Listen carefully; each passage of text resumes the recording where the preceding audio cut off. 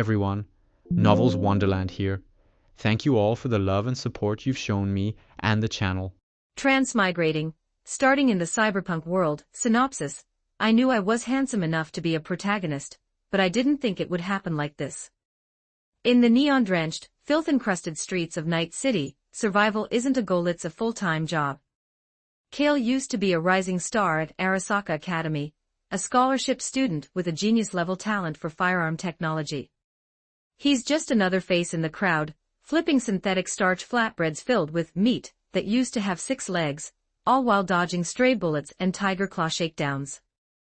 In a city that eats dreams for breakfast, Kale has learned the golden rules: keep your head down, pay your protection fees, and never ever turn around when a stranger calls your name.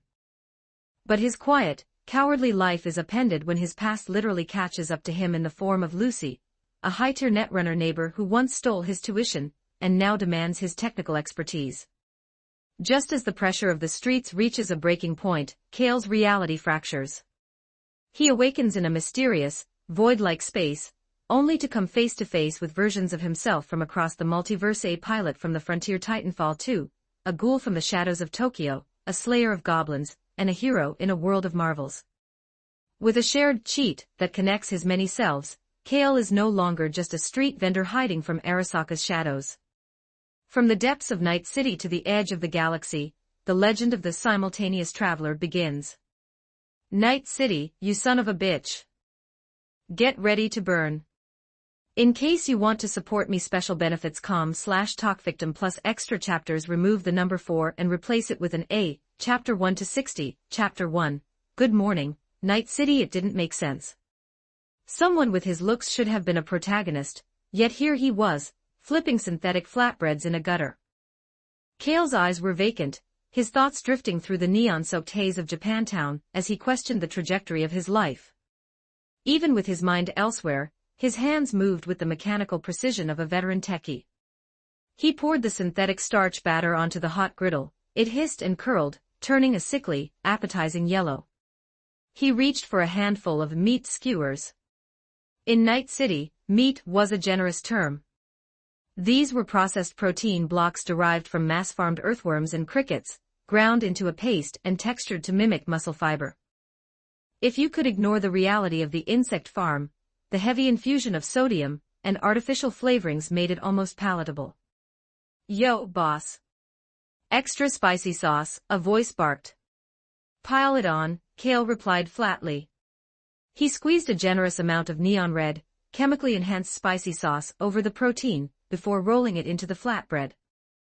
He called it a flatbread for the sake of marketing, but it bore no resemblance to anything found in a pre-collapse history book. It was purely a product of the corporate food chain. Just as Kale was about to swap the wrap for a handful of Eurodollars, the sharp, rhythmic crack of gunfire tore through the ambient hum of the market. You dare zero my boys on my turf. Kill them all. A tiger claw lieutenant decked out in a high-collared kimono, a glowing tiger head mask, and skin covered in luminescent tattoos drew a thermal katana. With a predatory howl, he led a pack of street samurais into the fray, their cybernetic joints whirring as they charged. He didn't pay. Kale muttered a curse under his breath. Like the other veteran vendors, he didn't run, he simply ducked behind his reinforced stall, waiting for the lead to stop flying. Life in Night City wasn't about changing the world, it was about adapting to its brutality. If you stayed long enough, you learned the unspoken protocol. Head down during the day, lock doors before dusk, pay your protection fees to the local gangs, and never ever slot a chip of unknown origin. And always carry a few spare eddies in an accessible pocket. If a scavenger robs you, let them have it. You don't want a desperate, chrome-addicted psycho coming up empty-handed. A stray round punched through the side of his stall, tearing a jagged hole right through the center of his griddle. Kale's eye twitched. The bullet had missed his ribs by less than an inch. Damn it. Night City, you absolute bitch, he hissed, staring at the ruined heating element. One of these days, I'm going to level this place. With his equipment trashed, Kale closed shop early. He lived near the Cherry Blossom Market, a stone's throw from the H8 megabuilding.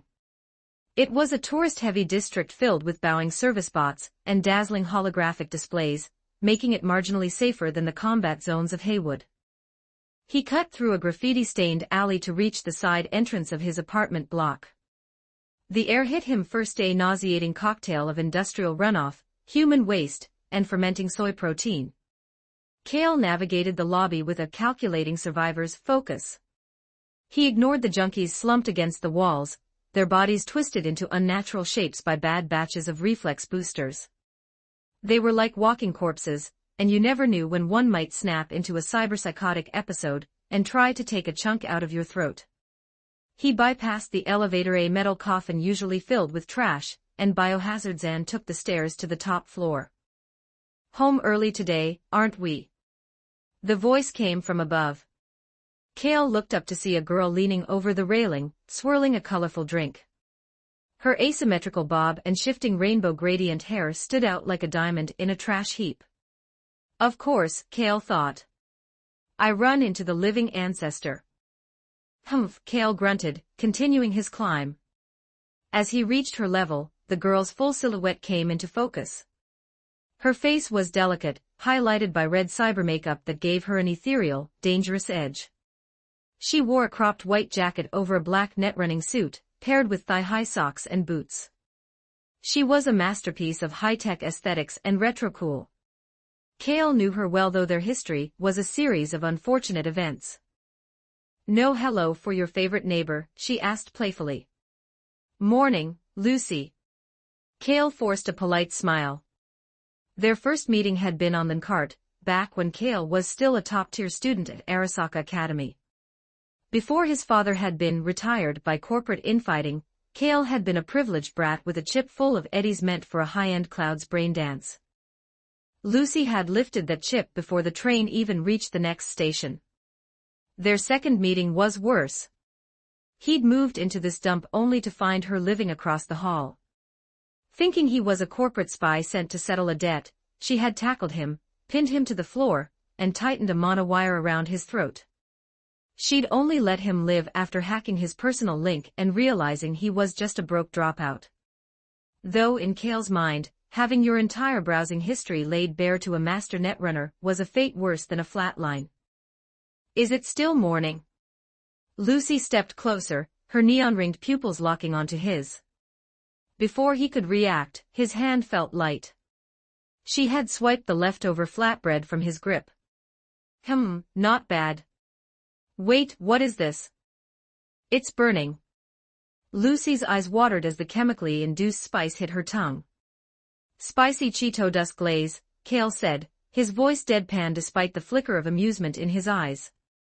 "You did that on purpose." Lucy grabbed his collar, pulling his face inches from hers. Cale felt his pulse quicken, partly from her proximity, and partly because he knew she could fry his nervous system in a heartbeat. Cale was a technical genius, but his chrome was minimal. Aside from a pair of Kiroshi optics and basic interface plugs, he was organic.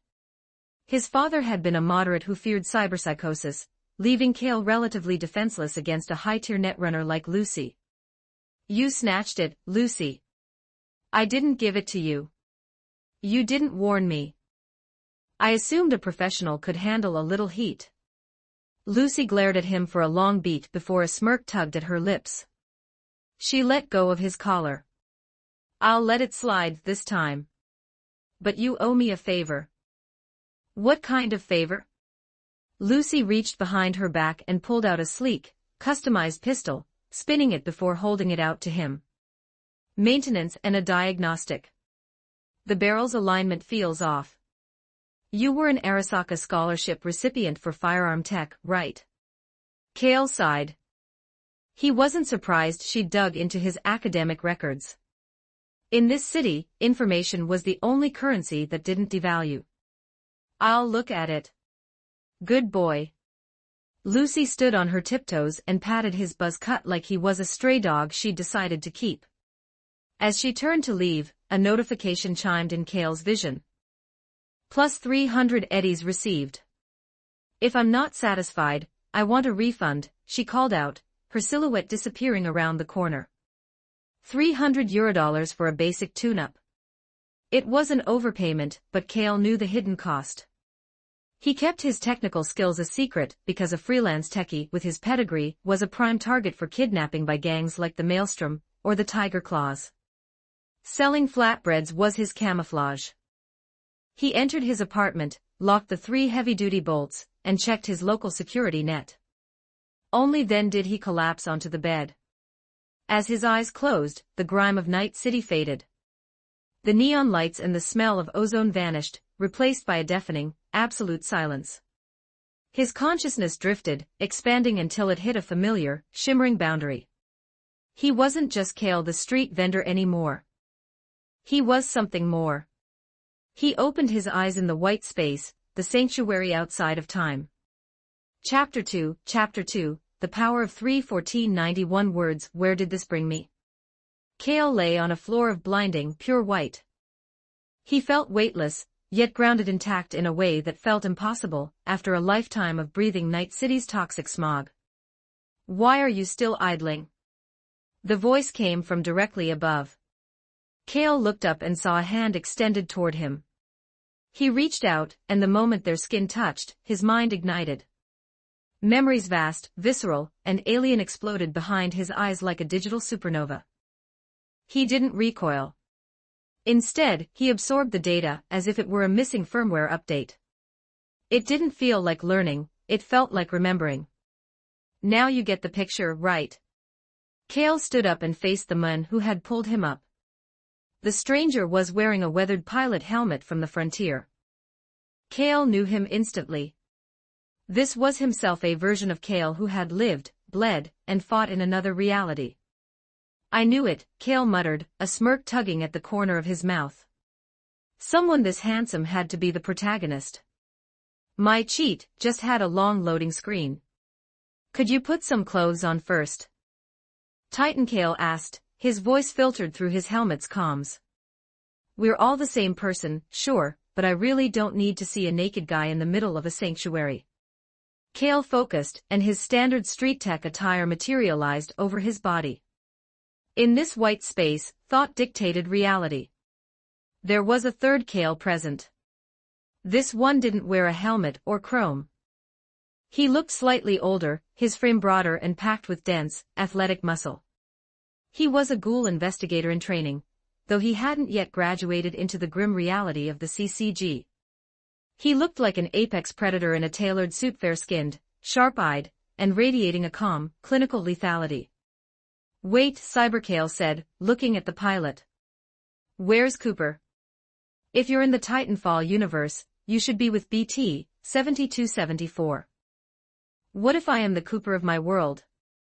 Titankale crossed his arms, his posture radiating the calculating survivor energy they all shared. Then the militia is screwed, Ghoulkale remarked, leaning against nothingness. Pack it up, boys. The IMC wins. Don't speak such blunt truths, Cyberkale chuckled. We're all on the same side here. Give the men some face. Titankale snorted. Laugh all you want. I thought the same thing at first. But now that we've linked. The legend of the pilot starts with me. The thunderous roar of a heavy lift rocket woke Kale from his slumber. Orange-yellow flames painted the sky through his window, another shipment of corporate cargo heading for the moon. Kale sat up and walked to the mirror. He looked the same, but he felt different. Every fiber of his being felt meticulously sculpted, his muscles possessing a new, terrifying density. By merging with his other selves, Kale now possessed the power of 3. Even though he was the weakest physically, the combined martial instincts of a frontier pilot and an elite ghoul investigator had transformed him. He threw a series of jabs at the air. Whap whap whap. The air cracked under the pressure. This is unbelievable. His raw strength now rivaled an edge runner equipped with high-grade gorilla arms, but without the loss of humanity or the risk of cyberpsychosis. He had the instincts of a man who had survived atmospheric drops and the cold weapon proficiency of a monster hunter. He looked at Lucy's Omaha pistol on the workbench. He picked it up, and the weight felt perfect. He could see the neon signs 100 meters away and knew, with absolute certainty, he could put a round through the center of any letter he chose. Militech Omaha Series. Crudely modified, he whispered. Information flooded his brain, not just memory, but an intuitive understanding of the electromagnetic rail system inside the gun. Before, his intelligence hadn't been enough to grasp high-level net running or advanced weapon engineering. His brain felt like a supercomputer. His fingers moved like a blur, disassembling the Omaha in seconds. He cleaned the carbon scoring, polished the rail guides, and tuned the magnetic accelerators. When he snapped it back together, the slide moved with a buttery smoothness that Militech's factory line couldn't dream of. 300 eddies. Lucy, you got the deal of the century. Holding the gun, a surge of confidence, dangerous and intoxicating, overtook him. I don't think I've ever been out after dark. Let's see what this city is really made of. Night City was a fever dream of light pollution and decay. Japantown at night was a chaotic mess of neon, heavy bass, and the smell of cheap synth booze. It was a tourist trap by day, but by night, the tiger claws and the scavengers owned the shadows. Cale moved through the crowd with the clinical efficiency of an investigator. He wasn't looking for trouble, but he was tracking the flow of the street. That's when he saw her. Lucy was staggering out of an alley, clutching her abdomen. Blood crimson and real leaked through her fingers. She had clearly injected a MaxDoc, but the wound was deep. She tried to reach the cart station, but a group of shadows cut her off. I almost let you slip away, Lucy, a man sneered. He was a former partner, his face twisted in a betrayal that stung more than the bullet. We were a team. I only wanted to strip your chrome and sell it, nothing personal. Go to hell, Lucy spat. She lashed out with her monowire, the glowing cord cutting a lethal arc through the air. The man jumped back, barely avoiding decapitation. Enough talk, a massive scavenger barked. He was shirtless, wearing a blood-stained apron and sporting mismatched, oversized cyberarms. She's hot, she's high-tier chrome. I want her intact for a few hours before we harvest. The scavengers closed in like hyenas. Lucy reached for her holster, her heart sinking as she realized it was empty. She had left her gun with the harmless techie across the hall. Lucy, don't struggle. It only makes it, the man's head snapped back as 3 electromagnetic slugs turned his skull into a red mist. The scavengers froze. Before they could even process the sound, Cale stepped from the shadows. He moved with the terrifying grace of a pilot, the Omaha barking in a rhythmic, lethal cadence. Each shot was a masterpiece of precision. In Night City, pistols were designed with massive stopping power to compensate for cybernetic armor. In Cale's hands, the Omaha was a scalpel. One scavenger, the one in the apron, took a round to the forehead, but the slug sparked off a hidden titanium cranial plate. Think a pop gun can zero me? I'm full chrome, you. Cale didn't wait for him to finish. He fired again, the projectile tearing through the scavenger's throat. The giant didn't die, he gurgled, blood spraying from his ruined jaw as he charged with a rusted saw blade. Tough skin, Cale noted. He was out of ammo. Watch out! Lucy screamed, her monowire lagging behind the brute's momentum. Cale didn't flinch. As the saw blade descended, he sidestepped with a speed that defied human biology. He snatched a discarded steel pipe from the trash, and with the redirected strength of 3 worlds, he drove it straight through the scavenger's cybernetic eye socket. The pipe shrieked as it pierced the metal skull. The scavenger collapsed, dead before he hit the pavement. Filthy, Cale muttered, shaking the gore from his hand. Lucy stood frozen a few feet away. She looked at Cale, the man she had bullied and teased, and felt a cold shiver of unfamiliarity. This wasn't the good boy from the apartment. This was a predator. Where did your common sense go, Lucy? Cale asked, breaking the tension. If I hadn't decided to take a walk, the next time I saw you would have been on an XBD. The familiar snark snapped Lucy back to reality. If I had my gun, I would have zeroed these rats 10 minutes ago. Sure you would. What's that supposed to mean? You don't believe me? Lucy marched up to him, her face flushed with a mix of anger and adrenaline. She went to grab his collar, to stand on her tiptoes, and intimidate him like she always did. But this time, a warm, heavy hand landed on top of her head, holding her in place. At this point, Cale said, leaning down until their eyes were level, the correct response is thank you. The power dynamic had shifted. Lucy's face turned a deep shade of crimson, and her breath hitched. She bit her lip, looking anywhere but at his eyes, before whispering. Thank you. What was that? Couldn't hear you over the music. Did you leave your vocal cords at the apartment too? Cale cupped his ear mockingly. I said thank you. Lucy grabbed his earlobe and screamed into it, nearly bursting his eardrum. Chapter 3, Accomplices. 1420 words the next morning, the sun or rather, the sickly orange glow that filtered through the smog found Lucy waking up with a renewed sense of clarity. Her abdominal wound had been treated with military-grade sealant the night before. It was already a dull ache rather than a sharp bite. In Night City, scar tissue was a choice, not a consequence. Any Ripperdoc could restore her skin to its original state for a handful of eddies. But Lucy's mind wasn't on her scars. It was on the technician across the hall. She had spent the night tossing and turning, her internal processors whirring. Every time she closed her eyes, she saw the clinical, terrifying efficiency of Cale's movements in that alley. The way he'd sidestepped a cyberbrute with the grace of a high-end combat subroutine. It didn't make sense for a pancake maker. Why not form a permanent team? The idea took root. Lucy was a skilled netrunner, above average and possessed of a high ceiling, but she was a loner.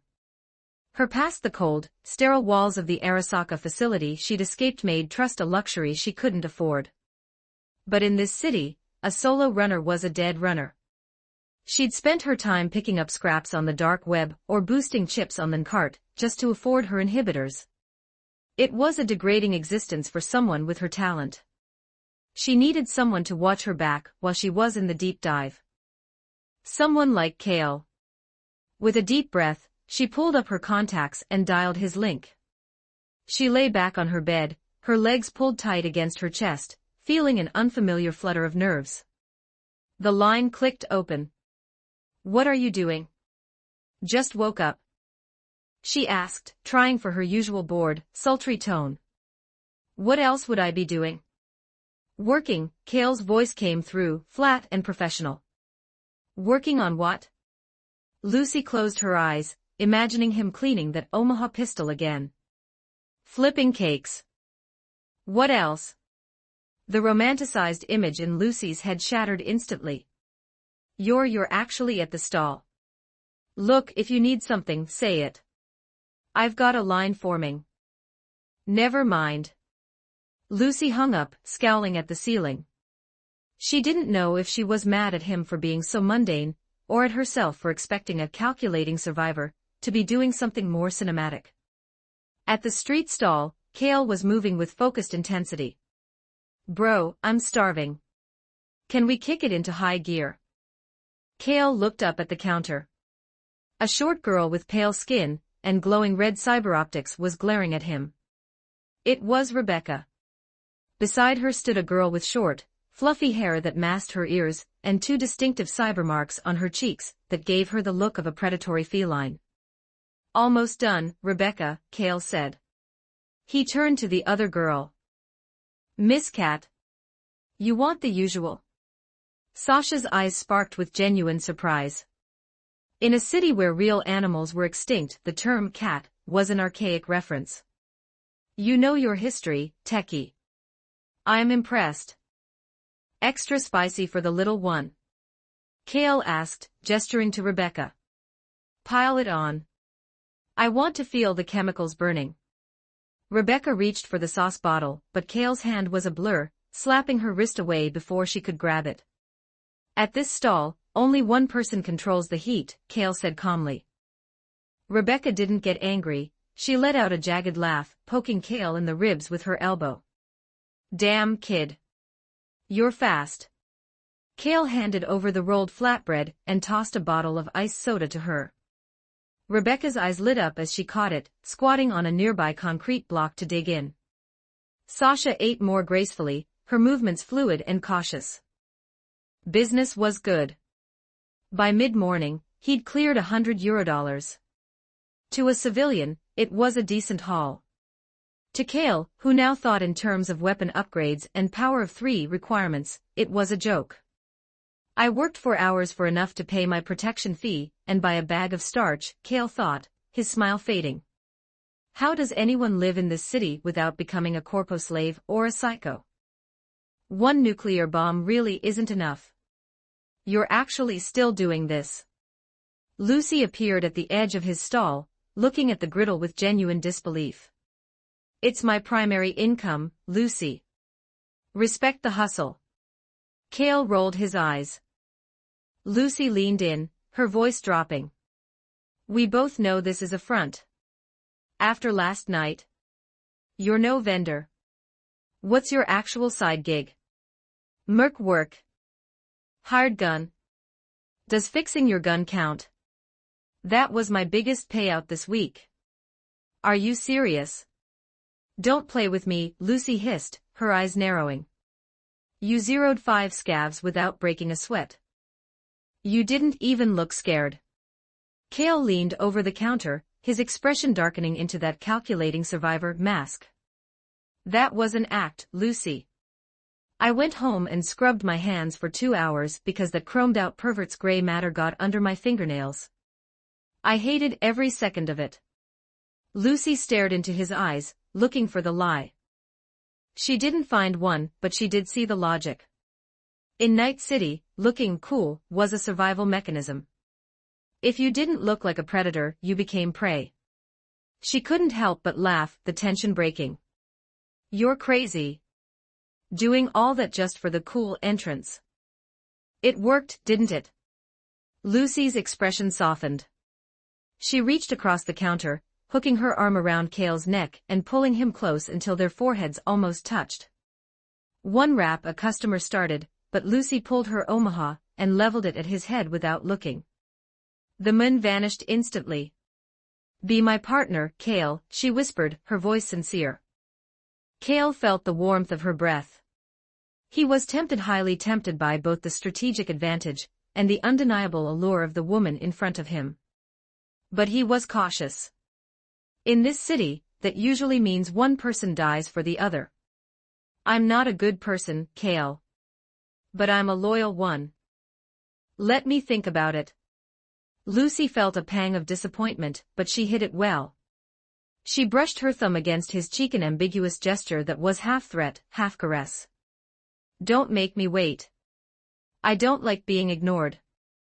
Before he could answer, she grabbed his wrist. I've booked you for the rest of the day. I have a business to run. A notification pinged, plus 1,000 eddies received. Pancakes can wait, Kale said, turning off the griddle. They ended up at Lucy's apartment. It was a mirror of his, minimalist, gritty, and functional. However, her bathtub was filled with half-melted ice, a sign of her low-budget, cooling system for deep diving into the net. She handed him a heavy, blood-stained industrial bag. The scavengers from last night, she explained. I went back and harvested the chrome from the leader. That cyberarm and his optical suite are worth a few grand. You want me to help you move stolen scavenger chrome? Kale asked, smelling the copper tang of blood. 50-50 split. I need a buyer who won't lowball me because I'm a girl. And I need someone who can keep their eyes open while I handle the data side. But I choose the buyer. An hour later, they were in a basement in Northside. Is this your reliable buyer? Lucy whispered, looking at the group of thugs grinning at them. They weren't legitimate dealers, they were another pack of scavengers who used the dark web to fish for sellers to rob. Technically, they're targets, Kale replied. Gunfire erupted. It lasted less than 60 seconds. Kale walked out of the basement carrying the original bag, plus 3 new sets of Kiroshi optics and a handful of credit chips. We came here to sell goods, Kale muttered, how did it turn into a shopping spree?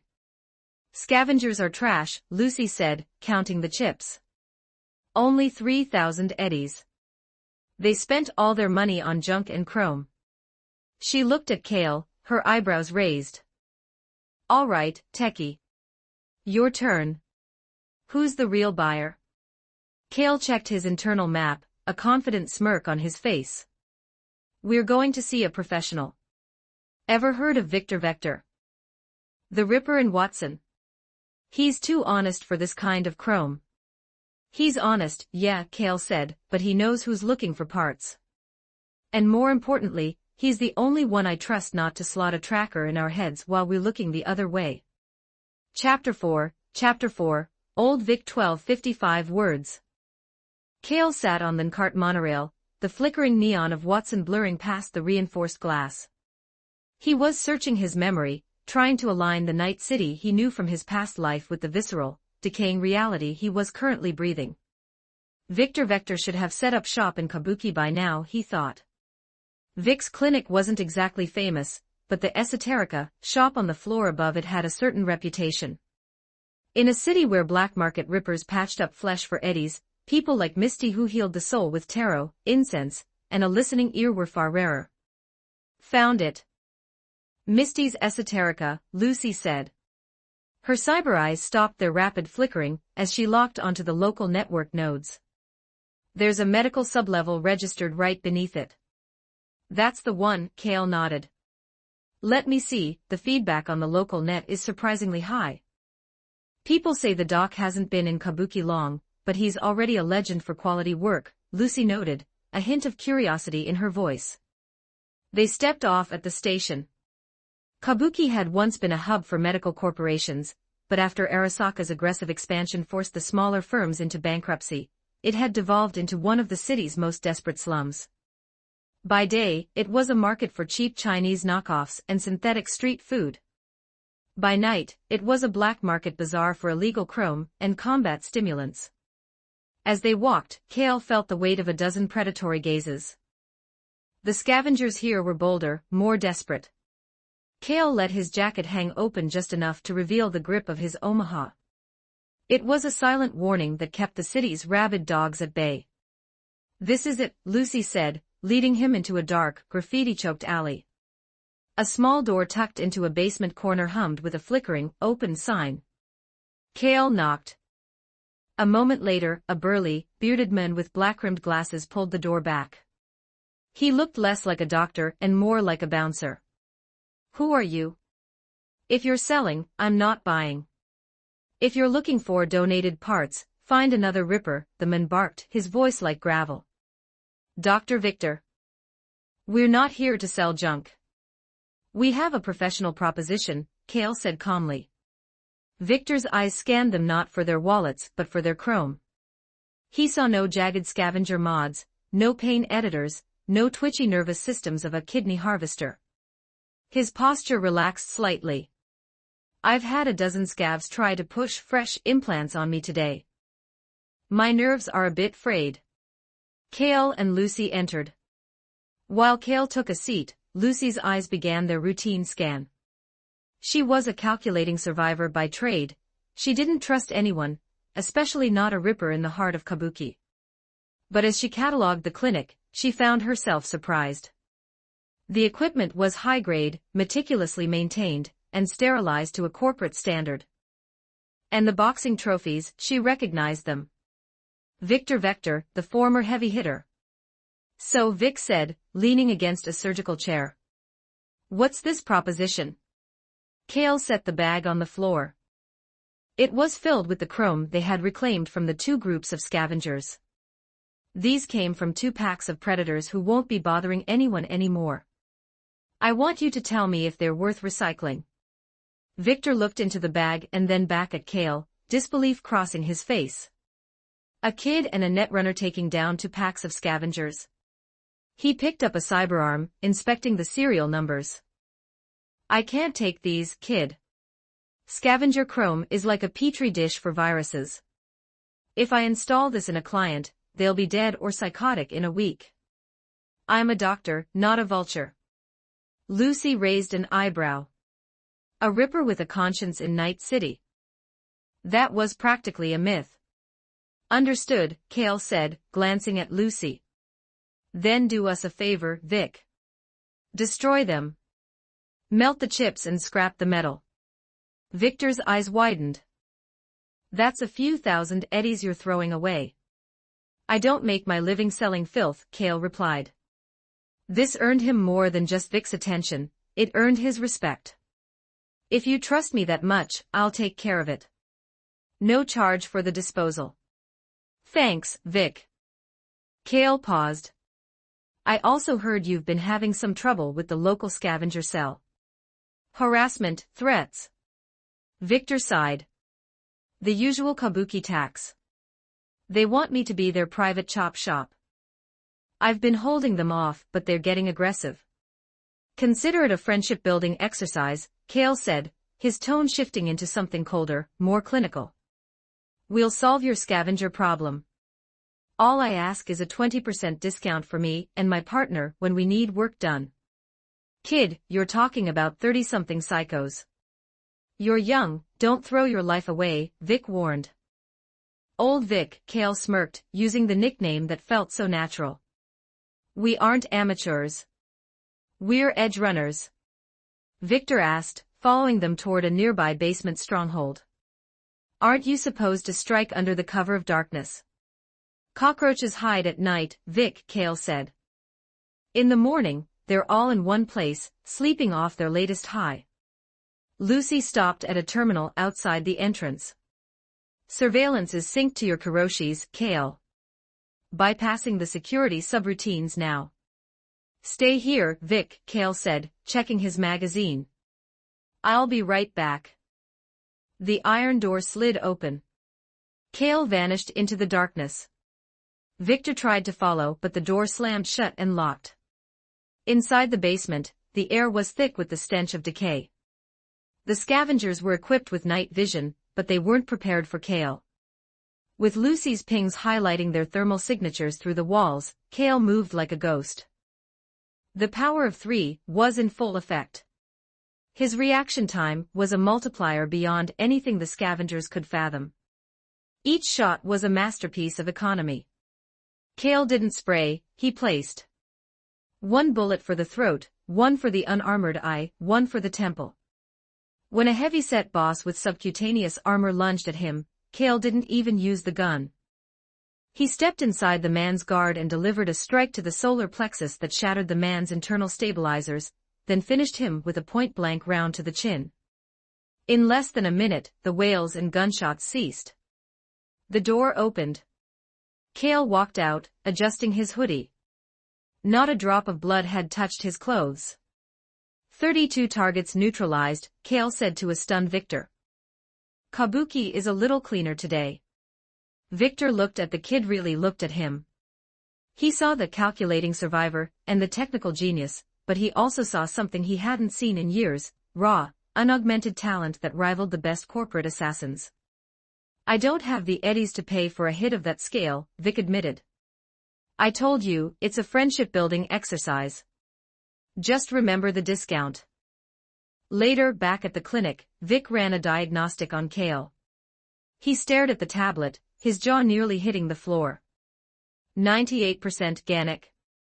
Your reaction nerves, your muscle density. Kale, are you a biotech experimental escaped from a lab? Just lucky genes, Vic, Kale lied smoothly. Victor didn't push. He knew better. He looked at Kale's boxing stance and offered a genuine smile. You've got the build for a heavy hitter. You want to learn how to really throw a punch. I'll teach you for free. No tuition for a friend. Now that's a deal even I can't refuse. Chapter 5, Rainbows and Steel. 1010 words. Victor paid Kale €10,000. It was a staggering amount for a man who often treated the poor of Kabuki on credit, likely draining the last of his old boxing savings. To Kale, it was more than just a payment, it was a gesture of absolute sincerity. Kale didn't argue. He split the haul down the middle, transferring 5,000 eddies to Lucy. Partners cut, he noted. With their pockets lined, they decided to celebrate. Kale raided a high-end vending machine for actual pre-collapse-style snacks and a few bottles of decent synth wine, heading back to Lucy's apartment. "So, we're official now?" Lucy asked, raising a chilled drink. Her rainbow gradient hair caught the flickering neon light from the window, making her look like a glitch in a beautiful reality. "I guess so," Kale replied, raising his glass. Lucy pulled her hand back, her eyes narrowing. "What do you mean, I guess so?" Kale's expression shifted. The calculating survivor took over, his gaze turning distant. "I have a debt to settle first. My father died in the middle of an Arasaka power struggle. Until I find out who pulled the trigger, I can't give you 100%. The air in the room turned cold. Lucy's hand trembled slightly at the mention of the name. To most in Night City, Arasaka was a looming god of steel and greed. To Lucy, it was a waking nightmare. She had been born into a corporate villa, the daughter of a loyal corpodog and a master hacker. When her own talent surfaced at age 7, her father didn't protect her, he sold her. She had been a minor, a child forced to dive past the Blackwall into the old net to salvage data for the corporation. She had watched her friends' brains cook inside their skulls, smelling the ozone and burnt neurons every time a rogue AI caught them. That was why she refused the hacker chair, it felt too much like a coffin. "Don't worry," Kale said, noticing her silence. "I'm not dragging you into that fire. I'll handle it myself." Lucy looked up, a sharp, sarcastic edge returning to her voice. "And how, exactly? You're not a netrunner. You wouldn't even know which Arasaka subnet to crack to find a janitor's schedule, let alone a counterintel file. You need me, Kale." "Hey, I was an academy student. I know my way around the gate," Kale retorted, though he knew she was right. "I'll help," Lucy said, her voice dropping. "But I'm charging extra for corporate work." Kale leaned in, closing the distance between them on the sofa. "Lucy, you're too good to me. Are you falling for me?" Lucy's face flushed a deep crimson. She was a master of the net, a dangerous edge runner, but in the face of Kale's intense, honest gaze, she was a novice. She had spent her life running. She hadn't realized that Kale was the first person she'd ever actually stopped for. Kale reached out, gently stroking her hair. "Because I've definitely fallen for you." Lucy felt her heart hammer against her ribs, her cybernetic eyes flashing with data she couldn't interpret. Instinctively, she tilted her chin up and closed her eyes, the universal invitation. Kale didn't miss it. When their lips met, the grid of Night City faded. It was a spark of something real in a world of synthetic copies. In Night City, there are no living legends. But as the saying goes, only eternal love. "Lucy," Kale whispered after a moment. "I've been meaning to ask, this body of yours. It's all original, right? No synthetic skin weave." The romantic tension shattered as Lucy's foot connected with Kale's shin, sending him tumbling off the bed. "You absolute pig. I'm bleeding from a bullet wound and you're checking my specs. It's a technical inquiry. I appreciate the craftsmanship. If you want to test the truth, Kale, you'd better be ready for the consequences." Lucy smirked, hooking his leg with her foot and pulling him back toward her. In the white space, the atmosphere was considerably less romantic. Titan Kale had Cyber Kale by the throat, shaking him with a mix of exhaustion and fury. "You bastard. I'm out here on Typhon eating dirt, dodging IMC stalkers, and trying to find a battery for BT, and you're over there verifying Lucy's biology. Technically, we're all experiencing it, aren't we?" Cyber Kale wheezed. Titan Kale's life was a nightmare of survival. The game's plot had derailed, the IMC had surrounded BT's chassis with an entire battalion, waiting for the acting pilot to show his face. Without the power of 3, he'd be a memory. Ghoul Kale, meanwhile, was the most relaxed of the 3. His world was mundane by comparison, filled with school, training at the academy, and trying to navigate the complex social cues of his twin classmates. The three Kales synced their data once more.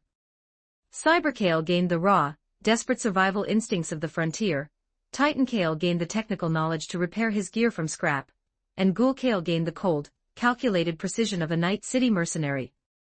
Kale woke up the next morning to the smell of reheated convenience food. Lucy was hanging onto his shoulders like a koala, her usual aloofness replaced by a quiet, fierce dependency. "Breakfast," Kale said, setting the synthetic protein on the table. Together, she insisted, dragging him toward the bathroom to wash up. Despite the domestic bliss, the shadow of Arasaka loomed. Kale's father had been a supervisor in the counterintelligence department, the snake pit of the corporation. To find the truth, Kale would have to infiltrate a local area network that was virtually impenetrable from the outside. He decided to wait. He needed to build his reputation, his strength, and his power of 3 before kicking the hornet's nest. He had Lucy to protect now, he couldn't afford to be reckless. Lucy felt a wave of relief. She wasn't ready to face her demons yet, but with Kale beside her, she felt that maybe, just maybe, she wouldn't have to face them alone. Chapter 6, Chrome and Lead. 1188 words inside Victor's basement clinic. The air was thick with the scent of ozone and antiseptic. Kale and Victor were circling each other, the rhythmic thud-thud of boxing gloves hitting leather echoing off the concrete walls. Even in his 60s, Victor moved with the coiled grace of a predator. His punches still carried the freight train momentum that had once made him a legendary heavyweight contender. The problem was his lungs, they couldn't keep up with his heart. After a blistering exchange, Victor threw a heavy lead hook that Kale slipped by a hair's breadth. Kale countered with a precise dig to the solar plexus. The air left Victor's lungs in a sharp hiss, and the big man took a knee, gasping for breath. "You all right, old Vic?" Kale asked, reaching out to pull the doctor up. "Still got it. Just need a new pair of lungs," Victor chuckled, wiping sweat from his brow. He looked at Kale with a mix of pride and bewilderment. Kale's learning curve wasn't a curve, it was a vertical line. In just a few days, he had absorbed decades of ring craft. But it was the kid's organic body that truly baffled Vic. Kale looked lean, almost lithe, yet the kinetic energy he generated was more terrifying than a man twice his size with hydraulic gorilla arms. "Have some water." Lucy, who had been watching from a surgical stool, walked over. She handed Kale a bottle and gently wiped a streak of sweat from his temple. Victor watched them, a rare, warm smile creasing his weathered face. "The two of you moving a bit fast, aren't you? It's good to see." He paused, his expression turning thoughtful. "If only Jackie had your head for footwork." Kale's pulse quickened. He knew that name. "You mean Jackie Wells?" "That's the one. Used to run with the Valentinos, but he's a good soul. Big heart, bigger mouth. He's an edge runner now, trying to make it to the major leagues. I'll introduce you two sometime. I think you'd make a hell of a team." "I'd like that," Kale said. He couldn't help but wonder, if Jackie was around, was V. And in this timeline, would he be meeting a Vincent or a Valerie? "Anyway," Victor said, moving toward his secure locker. "The Kiroshis you wanted arrived. It's not the top-of-the-line Mk3, but for a custom order, the quality is impeccable." Kiroshi optics were the gold standard. Originally designed to protect astronauts from solar flares, they offered the best resolution and internal processing power on the market. "Not bad, Vic. I didn't think you could source these so quickly." Kale clapped the doctor on the shoulder. "Stop calling me old Vic then," the Ripper grumbled, though he didn't pull away. "Now listen, even with the friend discount, these units are tens of thousands of eddies. I can't run a charity here, kid." "I've got the eddies," Lucy interjected. Kale looked at her. She had been hoarding credits for her ticket to the moon for years. For a netrunner, that money was her only escape plan. To offer it up for his chrome, it was a declaration of trust that meant more to him than the hardware itself. Victor sighed, looking between them. "If I had a girl like that when I was young, I'd still be in the majors. You're a lucky bastard, Kale. Don't make me give you the no anesthetic treatment out of spite. Kale laughed, but he knew the horror stories. Many rippers in the slums skipped the sedative to save costs, leaving patients to scream while their flesh was peeled back. Victor, however, was a professional. The surgery was a blur. Under a mild sedative, Kale felt the world fade out for what seemed like minutes. When he opened his eyes, the world was sharper, vibrant, and overlaid with a sophisticated HUD.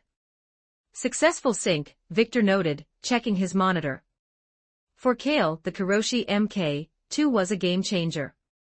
It wasn't just about clear vision, it gave him an integrated link to his weapon's smart link systems, a 10x optical zoom with zero pixelation, and a flash comp that neutralized the effect of flashbangs or blinding sun. He turned to Lucy, sending a cheeky, encoded text directly to her internal display. Is it hot in here, or is that just your overclocking? Lucy's face turned bright red. She swiped the message away, glaring at him with a mix of embarrassment and affection. All right, quit making eyes at each other, Victor grumbled, cleaning his tools. I've got a client in 10. Get out of my chair. The next stop was a weapons shop in Japantown. In Night City, buying a gun was as easy as buying a pack of cigarettes, but finding quality was another story. Most street vending guns were iron low-caliber junk that would bounce off a tiger claw's subcutaneous armor. Kale needed something that could pierce the chrome. They entered a shop where a ceiling-mounted auto turret tracked their every move. The clerk, a lecherous old man behind 2 inches of bulletproof glass, grinned at them. Buying a piece for the lady.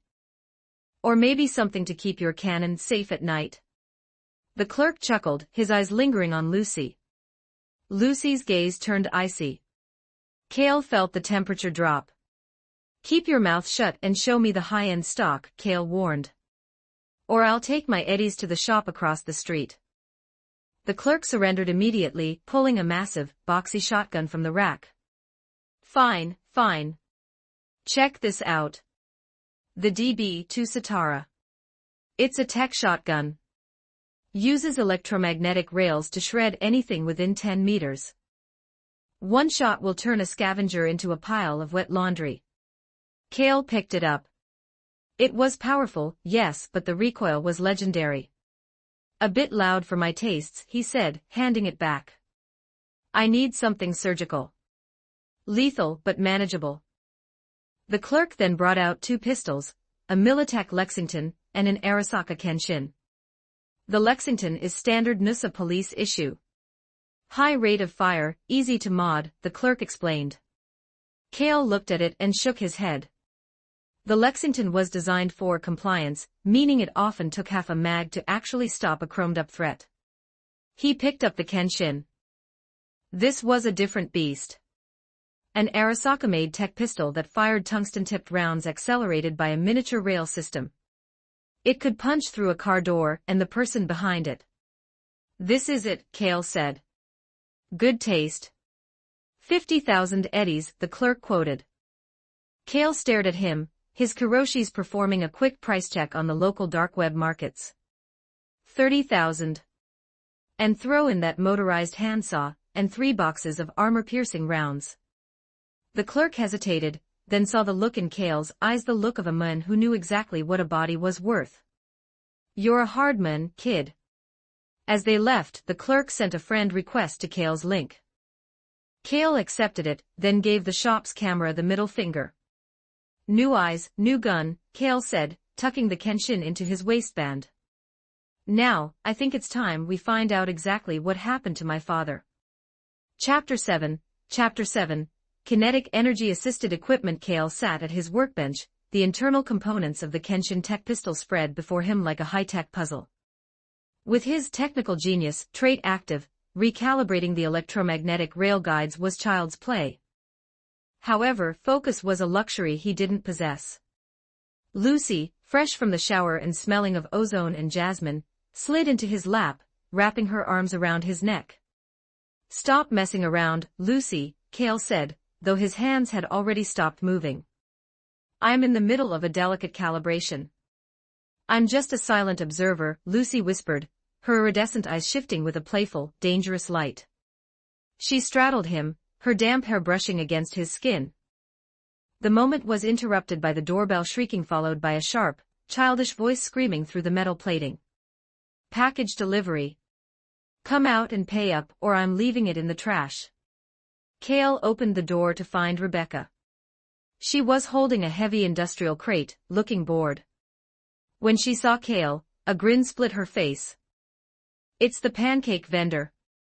It's Cale now. I've retired from the culinary arts. Pity, Rebecca said, standing on her tiptoes to pat his shoulder. I'm Rebecca. My brother Pilar said these were for some kinetic assist rig. Tens of thousands of eddies for a bunch of metal scrap. You better know what you're doing, techie. Cale inspected the custom machined servos and microthrusters. He transferred the remaining balance plus a 500 eddy tip. Rebecca's eyes lit up. In this city. You're a rare breed, Cale. If you need an edge runner who actually hits what she aims at, call me. After she left, Cale turned to the crate. With the power of 3 guiding his hands, he began the assembly. The blueprint from Titan Cale was etched into his mind, the jump kit. It would allow for double jumps and wall running, alongside a high-tension grapple hook. The only missing piece was the power source.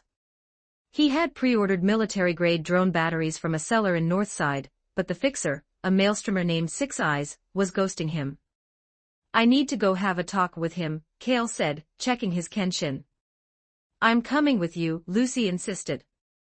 No, Cale said, kissing her forehead. Stay here and keep an eye on the local feeds. I'll be back by dark.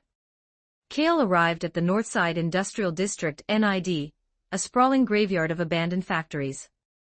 He approached the warehouse using the alias, BT, a tribute to his old Titan partner. Inside, the warehouse was a cathedral of machinery. Six Eyes sat on a throne of stripped car seats, his entire face a cluster of 6 glowing red optics. My batteries, Cale said, his hand resting on the grip of his tech pistol. Or my Eddie's back. Your choice. In Night City, Six Eyes hissed, his voice a digital rasp, a deposit is just a fee for my time. You aren't getting either, little boy.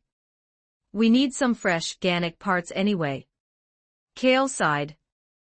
He had hoped for a professional transaction, but maelstromers only spoke one language. Lucy, Cale whispered into his link. Blackout. The warehouse lights killed. In the sudden pitch black, the maelstromers' red eyes glowed like embers. They thought they had the advantage with their thermal optics. They didn't know about the pilot instincts of a man who fought in the dark of deep space. The Kenshin barked. A tungsten round punched through Six Eyes' primary sensor, turning his titanium alloy skull into a smoking crater. Cale moved like a blur, a calculating survivor in his element. He unleashed a flurry of rounds, kicking off the remaining gang members with clinical efficiency before they could even raise their rifles. Cale retrieved the military-grade batteries, 4 of them, pristine and high capacity. As he prepared to leave, he spotted a shipping container holding a sleek, red and white Archnazer motorcycle. I got them, Cale messaged Lucy. And I found a Nazer in their garage. I'm taking it as interest on my deposit. Rent an unregistered warehouse. He opened the valves of the warehouse's alcohol fuel and dropped a flare. Before the flames could reach him, he kicked the Nazer into gear and roared out of the factory gate. Back at the apartment, Lucy jumped into his arms. You certainly caused a stir. The maelstrom is already claiming the tiger claws did it. Can't blame me, Luce. They tried to turn a simple trade into a harvest. He finally slotted the new batteries into the jump kit. The indicator lights flashed from amber to a steady, glowing blue. Later that evening, they headed to a secluded stretch of beach to test it. Cale pressed the trigger on his glove. A sudden, violent burst of kinetic energy launched him meters into the air. He hit a vertical sea wall, his boots magnetized, and he ran along the surface as if gravity were merely a suggestion. Kale shouted, looking like a kid with a new toy. Had enough fun, pilot? Lucy asked, sitting on a nearby reef. It's a field test, Luce. Very scientific. Kale walked over and took her hand. They strolled along the shore, leaving parallel footprints in the sand as the neon lights of Night City flickered in the distance. A city that was about to find out exactly what a pilot could do. Chapter 8, Wakako 1085 words. The intruder is BT. Run, don't block my way, ah. Spare me, please, give me a chance. I'll quit the scavengers right now. The screams echoed through a dank, subterranean scavenger hideout in Kabuki before being abruptly silenced by the rhythmic hum of electromagnetic fire. 3 minutes later, Kale emerged into the night air. He looked like a nightmare from the frontier. A sleek, high-quality pilot helmet, a custom job with a retracting visor, a reinforced tactical vest, and the glowing blue thrusters of his jump kit. This was the 4th scavenger base he had zeroed this month. You were a bit slow this time, Lucy said, leaning against the red and white Nazer. She was a vision of dangerous elegance in high-waisted leather culottes that made her look 10 feet tall. She didn't even look up from her internal HUD as Kale approached. These rats started scurrying the moment they heard the thrusters. It took a second to root them out of the vents, Kale replied. He tapped the side of his helmet. The visor slid up with a mechanical whir, the frame shifting into the profile of a standard motorcycle helmet. He took the long coat Lucy handed him, throwing it over his gear to hide the jump kit. The footage is edited and uploaded, Lucy noted. The BT channel is trending in Watson. We're getting requests, but most of them are small-time errands, petty theft, the usual gutter work. Kale had used the scavengers as stepping stones for his reputation. In Night City, nobody respects a newcomer until they've stood on a mountain of corpses. By wiping out for Stronghold solo, Kale had proven he wasn't just another street kid with a gun, he was a professional. Patience, Lucy. The big fish will bite soon. Kale hopped on the bike, sliding in behind Lucy. He wrapped his arms around her waist, resting his chin on her shoulder. People online are already calling you the scavenger killer, she teased, twisting the throttle. What a trash nickname. I need something with more. The Nazer roared to life, darting onto the main road like a kinetic slug. Lucy drove with the aggressive, edge of psychosis flair typical of Night City, weaving through heavy traffic at triple-digit speeds. Kale just held on, enjoying the scent of her hair, and the hum of the engine. Behind them, the NCPD arrived at the hideout. They didn't even bother with yellow tape. For scavengers, a body bag was the most justice they ever received. Headshots. Every single one, a beat cop muttered, looking at a pile of bodies. This BT guy is a surgical instrument. Back at the apartment, Kale was stripping off his tactical vest when an encrypted call request flashed in his Kiroshis. The caller ID was a stylized fan. Kale answered, and the face of an elderly woman with sharp eyes and white hair appeared. Wakako Okada, the fixer of Westbrook. Are you BT? Her voice was like dry parchment. I've seen your work. It's rare to find a newcomer who doesn't waste ammunition. I have a job that needs a surgical touch. Interested? If the eddies are right, Wakako. Check your link. Don't make me wait. She hung up immediately. Kale looked at Lucy. The Queen of Japantown just called. Seems our advertising worked. The bath can wait 5 minutes, Lucy said, her eyes glowing as she intercepted the data packet.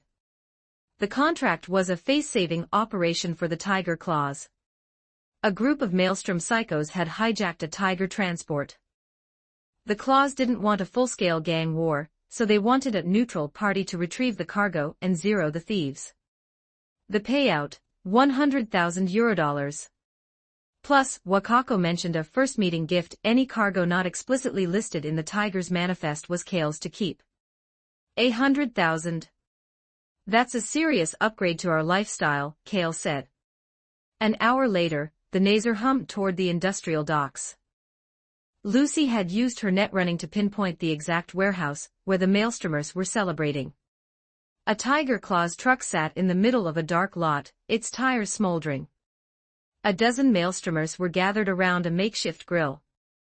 The smell hitting Kale's sensors wasn't the usual chemical tang of synthetic protein. It was rich, fatty, and iron-heavy. Real beef, Kale whispered. Smuggled Wagyu. In 2077, organic meat was a luxury for the ultra-rich, illegal for the masses due to corporate protein monopolies. This truckload was worth a fortune. When are we hitting the next one? A maelstromer shouted, his jaw replaced by a chrome maw. The leader, a man with a single, massive optical sensor and reinforced titanium plating, sat on a sofa made from the bodies of the Tiger Claws drivers. He didn't answer. He was busy gnawing on a raw slab of steak. Suddenly, a single headlight cut through the dark. The maelstromers squinted into the glare. Before they could react, a figure launched from the bike into a high-speed power slide. Hum hum hum. The Kenshin Tech pistol roared. 5 rounds per second. Kale wasn't firing, he was painting the room in lead.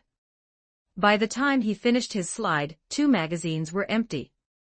A dozen maelstromers lay in the dirt, their organic parts turned to mush. The only one left was the leader, whose thick alloy skull plate had sparked off the fatal rounds. Kale didn't give him a second chance. He fired 4 precision shots into the leader's elbow and knee joints, pinning him to the ground. Tiger lapdog. The leader wheezed. I'm an independent contractor, Kale said, charging the Kenshin's electromagnetic rails. And you're in the way of my dinner. The Kenshin let out a high-pitched whine before unleashing a bolt of pure kinetic energy. It punched straight through the leader's reinforced eye socket, exiting through the back of his head. Area clear, Lucy said, pulling up on the bike. Kale rushed to the freezer boxes in the back of the truck. Please tell me they didn't eat it all. Lucy scanned the crates. There are 10 slabs of A5 Wagyu left. Vacuum sealed. Perfect, Kale grinned. Steak and red wine for dinner. He snapped a photo of the carnage and sent it to Wakako. Moments later, a notification chimed, plus 100,000 eddies received. Time for a new apartment, Kale said, looking at the grim industrial skyline. I'm tired of hearing rockets at 3 a.m. Let's find something in Corpo Plaza. I want to live like a king before I burn Arasaka to the ground. Chapter 9, Cyberpsychosis 1022 words. Check out my P4Trian for plus 20 extra chapters on all my fanfics. And get chapters before publishing them here for free on my P4Trians, //P4Trian. .com/talkvictim. As Wakako had predicted, it didn't take long for the maelstrom to draw blood again. This time, the commission was a surgical strike, dismantle the all foods processing plant. The shadow war between the Tiger Claws and the maelstrom was redlining. They had moved past street skirmishes, and were now gutting each other's economic pillars. For the maelstrom, the plant wasn't just a factory, it was a primary source of laundered eddies, and a hub for their illegal braindance distribution. For Kale, it was just another payday, and a big one. €200,000. The price tag alone screamed danger. Infiltrating a gang-held fortress on their home turf was a suicide mission for most. Wakako had even offered to recommend a veteran squad to back him up, suggesting he bring a professional netrunner. Kale had just smirked.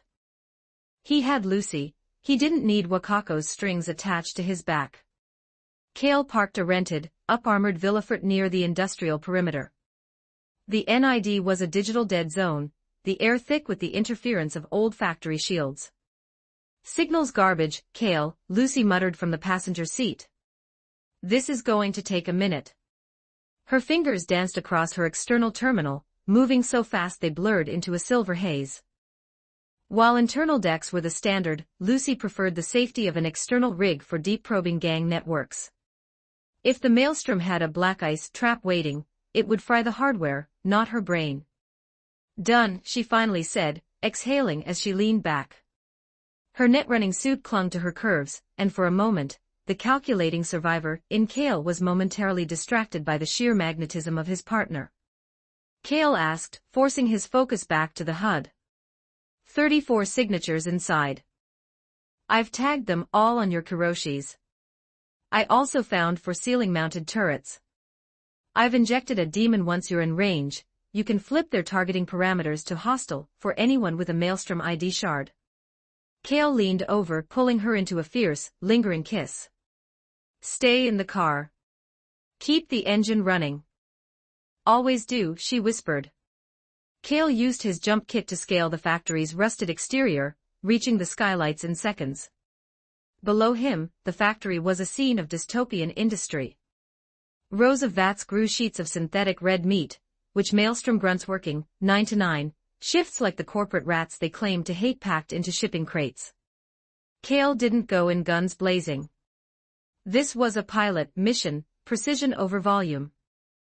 He attached a suppressor to his Kenshin. From his perch on the rafters, he began the harvest. A grunt packing meat slumped over a crate. The man next to him barely had time to blink before a second round found his temple.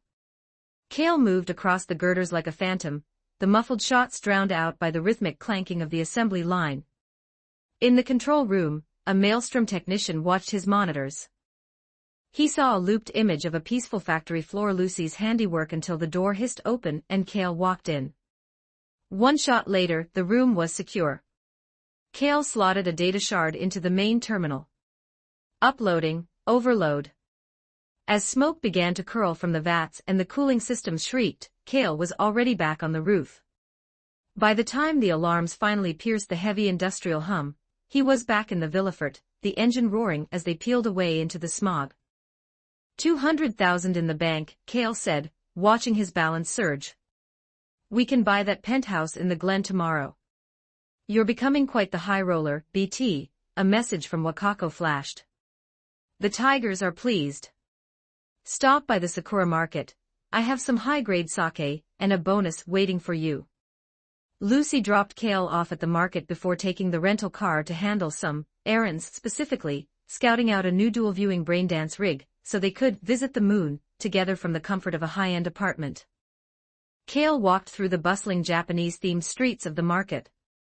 The Tiger Claws owned this territory, their neon tattoos glowing in the twilight as they patrolled. As he approached Wakako's back alley office, a wall of flesh blocked his path. It was a sumo bodyguard nearly 8 feet tall, and 500 pounds of reinforced subdermal armor and synth muscle. Lost kid. Jig Street is the other way, the giant rumbled. Wakako's expecting me. The name BT acted like a trigger. The surrounding edgerunners, a collection of chromed-up mercenaries, turned to look. One man, a veteran with exposed, unskinned mantis blades and a twitchy, asymmetrical face, stepped forward. You're the scavenger killer, the man sneered. He was a mess of mismatched cyberware. His Korenzikov nervous system was an old, poorly installed model that left his hands trembling with a constant, micro-seizure rhythm. It's the famous BT to you, Kale corrected calmly. He scanned the man mark and saw the red flags. The rough surgical scars, the dilated pupils, the erratic neural flares. If you value your life, Mark, go to a Ripper and get that chrome stripped. You're redlining, Kale warned. You're afraid of me. Mark's voice rose to a shriek. The biological pressure of his poorly integrated cyberware was snapping the last of his sanity. This was it. Cyberpsychosis. Mark lunged, his mantis blade snapping open with a metallic shink. To the other edgerunners, he was a blur of lethal chrome. To Kale, whose power of 3 gave him the perception of a man who lived in the slowed-down reality of a pilot, Mark moved like he was underwater. Kale didn't even draw his gun yet. He stepped into the demon's reach, his eyes cold and calculating. Note, so far this story is published up to chapter 20 on my Patreon, go check it out. Exclusive 18+ character images and early chapters, please visit my Patreon. Thanks for your support. com/talkvictim if you want more updates, supports with Power Stones bonus chapter every 3 5-star reviews bonus chapter. Chapter 10, Chapter 10, The Meeting. Check out my P4 for plus 20 extra chapters on all my fanfics. And get chapters before publishing them here for free on my P4 //P4 com/talk victim. What's the word? Looks like a party's breaking out up ahead. Watching the panicked crowd scatter like dry leaves in a gale, Rebecca adjusted her twin pigtails. She grabbed Sasha by the arm, tugging her against the flow of terrified civilians toward Wakako's office. Slow down, Becca. Sasha stumbled, her feline cyberoptics struggling to process the chaotic motion. Rebecca wasn't just chasing the thrill. Her urgency was personal. She and her brother, Pilar, were the children of the father of Sunrise, a legendary edgerunner who had once been Wakako's top contractor. After his death, while Fairweather friends picked over their inheritance, it was the old hag, Wakako, who had looked out for them. In Rebecca's chaotic world, Wakako was the closest thing she had to a respected elder. Rebecca snagged a fleeing passerby by the collar. "What's the heat, chum? There's a cyberpsycho in the plaza." "Run, you idiot." A cyberpsycho. Rebecca's heart skipped. In Night City, that word meant a one-way trip to a body bag. "It's Mark." Sasha's eyes flared red as she jacked into the local subnet. "I've got the street cams." "That gonk should have redlined months ago," Rebecca hissed. Mark was a former heavy hitter for Wakako, who had been cast out once his mental stability began to fray. "Sasha, stay back." "I'm going to help the old lady," Rebecca barked, reaching for her oversized pistol. "Wait, no need," Sasha said, her voice dropping in shock. She zoomed in on the feed. "Mark's already been." "Is that the pancake vendor?" Rewind 60 seconds. As Mark lunged, his mantis blade singing through the air, Kale didn't draw his gun. He drew a combat knife and stepped forward. To the crowd, it looked like suicide. Kale moved with the clinical grace of a pilot. He drove the blade into the primary actuator of Mark's right mantis blade, severing the hydraulic line and deadening the arm. He ducked a wild left-hand swing, the blade whistling over his head. Mark, lost to the abyss of cyberpsychosis, was faster and stronger than any human, but he was predictable.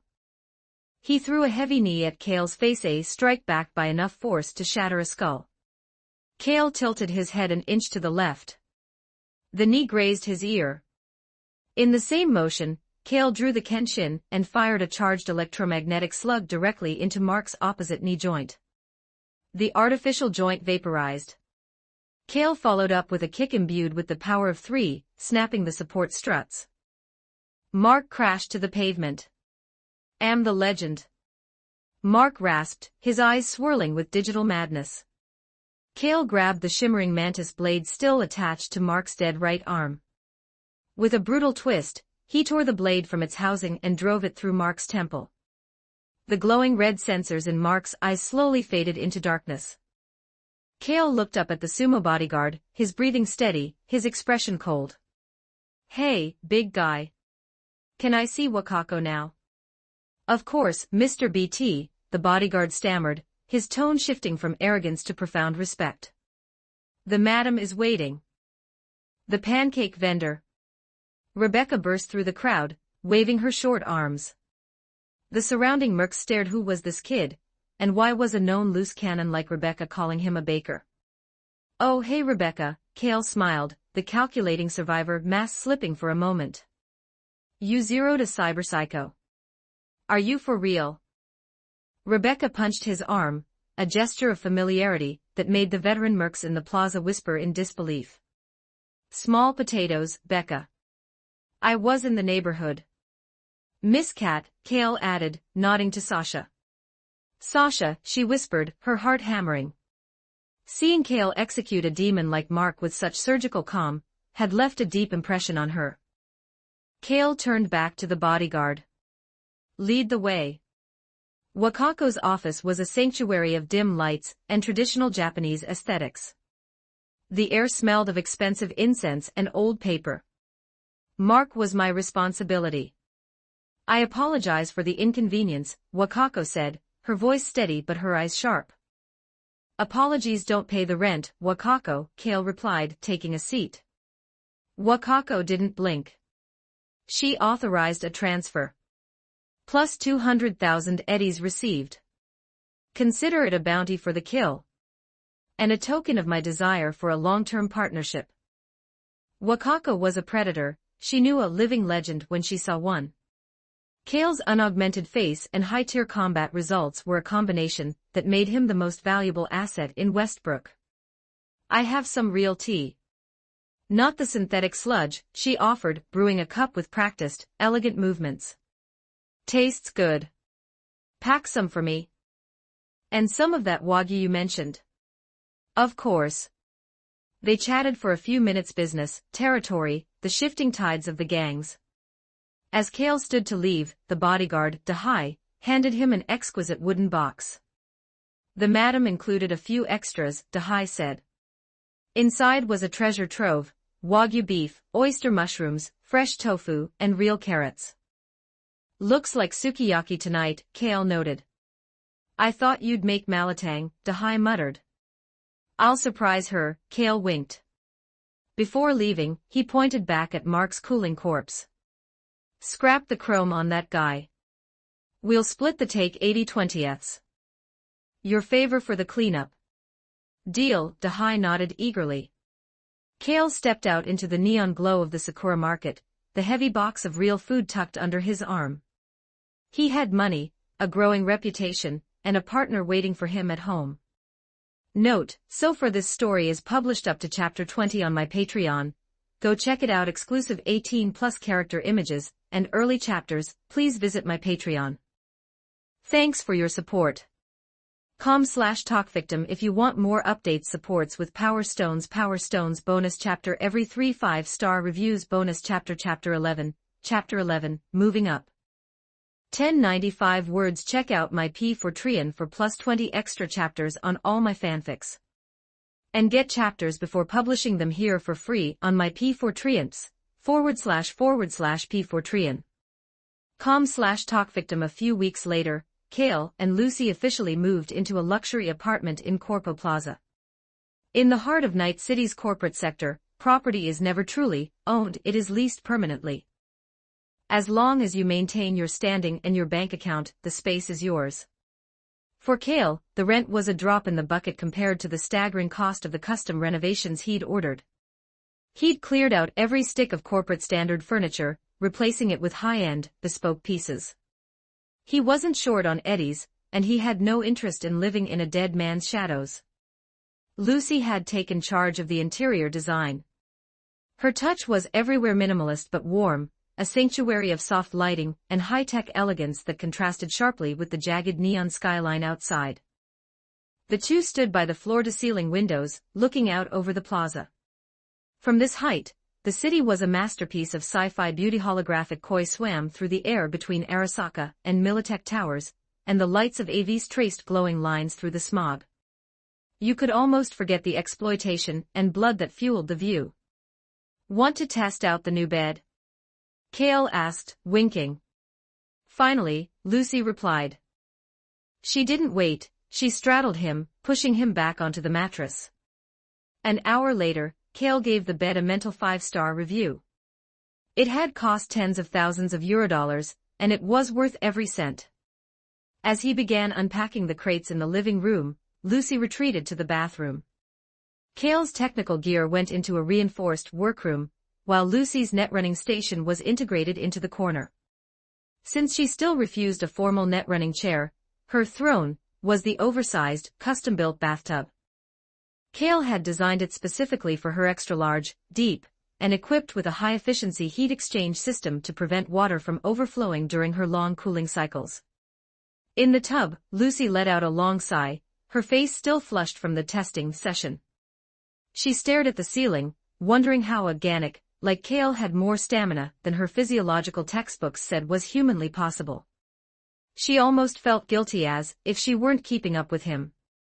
Her thoughts were interrupted by an encrypted call. She blinked as the ID registered. You're looking well-nourished, Kiwi's voice crackled through the link. The veteran netrunner appeared in Lucy's vision, soaking in her own ice bath. Kiwi had been Lucy's mentor and guide when she first arrived in Night City. Just moved, Lucy said, trying to keep her tone neutral despite the lingering blush on her cheeks. To the plaza? You're actually spending money now, Kiwi said, her voice dripping with skepticism. Are you on stims? Or did you find a corporate sugar daddy? I found a partner. Whatever. I'm calling because I need a favor. Some gonk owes me a debt and thinks he can ghost a netrunner. You mentioned you knew a heavy hitter. Ask him if he wants to play debt collector. 50-50 split on the recovery. Send the specs, Lucy said. I'll ask.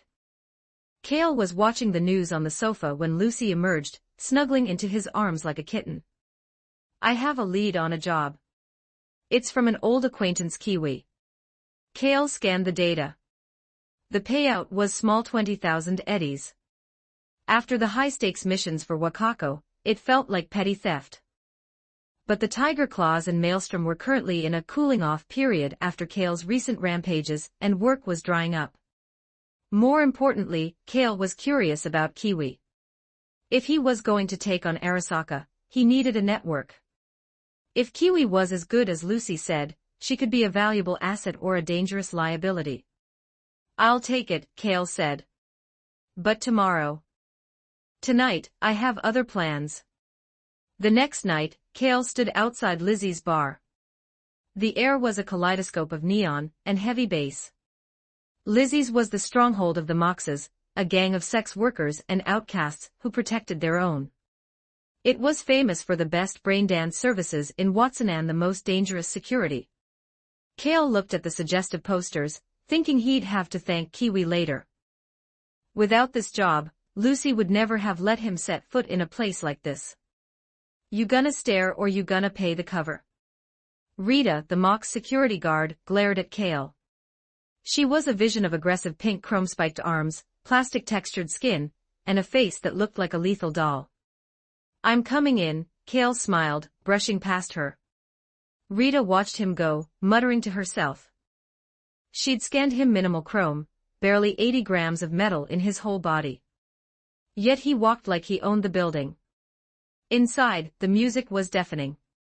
Kale navigated the dance floor, filled with corporate types letting off steam, and street glams looking for a score. He sat at the bar. I'll have a Coke.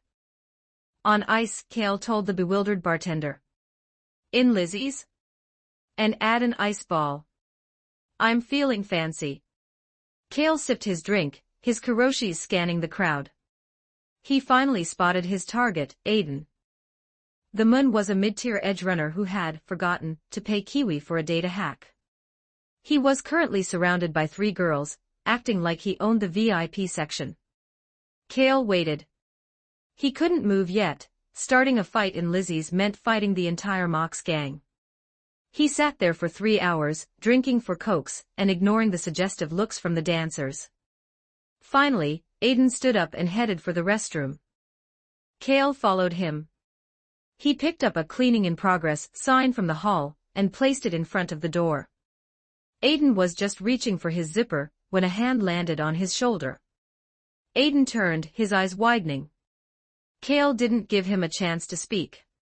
He delivered a front kick that launched Aiden across the room, slamming him against the tiled wall. Kale had been sitting in a bar for 3 hours drinking soda. According to his calculating survivor logic, he had a lot of pent-up energy to burn. Aura. Note, so far this story is published up to chapter 20 on my Patreon. Go check it out. Exclusive 18+ character images and early chapters. Please visit my Patreon. Thanks for your support.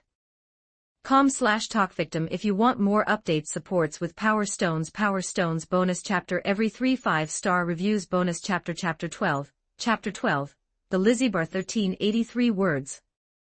Check out my P4Trian for plus 20 extra chapters on all my fanfics. And get chapters before publishing them here for free on my P4Trians, // P4Trian. Talk victim Rita had to admit, she had misjudged him. The man standing in the restroom, who appeared to have almost zero combat cyberware, was a predator. He moved with a clinical detachment that made her reinforced skin crawl. "I like a tough nut, kid, but you're pushing it," Rita said. She shook her metal baseball bat, tapping it against the tiled wall with a rhythmic clack-clack. "Exhilarating as this is, if you keep hitting him, he's going to flatline." Cale stopped mid-swing, shaking out his hands. His knuckles were slightly sore. The power of 3 gave him the strength to shatter alloy ribs, but his Ganic hands still felt the impact. "I really need to spend more time in the gym," Cale muttered, grabbing a handful of industrial paper towels to wipe the blood, none of it his from his fingers. Aiden, slumped against a urinal, looked at Rita as if she were an angel of mercy. He let out a series of muffled, pathetic whimpers. "Why'd you show up so fast?" Cale asked, tossing the bloodied paper into the bin. "I wasn't done with the persuasion phase." "Kid, you've got balls, I'll give you that," Rita sneered, her pink pigtails twitching. "But you're in Mox territory. You think we don't have eyes in every corner of this bar? Especially the restrooms." Cale paused, looking at the ceiling vents. "Miniature cameras in the men's room. Real class, Rita. No privacy for the paying customers." "We put M in the women's room, too," she replied nonchalantly. "It's not for peeping, chum. It's for security. We don't like accidents happening to our guests." Cale sighed. This was the downside of leaving Lucy in the car. Without a netrunner to loop the local feed, he was as visible as a neon sign. "Don't be nervous, Rita. This is just business. Give me 2 minutes to finish up, and I'll be out of your hair. No mess, no fuss." "No," Rita said firmly, stepping into the room. Cale clicked his tongue in annoyance. He grabbed Aiden by the hair, dunking his head into a toilet bowl to sober him up before hauling him back up. "Consider yourself lucky, Aiden. Lizzie's closes in 3 hours. We can finish our chat in the alley then, or you can pay what you owe right now." Aiden gasped, water and blood dripping from his chin. "I'll pay. Just stop hitting me." Cale looked at Rita. "Excellent communication. How the F***ck was I supposed to know you were debt collecting?" Rita cursed. If Cale didn't radiate such a dangerous, composed energy, she would have already cracked his skull. But she was a professional. She didn't want a full-scale riot in the bar over a mid-tier deadbeat. Aiden's spirit was utterly broken. He hadn't even realized why he was being beaten until that moment. "I spent the money on a new tech cannon. I didn't think the netrunner would actually send a psycho after me." "So you're broke," Cale noted, his eyes turning cold. "I can pawn the cannon. I'll transfer the eddies right now, I swear." 10 minutes later, Cale walked out of the restroom. A notification chimed in his Kiroshi's, 40,000 eddies received. He immediately forwarded half to Kiwi, and left the rest in Lucy's account as spending money. Behind him, Aiden sat on the floor, weeping softly over the loss of his expensive new weapon and the looming medical bills. Cale didn't look back. Rita was waiting by the exit, leaning against the wall next to a beautiful woman in a revealing silk outfit, a high-end pleasure model. "Hey, BT," Rita called out. Cale stopped. "You remembered the name. Good for you. Hard to forget a guy who drinks for cokes in a strip club. Listen, you're an edge runner, and you're clearly good at communicating. I've got a side job if you're looking to kill some overtime." "No thanks. I'm heading home to my bed," Cale said, turning to leave. "Then don't bother coming back to Lizzie's," Rita called after him. "And don't expect any of our girls to look at you, let alone touch you." Cale froze. He turned around, staring at her. "That's a vicious threat, Rita." He didn't care about the girls, but being barred from a primary info hub like Lizzie's was a tactical error. "What's the job?" Rita gestured to the woman beside her. "This is Katie. She and her sisters want to jump ship to the Moxes, but their pimp is a possessive piece of work. He's holding their contracts and threatening to sell them to scavengers if they leave. I can't move on him, it's outside our turf, and might spark a war with the Tiger Claws. But an independent contractor. That's different. How much? Rita wiggled 5 fingers. 50,000. Bold move, Rita. 5,000. I just spent my savings on new arm chrome. Kale stared at her in dead silence. 5,000 eddies. Are you joking? I make more than that selling pancakes. Look, if you do it, these girls will be very. Or I could even repay the favor myself, Rita winked, leaning forward to show off her aggressive, pink-plated cleavage. Kale gave her a long, unamused look before raising his middle finger. 5,000. But strictly cash. I'm doing this for the professional access to the bar, not your charms. Katie led Kale to a dilapidated apartment block a few streets over.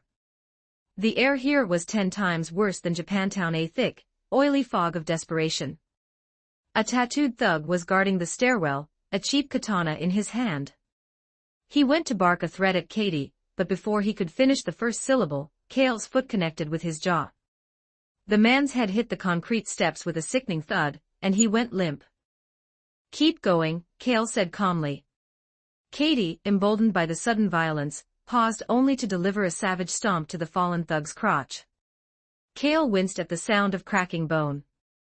Hell hath no fury, he thought. They pushed into the pimp's apartment. The living room was a mess of empty drug pouches and half-naked thugs. The pimp, a greasy man in a loud shirt, looked up from his sofa. You brought a date? You think this Ganek can protect you from? Kale didn't wait for the monologue. He drew the kenshin and put 3 rounds through the foreheads of the thugs standing behind the sofa. The suppressed shots were barely louder than a cough. Kale pressed the hot muzzle of the kenshin against the pimp's forehead, forcing him back into the cushions. Keep talking, Kale whispered. I love stories. I'm sorry. Take them.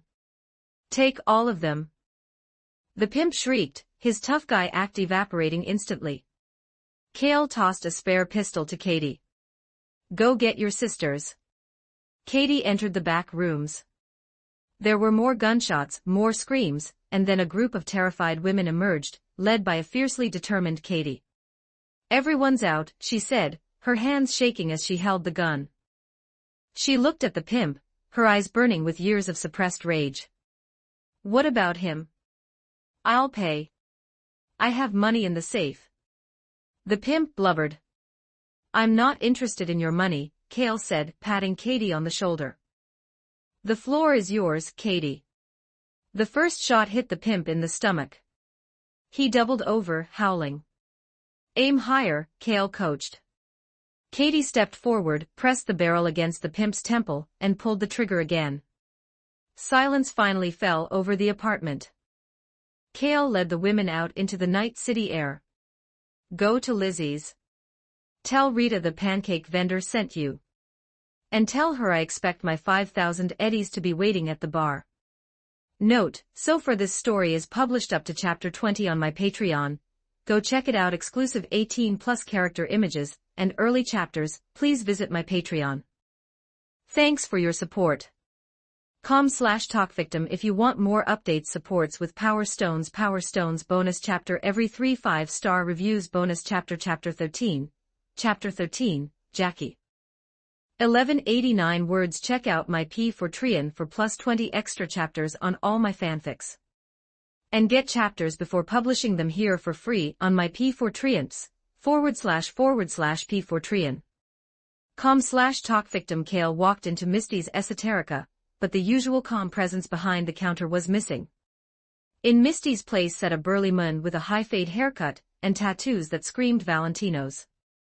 From his sharp attire to the golden, religiously themed earrings, he looked like he'd stepped straight out of Haywood.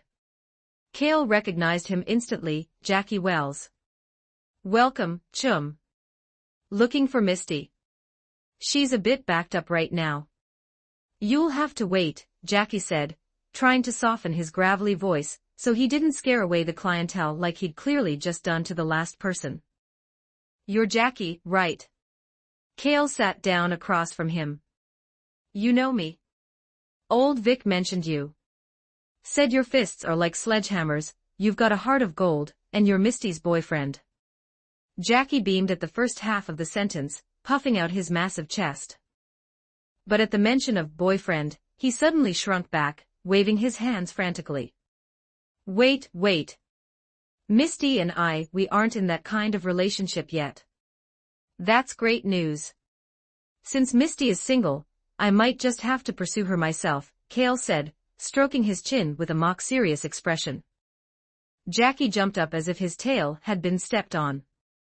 Just then, Misty's voice drifted from the back of the shop.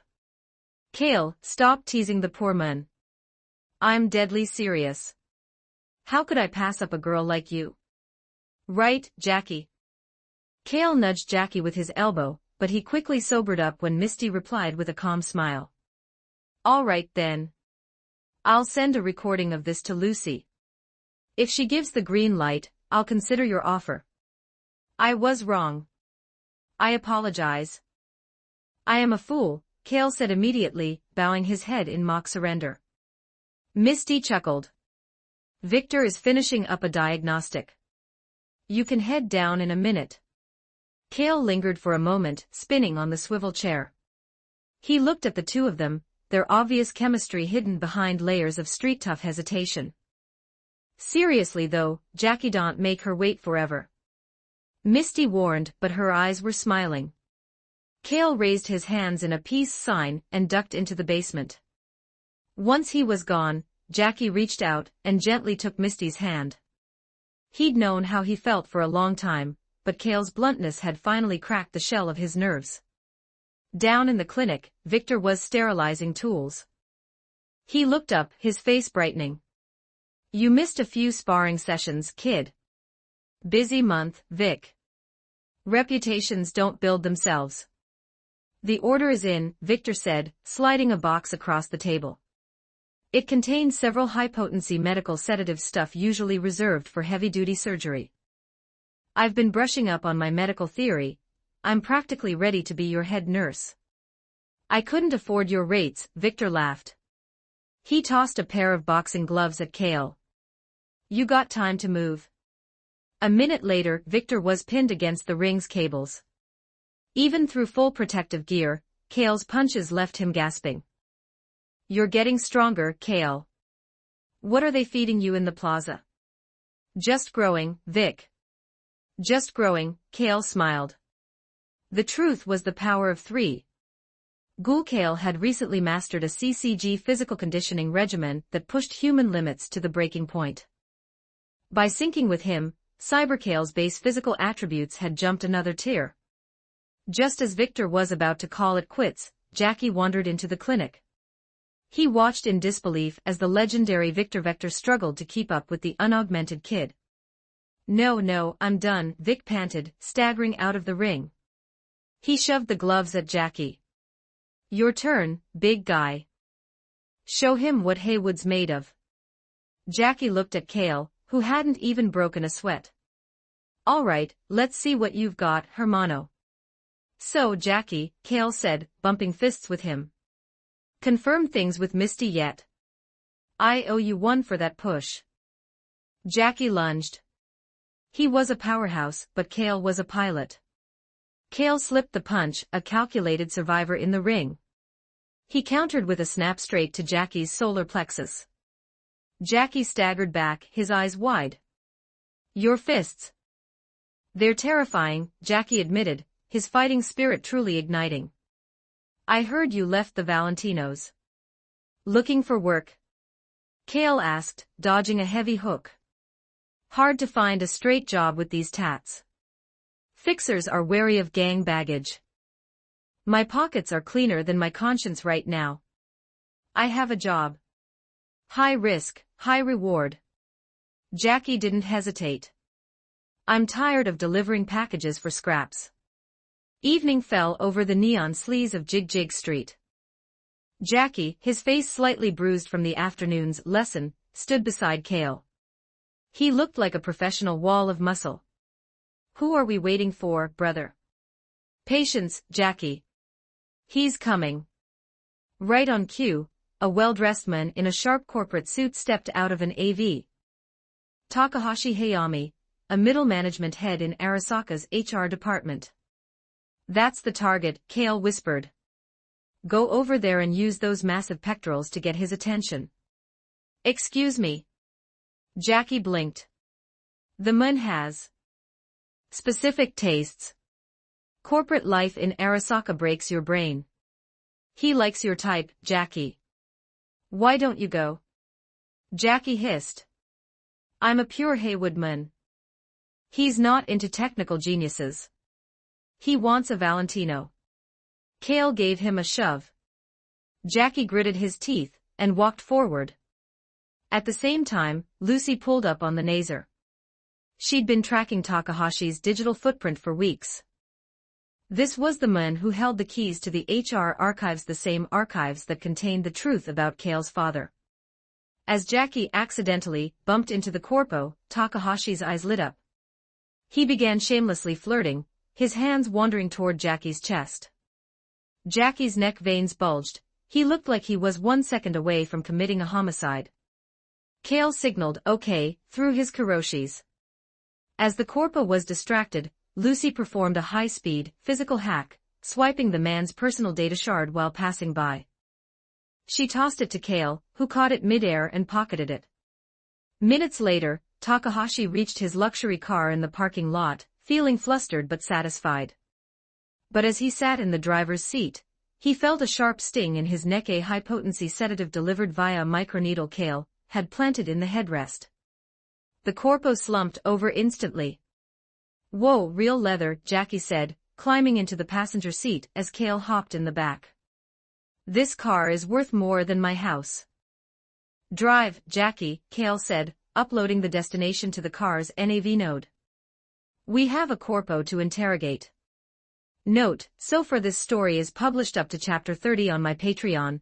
Go check it out. Exclusive 18+ character images and early chapters. Please visit my Patreon. Thanks for your support. com/talkvictim. If you want more update supports with Power Stones, every 10 Power Stones bonus chapter, every 3 5-star reviews bonus chapter, Chapter 14, Afterlife Bar bonus chapter 12, 75 words. Check out my P4 for plus 20 extra chapters on all my fanfics. And get chapters before publishing them here for free on my P4 //P4 com/talkvictim. Jackie's driving was professional and steady. He navigated the luxury sedan through the rain-slicked streets of Night City until they reached an unremarkable apartment complex in Charter Hill. Lucy had leased the unit under a burner identity specifically for this extraction. "Take him to 512, Kale said, stepping out of the car. Jackie let out a small huff of exertion, picking up the unconscious Takahashi Hayami in a bridal carry. "For a corpo, this guy's been eating well. Heavy as a crate of synth meat." In the apartment, Kiwi was waiting. The air smelled of menthol and old data smoke. She crushed out her cigarette as they entered. "Straight to the bathroom." "High-speed delivery," Jackie replied. He'd intended to give the sleek, mysterious netrunner a friendly Valentino greeting, but one look at Kiwi's cold, mechanical jaw and vacant gaze told him he'd be better off keeping his mouth shut. The bathtub was prepped, filled with ice water and bristling with interface cables. Under Kiwi's clinical direction, Jackie connected the ports behind Takahashi's ear to the external deck. "What else, sis?" Jackie asked, eager to help. Kiwi didn't even look up. She pointed a pale finger at the door. "Close the door." Jackie's smile froze. He slumped his shoulders and shuffled out into the living room. Lucy remained inside to monitor the data flow, her hand on a physical kill switch in case the Arasaka ICE proved too aggressive. Kiwi stripped and submerged herself in the freezing water. Kale had insisted on hiring her for this. It wasn't that he doubted Lucy's skill, she was brilliant, but he knew the mental toll of diving into Arasaka's servers. Lucy had enough ghosts. there was no need to force her back into that specific abyss if a few thousand eddies could buy a professional shield like Kiwi. Kale sat on the sofa and flipped on the TV. Night City's midnight broadcasts were a chaotic mix of sensationalist news and high-octane adult entertainment. Jackie sat beside him, accepting a bottle of soda. Jackie asked. Best part of the job, Jackie. Paid to watch TV. Takahashi was a mid-level manager. His security protocols were standard corporate issue gold-level trauma team, but middle-tier ICE. To an expert like Kiwi, it was like picking a lock on a diary. Within 20 minutes, she emerged from the bathroom, dripping wet and shivering slightly. She didn't ask questions, she simply handed a copied data shard to Kale. Money's been transferred, Kiwi, Kale said, checking his HUD. You want Jackie to give you a lift? I have my own way home, Kiwi replied, her voice as icy as the water she'd just left. Good work. Call me if you have another corpo to crack. Kale inserted the shard into a portable terminal. He bypassed the encryption and began scrolling through the Arasaka personnel archives. He found it quickly, his father's file. The record was brief and sanitized. Cause of death, fatal traffic accident. It was the corporate version of deleted. However, a secondary report caught Kale's eye, an onboarding notification for the position his father had vacated. Kale pulled up the identity of the new recruit. Jackie, leaning over his shoulder, let out a sharp whistle. You know this guy? Kale asked. The photo showed a man with sharp eyes and an unmistakable edge, a street kid, who had clearly clawed his way into a suit. V's an old friend from the neighborhood, Jackie said, scratching his head. He joined Arasaka a few months back. They assigned him to some overseas branch in Frankfurt, but it looks like he's being transferred back to Night City for this opening. Kale felt a shift in the air. The power of 3, intuition told him he'd found the thread. Finding the truth about an internal purge was impossible from the street, but from the person occupying the dead man's chair. That was a breakthrough. Jackie, I need to meet him. As soon as he lands.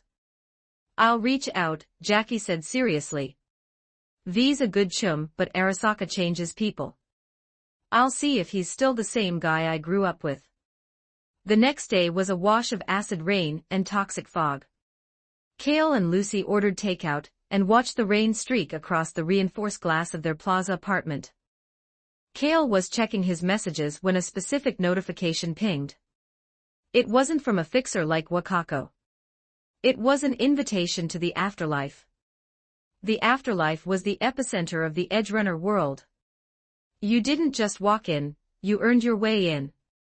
If Rogamendieres, the queen of fixers, was calling, it meant Mr. BT was no longer just a scavenger killer. He was a person of interest. Got a job? Lucy asked, noticing the flicker in his eye. Rogue wants a meeting. She invited me to her morgue for a drink. Careful, Lucy chuckled, feeding Kale a piece of steak. Her regulars take that place very seriously. It is a morgue, Lucy. The names on the drinks are all dead legends. I'm just going to see the sights. Kale arrived at the afterlife in Watson. He closed his umbrella and shook off the acidic rain before approaching the heavy steel doors. 2 massive guards stepped forward to block him. You lost, kid. The arcade is 2 blocks down. Rogue is expecting me. Kale showed the digital invite on his Kiroshis. The guards exchanged a look, verified the code, and stepped aside. Welcome to the afterlife, BT. Try not to get a drink named after you today. Inside, the atmosphere was thick with the hum of high-end cyberware and the smell of expensive tobacco. Kale sat at the bar. Johnny Silverhand, Kale told Claire, the bartender. He took a sip of the legendary cocktail. Aggressive. High-proof and bitter, much like the man it was named after. He downed it in one go and immediately ordered a Coke to wash away the taste. Just then, a commotion erupted at the entrance. Who are you calling underage? I'll put a hole in your skull, you blind gonk. Kale turned to see Rebecca jumping up and down, pointing a gun at a security guard twice her size. Sasha was frantically trying to hack the guard's optics to create a distraction so they could slip inside.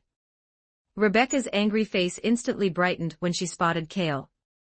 She shoved past the guard and hopped onto the stool next to him. I knew I'd see you here. Why are you just sitting around, pancake vendor? Don't call me that, Rebecca, Kale sighed. We're in the afterlife. Have some professional courtesy. Hey, hey, hey. Rebecca pushed his shoulder playfully. Come on, Maine's waiting for us in the back.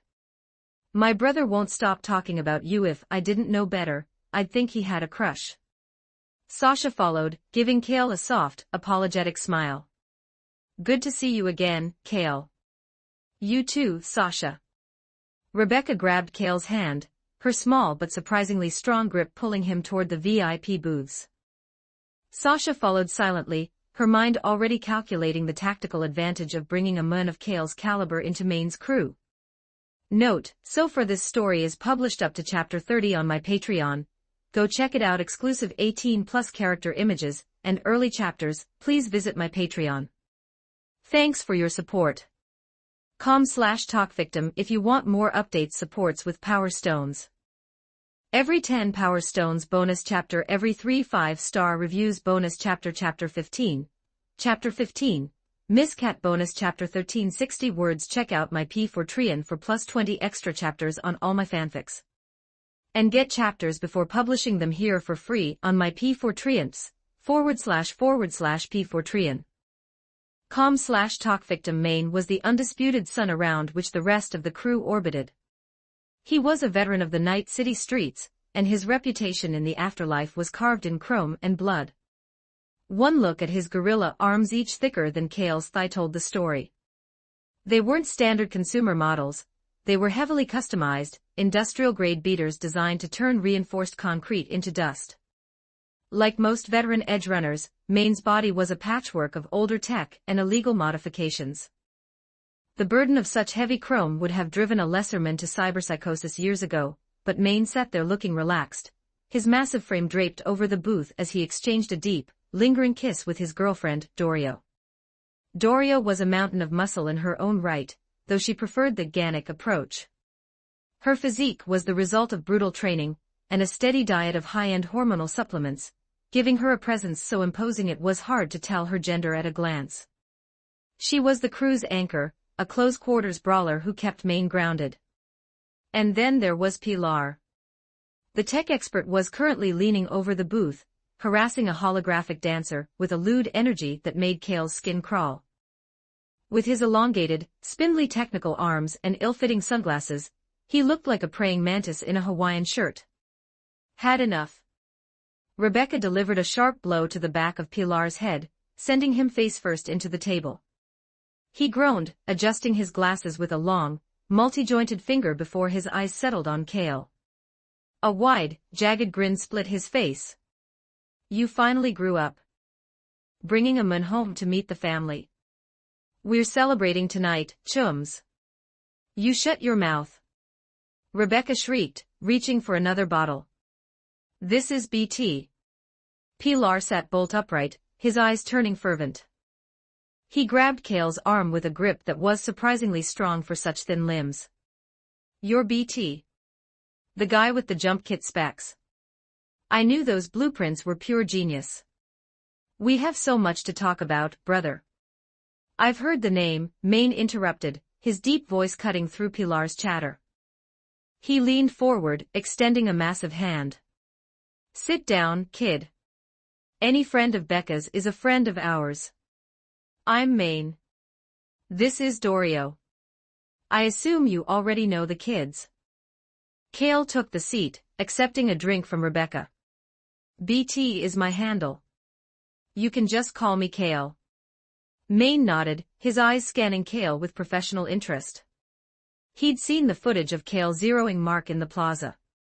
He knew better than to trust Kale's unaugmented appearance. In Night City, the most dangerous people were the ones you couldn't read.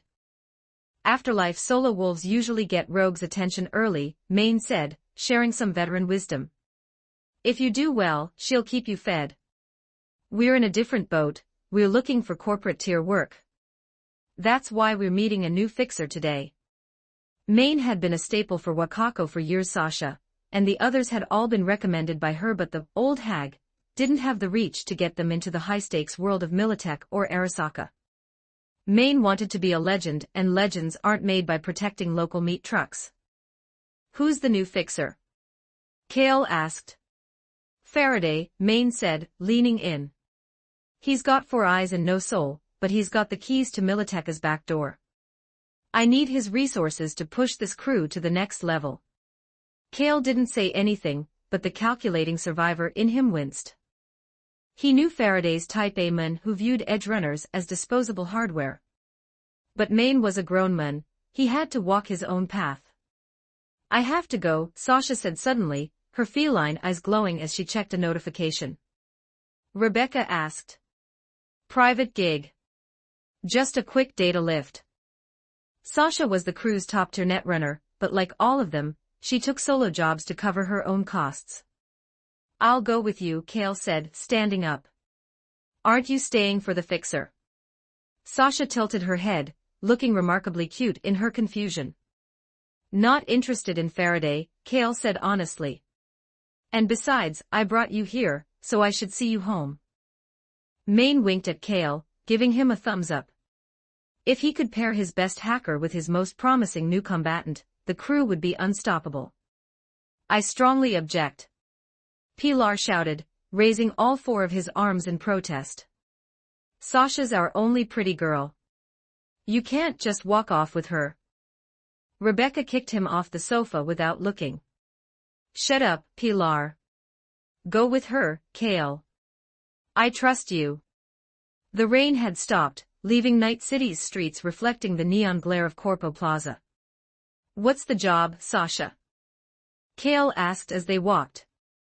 Stealing experimental data from a biotech firm. Standard hacker stuff. Kale stopped dead. Sasha turned, puzzled. Is that a small job to you? Kale asked. Touching a corpnet is how you get your brains fried. I've done it before, Sasha said confidently, handing him a stick of orange-flavored gum. I'll be quick. Stay here. She slipped into the biotech company headquarters like a shadow. For a master hacker, bypassing the exterior security was child's play. She reached the target office, jacked into the database, and began the download. But then, she found it. Hidden deep in the encrypted archives was a file on a neural suppressant drug, the same drug her mother had taken for years before she died. The data showed that the company knew the drug was lethal but continued to sell it to pad their margins. Sasha's calm shattered. She didn't just want the data for the fixer anymore. She wanted the world to see the blood on biotech's hands. She initiated a global broadcast. The interference she'd set up began to fail. Alarms shrieked through the building. Security robots converged on her position. Outside, the rain began to fall again. Kale looked up just as a massive explosion blew out the windows of the middle floor. A figure plummeted through the smoke. Kale didn't hesitate. He shed his jacket, the blue thrusters of his jump kit igniting with a high-pitched whine. He launched himself into the air, 2 grappling hooks screaming out and embedding themselves in the building's facade. He swung through the rain, his arms outstretched. Sasha felt the air rushing past her. She saw the neon lights of the plaza swirling in a kaleidoscope of grief and triumph. She had exposed them. She was ready for the dark. Then, she felt it. A pair of strong, solid arms wrapped around her waist, yanking her out of the freefall. Miss Cat, you really need to work on your exits, Kale's voice cut through the wind. He used the jump kit's vectoring nozzles to cushion their descent, landing them roughly but safely on the wet pavement. Sasha murmured, looking up at Kale's profile. Not today. Kale immediately pulled out a Mac stock and slammed it into her thigh. She'd taken several rounds during the escape, and her breathing was shallow. As the medicine took hold, her color returned. She looked at Kale, her heart hammering against her ribs not from the fall, but from the warmth of the man holding her. "Thank you." "You're welcome. Can you stand?" "It's a bit cold," Sasha whispered, shivering as the acid rain soaked her clothes. "Can you hold me a little tighter?" Kale pulled her close, shielding her from the rain. He didn't see the tiny, triumphant smile on her face, the look of a cat who had just landed on its feet, and found something far more interesting than a data shard. Note, so far this story is published up to chapter 30 on my Patreon. Go check it out. Exclusive 18+ character images and early chapters. Please visit my Patreon. Thanks for your support. com/talkvictim if you want more updates. Supports with Power Stones, every 10 Power Stones bonus chapter, every 3 5-star reviews bonus chapter. Chapter 16, Cooperation. 1107 words. Check out my P4Trian for plus 20 extra chapters on all my fanfics. And get chapters before publishing them here for free on my P4Trians, //P4Trian. com/talkvictim. Not long after Kale's mid-air rescue of Sasha, Maine, and the rest of the crew tore into Corpo Plaza in their armored truck, arriving just in time to pick them up. In the back of the bouncing vehicle, Kale was already performing field surgery. His hands moved with a clinical steadiness that belied the fact that this was his first time stitching a human being in the real world. Between his technical genius trait and dozens of high-end medical brain dances he'd absorbed, he replicated advanced trauma techniques with the ease of a veteran ripper.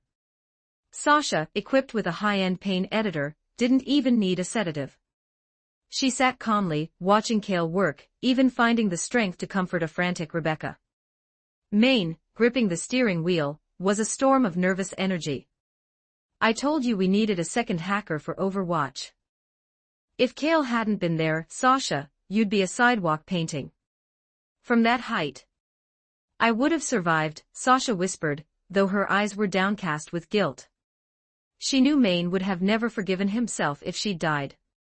Her failure wasn't a lack of skill, but an impulsive need to heal the scar her mother's death had left, a secret she wasn't ready to share.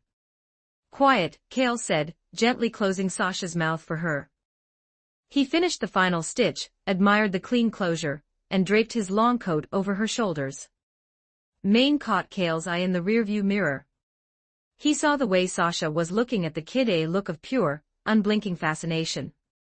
Maine started to say something, but a sharp elbow from Dorio in the passenger seat silenced him. "Young people's business," her look suggested. "Pull over at the next rail station," Kale said. "I'm heading back." "Stay at our place, Noah. We owe you a massive thank you," Maine insisted. "I've got a girl waiting at home." Kale knew Lucy. If he didn't walk through that door soon, she'd spend the whole night on the sofa, her iridescent eyes fixed on the entrance. The car slowed. As Kale stepped out, he felt a tug on his sleeve. Sasha's fair, soft hand was still gripping his coat. She let go quickly, her face flushing as she ducked into the oversized collar. "Rest well, Miss Cat," Kale smiled. "You too," she whispered. As the truck pulled away, Rebecca leaned halfway out the window, waving like a maniac. "Thanks, pancake vendor." "I'm going to kick her," Kale muttered, pointing a finger at the disappearing taillights. Kale returned to the plaza. The area around the biotech building was swarming with NCPD cruisers, but they weren't looking for a pilot. They were busy cataloging the broken security bots and filing reports. For a megacorp, this was just an annoying mosquito bite. He took the elevator to his floor. The moment the door hissed open, a cool, lithe body crashed into his chest.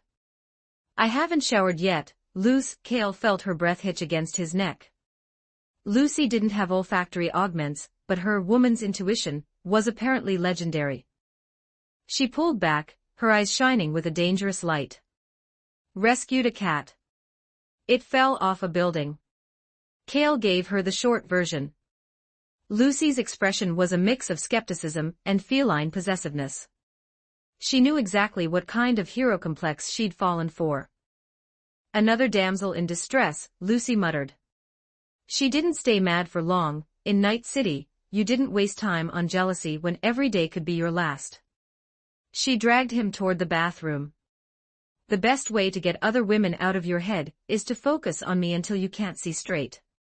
Her logic was sound, but she underestimated the power of three. By the time the sun rose, it was Lucy who was begging for a ceasefire. A few days later, Jackie sent the word. V was back in Night City and ready to talk. The meeting was set for Lizzie's bar. Kale and Lucy arrived early, greeting Rita at the door. "Good evening, Rita," Kale said. "Good evening, my ass," she snapped. She looked at Lucy and grinned mischievously. "So you've got a woman. Kitty is going to be heartbroken when she finds out." "Don't start, Rita," Kale warned. "Your commissions are too low for you to be this annoying." Inside, they found Jackie in a private booth, watching a holographic dance projection. He turned it off the second he saw Lucy, looking like a teenager caught with an XBD. "Please don't tell Misty. I was just calibrating the optics." "I'm telling her everything," Kale deadpanned. One time pass, Kale laughed, ruffling Jackie's hair. Moments later, the door opened.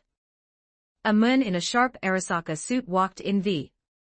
He looked every bit the corporate elite, but the way he loosened his tie and unbuttoned his collar showed the street kid underneath was still breathing. "Am I late?"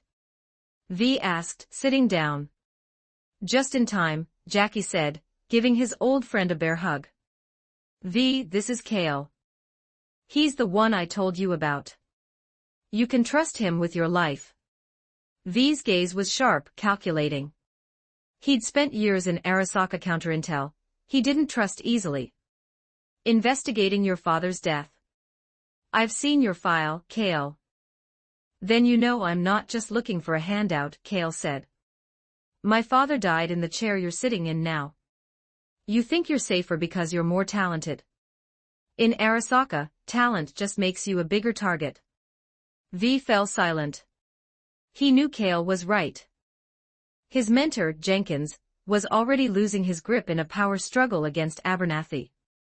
V had been brought back as a weapon, but he felt like a sacrificial lamb. To survive in that building, V, you need the street. Jenkins can't help you there. V took a slow sip of his drink. "I heard a rumor.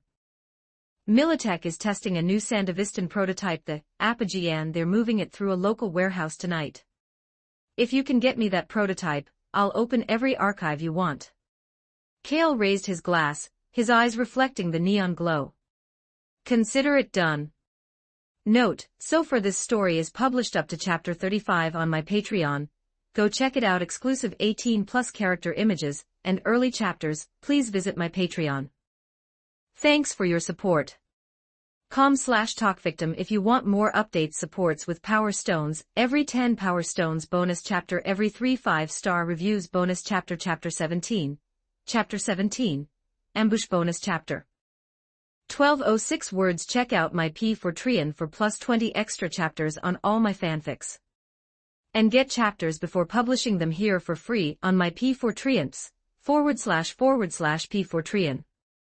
com/talkvictim. The Badlands. A hostile expanse of sun-bleached death surrounding the neon oasis of Night City. Old asphalt veins, half buried by shifting dunes, cut through a landscape of dry oil fields and rusted mountains of scrap. A Chevrolet Emperor 620 Laguna in Arasaka spec SUV sat hidden behind a low ridge of packed dirt. The Arasaka logos had been crudely sprayed over with matte black paint, making it look like just another Nomad Raiders rig from a distance. But inside, it was a mobile command center. Modified by the counterintelligence department, it boasted reinforced plating, signal dampeners, and a high-end server array in the trunk. This was a hacker's chariot, designed to provide the massive computing power necessary to suppress enemy ICE. In a digital war, computing power is the only true currency. A solo netrunner facing a corporate server is like a man bringing a knife to a nuclear silo. The SUV was also the hub for 2 military-grade reconnaissance drones circling hundreds of meters above, invisible to the naked eye. How much longer? My legs are cramping in this bucket, Rebecca shouted. The luxury leather seats weren't enough to contain her restless energy. Quiet, Maine grunted from the passenger seat. He looked like a strict father trying to keep his kids in line before a graduation ceremony. This was their first corporate tier hit, and the weight of the mission was etched into the lines of his face. Rebecca pouted, returning to her dual Shingen Smart SMGs. This operation was fully bankrolled by V. He couldn't provide personnel, so he'd provided firepower. The equipment spread across the team was gear the Afterlife regulars only dreamed of: smart guns, tactical grenades by the crate, and a Nikomata tech sniper rifle. The Nikomata was a masterpiece of corporate lethality, a railgun shrunk down to a handheld frame. Cale held it now, his fingers tracing the cold metal. V had put everything on the line for this. If they succeeded, the gear was combat loss. If they failed, they wouldn't live long enough to worry about the paperwork. "They're here," Lucy said. Her voice was calm, but her eyes were glowing a steady, deep blue as she fed the drone feed directly into the team's shared HUD. "Target confirmed." "Jackie, prep the jammers," Cale commanded. "On it," Jackie said, racking the slide on a Satara electromagnetic shotgun. He'd left his gold-plated pistols at home. Today required the kind of stopping power that could punch through an armored chest plate. "Let's break some toys." Rebecca jumped out of the car, smart guns already whirring to lock on. The Militech convoy appeared on the horizon, kicking up a massive plume of dust. 2 armored behemoths protected a central transport truck. To any nomad or scavenger, the Militech logo was a "Do Not Disturb" sign. The drivers were relaxed, nearing the night city perimeter. They were yawning, their nerves numbed by the heat. The lead behemoth was launched into the air as a buried pressure charge detonated. It flipped 3 times, a twisted heap of smoking metal. A guard screamed into his comms, but all he heard was static. Jackie's jammer had turned the area into a dead zone. Cale, perched on the high ridge, peered through the Nikomata's scope. The world turned into a wireframe of heat signatures. The rail slug traveled at supersonic speeds, punching through the reinforced windshield of the transport truck. The driver's head didn't just bleed, it vaporized. Down in the kill zone, Maine and his crew opened fire. Smart bullets curved through the air, seeking the gaps in the tactical squad's armor. Dorio moved with the grace of the athlete she used to be, lobbing incendiary grenades with surgical precision. 11 o'clock. A Militech scout yelled. He didn't get to finish the sentence. Cale's second shot tore through the armored glass and the scout's chest, pinning him to the seat. The Nikomata's recoil would have shattered a normal man's shoulder, but Cale, backed by the power of 3, absorbed the shock as if he were part of the rifle. The rear armored vehicle deployed smoke, a thick white wall obscuring the road. To any other sniper, the battle would have slowed. But Cale saw the world through Lucy's drones. The thermal silhouettes of the surviving soldiers glowed like beacons through the haze. 3 of them are flanking you. They've got Sandavistans. Lucy's voice was sharp with worry. "I'm moving to support." Jackie shouted, but he was pinned down by a heavy machine gunner in the transport's rear. "Stay on target, Jackie," Cale said, his voice a clinical rasp. "I'm the famous BT, remember?" 3 shadows blurred toward the ridge, moving with the jagged, unnatural speed of a peregrine Sandavistan. Time, for them, had slowed to a crawl. They were ghosts in the dust. Cale stood up. He didn't aim at the flankers. He aimed at the heavy machine gunner pinning down Maine's team. The rail slug punched through the gun's housing, the gunner, and the engine block behind him. "Die, you meatbag." The first Militech flanker reached the ridge, his mantis blade snapping open. He was screaming, his mind already slipping into the red haze of cyberpsychosis from the strain of the high-end Sandy. The flanker's eyes widened. He realized Cale's gaze wasn't frantic, it was tracking him. The soldier thought. He has no spinal chrome. Cale didn't need a Sandavistan. The pilot instincts of Titan Cale, and the CCG training of Ghoul Cale, allowed his mind to process reality, at a speed the soldier's hardware was only trying to mimic. Kale drew the Kenshin and put a round through the flanker's open mouth. The man's momentum carried his lifeless body past Kale, sliding into the dirt. The remaining two flankers hesitated. One tried to dash in a Z pattern, his body a blur. Kale activated his jump kit, the blue thrusters launching him 10 feet into the air. From his aerial vantage point, the Z pattern was just a slow-moving target. He rained down tungsten rounds, targeting the assailant's leg servos. The soldier collapsed, his Sandevistan sparking as it short-circuited. Kale finished him with a casual double tap while still in midair. Finally, there was the squad leader. He was the most experienced, his movement fluid. He realized he couldn't outrun the drones, and he couldn't outshoot the ghost on the ridge. He charged, a desperate, last-stand roar on his lips. Kale met him halfway. In close quarters, the difference in reaction speed was a chasm. Kale parried the leader's strike with the barrel of the Kenshin, kicked his lead leg out from under him, and placed the muzzle against the man's temple. The silence of the Badlands returned, broken only by the crackle of burning electronics. Note, so far this story is published up to chapter 35 on my Patreon. Go check it out. Exclusive 18+ character images and early chapters. Please visit my Patreon. Thanks for your support. com/talkvictim if you want more updates. Supports with Power Stones every 10 Power Stones bonus chapter. Every 3 5-star reviews bonus chapter. Chapter 18. Chapter 18. The Aftermath 1453 words. Check out my P4 for plus 20 extra chapters on all my fanfics. And get chapters before publishing them here for free on my P4 //P4 com/talkvictim. I'm here for support. Rebecca rushed toward the ridge, but the sight that met her left her stunned. The smoke hadn't even cleared, yet the threats were gone. Is that it? All resolved. Clean up the battlefield.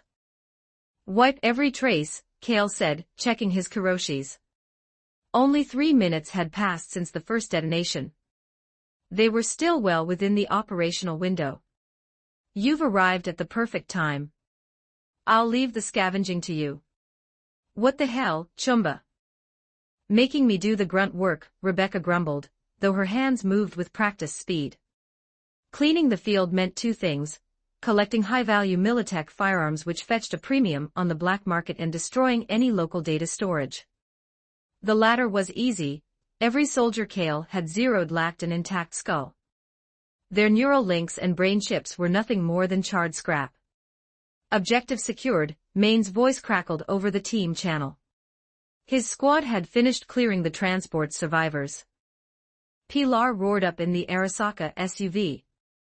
Lucy retrieved her drones, ensuring their flight logs were wiped, then pushed open the door and hurried toward Kale. She scanned him with a mother hen's intensity, only exhaling when she confirmed he didn't have a single scratch on his chrome.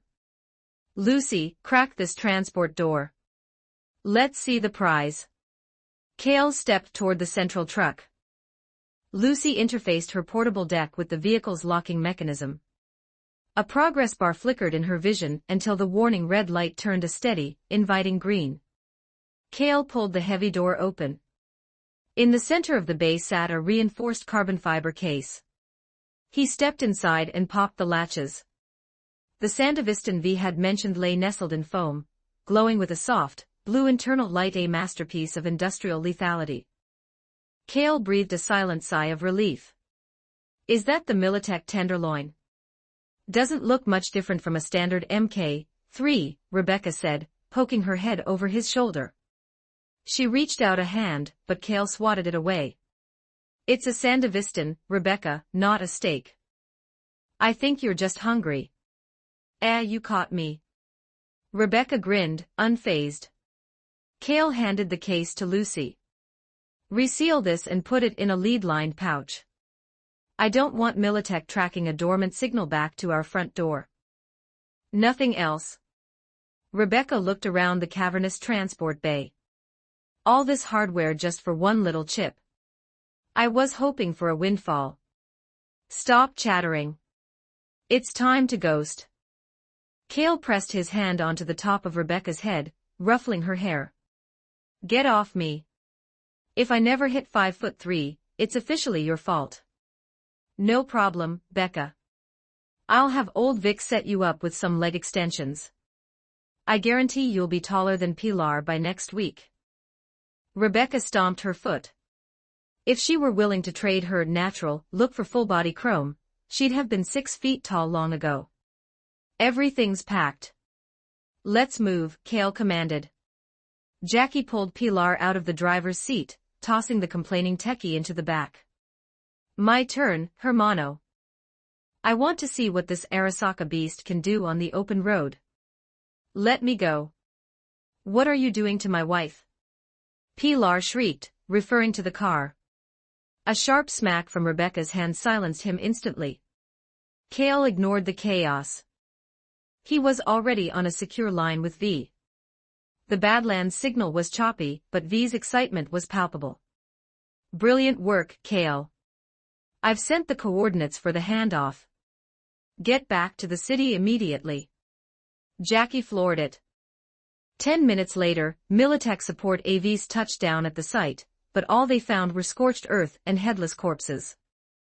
By then, the crew was already breezing through the Night City checkpoint, their forged Arasaka permits acting as an all-access pass.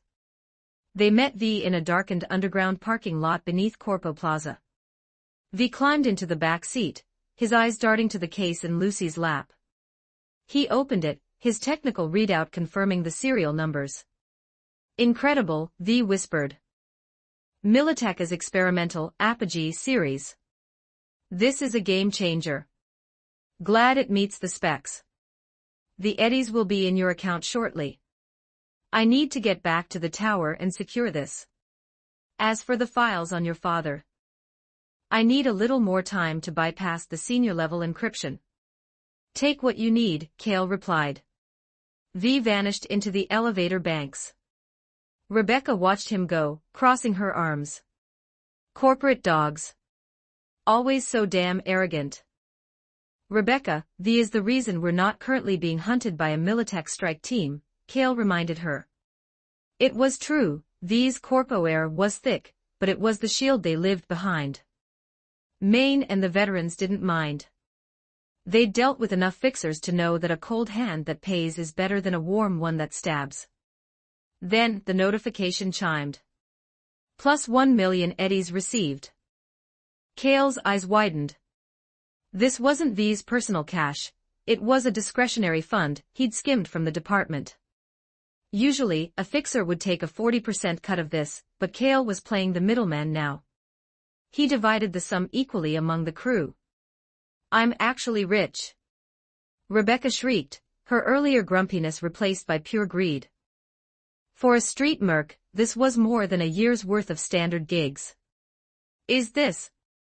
Maine frowned, looking at the massive transfer. Usually, the lead takes the lion's share.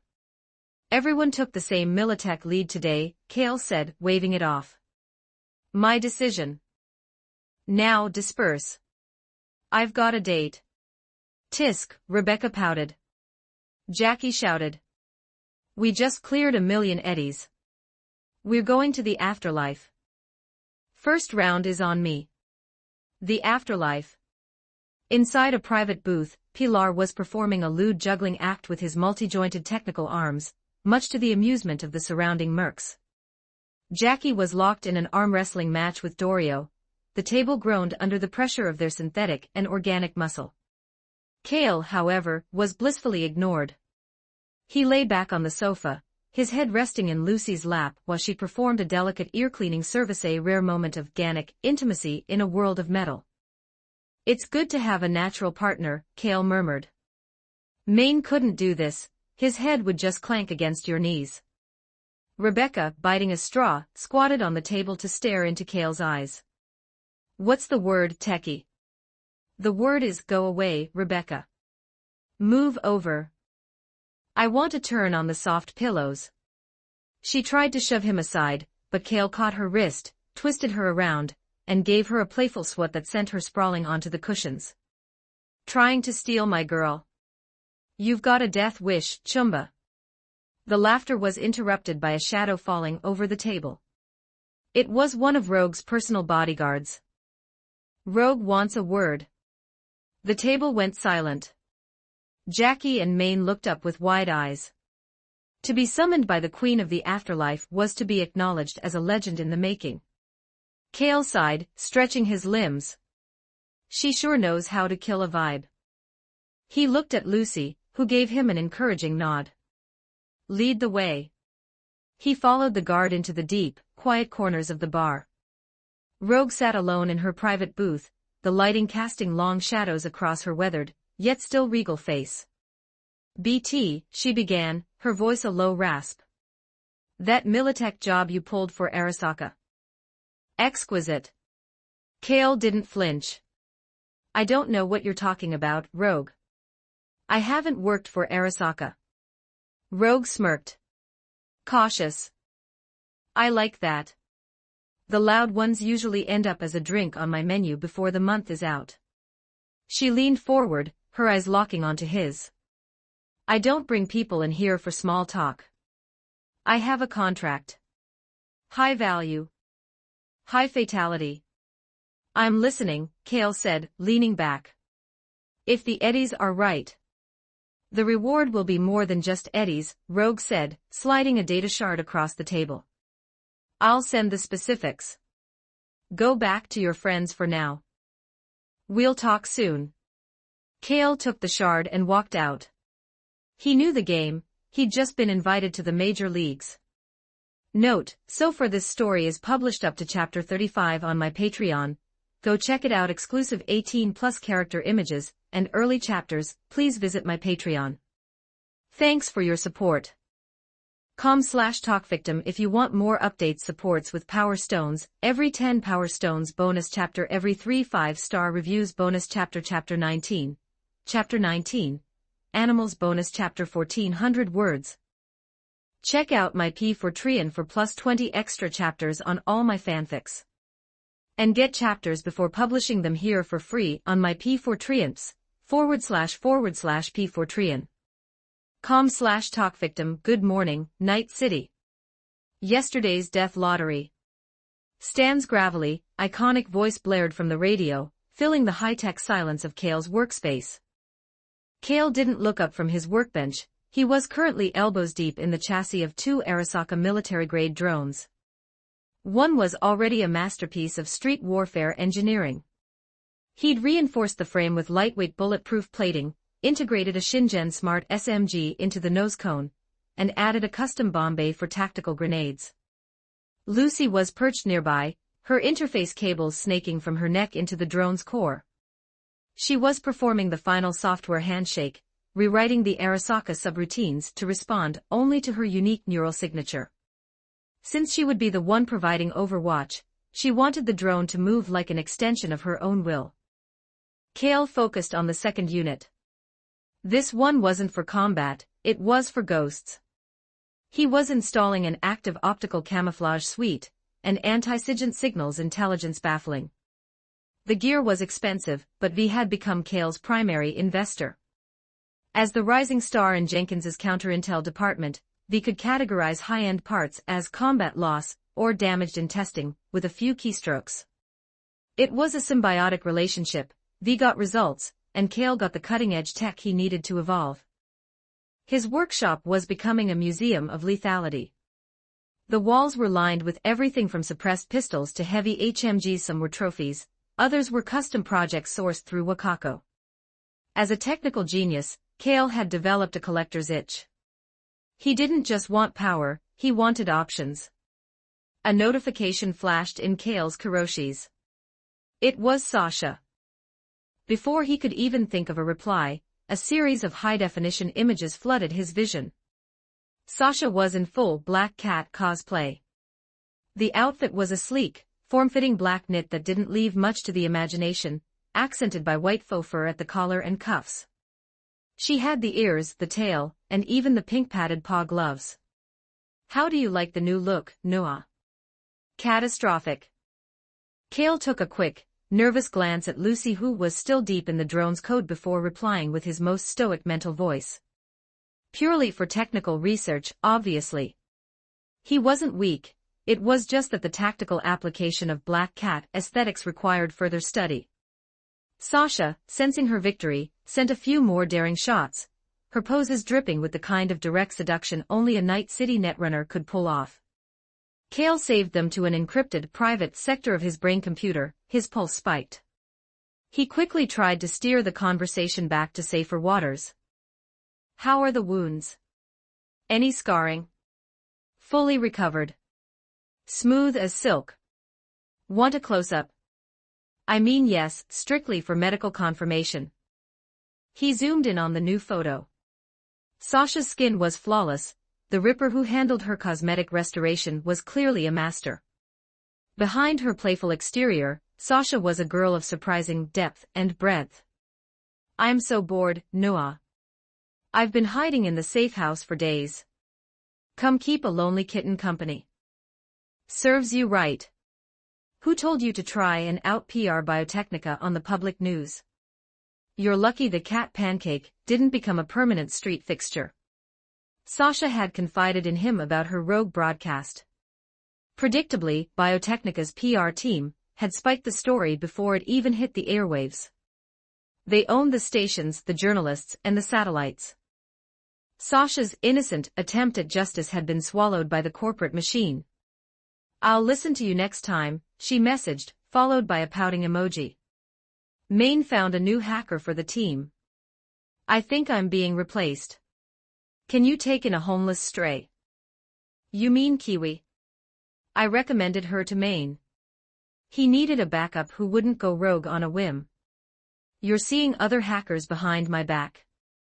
Where did this third party come from? You're the third party. I knew Kiwi before I rescued you from a skyscraper. Beep beep beep. A real-time call cut through the banter. It was Jackie. I've got work, Sasha. Talk tonight. I'll wear something special for our late-night debrief. Kale was already anticipating that debrief. He answered Jackie's call. Noah, we found the target. Ready to move. On my way, Jackie. Jackie was waiting in the garage, leaning against his motorcycle. He'd officially moved from hired help to Kale's primary driver and street fixer. His connections from the Valentinos were invaluable. He knew how to talk to people who viewed Corpo Kale with suspicion. Today's job was a direct hit for Rogue. An animal gang member had double-crossed the Queen of the Afterlife on a steroid shipment.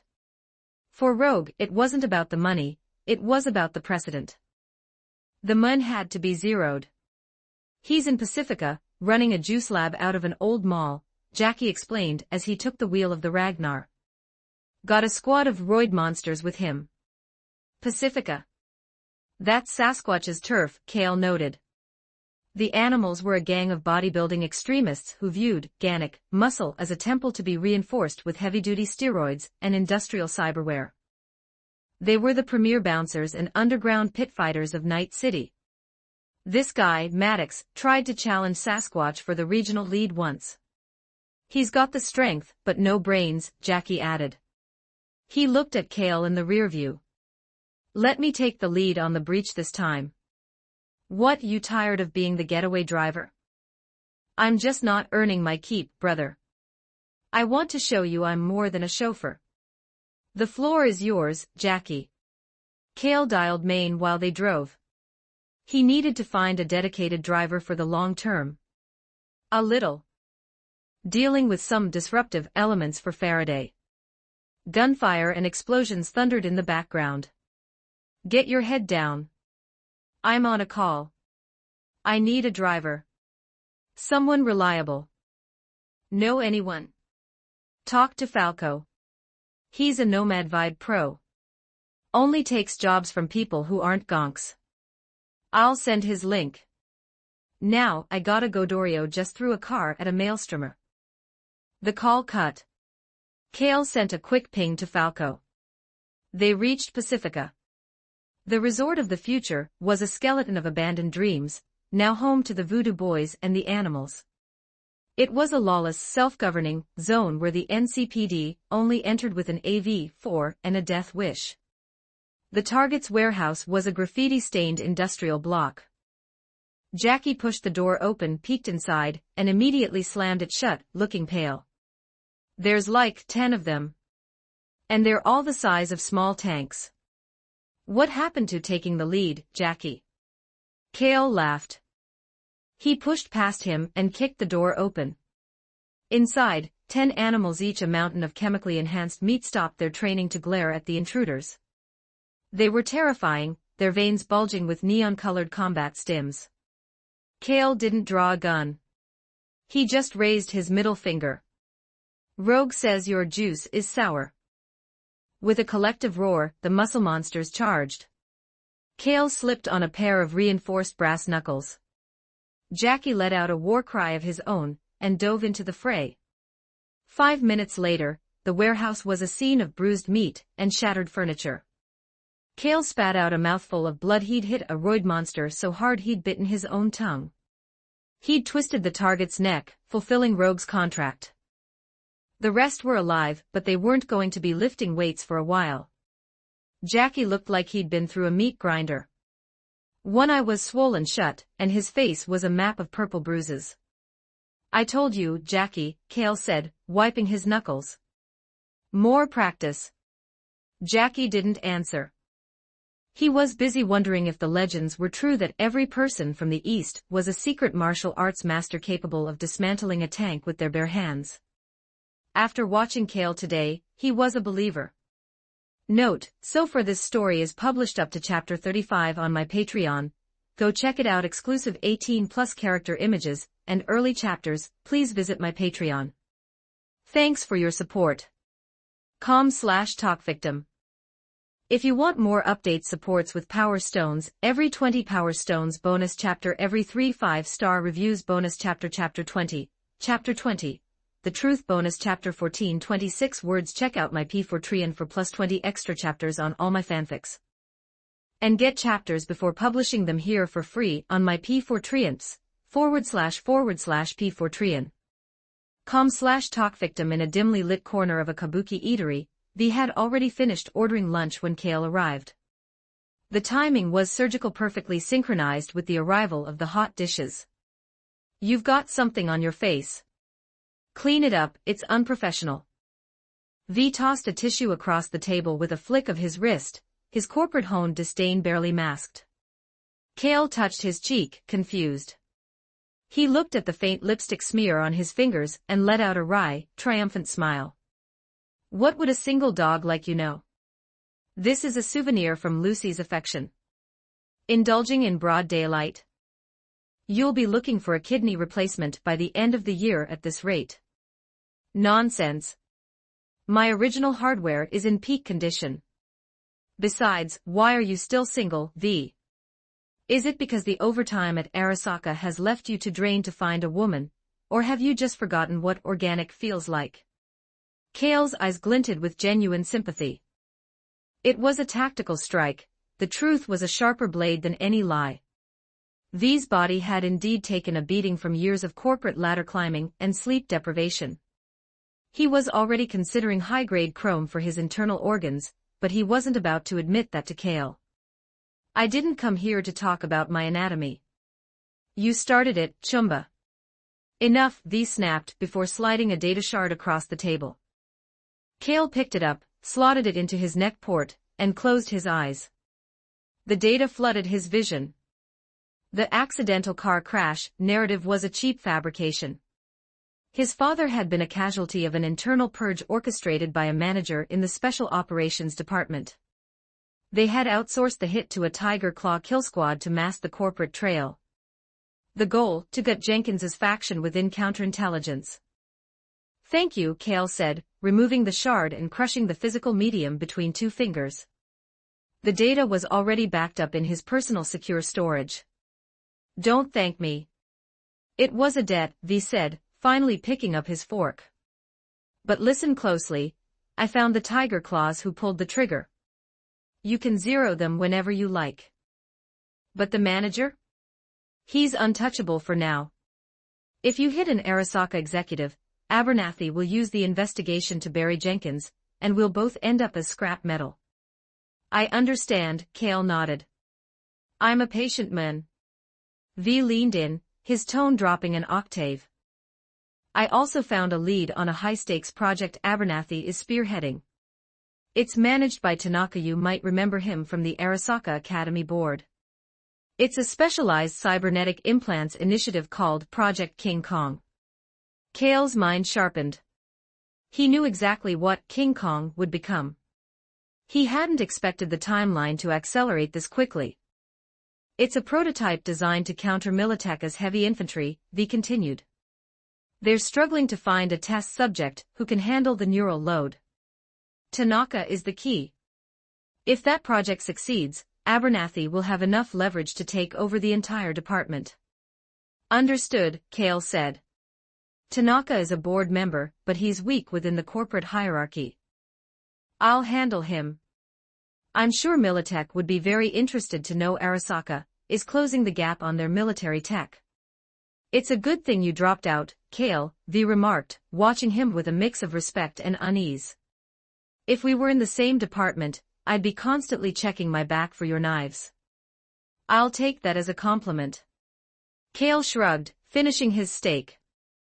Pack the most expensive set on the menu for takeout. My girl hasn't eaten yet. V didn't blink. It was all going on the corporate expense account anyway. Arasaka could afford to buy Lucy lunch. Later that afternoon, Kale stood outside Lizzie's bar. We aren't open for business, Rita snapped, blocking his path with her signature metal bat. She was still harboring a grudge after Kale had turned down her low-paying, charity missions. I'm not here for business, Rita. I'm here for you. Kale flashed his most disarming smile. My personal hours are even more expensive, she countered, though her grip on the bat loosened. Kale stepped closer, putting a buddy-buddy hand on her shoulder. Don't be like that. We're friends, right? The charm offensive worked. Rita's posture softened. What do you want, BT? Speak fast. I need to track some tiger claws. Specific names. Rita's feline eyes narrowed. The Moxes had the best street-level intelligence in the city. Their girls heard everything behind closed doors. And being stationed in tiger territory made them experts on their rivals' movements.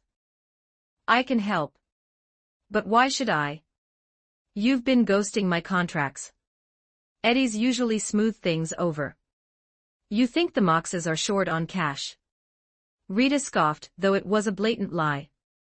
Between protecting sex workers and maintaining Lizzie's, the gang was perpetually broke. Then what do you want? I want you, Rita said, her gaze turning predatory. I have a girlfriend, Rita. And you're a bit too much silicone for my taste, Kale said, looking her up and down. She was attractive in a plastic doll way, but he preferred the real deal. Get lost. I wasn't talking about that. Rita kicked his shin, yelping as she stubbed her own toe against his reinforced boots. I want you to take a Mox contract. We have a problem that needs a scalpel, not a hammer. Prices are high, Rita. You know the rate. Just one job. To settle a score, Rita urged. A Tiger Claw lieutenant killed one of our sisters. He's on our blacklist, but he's chrome to the gills and surrounded by shooters. We can't hit him without losing a dozen girls. Kale thought about it. The Tiger Claws were already on his list for his father's murder. Cleaning up a Mox problem along the way was just good efficiency. You find my targets, I'll zero your blacklist. A fair trade. Rita's expression shifted, becoming alluring as she pressed her hand against Kale's chest. No eddies? You sure you don't want a private thank you? Kale slapped her hand away with a smirk. I'm doing this for free, and you're still trying to take advantage of me. Save it for a client, Rita. Your loss. Rita flipped him the bird but was secretly relieved. Send me the names. I'll ping you when I have a location. Kale rode his Nazer to Victor's clinic. He was surprised to see Jackie already there, sitting on the edge of the operating table and smelling of fresh antiseptic and blood. "You went under the knife?" Kale asked. Jackie looked a bit groggy. "Updated the circulatory system, added some high-grade subcutaneous armor. Blew half the Militech payout on it." "Take it easy with the chrome, Jackie," Kale warned. "Don't get addicted, or I'll be the one having to hunt you down when you redline into cyberpsychosis. I'd hate to have to look after Misty for you." "I knew it. You've got a thing for her." Jackie barked, though he looked genuinely worried. "Good that you noticed," Kale deadpanned, ruffling Jackie's hair. "Don't listen to him, Jackie," Victor laughed from the side. "He's just messing with your head." Victor handed Kale a crate of the latest military-grade healing agents. "You've been making waves in Pacifica, kid. The animals are talking about you." "The animals? They're impressed. You took down a whole squad without using a gun. Now they want to challenge the famous BT to an underground pit fight. They don't want revenge, they just want to see if you're the real deal." "Not interested," Kale said, transferring the eddies for the meds. "I don't fight for sport." "Wait, what about me?" Jackie interjected, feeling slighted. "I was there too. I took down 3 of those roid monsters." Victor looked at Jackie with a blank stare. "You were there?" The question cut deeper than any mantis blade. Jackie slumped his shoulders, looking defeated. "I need more training," he whispered. Note, so far this story is published up to chapter 35 on my Patreon. Go check it out. Exclusive 18+ character images and early chapters. Please visit my Patreon. Thanks for your support. com/talkvictim if you want more updates. Supports with Power Stones, every 20 Power Stones bonus chapter, every 3 5-star reviews bonus chapter. Thank you so much for your support, The Great Gatsby. Chapter 21, Private Life. 1157 words. Check out my P4 for plus 20 extra chapters on all my fanfics. And get chapters before publishing them here for free on my P4 //P4 com/talkvictim. Falco was an ordinary-looking man, but he carried a distinct, old-world gentlemanly air. His long brown hair was neatly parted, and his beard was trimmed with surgical precision, curling slightly at the tips. Dressed in a multi-toned brown vest with suspenders over a white turtleneck, he looked more like a British professor than one of the best getaway drivers in the city. The meeting took place in an English-style tea shop, a rare sanctuary of quiet sophistication amidst the high-octane madness of Night City. Scones and black tea provided a momentary illusion of peace. This was an interview for both parties. Lucy sat beside Kale, her nimble fingers stirring milk and sugar into her tea. Beyond the glass walls, the city was weeping. The weather forecast had warned of high acidity. Without a high-grade chemical seal, or a full-body hazmat suit, the rain would melt skin, blind eyes, and scar lungs within minutes. In Night City, a sip of unpolluted water was a luxury, a walk in the rain was a death sentence. "Have you reached a decision, Mr. Kale asked. The offer was substantial, a 5,000 eddy monthly retainer, plus high-percentage commissions for every mission. "I can't think of a single reason to refuse," Falco sighed. With Maine's personal recommendation and the rising notoriety of BT, the choice was simple. His only concern had been Kale's age, but after 5 minutes of conversation, he realized that Kale's youthful face masked the soul of a calculating survivor. "Then I look forward to our partnership," Kale said, extending a hand. Falco gripped it firmly. "Should I start calling you boss?" "Just call me Kale. All my friends do." "As you wish, Kale. Let's get to work." Kale tossed the keys to the Chevrolet Emperor 620 Ragnar to his new driver. When Falco saw the SUV in the underground garage, his eyes widened. Kale and Pilar's modifications had turned the corporate transport into a rolling fortress. Falco caressed the bulletproof plating with more tenderness than he would a lover. Some details need a professional's touch, but the foundation is perfect, Falco noted, sliding into the driver's seat. Kale and Lucy settled into the back. Falco started the engine and drove out into the acidic downpour. The streets were eerily empty, even in a city of monsters. Most stayed inside when the sky turned toxic. The Ragnar's internal self-circulating air system and anti-corrosion coating hummed, shielding them from the environment. How big is the crew? Just the three of us.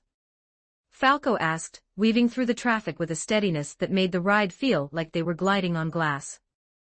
There's one more, but this is a private job, Kale replied, pulling Lucy close.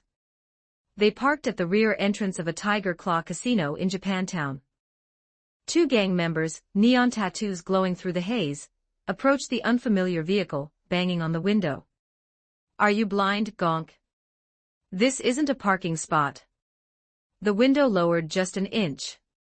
A dark muzzle emerged. The suppressed Kenshin barked, and the first tiger's skull vanished. Before the second could blink, he met the same fate as Lucy lowered her own window. It splattered on my face, Lucy pouted, wiping a microscopic drop of blood from her cheek. Her fingers were already dancing across her terminal. Using the Ragnar's onboard server, she cracked the casino's local subnet in seconds. Kale pinched her chin, inspecting her face with mock seriousness. Finding no dirt, he leaned in and bit her lip gently. Stop messing around, Luce. We're on the clock. Targets located, she whispered, her eyes glowing blue. Private Room 1. Surveillance is looped. You have 3 minutes before the handshake fails. Kale donned an electronic mask, disguising himself as a high roller, and stepped into the casino. The lobby was a sensory nightmare, a cocktail of stale sweat, cheap synth tobacco, and the metallic tang of blood. He moved past the Tiger Claw enforcers, who were too busy shaking down losers for their organs to notice a ghost moving toward the stairs. Room 1 was a haven for corporate types and high-ranking gang lieutenants. Kale stepped inside and instantly, Lucy cut the power. In the sudden pitch black, the glowing tattoos of the tiger claws were like neon bullseyes. Kale didn't even need his Kuroshi's night vision. A few muffled shots later, the room was a morgue. These were the men who had staged his father's accident. Kale felt no surge of vengeance, only the cold satisfaction of a debt partially settled. They moved to the second location. Kale intended to finish Rita's contract for the Moxes on the same trip. Stay in the car, Kale told Falco and Lucy. The target, Yamaguchi Shiro, was patrolling a nearby street with a small squad. Kale intercepted them in a narrow, trash-strewn alley. Yamaguchi was no street grunt. He was the illegitimate son of an Arasaka executive, equipped with high-end corporate chrome, and a nanoweave thermal katana. Out of the way, meatbag. One of Yamaguchi's subordinates shouted. Kale didn't move. He drew the Kenshin and accelerated.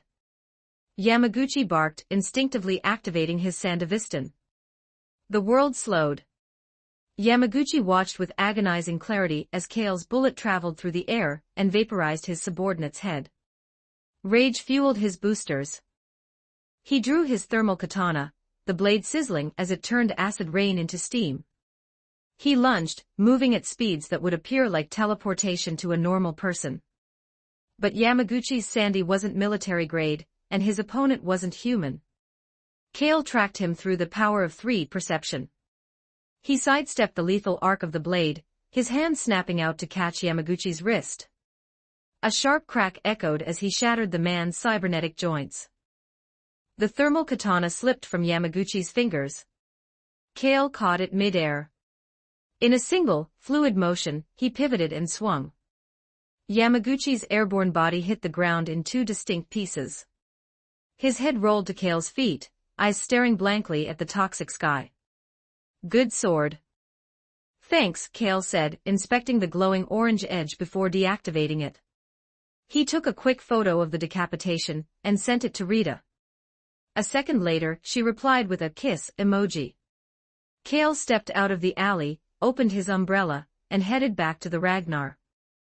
The acid rain would wash away the blood, but the street would remember that BT was a man who finished his business. Note, so far this story is published up to chapter 35 on my Patreon, go check it out. Exclusive 18+ character images and early chapters, please visit my Patreon. Thanks for your support.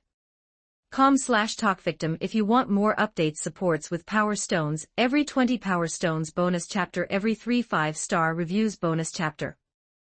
Thank you so much for your support, Annie 1233.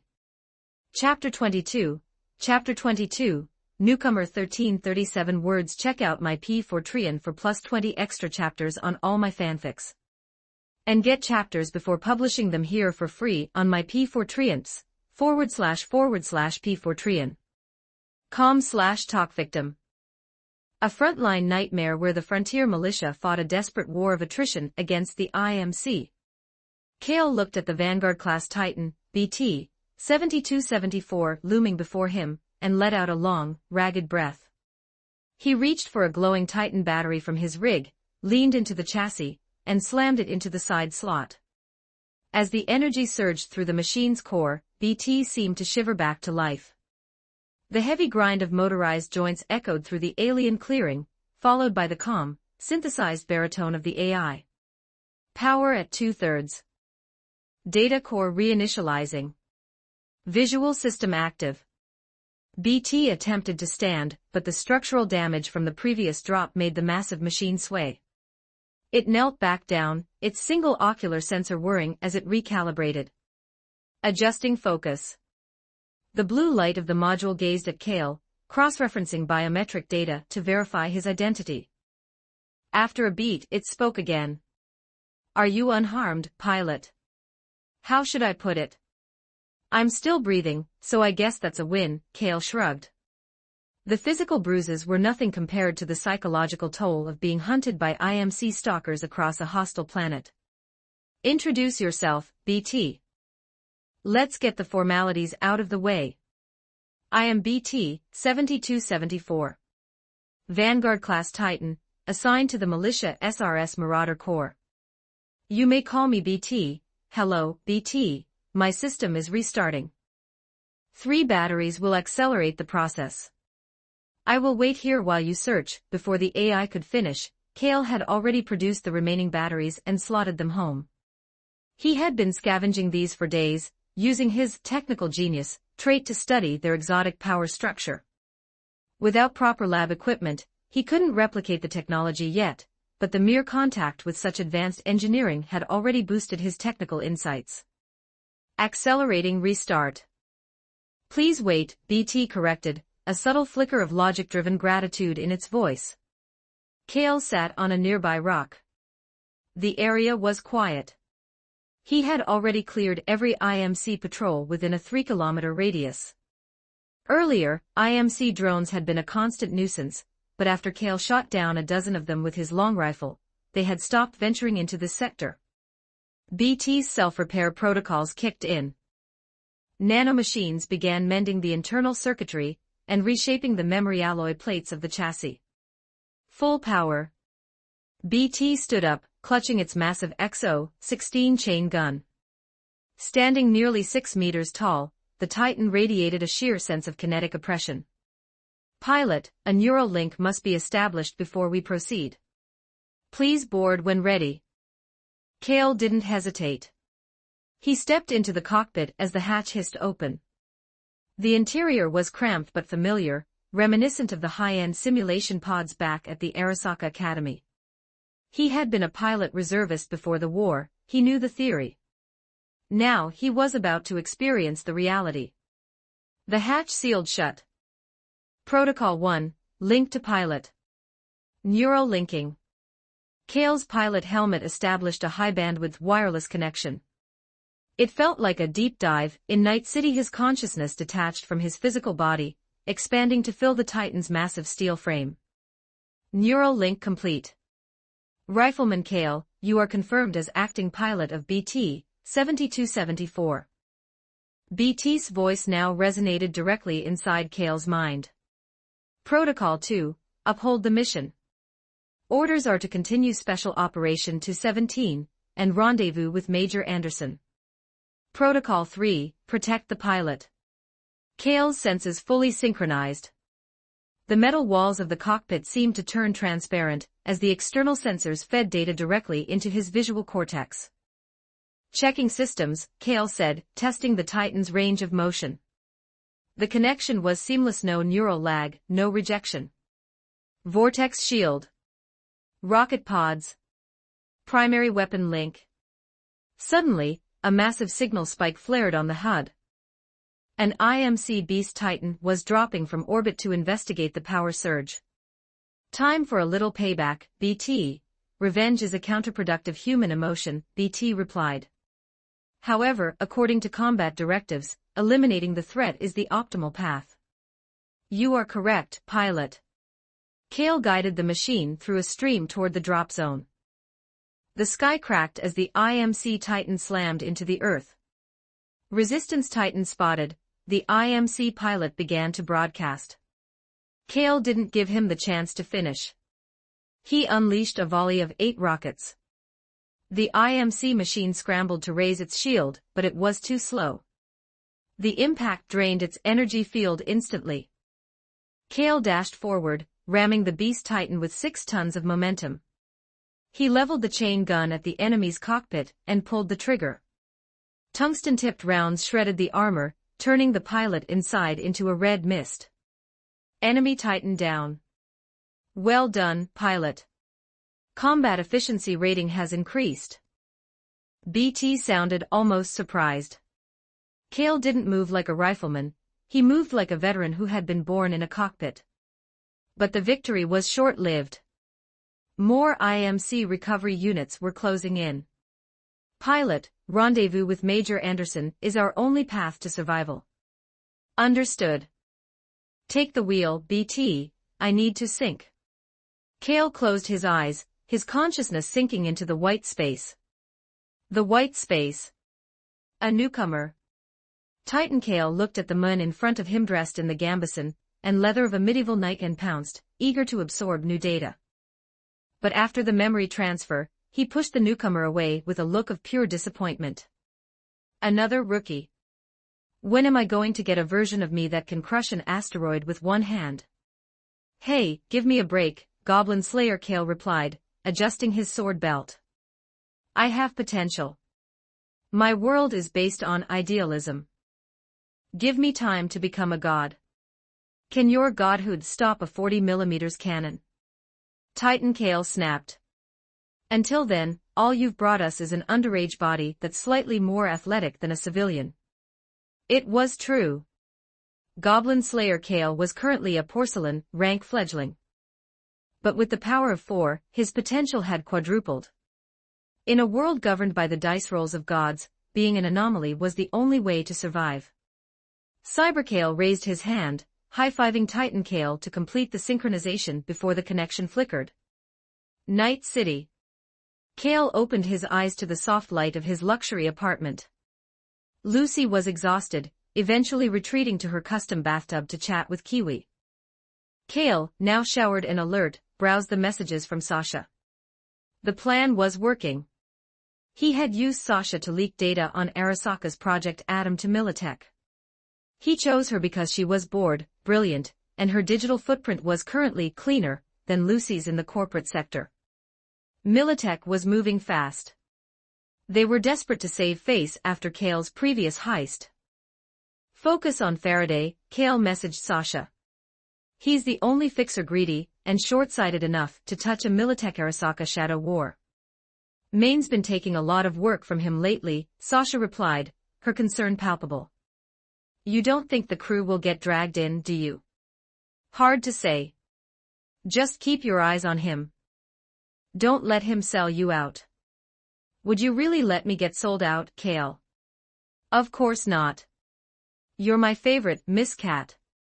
Kale's reply sent a flurry of data through Sasha's nervous system, making her smile so widely that Rebecca, sitting next to her, looked genuinely confused.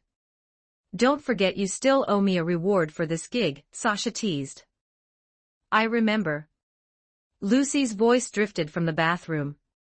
Come help me blow dry my hair. Kale took a deep breath, shaking off the cosmic weight of the multiverse, and headed toward his partner. Note, so far this story is published up to chapter 35 on my Patreon. Go check it out. Exclusive 18+ character images and early chapters. Please visit my Patreon. Thanks for your support. com/talkvictim if you want more updates. Supports with Power Stones, every 30 Power Stones bonus chapter, every 3 5-star reviews bonus chapter. Chapter 23, Mother and Child bonus chapter. 1385 words. Check out my P4Trian for plus 20 extra chapters on all my fanfics. And get chapters before publishing them here for free on my P4Trians, //P4Trian. com/talkvictim, an underground clinic. Jackie stared at the yellowed, flickering medical sign in front of him, genuinely surprised to find a hidden ripper joint in this sector of the slums. More importantly, he couldn't fathom why anyone would seek treatment here. It wasn't just low budget, it was a death wish. Hey, kid. Who are you waiting for? Jackie's gaze shifted to a plastic chair by the entrance. A young man with a distinctive punk-styled mohawk, dressed in a tattered Arasaka Academy uniform, slowly raised his head. His eyes were glazed with confusion, as if asking, "Are you talking to me? Is there anyone else here?" Jackie noted the Arasaka logo on the boy's chest, his brow furrowing. "A young master from the academy. How desperate do you have to be to end up in a place like this?" "I'm not." "Forget it. It's none of your business," the boy muttered. David instinctively wanted to snap back, but his mind was in chaos. His mother was currently behind the closed doors of the operating room, and he didn't have the energy to trade barbs with a mountain of muscle like Jackie. "That's where you're wrong, Chumba." Jackie sat down next to David, his massive frame physically displacing the slender boy. David's anger flared for a split second, but he caught a glimpse of the heavy chrome on Jackie's arms and decided to endure it. "What kind of hospital do you think this is?" Jackie asked, offering David a half-empty can of synth booze, his tone laced with grim mockery. "What do you mean?" David's heart sank. A cold premonition washed over him. "This is a scavenger slaughterhouse. The medical firm has been a hollow shell for years. They don't save people anymore, they harvest them." The name hit David like a physical blow. Was where his mother worked, providing low-tier medical aid to the poverty-stricken of Santo Domingo. When the trauma team monopoly had crushed their margins, they had turned to the black market. Then my mother. David shot to his feet, eyes wide with terror. A gunshot echoed from deep within the clinic. The emergency room door was violently kicked open. A surgeon, in a blood-stained transparent apron, rushed out, his face a mask of panic. The panic froze into a permanent expression. Jackie's golden pistol, the badass bitch, was already leveled at the man's forehead. One shot later, the hallway was silent. David stood frozen, but his terror for his mother outweighed his fear of the merc. He sprinted past Jackie and into the operating room. "Damn kid's fast," Jackie muttered, tapping the butt of his gun against his temple. He wasn't worried about the kid being a threat. He was worried that Cale, who was currently clearing the room, might zero the boy by mistake. Jackie stayed at the door, covering the exit to ensure no cockroaches escaped. "Good luck, kid," he whispered. Inside the operating room, David didn't move. He couldn't even breathe. A cold, thin line was coiled around his neck, an unheated monowire. It hadn't been activated yet, but it was taut enough to slice through his carotid artery like a hot wire through butter. If Cale hadn't called out to Lucy at that exact moment, David would have been a headless corpse. "Let him go, Luce. He's not on the manifest," Cale said, waving a hand. Lucy retracted the shimmering wire, returning to Cale's side with a fluid, predatory grace. David stared at her, certain that she had truly intended to kill him. The taste of copper and fear filled his mouth, but he forced himself to look at Cale. "I'm here for my mom." David managed to choke out. "Your mom?" Cale gestured toward a dismembered female corpse on the central table. "You mean this one?" David scrambled toward the table, his vision blurring. But as he reached the side, he saw a face that wasn't hers. Color returned to his pale skin. Thank God, no. Not that one. Well, feel free to check the surplus pile, Cale noted, pointing to a corner where a heap of discarded limbs and torsos lay like discarded mannequins. David fought the urge to vomit as he dug through the remains, his hands trembling. He found nothing. He looked up at Cale, helpless. All right, quit the puppy dog eyes.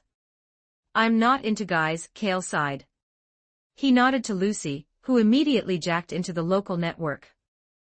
She was never scheduled for surgery, Lucy reported, her eyes glowing blue. They threw her in the morgue. They didn't even bother harvesting her while she was warm. No valuable chrome, and Santo Domingo lungs aren't worth the freezer space. In Night City, the poor were too polluted to even be useful as scrap.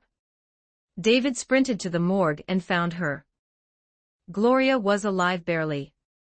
He tried to lift her, but Cale's voice stopped him at the threshold. Think, kid. If you had the means to save her, she wouldn't be in a scavenger hole. Put her on the table. David hesitated, then realized Cale was right. He retreated and knelt before the stranger. Why are you kneeling? Get her on the damn table. Cale snapped. He was here to fulfill a Wakako contract to wipe this cell, but he wasn't a monster. Cale scanned Gloria with his Kiroshis. The injuries weren't fatal, but her body was failing from years of exhaustion and environmental toxins. You don't look like her. She's much prettier. David said nothing. He couldn't afford to offend the man who held his mother's life in his hands. Out, Cale commanded, tossing David his mother's coat. Loose, sterilize the kit. I'm doing an open chest bypass. I don't need a teenager babbling in my ear while I work. The surgery was a success. Cale's technical genius applied to biological systems just as easily as it did to drones.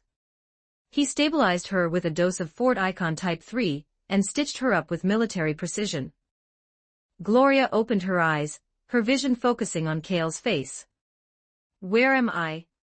Scavenger turf, Cale said simply. Gloria's vitals spiked in panic. If they wanted you dead, you'd be in a box by now. Kid, get in here, Cale called out. David rushed in, nearly tackling his mother before Cale caught him by the collar. I just patched her up. Gloria smiled weakly, stroking her son's hair. Thank this gentleman, David. Thank you so much, David whispered, fighting back tears. Save the sentiment, Cale said. Jackie, give them a lift home. Consider it a favor. No problem, brother, Jackie's voice boomed from the hall. As David wheeled his mother out, Gloria looked at Cale one last time. I never got your name.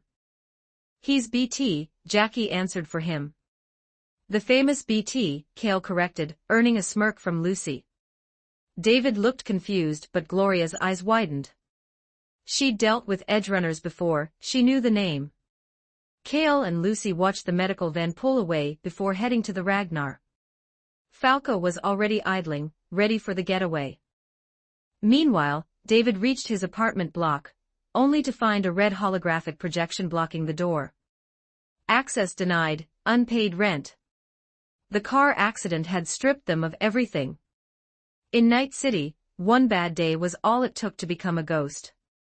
Jackie watched the boy's shoulders slump. Without a word, he authorized a transfer to the building's management. 3,000 eddies paid. Consider it a loan, kid. Pay it back when you're a legend, Jackie said, pushing David toward the door. Now go on. Take care of your mom. David looked at Jackie with profound gratitude. I'll remember. Thank you. Jackie watched them enter before turning away. He had a feeling this wasn't the last time their paths would cross with the boy in the Arasaka jacket. Note, so far this story is published up to chapter 35 on my Patreon. Go check it out. Exclusive 18+ character images and early chapters. Please visit my Patreon. Thanks for your support. com/talk victim if you want more updates supports with Power Stones, every 30 Power Stones bonus chapter every 3 5-star reviews bonus chapter Chapter 24, Delamain.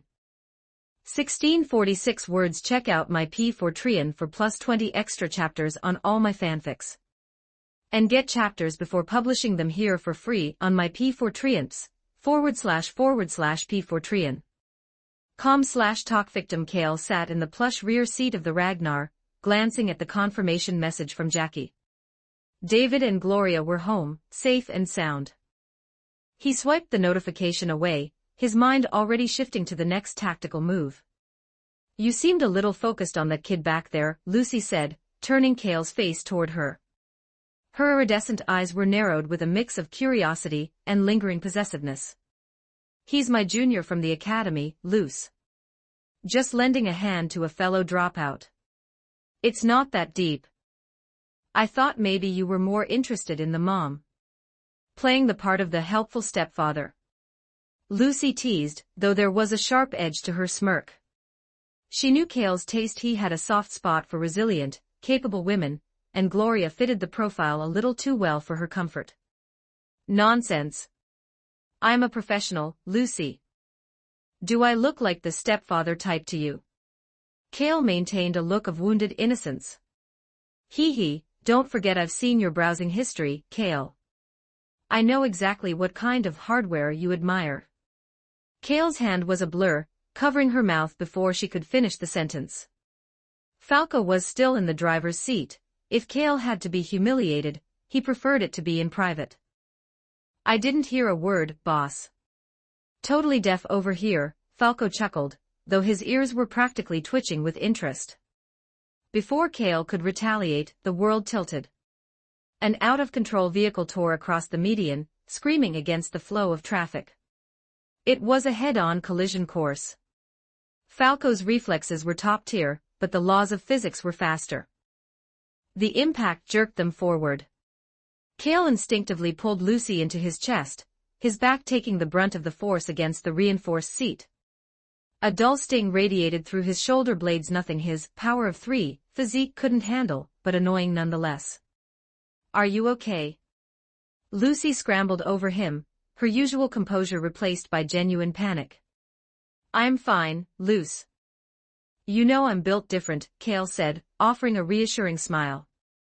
Lucy ignored the bravado, performing a frantic physical diagnostic. Once she was sure he wasn't leaking fluid or sporting broken bones, her panic crystallized into a cold, lethal fury. She turned toward the offending vehicle, her hand already reaching for her monowire, as if she intended to dismantle the car and its driver personally. Does anyone care about the old guy in the front? Falco groaned, rubbing his neck.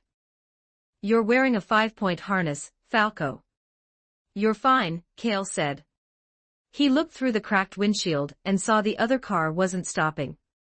Its tires shrieked against the asphalt as it tried to reverse for another ramming attempt. Don't let him ghost.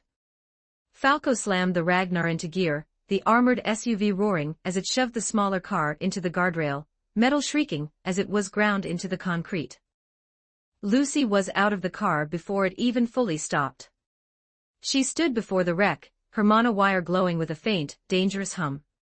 But as she looked into the driver's side, she froze. The seat was empty. The steering wheel was spinning frantically of its own accord, like a trapped animal. A Delamain taxi. Lucy recognized the distinctive black and white geometric markings. In Night City, Delamain was the gold standard for luxury transport, secure, confidential, and supposedly driven by a logical, incorruptible AI. It was the preferred ride for the corpo elite, who didn't trust human drivers. What's the play? Did the AI redline? Lucy asked as Kale stepped up beside her. Suddenly, the taxi's window rolled down.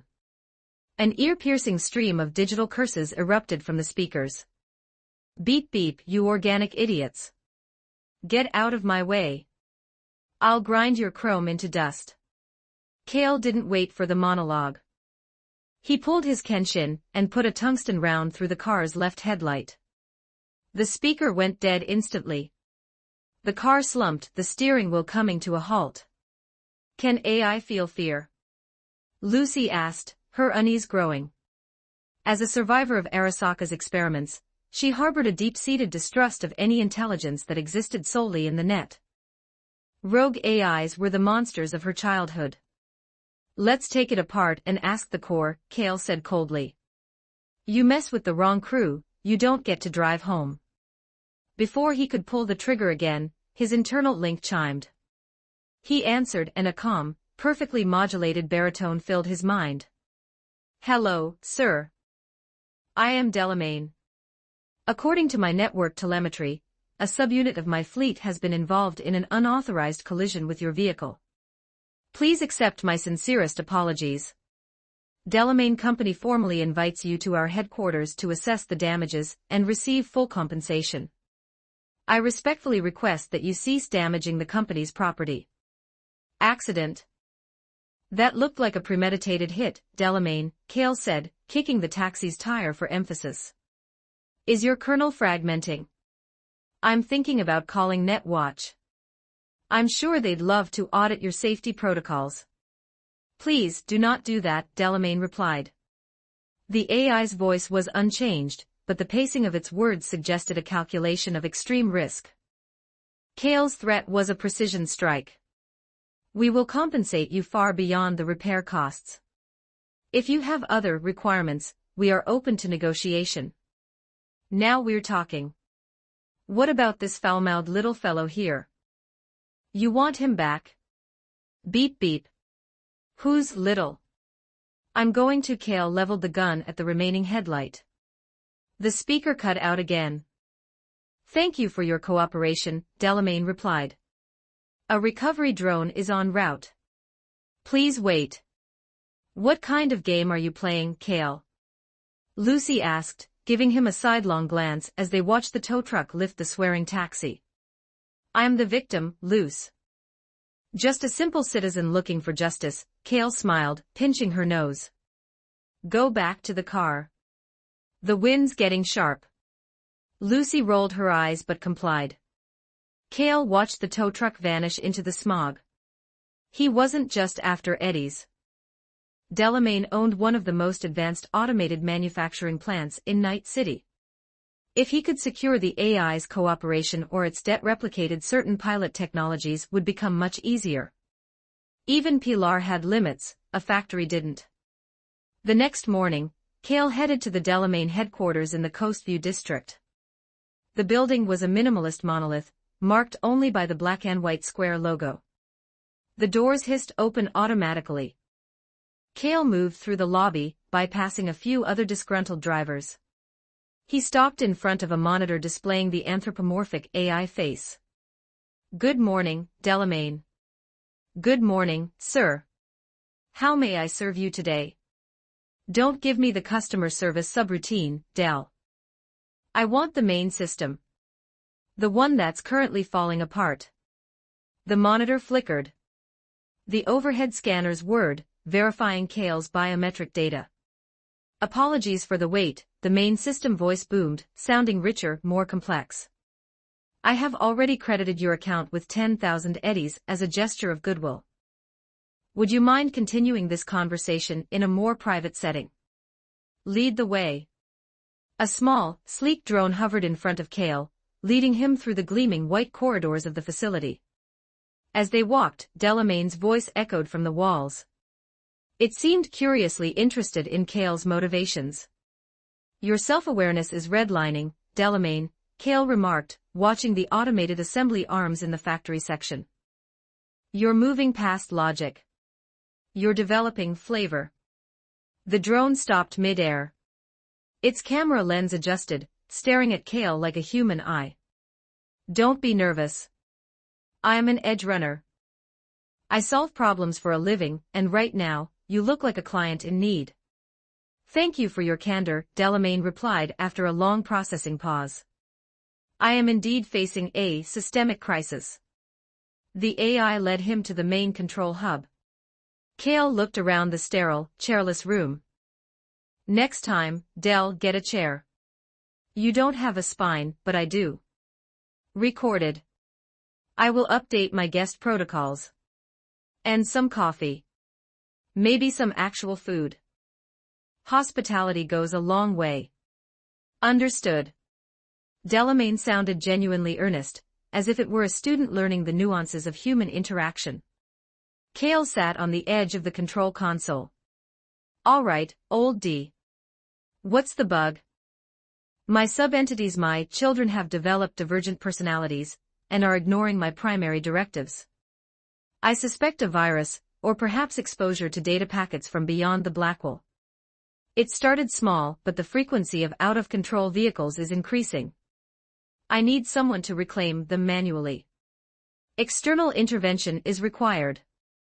You want to buy insurance, Kale shrugged. In a manner of speaking. Kale knew the truth. Fission and fusion were part of AI evolution. Delamain was evolving, but he was messy. If the corporations or Netwatch saw his sub-entities causing chaos, they wouldn't fix him, they'd reset him.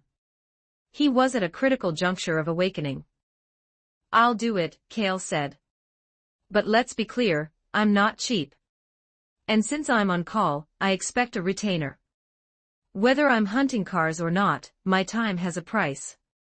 That is acceptable, Delamain replied. I will ensure the famous BT is appropriately compensated.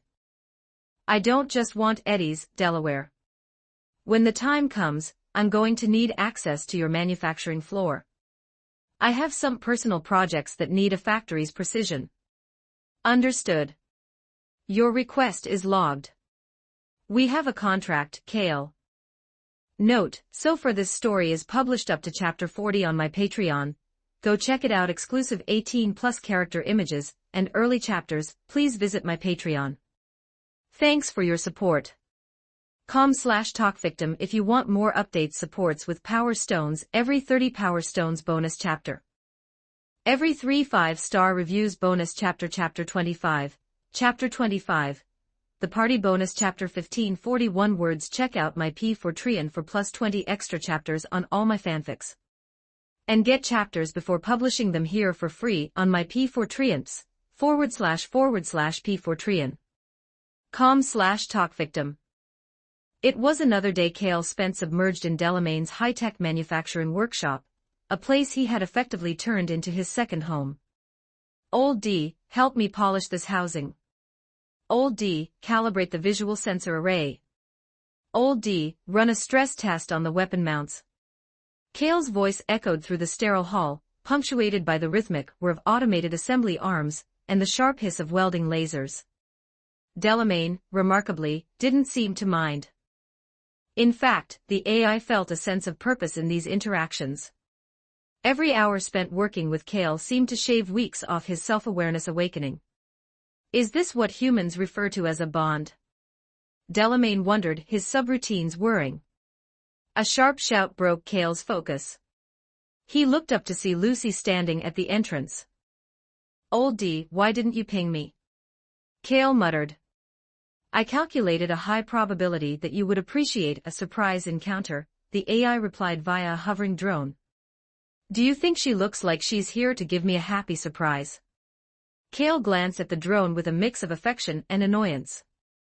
He wiped the machine oil from his hands with a rag and stepped forward to greet her, but Lucy recoiled with a playful scowl.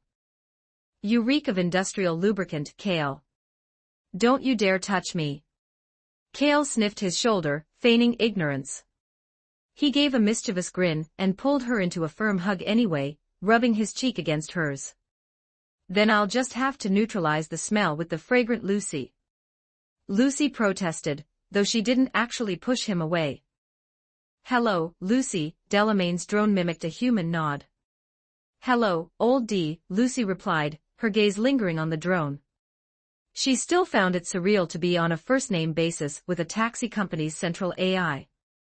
When Kale first introduced them, she'd checked him for a brain virus.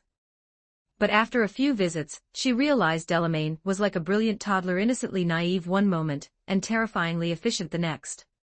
Is this the masterpiece you've been losing sleep over?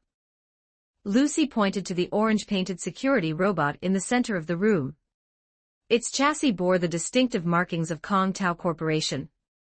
It was a salvaged unit Kale had picked up for 2,000 eddies from a scavenger junkyard. The high-end weapon modules and smart chips had been ripped out long ago, leaving an empty metal husk. Kale and Delamain had spent the last 3 nights bringing it back to life. "Big White, make me a coffee," Kale commanded. The robot whirred to life, its body straightening with a series of hydraulic clicks. Its primary sensor module glowed a soft blue. "Acknowledged, sir." Initiating beverage protocol.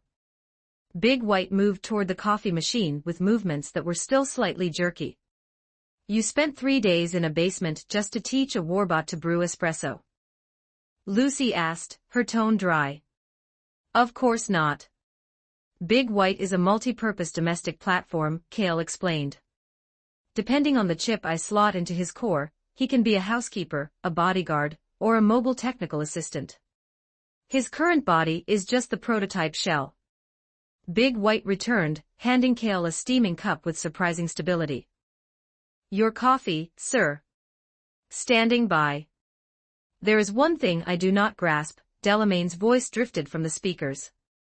"Why Big White? The unit is clearly orange." "I'm going to paint it white later, Del." "Don't be so rigid. A creator gets to choose the name, not the hardware." Logic recorded. "I have learned a new nuance of human creativity," Delamain noted. Lucy sighed. She felt like Delamain was becoming a bit too much like Kale, a dangerous prospect for an AI in charge of half the city's transport. "So, Luce, what brings you to my lair?" Kale took a sip of the coffee. He winced. He'd forgotten to tell the robot about sugar again. "Did you forget? You promised Maine you'd join the crew for dinner tonight." "Why wasn't this in the task log?" "My memory registers no such entry, Kale." "I have a recording of the verbal agreement if you wish to review it." All right, it's my fault," Kale admitted. Dealing with an AI was a double-edged sword. You could never lie your way out of a forgotten appointment. Turbo Bar, Mega Building H8. The open-air plaza of the apartment block was a far cry from the highbrow chill of the afterlife. It was gritty, loud, and vibrantly alive. Maine's crew had claimed their usual table. Kiwi sat in the corner, a lone silhouette in the neon haze, nursing a cigarette and ignoring the crowd. "You look incredible. Is that a welcome home outfit for me?" "Oh ho ho, I knew you'd see the light." Pilar lunged toward Sasha, his multi-jointed arms twisting like pretzels. Rebecca put a bullet through the top of Pilar's mohawk, leaving a smoking hole in his hair. "Get away from her, you creep. Go harass someone who isn't a teammate." Rebecca turned to Sasha, using the muzzle of her gun to scratch her head as she sized her up. Sasha had ditched her heat-resistant net-running gear for a white jumpsuit sweater and cat ear headwear. She looked less like a hardened mercenary and more like a sweet, high-end doll. "You really did go all out tonight," Rebecca noted. "Do you think?"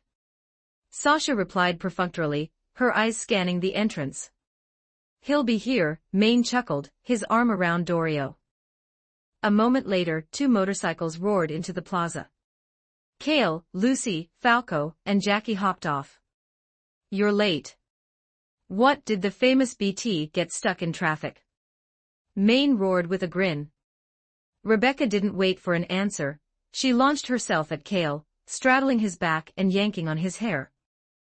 "We haven't had a proper gig in weeks. I'm dying of boredom.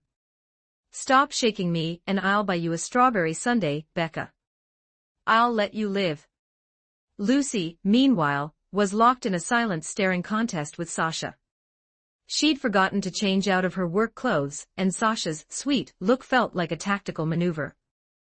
"That's a nice outfit, Sasha," Kale said as he walked up. "It suits you." Lucy's heel landed squarely on Kale's foot. Kale didn't flinch. His power of 3 bones were like iron, but he knew a calculating survivor had to play the part. He let out a pathetic whimper, and Lucy immediately softened, her expression turning into one of guilty concern. Sasha smirked, looking like a cat that had just found a bowl of cream. She knew exactly who had bought the outfit for her during one of their private technical debriefs. Kale discreetly slid over to Maine's side to avoid the crossfire.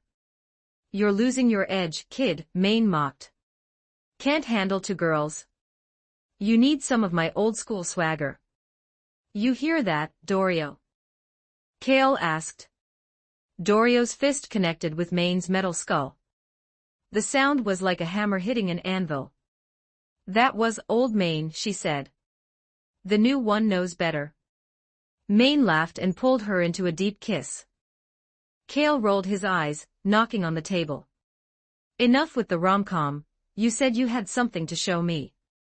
Maine's expression turned triumphant. He transformed his left forearm, revealing a built-in rocket launcher integrated into his gorilla arms. "Faraday hooked me up. Military-grade tech. What do you think? Awesome, right?" Kale's smile faded. He looked at Maine's arm, then at his eyes. "Your hand is shaking." "It's just the new install," Maine waved it off, though he quickly used his other hand to steady the trembling limb. "I'm adapting. I'm also getting a military-spec Sandevistan soon. The seller is an old friend, trustworthy." "You can't handle that much chrome, Maine," Kale said, his voice dropping into a clinical rasp. "Illegal mods put too much pressure on the nervous system." "You're redlining." "Dorio, how much has his inhibitor dosage gone up?" 20%, Dorio whispered. Maine shouted, the atmosphere in the plaza turning icy. Kale didn't back down. He pulled a pair of heavy brass knuckles from his pocket and set them on the table. "You're reaching your limit. Go to Victor tomorrow. Let a professional look at your brain before you become a memory." "Scare tactics won't work on me, kid." Maine growled. Just as the tension reached a breaking point, a woman approached the table. Maine let out a breath of relief, sensing an out.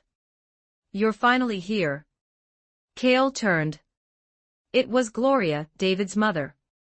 She looked healthier than when he'd saved her, but she was carrying a lead-lined case with a nervous energy that made Kale's survivor instinct scream. Note, so far this story is published up to chapter 40 on my Patreon, go check it out. Exclusive 18+ character images and early chapters, please visit my Patreon. Thanks for your support. com/talkvictim if you want more updates, supports with Power Stones, every 30 Power Stones bonus chapter, every 3 5-star reviews bonus chapter. Chapter 26, The Transaction 1208 words. Check out my P4 for plus 20 extra chapters on all my fanfics. And get chapters before publishing them here for free on my P4 //P4 com/talkvictim. Gloria and Maine had been business associates for a long time. In the brutal economy of Night City, it could be said that David was only able to attend the prestigious Arasaka Academy because of Maine's steady payouts. Finding a reliable buyer on the street is a miracle. Finding one like Maine, who was willing to pay a deposit in advance, was practically unheard of. "Maine, I'm sorry. I'm late," Gloria said, forcing a weary smile. Her injuries from the scavenger raid were far from healed, and every movement was a battle against a sharp, stinging pain. She should have been resting, but David had just glitched the school's neural teaching network, and the repair fees were astronomical. If she didn't clear his debt, her son would be expelled. She had to finish this deal today. "Gloria, you look like a ghost," Maine said, his voice unusually soft as he helped her sit. "Are you sick? You should have pinged me. I would have picked up the goods myself." "It's nothing serious." Gloria waved him off. "Nothing serious." She was nearly disassembled into scrap by scavengers after a hit-and-run, Kale interjected, leaning into the light. Gloria's head snapped toward him, her eyes wide. "It's you. You two are acquainted." Maine scratched his head. "Night City's getting smaller by the minute." Gloria gave a brief summary of the rescue. Maine's expression darkened as he realized how close he'd come to losing his primary supplier. He reached out a massive, chrome-plated hand to clap Kale on the shoulder in gratitude, but Cale sidestepped him with a look of clinical disgust. "You're slipping, Gloria," Cale noted, his eyes scanning the perimeter. "Didn't even notice you were being tailed." He gestured toward a figure crouched behind a rusted Villefort a few dozen yards away. Maine's hand flew to his holster. "Get out here. Don't shoot." David emerged from the shadows, his hands raised and his shoulders slumped. He couldn't even meet his mother's eyes. Gloria gasped. "This kid is your son?" Maine asked, his gaze drifting between them. "He doesn't look like he has your genes." "My point exactly," Cale added, and the two big men shared a brief, synchronized high five. "What did I tell you? To stay home." Gloria coughed, her anger flaring. "You're hurt. I couldn't let you come out alone." David shouted back, looking to Cale for some kind of support. "Enough," Cale interrupted, his voice carrying the authority of a veteran. "Gloria, deal with his education later. We're here for business." He pointed toward a nearby street lamp. "David, stand over there. Don't move until your mother calls you." David slunk away without a word. Gloria took a breath, composed herself, and retrieved the cargo from her jacket. It was a complete spinal interface unit, housing a high-end Sandevistan. "This is the unit from the news," Cale noted, his Kiroshis performing a passive scan. "The one from the Psycho Lieutenant Colonel." "That's the one," Gloria admitted. She didn't feel the need to lie, Cale had saved her life. "Military grade." Maine whispered, his eyes glazed with the raw hunger for power. Cybernetic addiction was a real and dangerous force. Once you tasted the cybernetic ascension, the urge to replace more of your organic self became a siren song that often led straight to the Psycho Squad.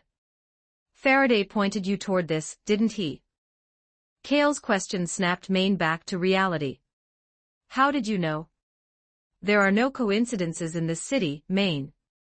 A retired soldier read lines on this specific prototype, and suddenly Faraday has a lead for you. He's not doing you a favor. He's finding a new guinea pig for Militech. This unit doesn't even have a retail model number, it's an experimental prototype. If you install this, you'd better buy a coffin first." Cale's words were cold, but they hit home. "That four-eyed bastard," Dorio hissed, her glass cracking in her grip. Gloria looked frantic. If Maine didn't buy the unit, David's future was gone. "I need to finish the sale." "Give it to me, Maine," Cale said, extending a hand. "You can't handle the neural load." Maine hesitated, his inner conflict visible in the twitching of his gorilla arms. Finally, he let out a long sigh of relief, and handed the case to Cale. "Only for you, kid. If anyone else asked, I'd think they were trying to screw me." "How much is the balance?" Cale asked Gloria. "Cale, this thing is dangerous," Gloria whispered. "I'm not installing it, Gloria. I'm studying it. Consider the debt paid." Cale transferred the eddies. Gloria's posture relaxed instantly. David was safe. Cale signaled to Jackie. "Stop drinking, brother. Give Gloria and the kid a lift home." Jackie grinned. He liked David, he saw a bit of his own youthful fire in the boy. Once the medical van pulled away, Cale turned to Maine. "And you, tomorrow we're going to see Victor. We're stripping that illegal rocket launcher out of your arm. I'll have Vic install a corporate-grade unit. High yield. Lead the way, boss," Maine smirked. Maine's obsession with strength came from a childhood of being the scrawny kid. Cale knew he couldn't cure the psychological trauma, but he could minimize the neural burden. With Sasha alive and the crew stable, Maine's mental state was far better than it was in the original timeline. "So, we just let Faraday slide?" Dorio asked. Maine shrugged. In Night City, being screwed was just another Tuesday.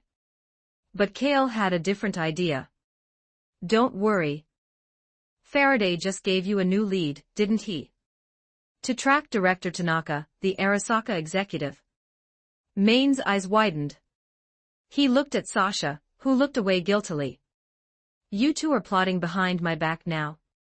Maine, the water here is deep, Kale said, kicking him playfully.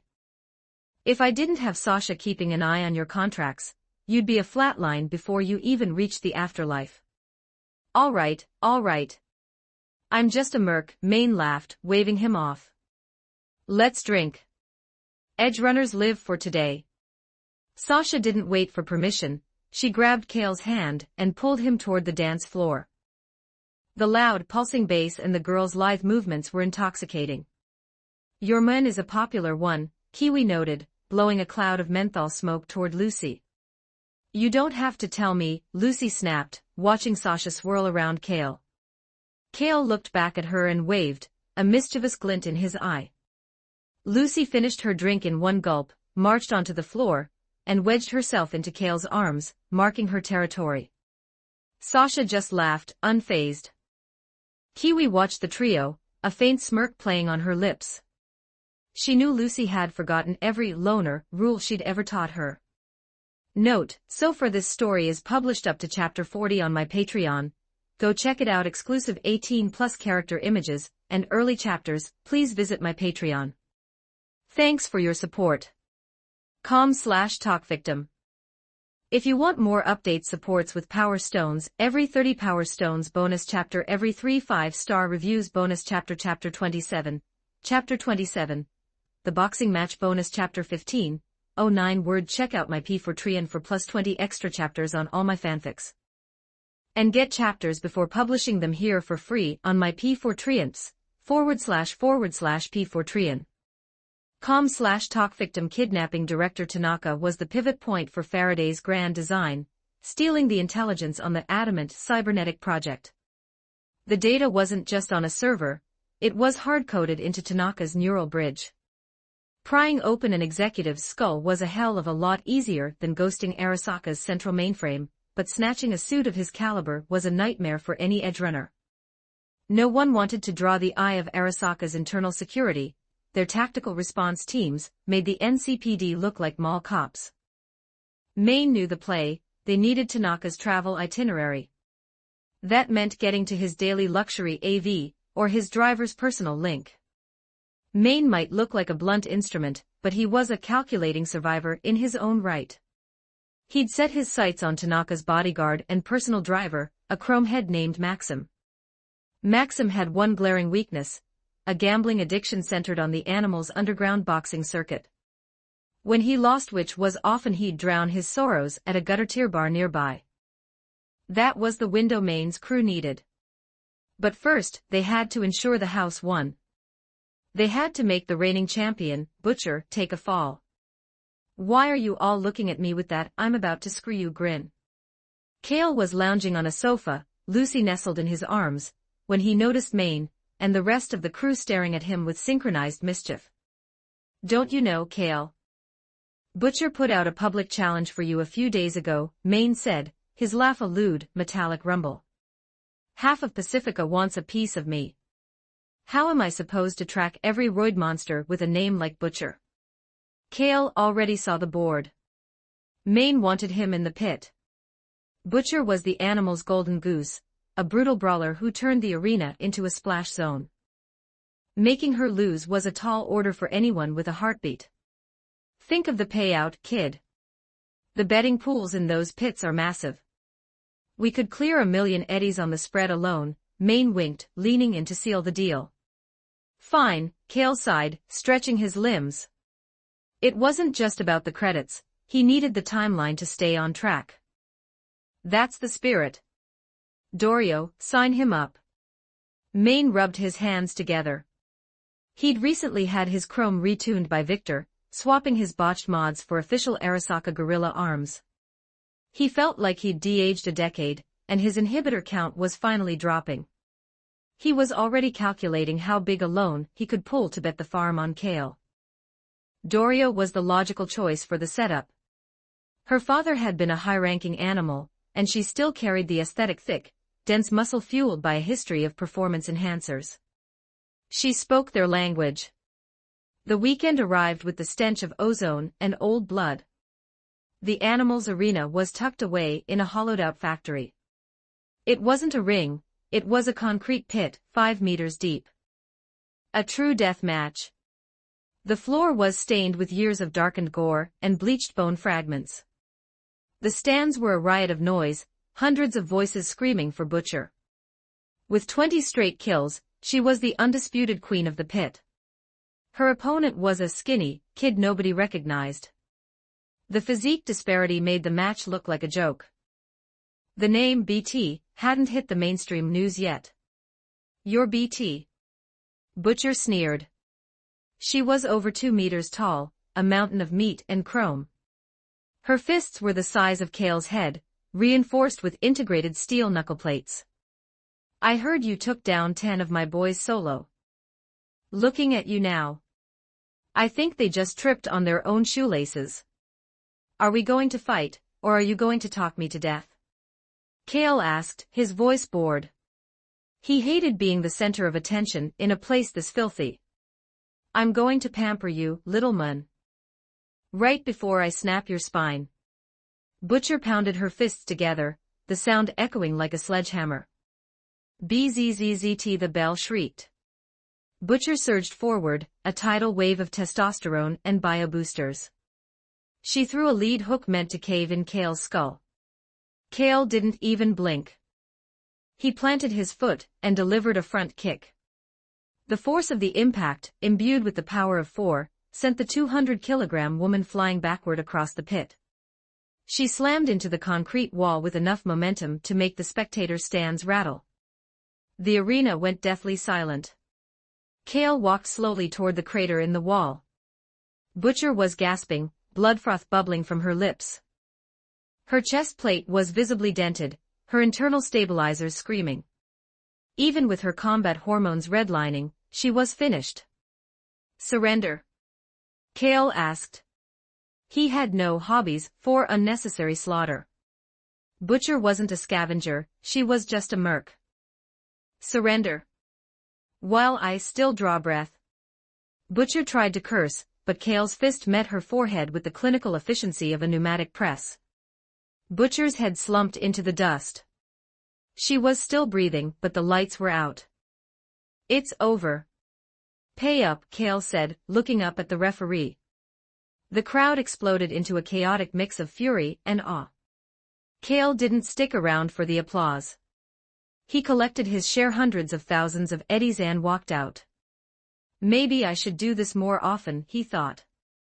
The pay-to-effort ratio is incredible. While Kale was turning Butcher into a floor mat, Maine and the crew were tailing Maxim. They found him at a dive bar, drunkenly lamenting his losses.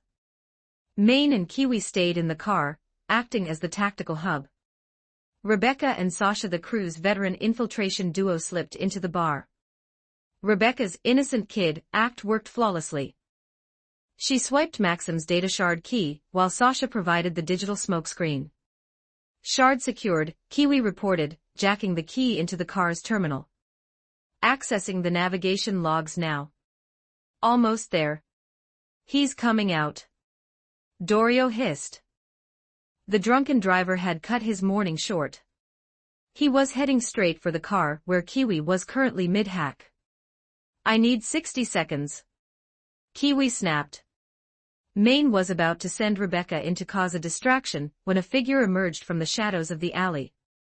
Maxim, stumbling and cursing, bumped right into him and fell flat on his ass. "Which blind idiot?" Maxim started, but as he looked up, his jaw hit the pavement. He looked like he'd seen a ghost. The man who had just dismantled Butcher in the pit. "Who's blind?" Kale asked, lifting Maxim by his collar. His eyes were cold, reflecting the neon lights like a predator's. "I'm blind. I'm a moron." Maxim stammered, his sobriety returning in a cold wave of terror. He'd spent the last hour cursing BT for losing him his salary. Now, face to face with the legend, he was just trying to remember how to breathe. "These clothes are custom-tailored, Maxim." "Very expensive," Kale noted, dusting off a non-existent speck of dirt. "I have cash. All of it." Maxim shoved 1543 Eurodollars into Kale's hand. Good dog. Corporate training really does wonders for obedience. Kale patted his head and let him go. Maxim scrambled into his car and tore away, feeling lucky to be alive. Nice save. Rebecca cheered, leaping onto Kale's back. Sasha watched Kale from the side, her feline eyes soft and glowing with an affection she didn't bother to hide. Lucy stepped between them, her gaze sharp, reclaiming her territory. Did I miss the party? Kiwi asked, stepping out of the car with a satisfied smirk. The data was sent to Faraday. The middleman's tone was actually civil for once. He knew he had a high-tier crew on his leash. Dog bastard is good at faking sincerity, Maine spat after the call. If Kale didn't need the Militech connections Faraday provided, Maine would have zeroed him weeks ago. That's enough for tonight, Kale said, waving the crew off. I'm heading to Delamain's to finish Big White's latest iteration. Wait, why is she coming? Lucy asked, pointing at Sasha. Sasha's helping with the logic gate software for the robot's data shard, Kale explained with an innocent shrug. I'm a hardware guy, Luce. I need the teachers for the soft side. Kale thought about the Japanese school uniform he'd ordered for Lucy. Tonight's remedial lessons are going to be interesting. All right, move it, Kale said, ushering both girls into the car. Kiwi watched them go, lighting a cigarette. The cabbage has grown up, she murmured to Maine. She's starting to hunt with the wolves. Note, so far this story is published up to chapter 40 on my Patreon. Go check it out. Exclusive 18+ character images and early chapters. Please visit my Patreon. Thanks for your support. com/talkvictim. If you want more updates, supports with Power Stones, every 40 Power Stones bonus chapter, every 3 5-star reviews bonus chapter. Chapter 28. Chapter 28. Judy 1315 words. Check out my P4 for plus 20 extra chapters on all my fanfics. And get chapters before publishing them here for free on my P4 //P4 com/talkvictim. While the itinerary data for Director Tanaka had been successfully lifted, the kidnapping itself hit a wall. The man was a ghost of corporate paranoia. He lived behind layers of reinforced glass and elite security details, leaving the main crew with zero openings. Maine, usually a hammer-first kind of guy, was forced to play the long game. He tasked Sasha and the others to dig for a leverage point, a crack in the executive's armor. Kiwi eventually cracked Tanaka's private, off-grid server. She expected corporate secrets or blackmail material. Instead, she found a digital cesspool. It's all black brain dances. Gore, high-velocity violence, and experimental cyberpsychosis loops, Kiwi said, her lip curling in a scowl. Even by Night City's depraved standards, Tanaka's private collection was stomach-turning. A huge chunk of the files are signed by someone named J.K. In the world of 2077, a raw brain dance BD is a chaotic flood of sensory data. To make it marketable, a BD editor has to trim the fat, dampening the physical pain and psychological trauma, so the user doesn't end up with permanent brain fry. It's an art form of sensory manipulation. Black brain dances are the raw, jagged edges of that art. They are unedited, dangerous, and often lethal. Lucy, don't you use BDs for your moon sims? Kiwi asked, looking over at her. I don't touch the black market stuff, Lucy replied coldly. She sought the moon for peace, not for the jagged thrills of someone else's death. I know a contact at Lizzie's bar who might know our editor, Kale interjected, leaning back. He remembered Rita, the Mox bouncer. If anyone knew the underbelly of the BD scene, it was the Moxes. Lizzie's? I heard the hottest dolls in Watson operate there. You've got quite the social calendar, Kale, Maine teased, flashing a knowing grin. Lucy and Sasha's expressions instantly dropped a few degrees. Business only, Maine. I've never hired a doll in my life, Kale stated firmly. It was the truth, but in Night City, the truth rarely stopped a jealous netrunner.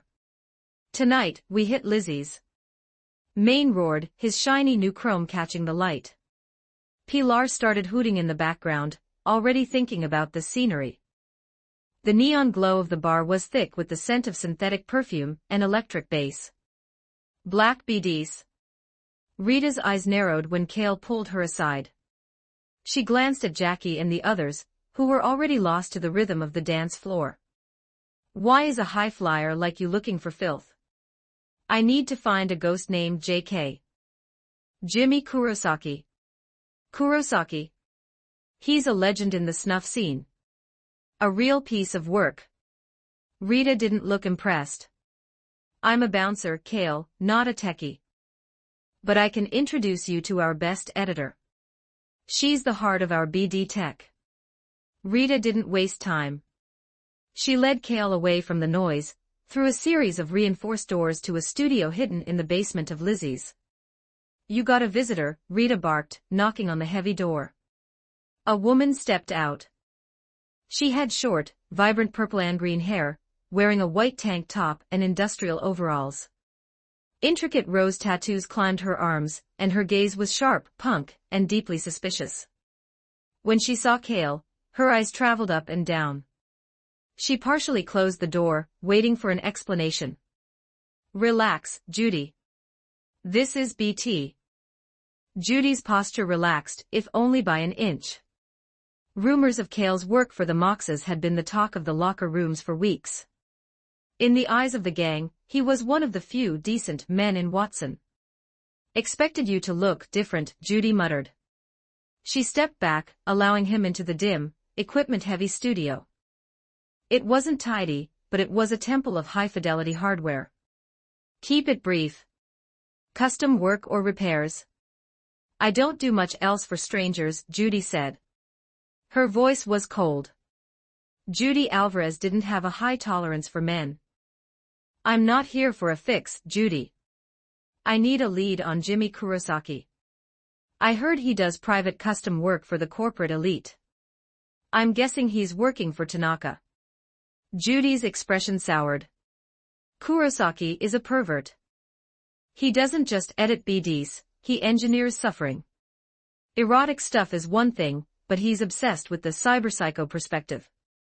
She leaned against a workbench. He doesn't have an office. He only works through referrals, and he keeps his studio mobile. But I have his digital signature, and a few old identity tags. If you have a netrunner, it'll be enough to bait him. I appreciate it, Kale smiled. I owe you one. In Night City, favors are better than eddies, Judy said directly. She helped him because she respected his reputation, but she was a realist. Kale's gaze drifted to the shelves of BD shards. You have anything on Moon Sims? High fidelity? She has a thing for the moon. Judy's gaze softened. Just a fraction, but it was there. A man who cared about his girl's peace of mind was a rare breed in Watson. I don't have anything retail grade that's worth your time. I'll edit a high-res lunar cycle for you later. No charge. I'll look forward to it. Kale flashed a bright smile that actually made Judy pause. Why is this guy so damn handsome? She thought.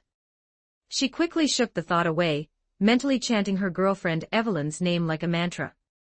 I gave you the info. Now get out, I have work to do, Judy said, though her tone was no longer biting. Let's exchange links first, Kale suggested. Judy accepted. Kale returned to the main hall. Jackie was mid-shuffle on the dance floor, looking like a man with zero worries. Kale recorded a few seconds of the performance. Blackmail material for the Misty Fund, he thought with a smirk. By the next day, Sasha had used Judy's data to pinpoint Kurosaki. The man was a regular at the Embers Club, the most exclusive, members-only haunt in the city. Waiting for a braindance editor was easier than a corpo. Kurosaki had no security detail, he relied on his anonymity, and a hidden EMP device to keep people away. Kale waited outside in the shadows as a sleek Rayfield Caliban pulled up. Jimmy Kurosaki stepped out, draped in an expensive coat, his face adorned with gold-plated cyber optics. Jimmy Kurosaki. That's me. Who's asking? Jimmy's eyes, hidden behind golden lenses, scanned Cale suspiciously. "Get in the car, Jimmy. We need to talk." Cale gripped the door of the Caliban, preventing the editor from closing it. "Why should I go anywhere with you?" "I have business. My name is BT. Does that ring a bell?" Jimmy's face went pale. He hadn't just heard the name, he had seen Cale. Jimmy had acquired the raw BD from Mark's ocular implants after Cale zeroed him. He had watched Cale move in high-definition, unedited glory. He was one of the few people who knew exactly how fast Cale really was. Jimmy submissively sat in the passenger seat. Cale reached over and pulled a miniature EMP burst emitter from Jimmy's pocket. "This is a nasty little toy. If I were made of chrome, you might have had a chance." Jimmy swallowed hard. The legends were wrong. This guy wasn't just a merc. He was a force of nature. "What do you want, BT?" Note, so far this story is published up to chapter 45 on my Patreon. Go check it out. Exclusive 18+ character images and early chapters. Please visit my Patreon. Thanks for your support. com/talkvictim if you want more updates. Supports with Power Stones, every 40 Power Stones bonus chapter, every 3 5-star reviews bonus chapter. Chapter 29, Prologue. Check out my P4Trian for plus 30 extra chapters on all my fanfics. And get chapters before publishing them here for free on my P4Trians, //P4Trian. com/talkvictim. Following Cale's cold instructions, Jimmy Kurosaki led the way into his high-fidelity braindance studio. He didn't dare make a move. The reputation of the men behind him was a death sentence for anyone who tried to play hero. Maine and the rest of the crew shadowed them, their armored vehicles pulling up right behind. "How can I be of service?" Jimmy asked, his tone submissive. He was a survivor, he knew when the odds were stacked too high. "It's the famous Mr. BT, Cale corrected, giving Jimmy a sharp pat on the shoulder that made the slender editor stumble. "We're going to need your professionalism to set up a meeting with Director Tanaka." "I'll cooperate fully," Jimmy said, skipping the threats entirely. Maine looked almost disappointed he didn't get to use his new gorilla arms for persuasion. "Help us out, and we'll leave you in one piece." Jimmy turned his golden cyberoptics back to Cale, sensing the true center of gravity in the room. "And you, mister, is that the deal?" "As long as you're on the boat, Jimmy." "Just make sure the boat doesn't capsize," Cale said, tapping Jimmy's head lightly. "I want what's inside Tanaka's skull." The trap was set. Director Tanaka, a man whose addiction to the extreme sensory impacts of black BDs was his only true hobby, accepted Jimmy's invitation instantly. While the executive was en route in a Delamain taxi, Jackie kept a close watch on Jimmy. "He's here," Sasha's voice chimed in their ears. Cale nudged Jimmy. "Time to perform. Don't miss a beat." Jimmy went downstairs, masking his nerves with a practiced, oily charm. "Please come in. I've got something special, raw material, fresh from the street." Tanaka didn't suspect a thing. He'd worked with Jimmy for years. He followed the editor upstairs and settled into the specialized BD chair. As his consciousness began to upload into the digital space, a microneedle Cale had planted in the headrest pricked his neck. The executive slumped instantly. "Well done, Jimmy. You're officially an accomplice," Cale praised. Maine's crew emerged from the shadows, moving Tanaka to a lead-lined room. Kiwi stepped forward. Breaking through a director's personal ICE was a grueling task, but over the next hour, she slowly ground down his neural defenses. When she finally emerged from the room, she looked pale and drained, but she held the data shard. The intelligence Faraday wanted and a secret copy for Cale was secured. "Tanaka is all yours now," Cale told Jimmy. Killing a director was messy, and would trigger an Arasaka investigation that Faraday wouldn't help them hide from. Jimmy, ever the expert in mental trauma, proposed a more Night City solution. If he experiences a raw, unedited cyberpsychosis loop 3 times in a row, his brain will liquefy, Jimmy explained. To the company, he'll just be another executive who redlined on illegal BDs. It happens every day. Kale watched as Jimmy dragged Tanaka's consciousness through the abyss of digital madness. By the time it was over, Tanaka was a twitching, incoherent mess. The director muttered, his eyes rolling in different directions. "Old D, send a taxi to these coordinates," Kale commanded into his link. A Delamain taxi arrived shortly. Maine loaded the broken executive inside. "Delete the transit logs," Delaware. "Understood, sir," the AI responded. By the time Tanaka was dumped in Corpo Plaza, he was a raving lunatic. He had combat chips installed, and when the NCPD approached, he went berserk. The ensuing news report showed a blurry feed of the executive being turned into Swiss cheese by police fire. "That was your work, wasn't it?"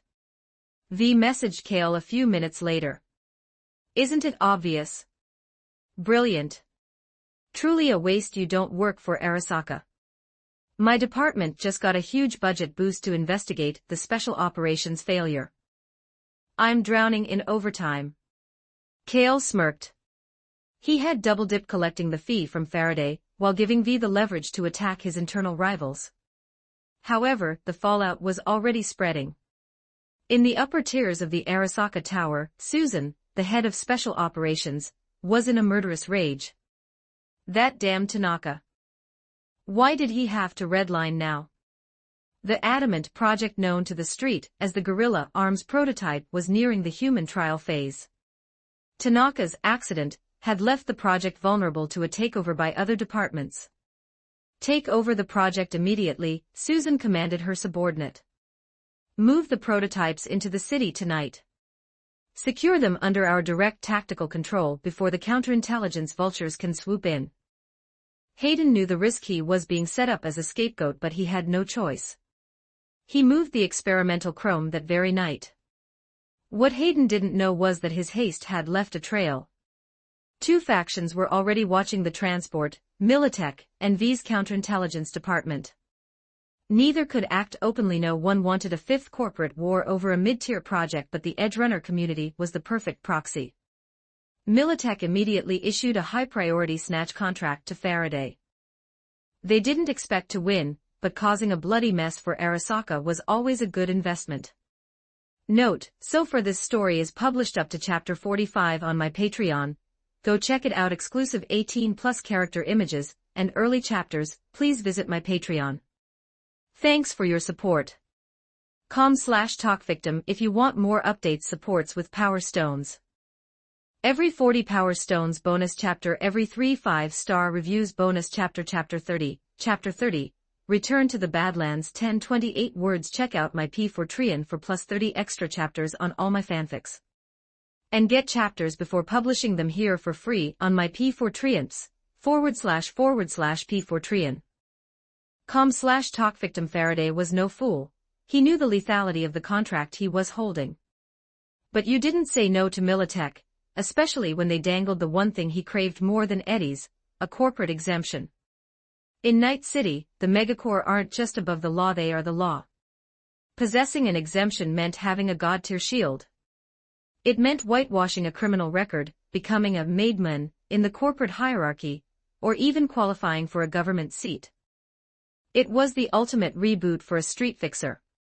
To secure it, Faraday had burned through his fortune and every favor he owned to assemble a small army of edgerunners, all for a head-on collision with Arasaka's Special Operations Division. Maine, Faraday's primary heavy hitter, wasn't impressed by the initial pitch. €2 million. You're buying our death certificates at a discount, you four-eyed bastard. Are you selling, Maine? Or should I find someone with more ambition? Faraday's voice was a cold, mechanical drone over the link. We're selling, Maine growled, shooting a glance at Kale. But I want 50% up front. In escrow. Kale leaned against the wall of Maine's hideout, a shadow of a smile on his face. Everything was proceeding according to his calculations. Faraday had taken the bait. V's involvement was the linchpin.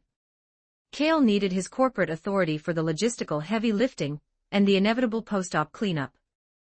The V standing in the office now wasn't the desperate street kid Cale had first met. He looked sharper, more imposing, though his bloodshot eyes betrayed a heavy reliance on Arasaka combat stimulants. "If you keep redlining like that, V, you're going to flatline at your desk," Cale noted as the three of them, Cale, V, and Maine, sat in the soundproofed inner office. "I'll get a full-body tune-up once this is over," V rasped, sitting next to Cale.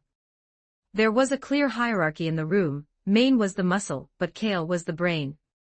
"Faraday's intelligence is sparse, but it matches my internal reports. Susan is sending 5 vehicles for elite tactical squads. They're serious about this adamant shipment." Cale looked at the data. "Let Faraday's cannon fodder soften them up. I want the goods, and I want the blame to land squarely on Militeka's doorstep. The Badlands." The sun was a scorching eye, and the wind whipped grit against Cale's tactical gear. He stood on a high ridge, peering through his rangefinders. Below him, Falco sat behind the wheel of the modified Ragnar, with Jackie checking his Satara, and Lucy deep in a drone link. Maine's crew was positioned several kilometers ahead, ready to spring the secondary trap. "Targets in sight," Sasha's voice crackled through the encrypted team channel.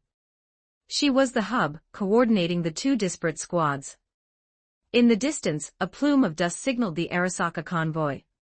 Faraday's distractions, mostly desperate nomad gangs and Pacifica thugs, hit first.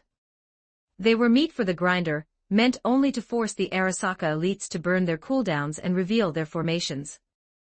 "Useless trash," Faraday hissed in the background of the comms, as the Arasaka squads efficiently dismantled the first wave. But Faraday had more than just meat, he had hardware. He'd seeded the route with heavy machine gun nests, forcing the convoy off the main road and into a narrow canyon system. "It's your turn, Maine. Don't make me regret the deposit," Faraday commanded. "Watch and learn, chum," Maine laughed. He floored the accelerator, his armored truck plummeting down the hillside. He rammed the lead Arasaka vehicle with enough force to flip it into a ditch. "Sasha, Kiwi, kill their brakes," Maine roared. Working in tandem, the 2 master hackers tore through the convoy's local subnet. Corporate ICE was thick, but with 2 of the city's best working the same port, the transport truck's wheels locked with a scream of tortured metal. An Arasaka security lead, his movement a blur of Sandevistan-boosted speed, leaped onto the roof of Maine's car. He began prying at the roof with mantis blades. "This is Delamain spec plating, you gonk," Pilar shouted, flipping the bird through the reinforced glass. "Your toothpicks won't even scratch the paint." The Arasaka soldier raised his blades for a downward strike. 7mm rail slug from Cale's Nikomata took the soldier's head off before he could move. The headless body rolled off the roof and disappeared into the dust. "Thermal lock," an Arasaka scout yelled. He didn't live to see the reply. Cale, occupying the highest vantage point, was playing the king of hell. Every time his rifle barked, a corpo suit became a statistic. Sasha shouted. The heavy transport truck lost balance and rolled, crashing onto its side in a massive cloud of sand. The remaining Arasaka guards were pinned down. "How do we crack this thing?" Rebecca asked, kicking the thick, bulletproof door of the transport. "Support AVs will be here in 5 minutes. Cale's already thought of that," Sasha replied, leaning against the car door, her eyes glowing. Maine popped the rear hatch of their car. 4 orange security robot scales, big white, units stepped out with mechanical precision. "Big white 1, 2, 3, 4 to work," Sasha commanded. The robots moved with surgical efficiency. They disconnected the cargo carriage from the wrecked cab, and latched it onto Maine's reinforced hitch. While 1 and 2 handled the heavy lifting, 3 and 4 deployed high-yield signal jammers, and began spray painting over the Arasaka logos. "Faraday, objective secured," Maine reported. "Bring it to the Badlands safe house immediately." Faraday's voice was nearly shaking with greed. Maine yanked the wheel, leading the haul deep into the mountains. They were ghosts in the desert, and Faraday was already dreaming of his corporate throne. Note, so far this story is published up to chapter 45 on my Patreon. go check it out. Exclusive 18+ character images and early chapters, please visit my Patreon. Thanks for your support. com/talkvictim if you want more updates. Supports with Power Stones. Every 40 Power Stones bonus chapter, every 3 5-star reviews bonus chapter. Chapter 31. Chapter 31. Return to the Badlands Part 2, 1097 words. Check out my P4 for plus 30 extra chapters on all my fanfics. And get chapters before publishing them here for free on my P4 //P4 com/talkvictim. Watching Maine's crew vanish into the dust, Kale exhaled and lowered the Nikomata tech sniper rifle. He handed the weapon to Lucy, who immediately began the meticulous process of purging grit from the internal magnetic rails. In the Badlands, a technical firearm was a fickle god. One stray grain of sand could cause a feedback loop that would turn the high-grade chrome into a very expensive club. Maine just pinged the coordinates. Falco called out from the driver's seat of the modified Ragnar. Move out, and keep it fast, Kale said, eyes narrowing at the horizon. A sickly yellow line was beginning to swallow the sky. The sky's turning. I don't like the look of it. Sandstorm's coming, Falco agreed, his nomad-honed instincts already sensing the static in the air. A big one. Then what are we waiting for? Let's burn rubber. Jackie shouted, nervously checking his harness. He'd heard enough stories about storms that could strip the paint off a tank to know he didn't want to be caught in the open. They reached Faraday's designated handoff point ahead of the main convoy, a deep cave tucked into a jagged hillside. It was a perfect windbreak, but as they pulled in, the graffiti on the walls signaled trouble. The jagged, skeletal markings of the night wraiths. Brothers. We've got a live one. A group of wraiths at the cave entrance cheered, howling like starving wolves as they leveled their mismatched firearms. Kale didn't even sigh. Lucy, kill their grid. Falco, floor it.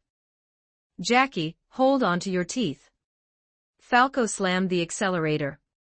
The Ragnar roared, its reinforced prow smashing through the makeshift gate before the wraiths could even register the rabbit had fangs. As they tore into the heart of the camp, Lucy's hack hit the local transformer. Darkness slammed down like a shutter. Then came the lightning. Crack boom. The electromagnetic discharge of Kale's Kenshin pistol illuminated the cave in strobe-like bursts. To master the Kenshin was to master the power of the storm. He's in the rafters. I can't see him. He's flying. Kale was a ghost in the dark. His jump kit thrusters flared, launching him across the cavern as his grappling hook snapped him toward the ceiling. He rained down death from angles the wraiths didn't have words for. Inside the car, Falco calmly adjusted the radio to a high-tempo synthwave track while Jackie tightened his seatbelt, watching the muzzle flashes dance across the cave walls. One voice in this crew, Jackie, Falco noted over the bass. And it isn't ours. No argument here, hermano, Jackie muttered, impressed despite himself. Outside, the Badlands were dying. Supercell sandstorm imminent. Visibility below 50 meters. Seek immediate shelter, the emergency broadcast droned through the static. The world had turned a bruised, swirling orange. Maine's convoy was struggling, dragging the heavy Arasaka container through the deepening drifts. Communication was dead. The storm's electromagnetic interference had severed their link to Faraday. Don't worry, Maine grunted, fighting the steering wheel. I sent the coordinates to Kale. They'll be waiting. They finally spotted the hazy mouth of the valley.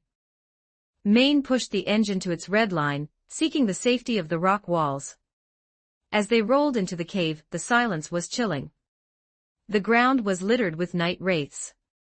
Bodies are still warm, Rebecca noted, hopping out of the truck to inspect a corpse with a hole between its eyes. The overhead lights flickered on, humming with sudden power. Maine's crew instantly raised their weapons, scanning the shadows. Took you guys long enough, Kale's voice echoed from a catwalk above. He leaned over the railing, looking down at them with a tired smirk.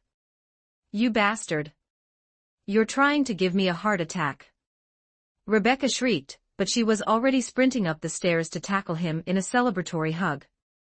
Maine laughed, holstering his gun. I knew the kid would have the table set. They entered the command center to find a pathetic sight: Faraday, slumped in a chair, his remaining cyber-optic flickering. What happened to the big shot fixer? Rebecca asked, poking him. He didn't have the eddies for your final payout, Cale explained coldly. He was planning to use his Night Wraith associates to zero you and keep the cargo for himself. Lucy had to aggressively negotiate with his brain-computer interface to get his bank codes. I'm afraid she fried his motherboard in the process. Looting time. Pilar hooted, running off toward the Wraith's tech pile. What's the play, Cale? Maine asked, sitting heavily on a crate. The storm is our ghost, Cale said. We wait for the wind to die down. The sand will bury the Wraiths and every trace of our presence. By the time Militech arrives, the cargo will be in Night City, and Faraday will be the only one left to take the fall. Cale leaned back, resting his head in Lucy's lap. Maine, get the big guys to open that container. We're moving the gorilla prototypes into the Ragnar. Then have Pilar reinforce our sand shields.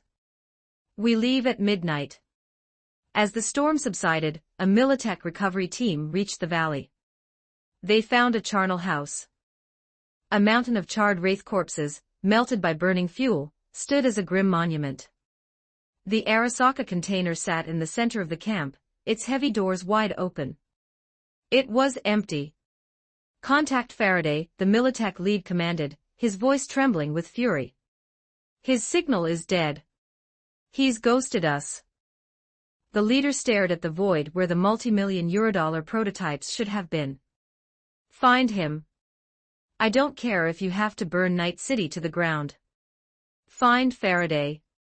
At that exact moment, the Ragnar was pulling into Delamain's secure headquarters. V was waiting to take custody of the brain-dead Faraday. Within hours, a digital trail would be manufactured, a story of a fixer who got greedy, stole from 2 megacore, and vanished into the Blackwell. Cale looked at the glowing adamant chrome in the back of his car. The board was clear. It was time to start building his own legend. Note, so far this story is published up to chapter 45 on my Patreon. Go check it out. Exclusive 18+ character images and early chapters. Please visit my Patreon.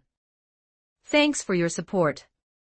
com/talkvictim if you want more updates. Supports with Power Stones, every 40 Power Stones bonus chapter, every 3 5-star reviews bonus chapter. Chapter 32, Research and Development. 1058 words. Check out my P4Trian for plus 30 extra chapters on all my fanfics. And get chapters before publishing them here for free on my P4Trians, //P4Trian. com/talkvictim. In the wake of the Badlands operation, Cale effectively vanished from the social circuit of Night City. He spent his days and nights submerged in the clinical white light of Delamain's private workshop, his mind locked on the prize, the Project King Kong prototype. This piece of chrome was Arasaka's bid to redefine the battlefield. It wasn't just a cybernetic limb, it was a gravity manipulation engine. Its core ability, generating localized gravity fields, could theoretically crush a Militech Basilisk tank into a soda can. However, the hardware was terrifyingly flawed. It required a wind-up period that any Sandevistan user could exploit, and the physical toll was monstrous. To install it, a human had to sacrifice all 4 limbs to accommodate the power draw and structural reinforcements. Arasaka's marketers called it the future. Cale, the calculating survivor, called it a suicide vest.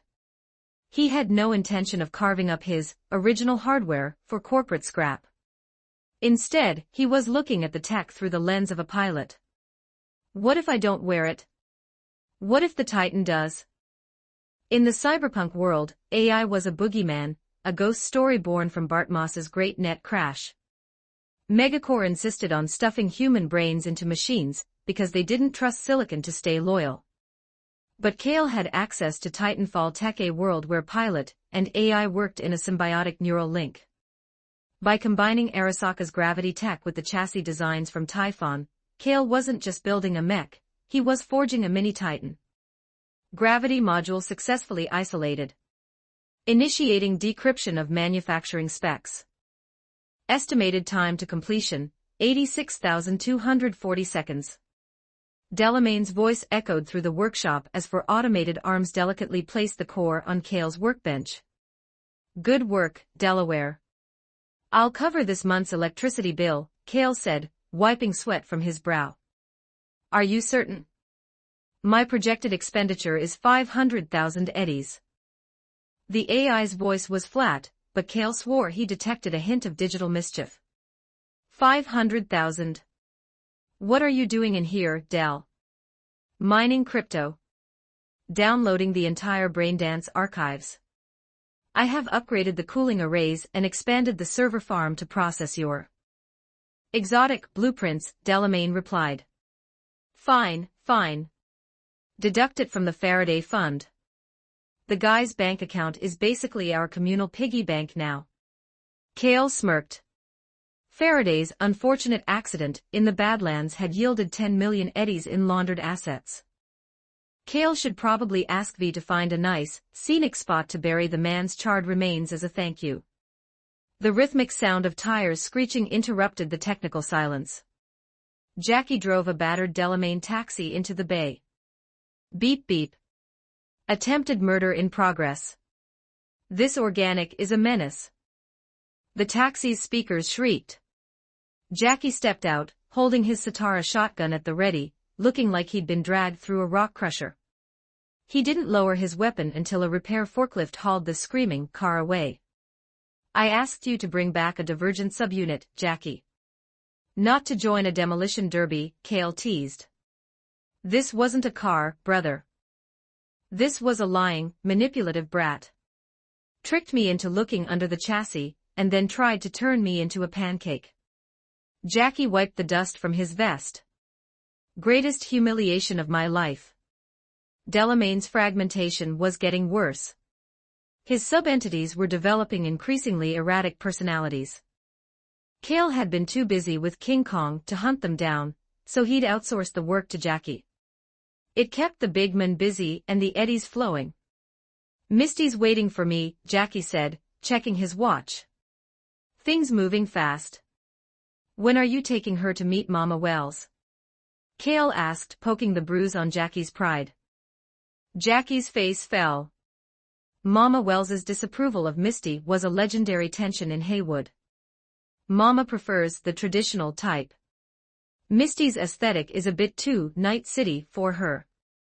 Simple fix, Jackie, Cale said, leaning back with a British gentleman's air. If you want to open a window and people say no, threaten to tear off the roof. Take a Lizzie's doll to dinner tonight. By tomorrow, your mother will be begging you to marry Misty. Jackie stared at Cale, the logic slowly clicking. That's actually brilliant. Cruel but brilliant. Just don't tell her it was my idea. I still want her to make me those fries. As Jackie left, Lucy entered, her arm linked with Sasha's, while a restless Rebecca trailed behind. What were you two whispering about? Lucy asked, her eyes searching Cale's face for any sign of technical infidelity. Just brotherhood, Luce, Cale smiled. He opened the trunk of their car and saw bags filled with expensive silks and lace. His eyes lit up. Buying this specialized equipment for tonight, I see. I don't know why she bought so many stockings, Rebecca muttered, scratching the back of her head. I never see her wear M. That's because you aren't invited to the late-night briefings, Becca, Cale said, glancing at her petite frame.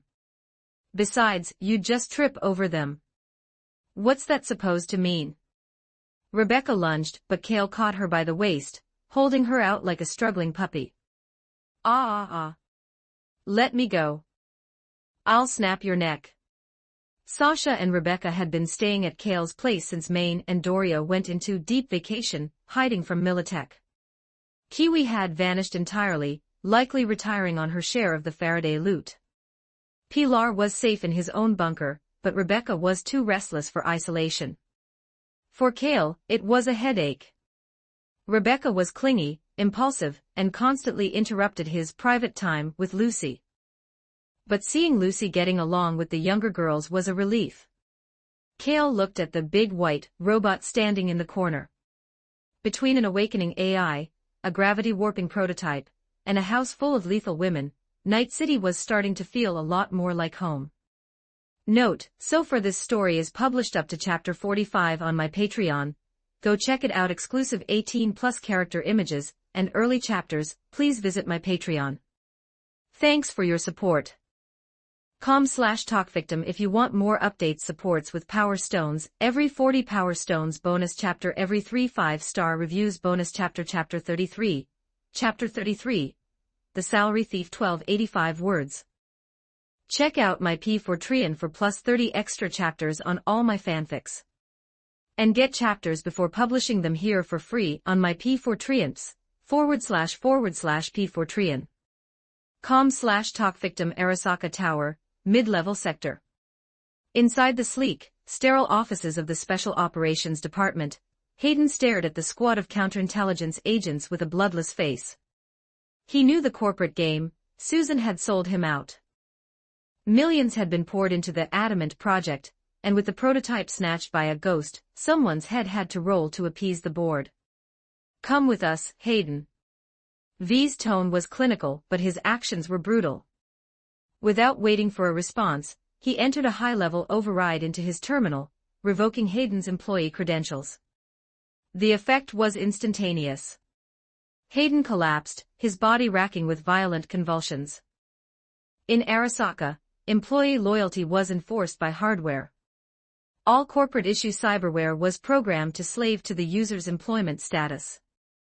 The moment the contract was terminated, the Chrome shut down. The resulting neural shock was an agony designed to ensure no one left the company with proprietary secrets in their head. V watched Hayden twitch on the floor, the scene etching itself into his memory. This was the cost of failure. If he didn't want to end up as a twitching heap of scrap, he had to keep climbing until he reached the very top of the tower. Two agents hauled the powerless Hayden away. V scanned the room, meeting the terrified and disgusted gazes of the other salarymen before turning his back. This was the opening salvo of counterintelligence war against special operations. He could only imagine the fury in Susan's office. He'd already seen the predatory smirk on Jenkins' face. An hour later, the black Arasaka sedan pulled away from the tower. Hayden, his neural link partially stabilized but still stuttering, found his voice. Where are you taking me? He watched the neon skyline of the tower recede into the smog. If the company wanted to execute him, they didn't need to drive this far into the industrial sector. V didn't answer. He signaled the agent beside him, who promptly hooded and gagged Hayden. The car fell into a heavy, silent hum. Eventually, the vehicle slowed to a crawl. Hayden was shoved out, rolling onto the cold asphalt. When the hood was ripped off, his eyes squinted against the harsh glare of streetlights. Standing over him was a young man with a face that looked hauntingly familiar. Do you remember this place? Kale lifted Hayden by the collar with a strength that didn't match his slender frame. Hayden looked around, his confusion turning into a cold, paralyzing realization. They were on the overpass. The exact spot where Kale's father had died in a car accident. You recognize it? Kale's smile was faint, devoid of warmth. He drew his kenshin and pressed the barrel against Hayden's temple.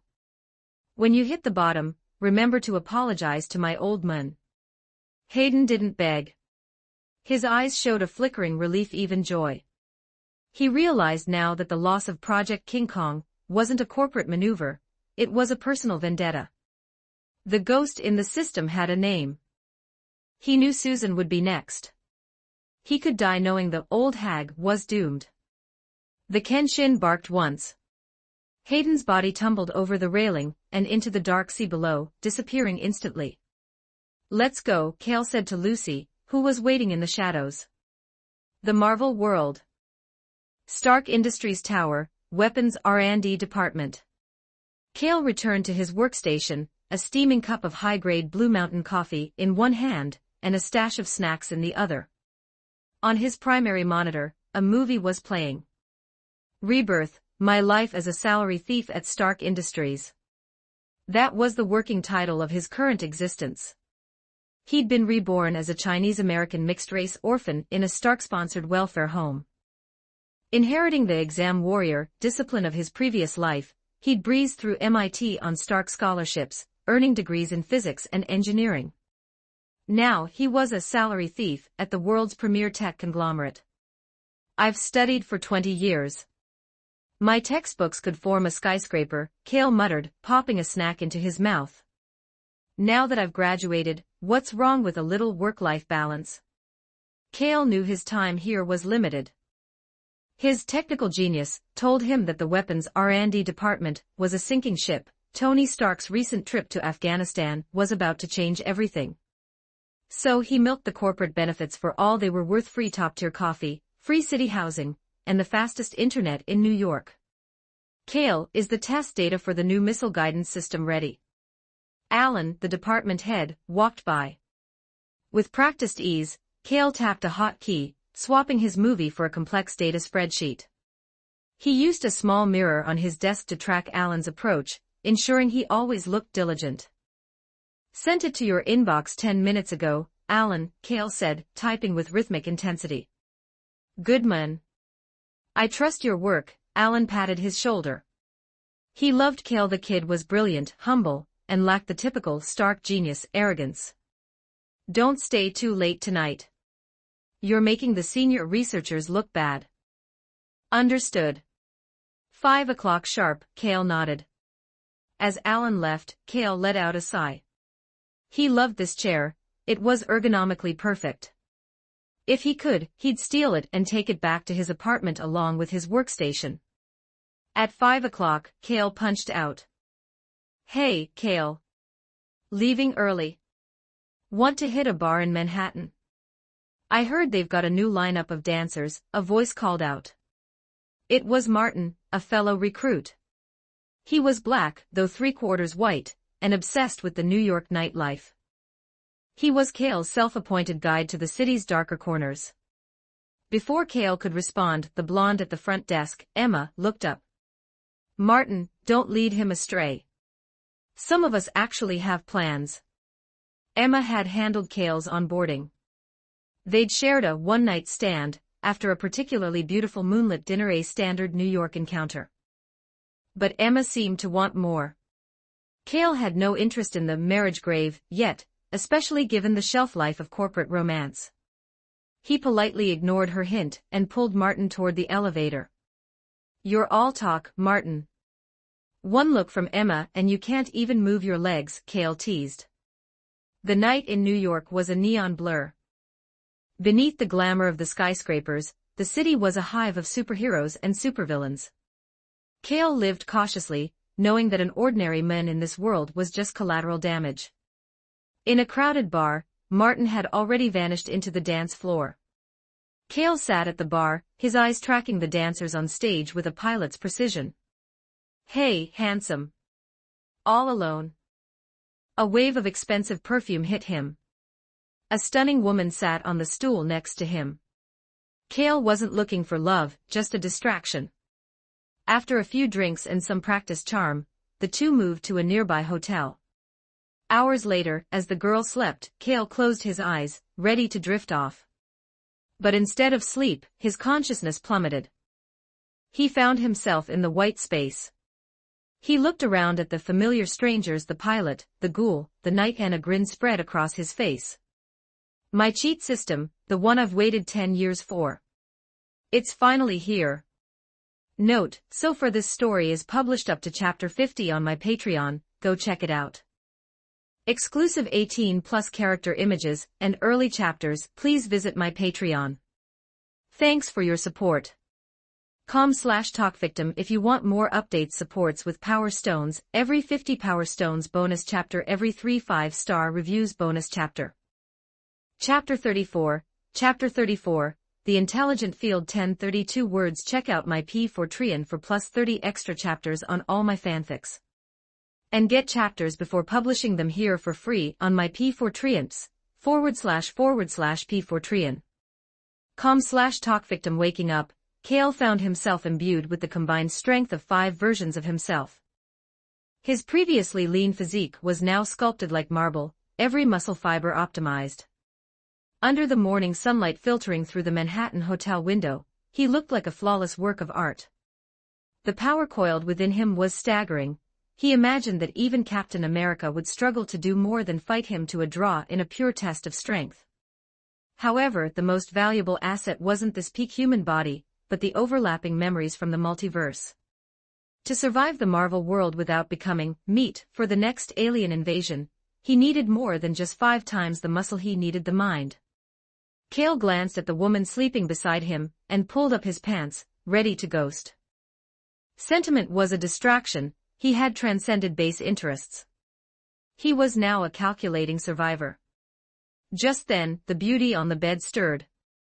Looking at Kale's half-naked, perfectly defined torso, her drowsy eyes widened. She subconsciously swallowed hard. Her alcohol-numbed brain tried to reconcile the moon from last night with the Greek god standing before her now. Did I really score this big last night? Don't go yet, she murmured, reaching out. Kale, caught off guard by the sudden persistence, found himself pinned back to the mattress. By the time he actually managed to put his pants back on for the second time, it was almost noon. That didn't count, he told himself, straightening his shirt as he left the hotel. I was momentarily careless. From this moment on, I am a man of focus and discipline. Back at his apartment, Kale showered away the scent of perfume and sat at his terminal. His mind drifted to the white space, specifically the blueprints shared by his cyberpunk self. He took out a pen and paper.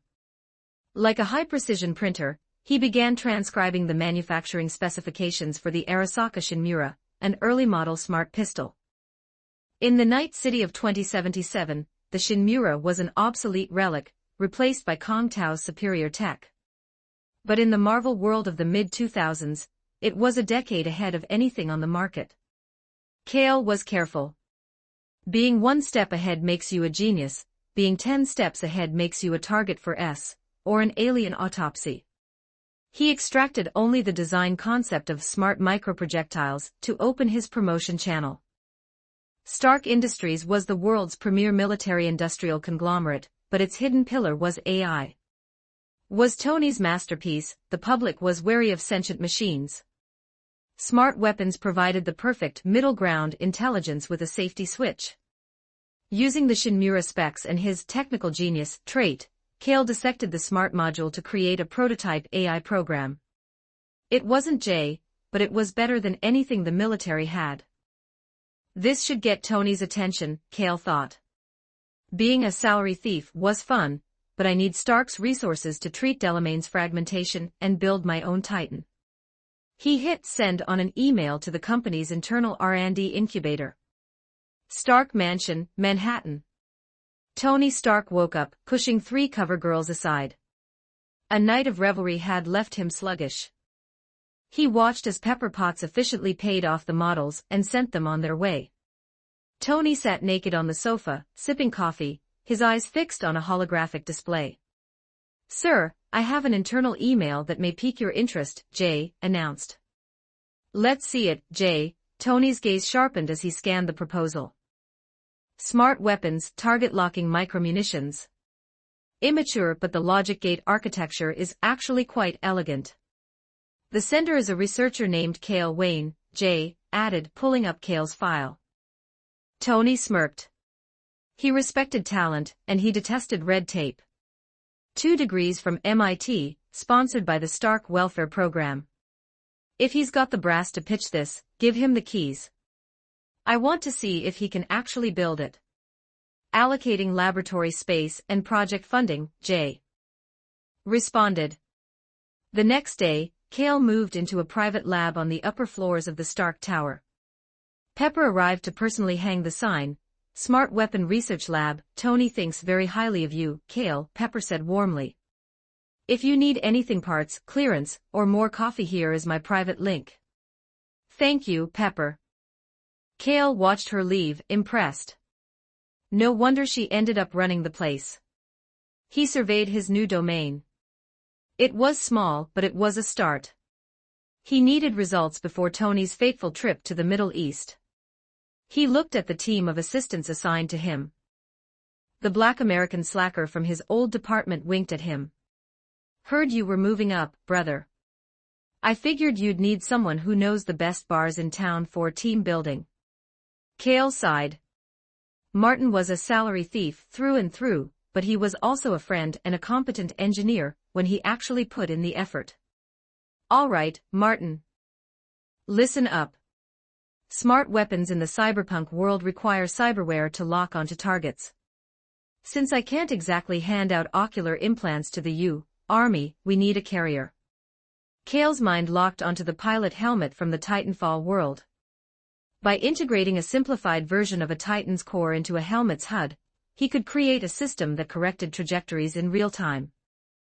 "Martin, get the fabrication unit ready," Cale commanded, his project manager mode engaging.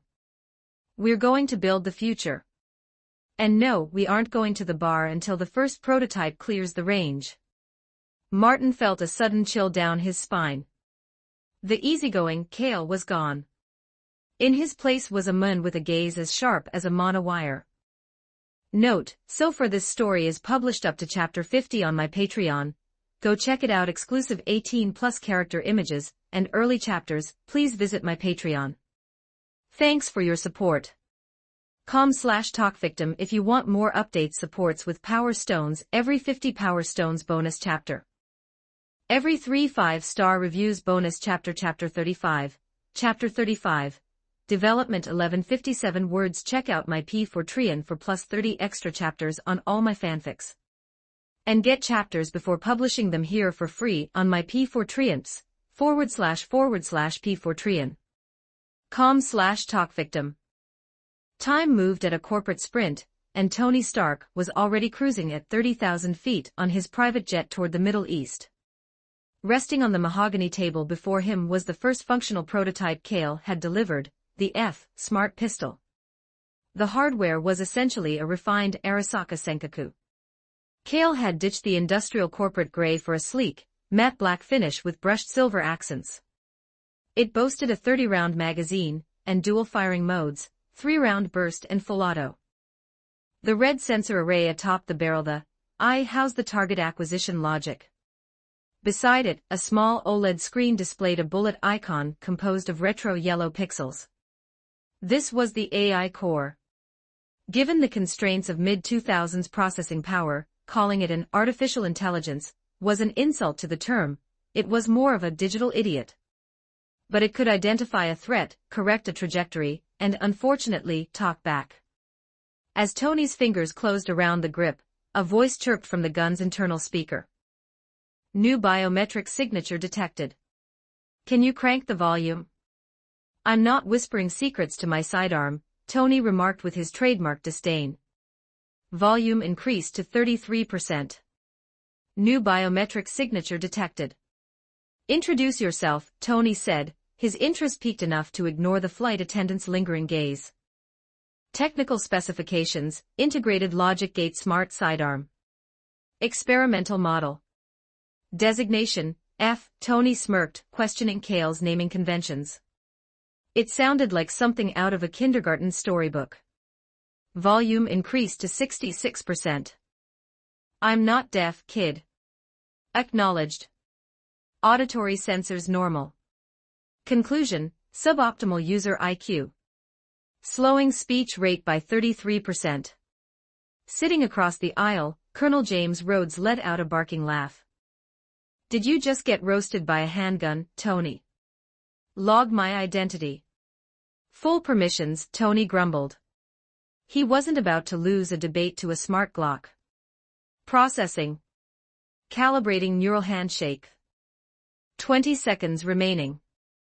Would the user enjoy a relaxing melody to alleviate the boredom of existence? Let's hear it. Bang bang bleep dong, bang bang bleep dong bang, hummed a digital tune so dissonant it made Tony's eyebrow twitch. The digital idiot was clearly going to be a thorn in his side. "Just stop." "Understood." The pixelated icon on the screen mimicked a hand covering a mouth. Identity verified. 01 active. Standing by. What's the payload? Tony asked. Primary function, trajectory correction.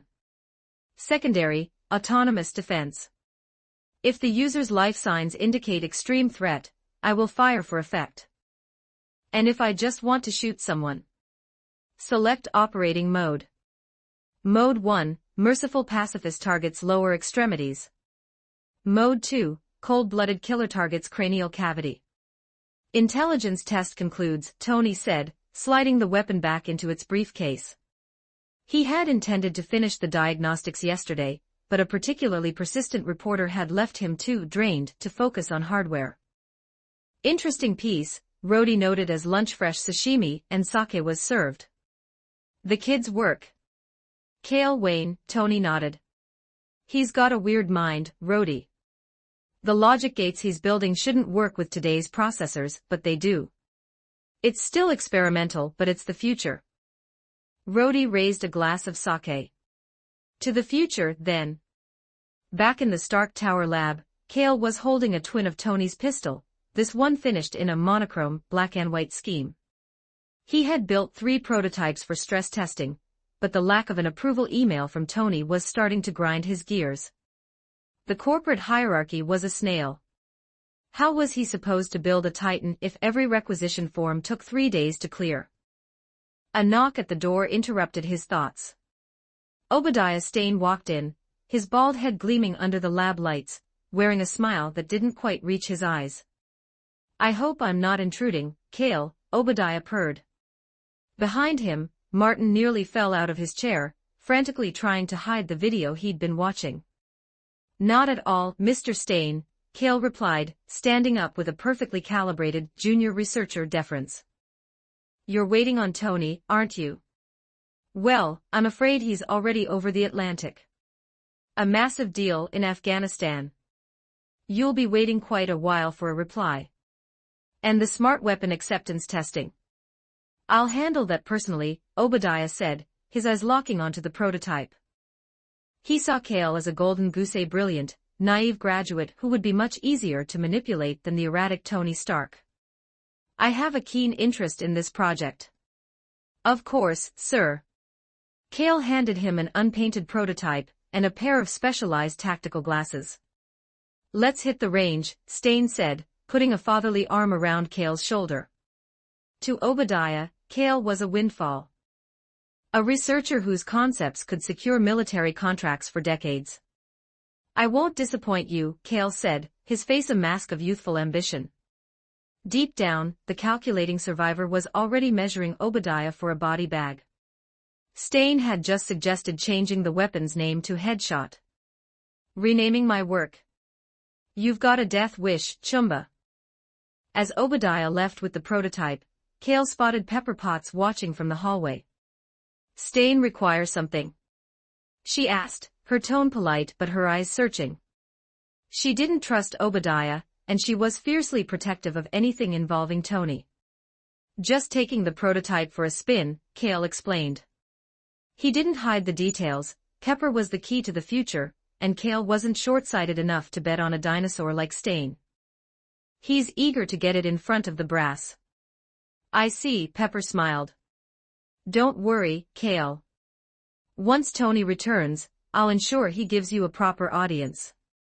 He admires your work more than he admits. Kale gave a humble nod. I look forward to it. He's the reason I joined the company.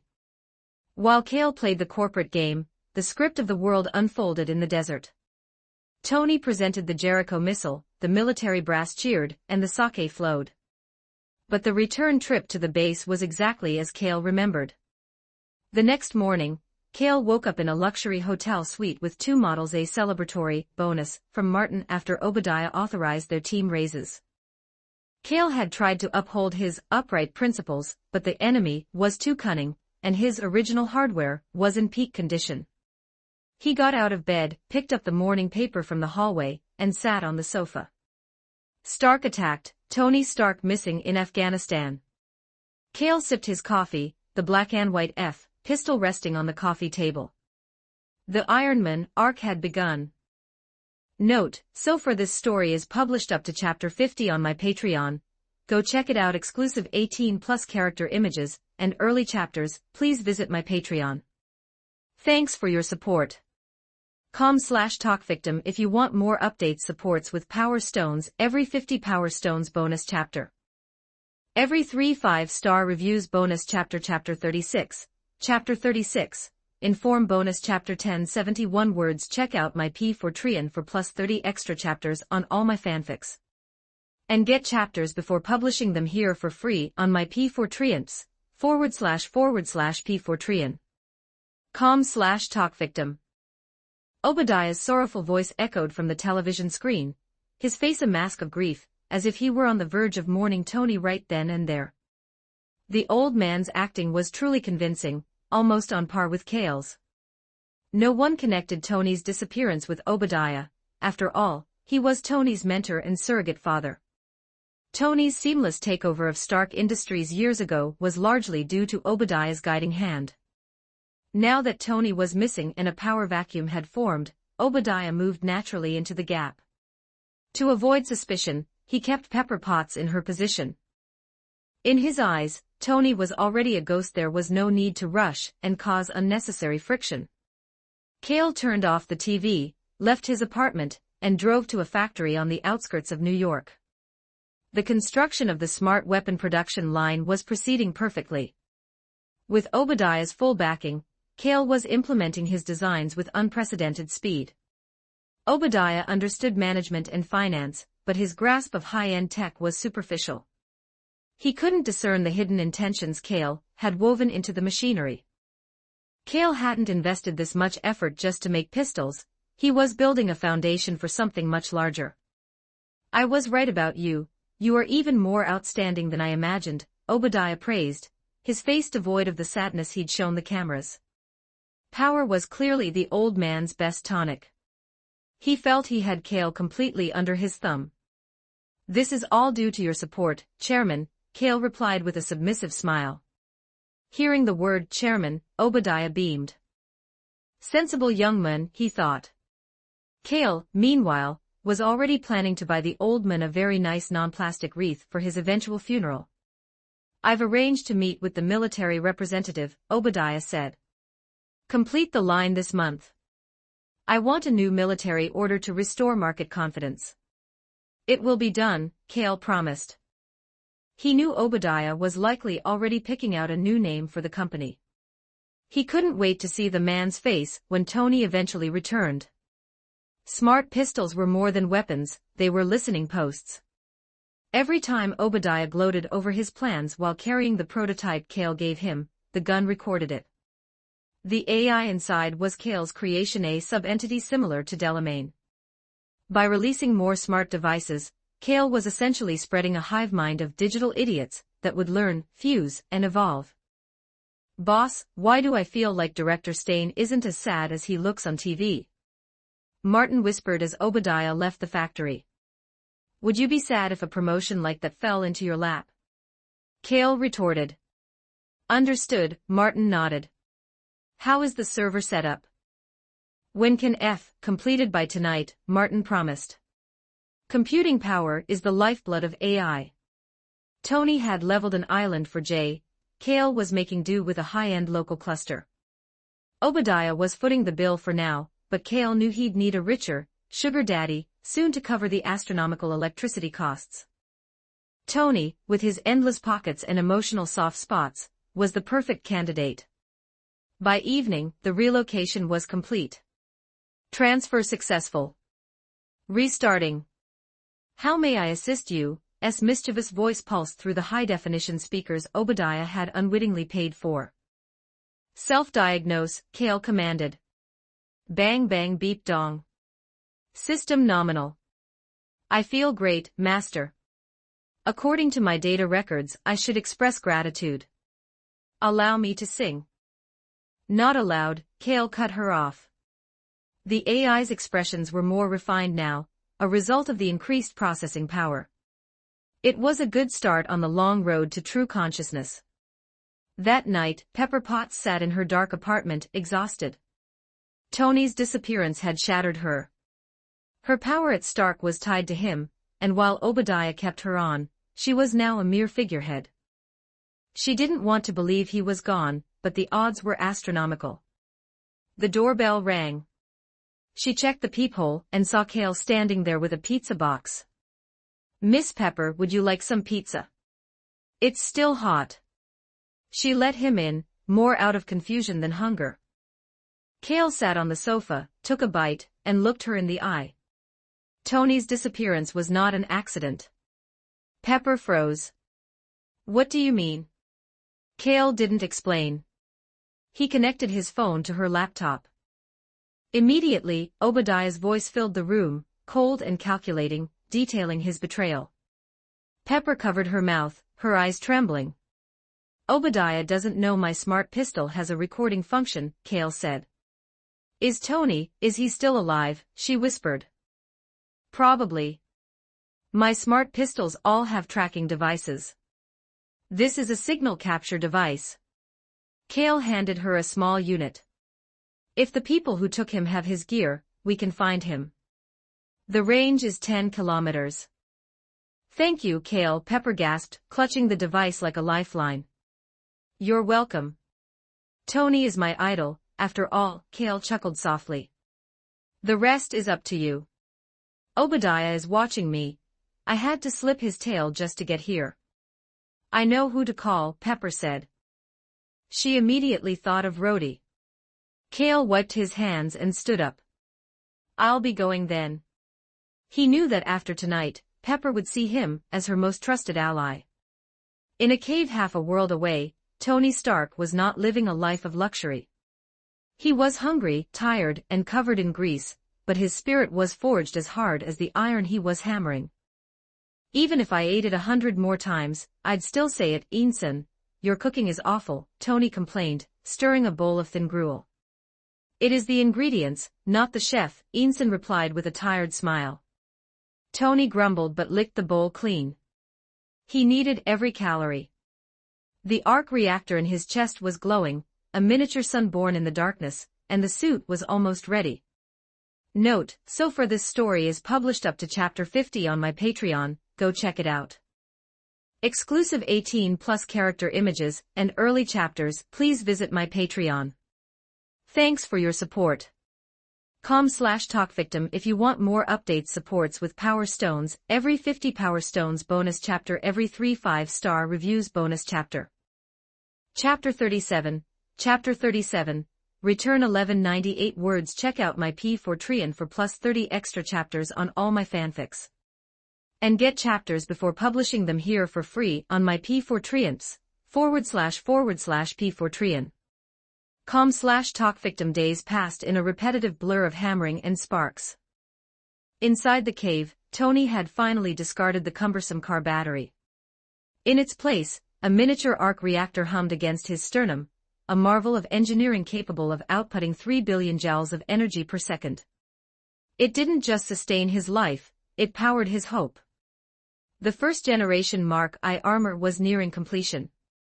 To accomplish this under the constant, heavy-lidded gaze of terrorists was a feat of bold and meticulous genius. The suit was a Frankenstein's monster of technology, assembled from the high-grade components of disassembled Jericho missiles.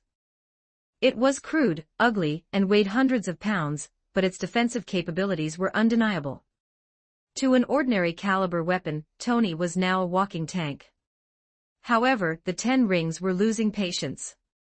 They weren't judges or scholars, they didn't need a burden of proof to act. Suspicion alone was a death sentence.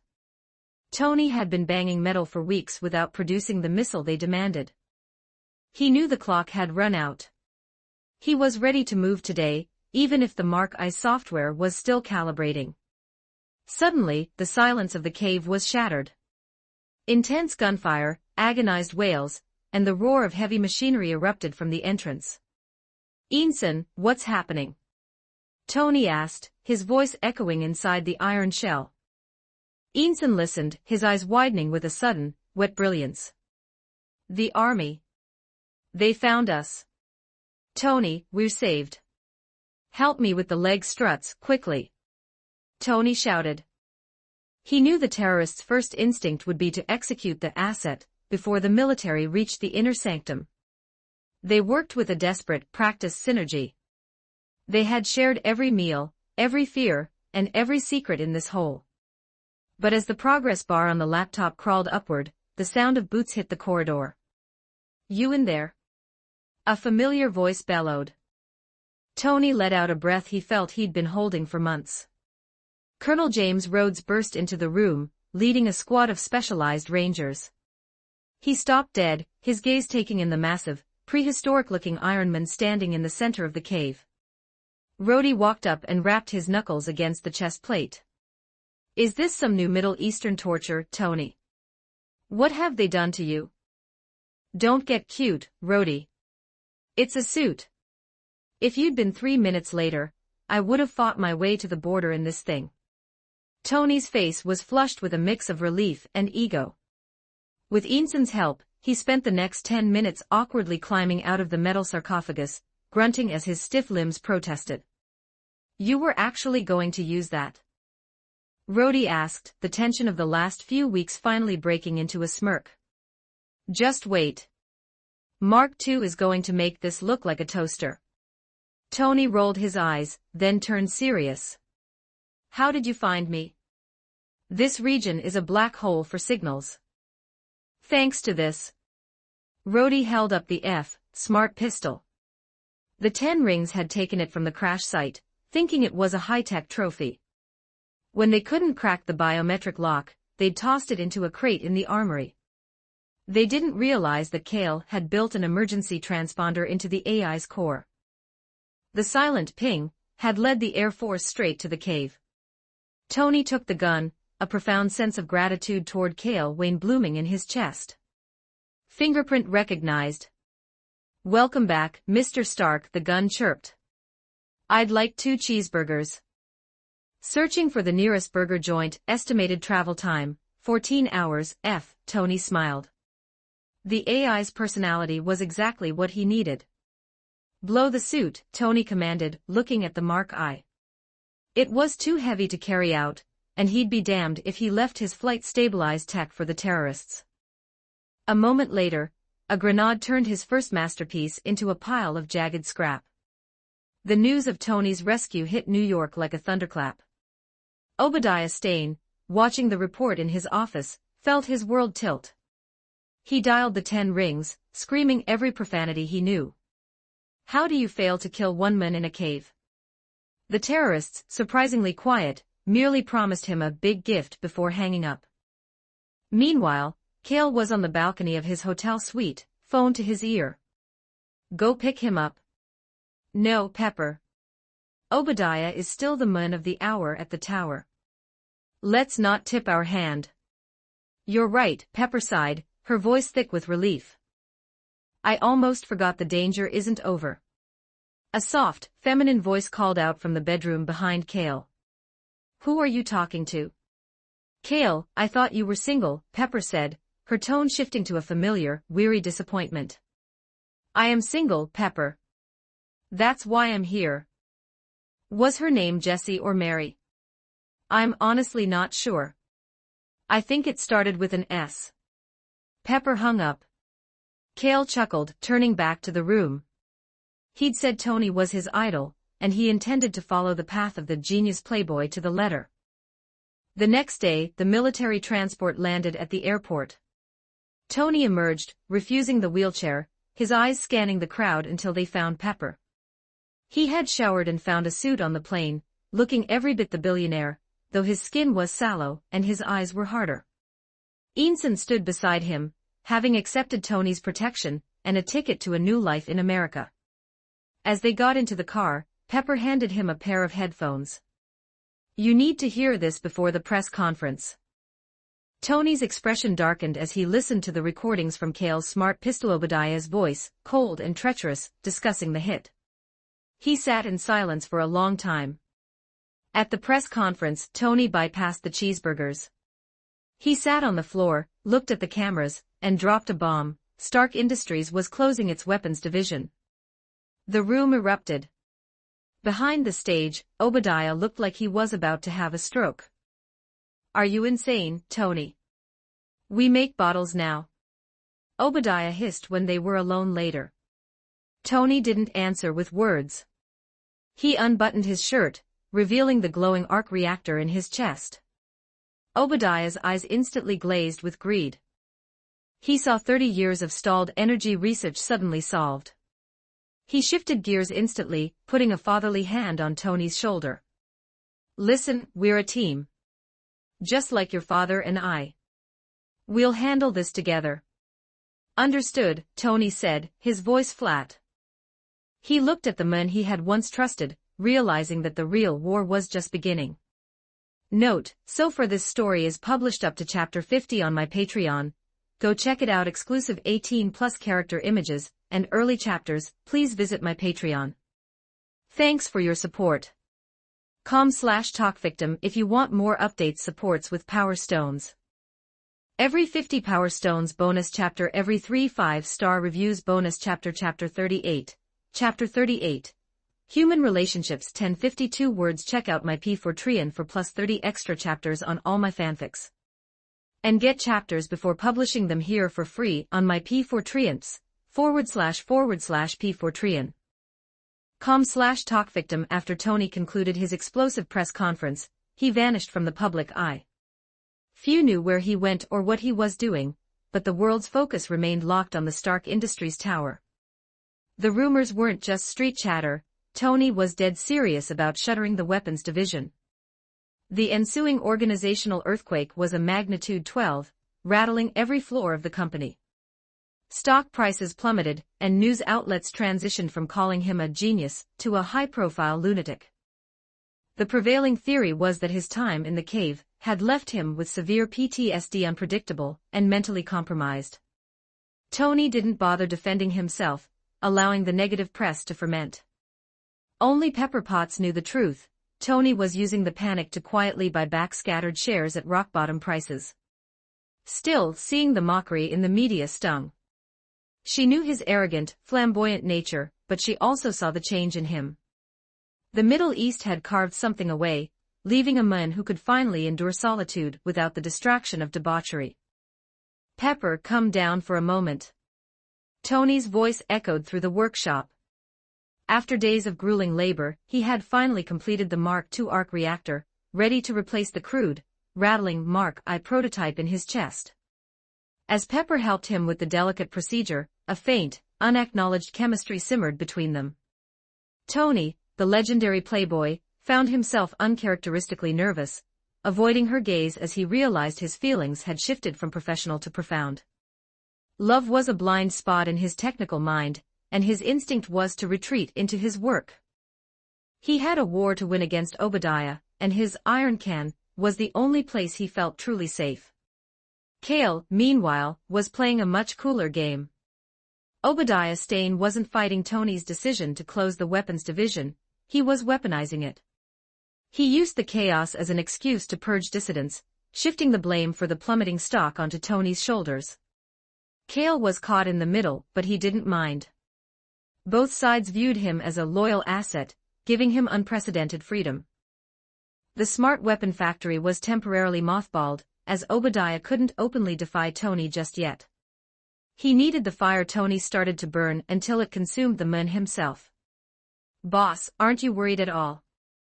Martin leaned over Cale's workbench, his dark face a mask of anxiety. Stark is burning the house down. I don't want to be a flat line in the unemployment line. Cale didn't look up from the mechanical component he was fine-tuning. About what? If we can't make guns, we make something else. Boss, tell me you have a plan, Martin whispered, his worried act slipping into a fawning grin. We can make smart toilets, Martin. Think about it. Everyone needs one. It's a bigger market than the military.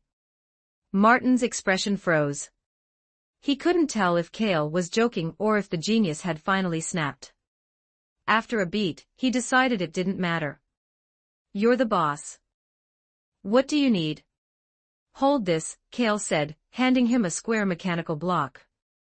Martin reached for it casually and nearly did a faceplant. What is this thing made of?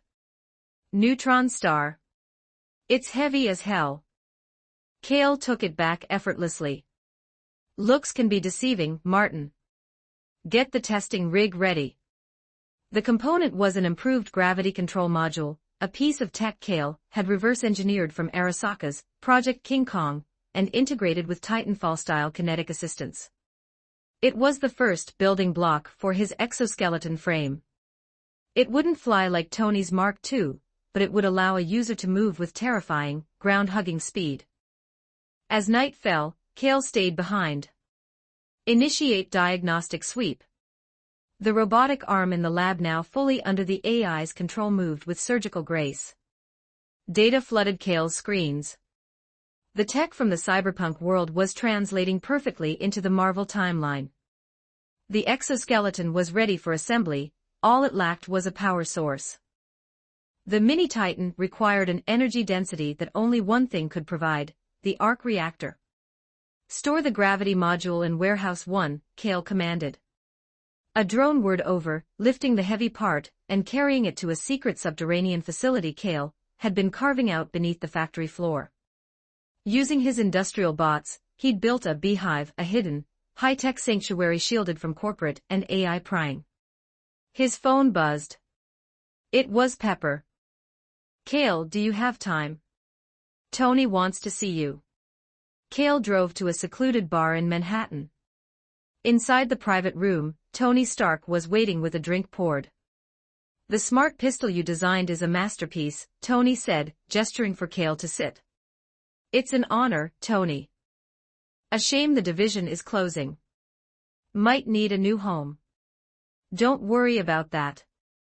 I'm opening an artificial intelligence department. We're going to change how people live. Phones, homes. Maybe even smart toilets. Tony chuckled, rubbing his chin. But before we revolutionize the bathroom, I need a favor. Tony's expression turned grim. I need you to hack the main computer at the tower.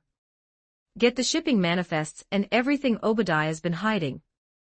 Kale glanced at Pepper. Pepper has the clearance. Obadiah is watching her. And honestly, I trust your hands more on a keyboard. You're one of the few people left who hasn't picked a side. It was a test. Tony was looking for support to replace the rot in his company.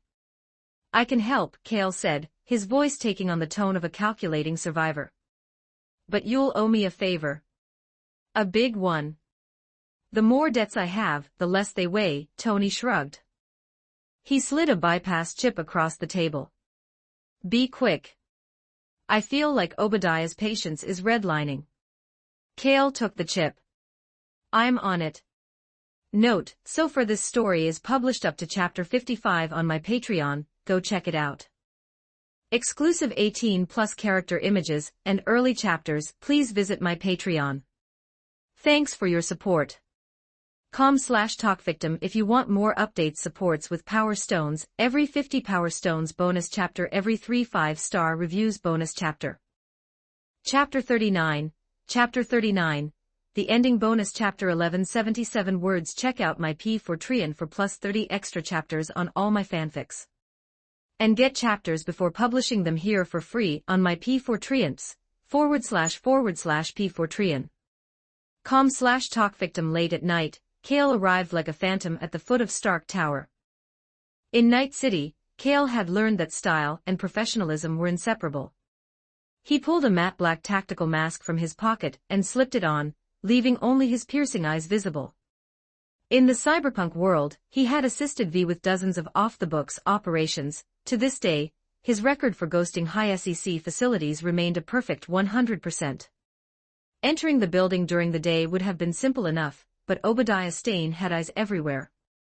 Tony's office was on the penthouse level, and during office hours, it was a hive of corporate snitches. At night, the building transitioned into a high-tech fortress. Armed veterans patrolled the halls, and the internal security grids were primed to flag even a stray heat signature. However, cracking mid-2000s security was child's play for a hacker trained by the likes of Lucy and Sasha. While his lessons with the two net-running teachers often delved into the more physiological aspects of human connection, Kale's technical aptitude was undeniable. Without the aid of a cyberdeck or neural implants, he was still a god in this era's primitive net. He pulled out his portable terminal, and with a few precise keystrokes, ghosted the building's defenses. Stark Industries' security experts were good, they had set up a triple-layered firewall. To anyone else, it was a vault. To Kale, it was a sheet of wet paper. He bypassed the patrols, his movement fluid and clinical.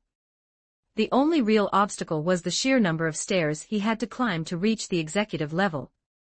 Chewing a piece of gum to keep his focus, he finally reached the top floor. Tony's office was a temple of industrial design. A floor-to-ceiling glass wall overlooked the Manhattan skyline, a view that made Kale feel like he was back on the upper levels of Arasaka Tower. He found the computer, inserted the lock chip, and located the hidden drive. Obadiah had too much faith in the internal network. He'd stored every encrypted correspondence, every illegal shipping manifest, and every kickback record right there. It was a gold mine. But Kale found something even better. Oh, wow. Iron Monger schematics. Arc reactor conceptual specs, now we're talking. Asking Kale to hack a computer was like letting a scavenger loose in a Ripperdoc's clinic. Kale didn't just take what Tony asked for, he brought an extra-large hard drive. He vacuumed up 30 years of Stark research data, including prototypes that Tony had forgotten existed. From the files, it was clear that Obadiah was panicking. He'd sensed Tony's growing distrust and was rushing the construction of the Ironmonger suit, preparing to overturn the table before he was uncovered. Once the data transfer was complete, Kale ghosted back out and drove straight to Tony's coastal villa. Malibu, Freedom City. The Stark residence was a glass and steel marvel perched on a cliffside. It served as both a home and a laboratory for the man who would be Iron Man, currently acting as the villa's butler, scanned Kale's credentials before allowing him entry. Pepper was waiting for him. She looked frazzled but determined. She led Kale deep into the core research area, where Tony was struggling to suit up in the Mark III. The process was clumsy, a motorized arm had clearly pinched something it shouldn't have. Tony's face was twisted in a grimace, but the moment he saw Kale, he straightened his back and smoothed his expression. "Get your balls caught in the gears, Tony?" Kale asked, his voice echoing in the metallic lab. "It's just a custom fit." "Needs a few micro-adjustments," Tony grunted, masking his embarrassment. Kale stepped forward to admire the suit. The Mark III was a piece of industrial art, sleek, aggressive, and undeniably Stark. "It looks good, but isn't it a bit?" Kale asked. "One dent in that plating and you're going to have structural failure against your own ribs. How are you handling the kinetic dampening and heat dissipation in such a small frame?" Tony raised a smug chin. "Beg me, and I'll tell you." "I beg you," Kale said instantly, his technical genius, hunger overriding his pride. Tony blinked, his smirk faltering. Where is the professional ego? He wondered. Forced to pay for his loose tongue, he spent a few minutes explaining the revolutionary dampening tech. "All right, give me the drive," Tony said, cutting himself off before he gave away the crown jewels. Kale handed over the USB. "Learning from you is always a pleasure, my idol." Tony sat at his terminal and began reviewing the evidence. His face grew solemn, his eyes cold as he watched the betrayal of his mentor laid bare in high-definition data. Kale, meanwhile, was staring at the original arc reactor sitting in its display case. "The glow of cold fusion, it's the most beautiful thing in this city." "You want the tech?" Tony asked, noticing the look in Kale's eyes. "It's the holy grail of energy, Tony. Who wouldn't?" "That specific one stays here," Tony said, taking the reactor back. "It's a gift. Stark Industries is going to need smart, capable leads for the new energy department. I'm going to need people who can handle the power." Kale smiled. He understood. Tony was offering him a seat at the table and eventually, a copy of the specs. "Get some rest, Kale," Tony said, already dialing Rhodey. Your vacation ends the moment the handcuffs click on Stain. Arc Reactor Project, Sector 16. Obadiah Stane stood before the ironmonger prototype. It was a hulking, massive beast of steel, but it was hollow. His best engineers were idiots, they couldn't replicate the miniature reactor. Without it, the suit was just a multi-ton iron coffin. The unease in Obadiah's chest was a cold weight. He hadn't seen evidence of a leak, but his instincts told him the walls were closing in. I can't wait. If I can't build the heart, I'll rip it out of Tony's chest tonight. He stepped toward the exit, his mind set on murder. But the door hissed open first, and he found himself staring down the barrel of a dozen military rifles. Rhodey stepped forward. Before Obadiah could even utter a greeting, a heavy punch to the solar plexus doubled the old man over. Tony sent you, didn't he? Obadiah gasped, propped against the wall as soldiers stripped him of his hidden gadgets and comms. You'll see, Tony, Rhodey said, his voice cold. But you're going to be looking through reinforced glass from now on. Note, so far this story is published up to chapter 55 on my Patreon. Go check it out. Exclusive 18+ character images and early chapters. Please visit my Patreon. Thanks for your support. com/talkvictim. If you want more updates, supports with Power Stones, every 50 Power Stones bonus chapter, every 3 5-star reviews bonus chapter, chapter 40, Mun. 1315 words. Check out my P4Trian for plus 30 extra chapters on all my fanfics. And get chapters before publishing them here for free on my P4Trians, //P4Trian. com/talkvictim. Actually, I am Ironman, Ironman. Do you have to keep replaying that damn interview? Tony finally reached his limit, snatching the remote from Kale's hand and killing the TV with a frustrated click. Wow, that was the highlight of your life, Tony. What's wrong with me helping you relive the glory properly? Kale offered a sharp, cat-like grin, looking up at Tony's deadpan face. Previously, Tony had felt no regret about revealing his identity as Iron Man, even with the inevitable criticism and chaos it invited. But now, facing Kale, he felt a flicker of genuine remorse. He had a sinking premonition that this highlight would become an indelible shadow over his existence, all thanks to the calculated sadism of his friend. The term remix or brainrot hadn't quite hit the mainstream yet, but after Kale's looping and precision editing coupled with Tony's celebrity status, it was destined to go viral.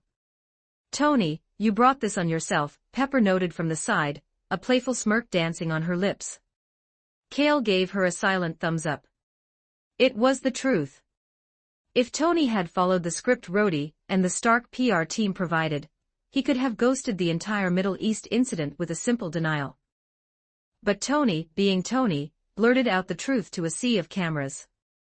Now public opinion was a runaway train.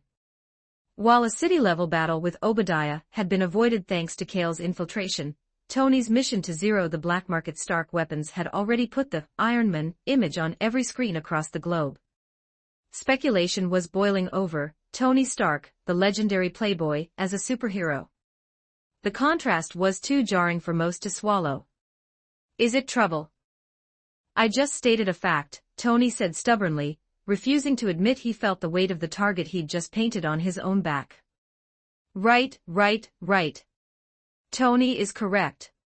Kale didn't finish the line, Tony had already raised a warning finger. He looked like a frustrated husky ready to snap. I don't want to hear those 4 words for a whole year, Kale. Delete them from your cache immediately. Kale didn't reply. He simply raised his right hand, palm open, fingers splayed. The iconic silhouette of a certain repulsoblast was unmistakable. I knew you wouldn't be idle, Tony grumbled. He reached into his coat and produced a second-generation arc reactor, the energy holy grail Kale had been hunting. Kale had arrived at the villa at dawn just to collect on the debt. My dear Tony, I have no idea what you're talking about. But look at this reactor, it's beautiful enough to make me forget Victoria's Secret.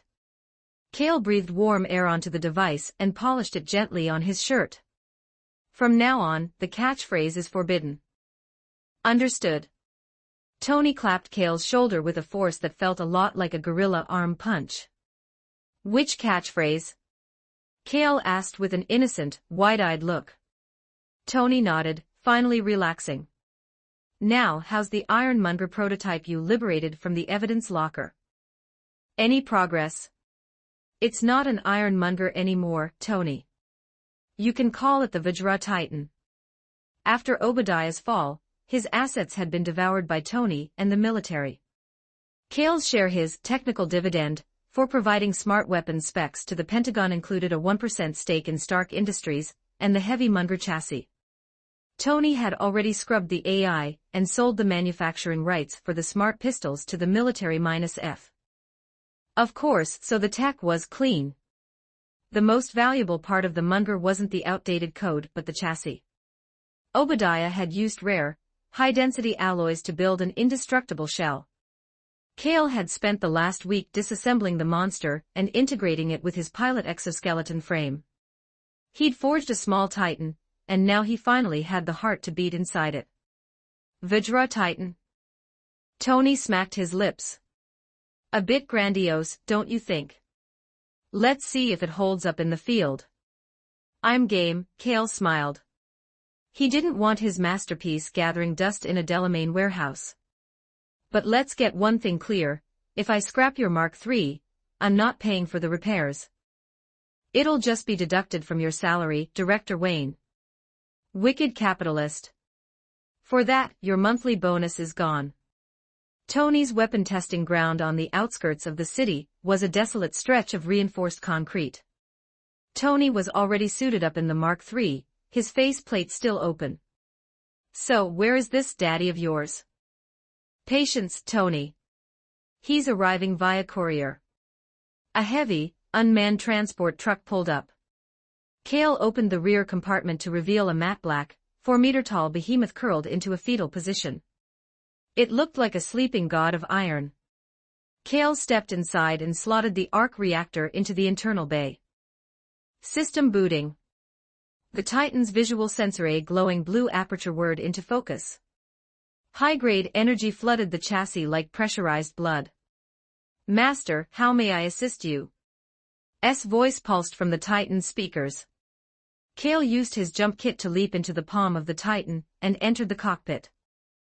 Neural connection in progress. The Vajra Titan was a hybrid.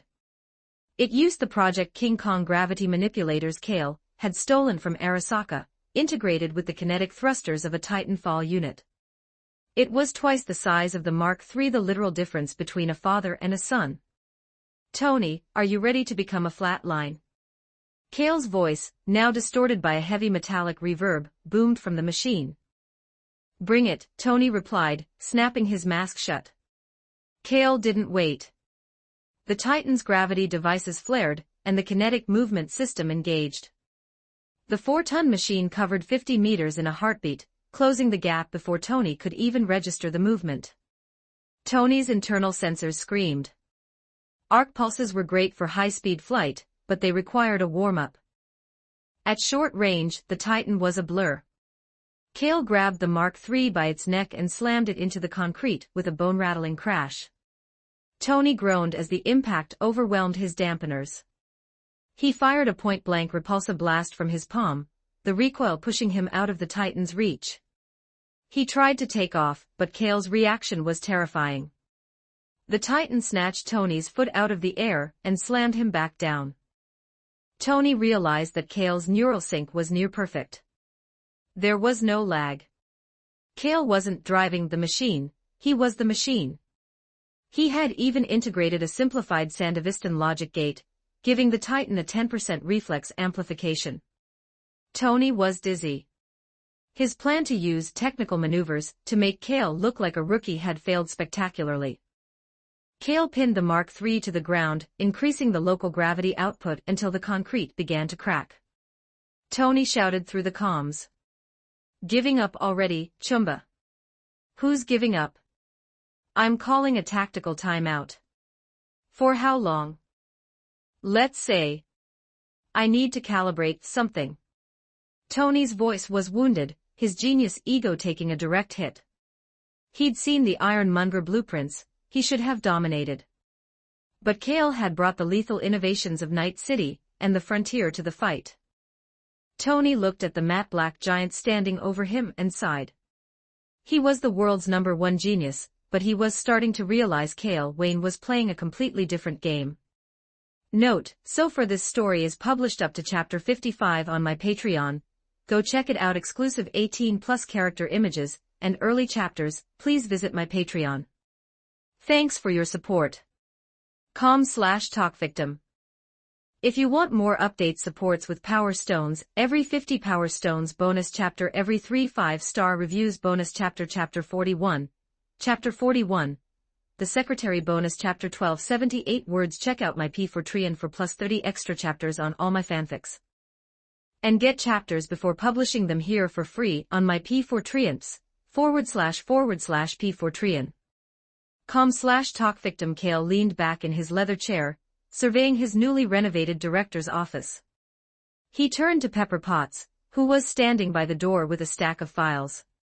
Don't you think something is missing here? Everything on the requisition list was delivered, Pepper replied, scanning the room.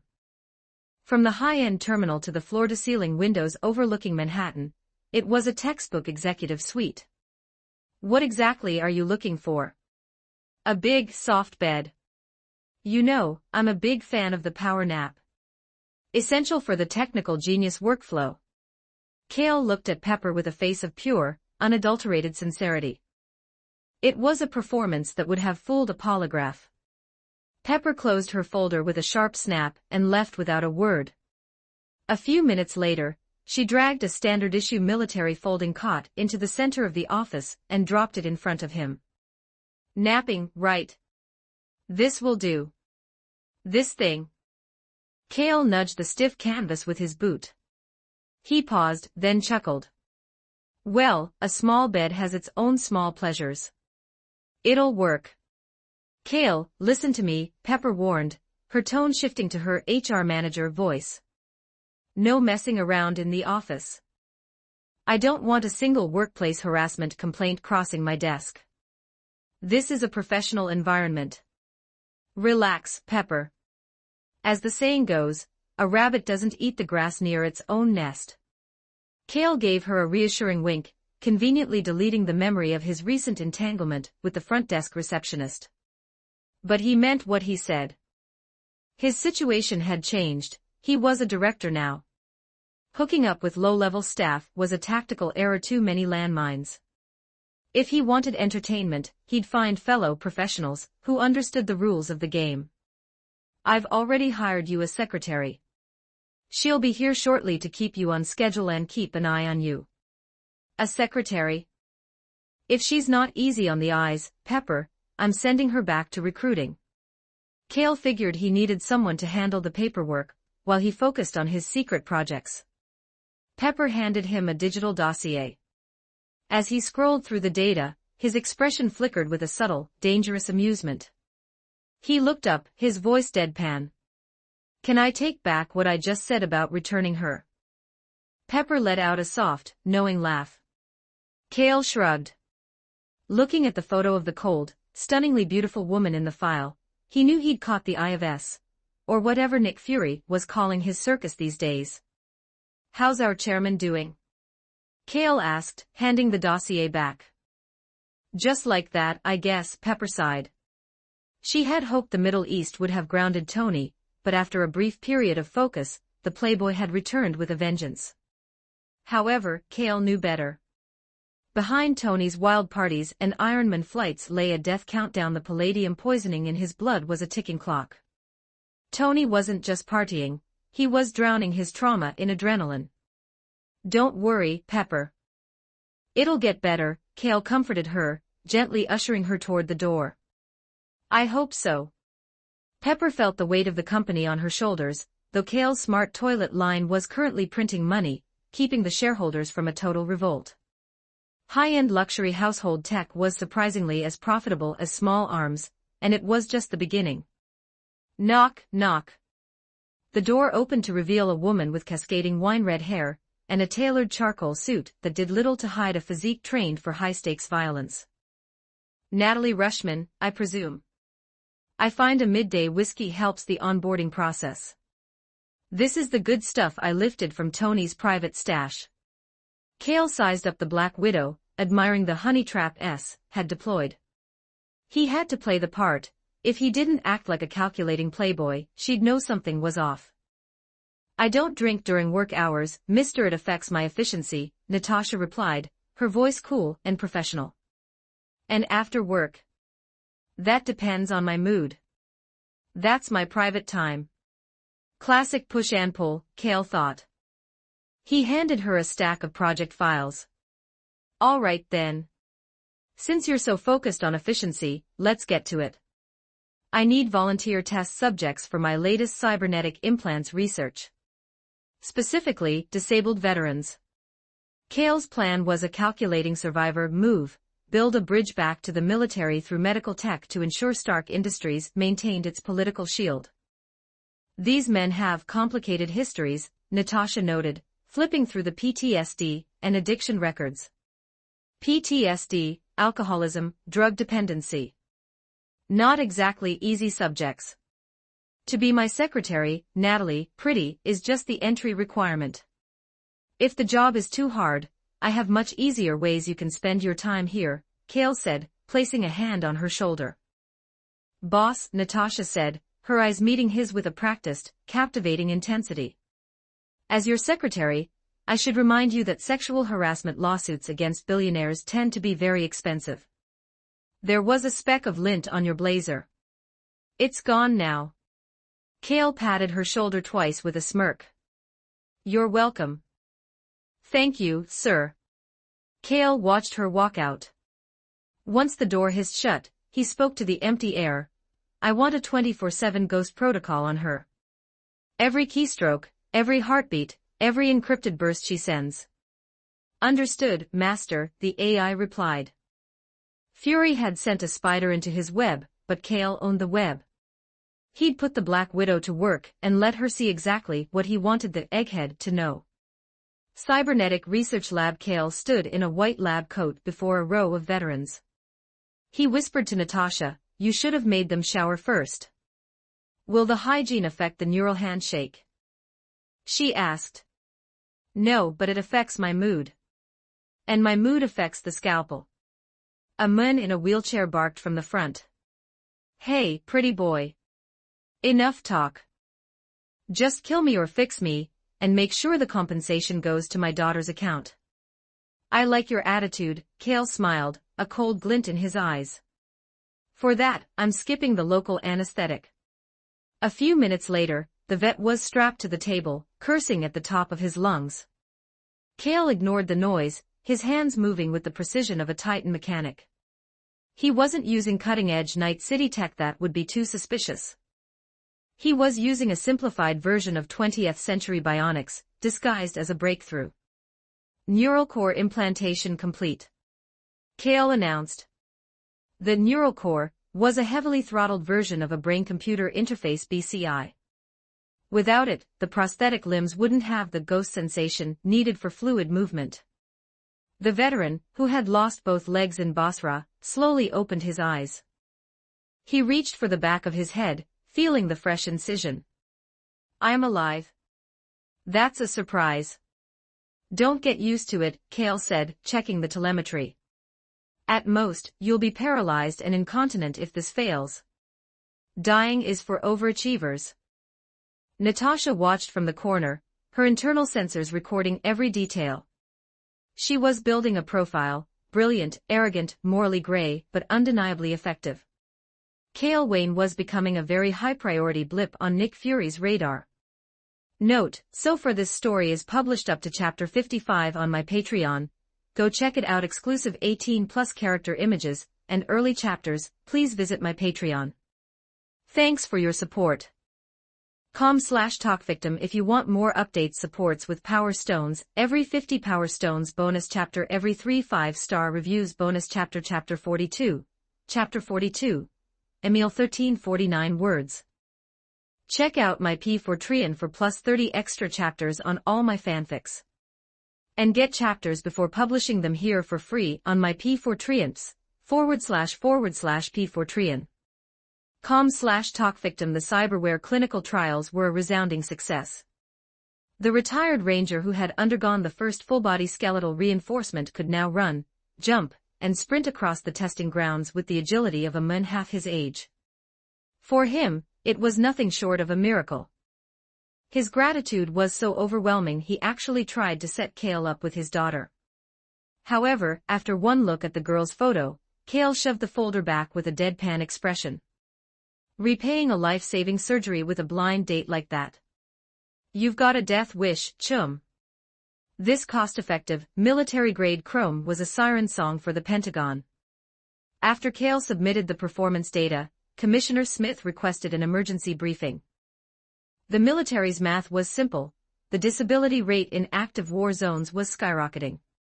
Training an elite operator cost millions, fixing one for $50,000, the price of 2 bags of high-end industrial screws on the front lines, was the bargain of the century. Smith even suggested Cale raise the price. If the contract wasn't inflated, how were the commissioners supposed to skim their consultation fees? Per Tony's request, Cale throttled the Neuralink speeds to civilian grade for the public sector, keeping the truly lethal response times for his private projects. Cale himself had no interest in babysitting military brass. He left the logistics to Pepper and Natasha while he spent his nights researching, with Tony and a rotating cast of Victoria's Secret models. By the time Cale woke up the next morning, the ink on the DoD contract was already dry. The rift between Stark Industries and the military, torn open by the closure of the weapons division, was being mended with high-tensile carbon fiber and neural processors. Stock prices stabilized, and the media shifted from calling Tony a lunatic to a visionary philanthropist. Capital might rule America, but the military-industrial complex is the hand that holds the leash. Cooperating for mutual benefit was the ultimate calculating survivor move. Now, if anyone tried to zero Cale, they'd have to go through Tony Stark and the U. Natasha entered the presidential suite, efficiently clearing out the lingering models with a cold professionalism she had clearly picked up from Pepper. Cale, now dressed, looked significantly more like a corporate director and less like a street merc. "Boss, General Ross needs you. Immediately."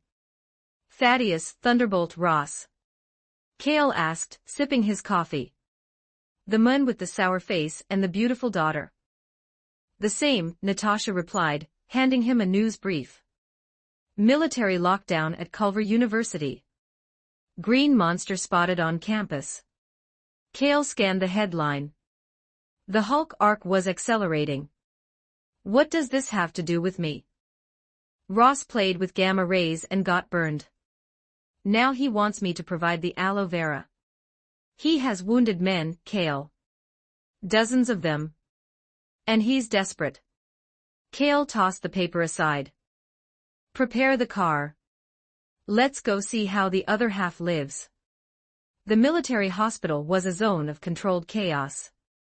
Ross's attempt to bag Bruce Banner had been a tactical disaster. He'd turned a university campus into a war zone, and had nothing to show for it but a mounting casualty list and a PR nightmare. When Cale's car pulled up, General Ross was waiting on the steps. His usual arrogance was gone, replaced by a grim, proactive urgency. "You've stirred up a real hornet's nest, General," Cale said, shaking the old man's hand. "I don't need a lecture from a playboy, Wayne. I need your tech. My boys are broken. Elites shouldn't spend the rest of their lives in a wheelchair because of a freak accident." Cale followed Ross into the trauma ward, Natasha trailing like a silent shadow. Ross introduced the attending surgeon, who handed Cale a tablet containing a diagnostic report. Full-body comminuted fractures. Multiple spinal displacements. Did he get run over by a tank? Cale whistled as he looked at the file for Emil Blonsky. The fact that this Blonsky is still drawing breath is a miracle. Blonsky was a mess of shattered bone and ruptured tissue. Ordinary humans were like potato chips when the Hulk lost his temper. "These men aren't on the approved cooperation list, General," Cale noted. "The contract is specific." "Consider this a personal favor," Ross growled. Cale leaned in, putting a friendly arm around the general. Personal, huh? Does Betty have any sisters you forgot to mention? Watch your tone, son, Ross snapped, though he didn't pull away. He knew Cale held the cards. Here's the deal, General, Cale said, his voice dropping to a clinical hum. Blonsky is too far gone for standard prosthetics. Ordinary chrome won't take. I'll take him off your hands. Arrange his retirement and send him to Stark Industries Security Department. I'll fix him, and I'll look after him. Cale's Kiroshi optics flickered as he assessed the situation. He wanted Blonsky. If the Mun could survive the Hulk, he could survive the neural load of a Titan link. And the other soldiers? Ross asked. I'll make an exception. 50 slots, outside the quota. You keep the slots, you decide who gets the chrome. Ross's eyes glinted with greed. 50 slots of top-tier bionics was a massive political capital. When Emil Blonsky woke up, he was strapped into a high-tech cradle in Cale's private lab. The pain was an ocean, threatening to drown him with every twitch of his eyes. Give him a shot of Fort Icon, Cale commanded a nearby researcher. As the synthetic painkiller kicked in, Blonsky's vision cleared. He stared at the sterile white ceiling and the humming machines. Who are you? Cale dropped 2 shards onto the bedside table. This is your honorable discharge and your new employment contract with Stark Industries. I didn't agree to. Blonsky surged forward, but his shattered spine wouldn't obey. He slumped back, gasping. You're the new head of security. 500,000 a year, a luxury suite, and a company car. But most importantly, Cale leaned over him. I'm the only man in this world who can make you walk again. Blonsky stared at him, the warrior's fire in his eyes flickering. When is payday? The 1st of the month. Do it, Blonsky rasped. Cale smiled. Today you become something more than human, Emil. Cale flipped the experimental bed, exposing Blonsky's pulverized back. As the general anesthetic took hold, Cale began the procedure. He didn't just mend the bone. He replaced the entire lumbar and thoracic structure with a cybernetic spine, a simplified version of the Sandevistan housing. When Blonsky awoke the second time, the pain was gone. In its place was a strange, cold humming. He sat up, his movements fluid and unnaturally sharp. He touched the back of his neck, feeling the cold, integrated metal ports. Don't be nervous, Emil, Cale said, monitoring the data. That's your new spine. It doesn't just hold you up, it increases your reaction speed by 20%. Think of it as an upgrade. Blonsky's adaptability was staggering. His rejection rate was near zero, even lower than Atom Smasher's initial specs. I feel better than before, Blonsky whispered, standing up and testing his weight. He looked at Cale with a new sense of reverence. Put some clothes on. You're on the clock, Cale said, tossing him a lab coat. Natalie will handle your onboarding.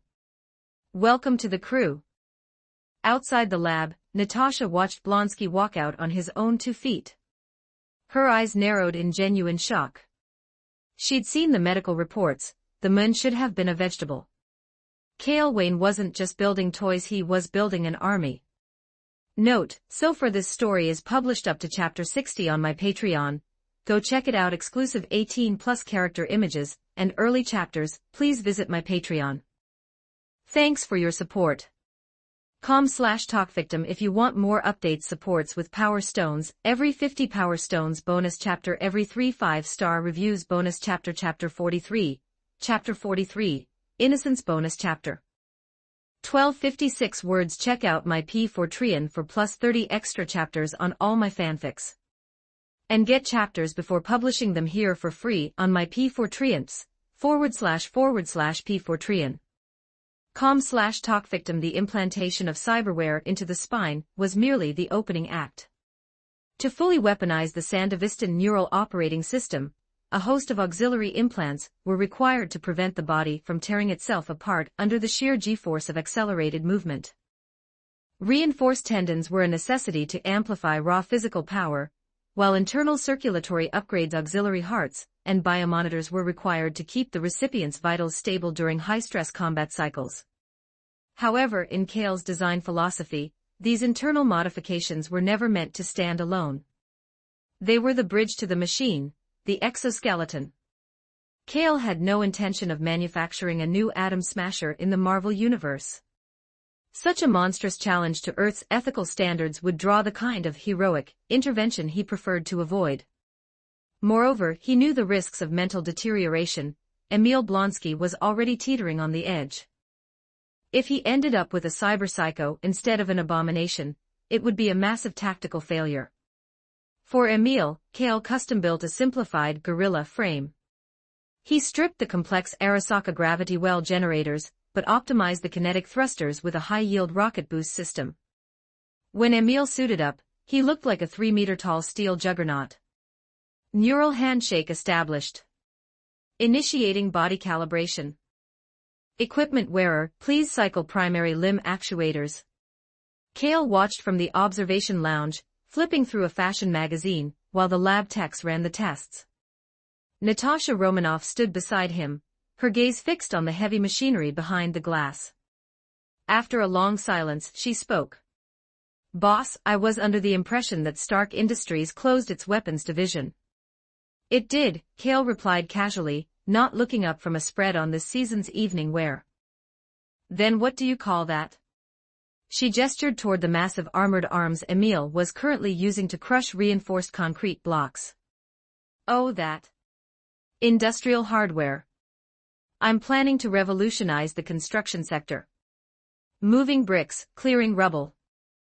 Think of the efficiency." Kale gave himself a mental pat on the back. By reclassifying military-grade chrome as medical gear and exosuits as industrial safety equipment, he was exploiting the ultimate loophole. In a world ruled by capital, the power to define a product rested with the manufacturer. If you slapped a restrictive safety patch on a weapon, who could call it a gun? Natasha stared at him, trying to gauge if he was truly this cynical. "Social progress shouldn't be halted by fear, Natalie," Kale lectured, adopting his most earnest technical genius tone. "Look at my Hammer smartphone. The tabloids say we're monitoring the world, but we've changed how humanity communicates." Kale's Hammer, which Tony had insisted on naming the Stark phone, or something equally vain, was a global phenomenon. It was the perfect fusion of Night City tech and Marvel marketing. Didn't Tony call it the AP? "Don't listen to Tony," Kale snapped, his voice tight with lingering resentment. "To me, it will always be the Hammer." He'd noted that debt. One day, when Tony was gone, Kale would sit in the chairman's office, drinking Tony's vintage scotch, and maybe give Tony's future kid a stern talking to. The thought made him smirk. Just then, the gilded playboy himself strolled in. Tony looked different since the Middle East, less frantic, more focused. He smelled of high-end perfume, but for the first time in years, he had emerged from a party without a single petal clinging to him. His heart was finally occupied by pepper pots. "I'll go get the coffee," Natasha said, sensing the shift in the room and granting them privacy. "Your secretary is a gem, Kale. Why haven't you traded her to me yet?" Tony asked, his eyes lingering on Natasha's exit. He wasn't touching other women anymore, but looking wasn't a crime. "Didn't Pepper find you 3 new ones?" "Every single one," Tony sighed. He sat across from Kale, his face growing solemn. He pulled a digital file from his pocket. "You haven't shown this medical report to anyone else, have you?" The report had come from Kale's smart toilet line. He'd built biodiagnostic sensors into the luxury units, charging a monthly subscription for AI-driven health analysis. It was a goldmine of data, and it had flagged the palladium poisoning in Tony's blood with terrifying accuracy. "Dare I tell the world you're a walking dead man?" Kale said, putting a reassuring arm around Tony's shoulder. "After you're gone, I'll look after Pepper. As your only friend, I'll reluctantly accept the role of primary heir." "I'm not dead yet," Tony snapped, though his will to live flared in his eyes. "You're close. Palladium levels are at 30%. But honestly, Tony, let's talk about the real issue. The report says you've got a serious case of kidney deficiency. I am dying, Kale. It's not kidney deficiency. My hardware is fine. Tony was livid. If this leaked, the news cycle wouldn't be about his heroism, it would be about his stamina. He grabbed Kale by the collar. Calm down, Tony. I have a secret remedy from the East. It'll fix you right up. Tony's grip loosened. He straightened Kale's collar, his voice dropping an octave. Asking for a friend, obviously. Obviously, Kale agreed. Their conversation was interrupted by Natasha returning with coffee. She had been eavesdropping, and seeing the future of the world's greatest genius devolve into a debate about kidney health, had forced her to intervene before her report to Nick Fury became too embarrassing to write. Stephen Strange was my best bet for the shrapnel surgery, Tony admitted once she left again. But he's out of the game. A car accident. Hands are shattered. No one else has the steady hands for the job. And the arc reactor. A dead end. I've tried every element on the periodic table. Nothing can replace the palladium without losing the output. Don't worry, Kale said, sliding a data tablet across the desk. It contained the clinical results of Emil's neural heart replacement. At worst, I'll just swap out your heart for a cybernetic one. I've reached the leapfrog stage in bionic integration. Tony scanned the data, his eyes brightening. You did this for Blonsky. The rejection rate is impossible. Found a good test subject. Lucky for you. Tony leaned back, the shadow of death lifting slightly. He scribbled a number on a napkin. This is the CEO of Victoria's Secret. Her private line. You truly are my brother from another mother, Kale chuckled. The two left the office arm in arm, heading for another research session. Inside the office, Natasha sat in Kale's chair. She didn't clean the cups. She pulled a South decryption drive from her sleeve and slotted it into Kale's terminal. Fury wanted to know where the Ironmonger chassis had gone. She scoured the local drives, but Kale was too smart to leave the Vajra Titan's blueprints on a corporate network. She found nothing but shipping manifests except for one suspicious warehouse address on the outskirts of the city. Natasha noted the coordinates and wiped her digital footprint. The spider was moving deeper into the web. Note, so far this story is published up to chapter 60 on my Patreon. Go check it out. Exclusive 18+ character images and early chapters. Please visit my Patreon. Thanks for your support. com/talkvictim if you want more updates. Supports with Power Stones, every 70 Power Stones bonus chapter, every 3 5-star reviews bonus chapter. Chapter 44, Falling into a Trap. 1229 words. Check out my P4Trian for plus 30 extra chapters on all my fanfics. And get chapters before publishing them here for free on my P4Trians, //P4Trian. com/talkvictim. That night, Natasha ghosted her way into the Target warehouse. The coordinates led to the industrial outskirts of New York, a short drive from Stark Tower. Natasha had been embedded as Kale's secretary for a while now, too long, by her standards. She'd initially expected a quick smash and grab on his data, but the mission had stalled. Despite his public persona, as a playboy on par with Tony Stark, Kale was a vault. Every perceived weakness she tried to exploit turned out to be a dead end. In her long career as a high-level operative, this was her first true technical stalemate. In a world ruled by capital, Kale's status as a billionaire director shielded him from most aggressive S. The organization was currently in a delicate defensive phase, operating in the shadows of national governments. Without a global catastrophe to justify their overreach, they were just another illegal multinational group. As the warehouse acceptance clerk shelved the final smart toilet and clocked out, Natasha descended from the rafters. She had traded her charcoal suit for a skin-tight tactical catsuit. In the darkness, she looked like a lethal red rose. Activating a low-profile chest light, she began her sweep. The math didn't add up. According to the shipping manifests, this warehouse's capacity should have been hit weeks ago. Using her HUD to cross-reference the building's blueprints, Natasha's intuition flared. She found the seam in the floor, a hidden underground lift. She cracked the lock and slipped into the subterranean level. Expecting the ironmonger chassis, she was surprised to see rows of neatly arranged drones instead. It looked like a standard logistics hub. Just as she reached for her scanner, a familiar, amplified voice echoed through the chamber. "You've fallen into a trap, Natalie." She'd been burned. Natasha's pistol was out in a heartbeat, aimed at the catwalk above. The next second, high-intensity stadium lights flared, turning the basement into a whiteout. In the moment she was dazzled, a shadow blurred across the floor. An elbow slammed into her sternum, followed by a hand snatching her weapon and leveling it at her forehead. Natasha gasped, recovering her breath as her vision cleared. Blonsky stood over her, clad in a tactical combat rig. His physique was deceptively compact, but he radiated an aura of absolute confidence, the kind of lethality only born from cyberware. "Can you tell me where I went wrong?" Natasha asked, looking past Blonsky. Kale was leaning against the far wall, casually holding a microphone. He looked every bit the calculating survivor. "You weren't proactive enough," Kale said, placing the mic on a nearby crate. "I'm a self-made billionaire with genius-level intellect and the face of a god," Kale said with a smirk. "The fact that my secretary wasn't trying to sleep her way into my bed, or my bank account, was a massive red flag. Professionalism is one thing, but your Ice Queen act was a script that didn't fit the role."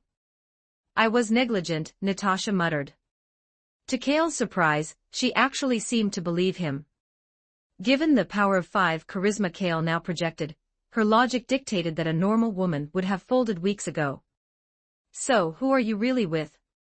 You aren't ordinary corporate muscle." "Want to know?" Natasha raised an eyebrow, her tone shifting to a sultry purr. In a flash, she dropped a flashbang and lunged toward Kale. In this environment, capturing the asset was her only extraction path.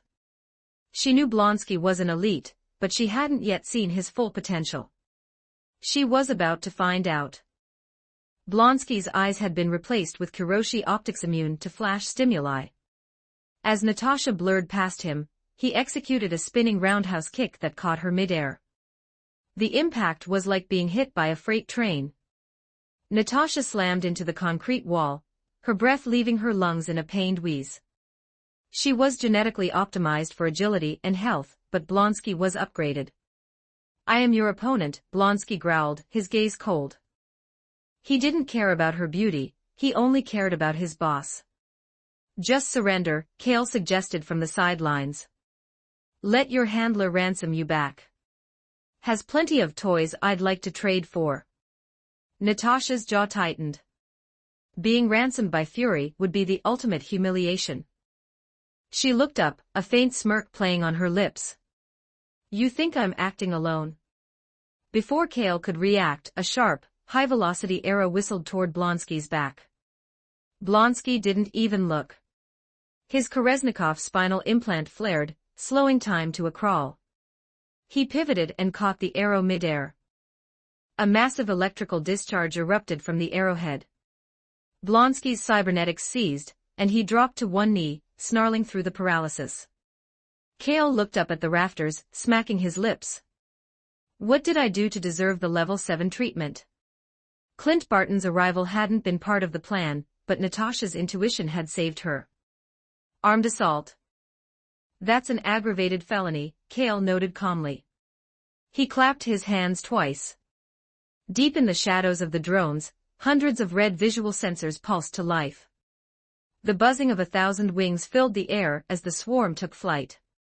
These basketball-sized smart drones were equipped with tranquilizer launchers loaded with Night City-grade anesthetics enough to drop a cyber-psycho in seconds. "What are those?" "What are you doing, Kale?" Natasha asked, a cold chill running down her spine. "I'm delivering packages," Kale replied, looking at her like she was an idiot. "The company just opened a logistics subsidiary. I hold 51%. These are for high-security home delivery." Package delivery. Natasha was stunned. People steal packages off porches in this country. So my drones are armed to protect company property. Every package reaches the recipient's hand or their head.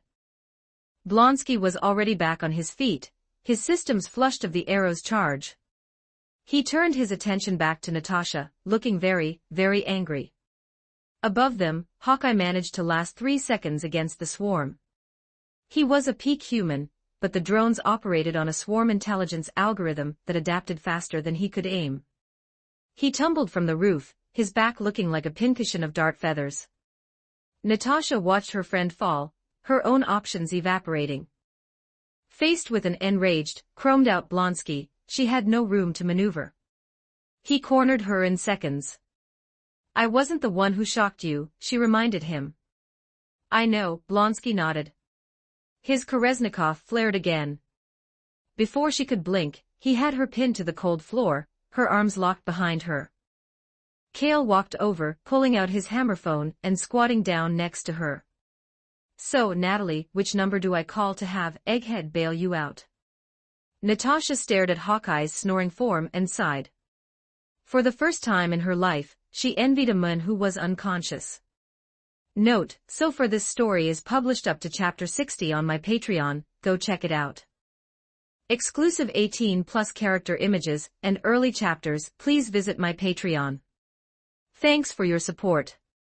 com/talkvictim if you want more updates, supports with Power Stones, every 70 Power Stones bonus chapter, every 3 5-star reviews bonus chapter. Chapter 45, Chapter 45, Sakuragi Kale bonus chapter 1116 words. Check out my P4Trian for plus 30 extra chapters on all my fanfics. And get chapters before publishing them here for free on my P4Trians, //P4Trian. com/talkvictim. Kale was genuinely surprised that Tony Stark was the one who showed up for the extraction. I never thought you, with your thick eyebrows and honest eyes, would be the one to betray the organization, Tony. What are you even saying? That sounds incredibly awkward. Tony looked physically pained. Under Kale's scrutinizing gaze, he actually looked a little guilty. It was true, he was intrigued by the Eggheads Avengers initiative, though he hadn't signed any contracts yet. He had merely reached a mutual understanding with S, behind closed doors. Tony was only here as an intermediary to ransom Natasha and Hawkeye because Fury had provided critical data regarding the palladium poisoning, data Tony couldn't ignore. Save the excuses. Our ties are severed, Stark. I thought we were brothers, Kale said, performing a heartbreaking display of betrayal. Cut the drama. What's your price? I want a deep dive into J.'s source code. Kale's expression flipped instantly. He threw a friendly arm around Tony's shoulder, resuming their usual closeness. Tony's face went sour. He shrugged off Kale's hand and turned toward the door. Keep them. Consider them a housewarming gift. I was never here. Wait. Don't be like that. We're basically family. Let's talk counteroffers. Kale gripped Tony's arm, and to Tony's annoyance, he couldn't break free. How is this kid so strong? He wondered. Even Pepper had noticed his recent gains, yet Kale felt like a hydraulic press. You are never seeing the core logic of J, Tony stated firmly. Kale began to haggle. Tony, born into wealth, was no match for a calculating survivor from the streets of Night City. Kale knew Tony was decades ahead of the era in AI development. Accessing his research wouldn't just help achieve self-awareness, it could finally resolve Delamain's mental fragmentation back in the cyberpunk world. In the end, Kale walked away with a massive data package, years of J.'s iteration logs and development history. It would take weeks to digest, but the leap in intelligence would be monumental. Goodbye, Natalie. Visit often. If the spy life gets boring, there's always a desk for you here, Kale said with a reluctant wave to the departing Natasha. Natasha offered a polite, non-committal smile. She was a professional heartbreaker, after all. Beside her, Clint Barton was still a mess. If Cale hadn't administered the antidote, Hawkeye's heart might have actually stopped. As it was, his legs were jelly, and he was mumbling incoherently as Natasha hauled him toward the extraction vehicle. The moment they were out of range, Cale dialed Pepper. "Pepper, you hired a ghost. Now, I need 2 new secretaries to replace her. Standard Stark requirements, brilliant, efficient, and at least a D cup. I have a reputation to maintain." Because of Cale's butterfly effect, Tony had received Nick Fury's warning early. He discovered the hidden element in his father's relics and forged a new, non-toxic arc reactor, saving his own life. He holed up in his lab for weeks to perfect it, leaving the company management to Pepper. Cale had zero interest in corporate politics. He was content with his dividends and his secret workshop. While the media obsessed over Tony's low profile, a much darker figure was rotting in the gutters of New York. Ivan Vanko was broke.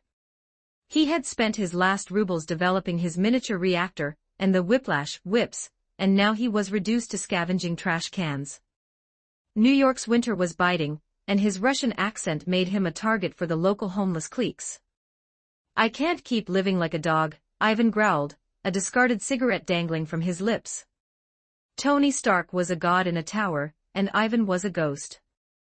He needed a way in. He'd heard rumors of a plaza where the owners didn't ask for papers. It was time for the genius physicist to find a job washing dishes. The Taisho era. Ikura, Azabu District, Tokyo Prefecture. Cale had recently relocated to the city. After reincarnating and spending his youth in the countryside, he had taken the local name Sakuragi Cale.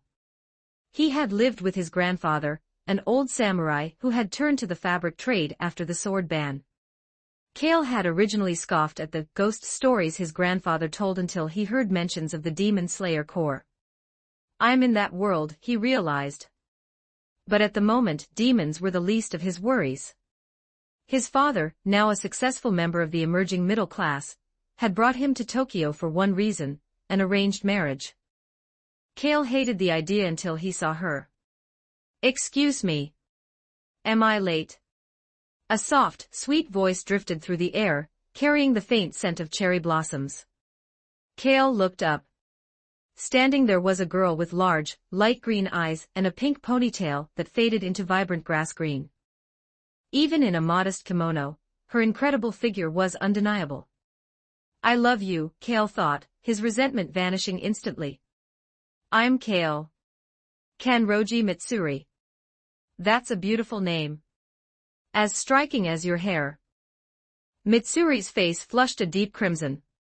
Do you really think so?" It was the first time she'd ever been complimented on her appearance by a man who wasn't her father. "It's as beautiful as the cherry blossoms," Cale said, his face a mask of absolute sincerity. Mitsuri was practically steaming with shyness. "Would you like something to eat?" Cale asked. Mitsuri realized her volume was too high and immediately looked at her feet, embarrassed. "I mean, a little bit is fine." Cale watched as she redefined a little bit, clearing plate after plate of pastries with a cat-like satisfaction. As she reached for a teacup, her fingers brushed the back of Cale's hand. Mitsuri froze, her heart hammering against her ribs.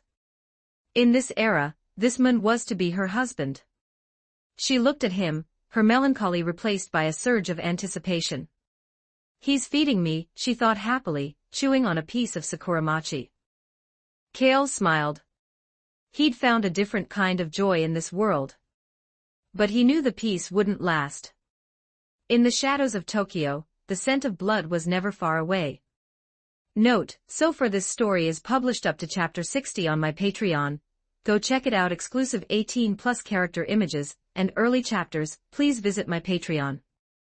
Thanks for your support. com/talkvictim if you want more updates. Supports with Power Stones, every 70 Power Stones bonus chapter, every 3 5-star reviews bonus chapter. Chapter 46, not right. 1160 for words. Check out my P4 for plus 30 extra chapters on all my fanfics.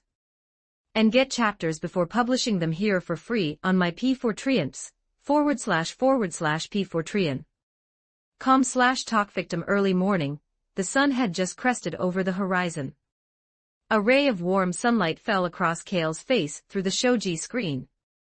Originally lying on his side, he snapped into a sitting position on the tatami mat, eyes sharp and body humming with an energy that didn't belong to a man who had just woken up. Kale looked at his clenched fist, feeling the staggering density of the power coiling beneath his skin. He couldn't help but grin. Reborn and suddenly surging with power, it seemed he truly was the protagonist of this twisted multiverse. At least now I don't have to worry about being accidentally crushed to death by Mitsuri. While dying in a woman's arms is a classic romantic trope, it depends on the specific way of dying. Kale, as a calculating survivor, knew the physics. Kanroji Mitsuri possessed a special constitution. Her muscle density was 8 times that of a normal human. In a moment of uncontrolled passion, or a sudden startle, a normal man would be ground into a fine paste.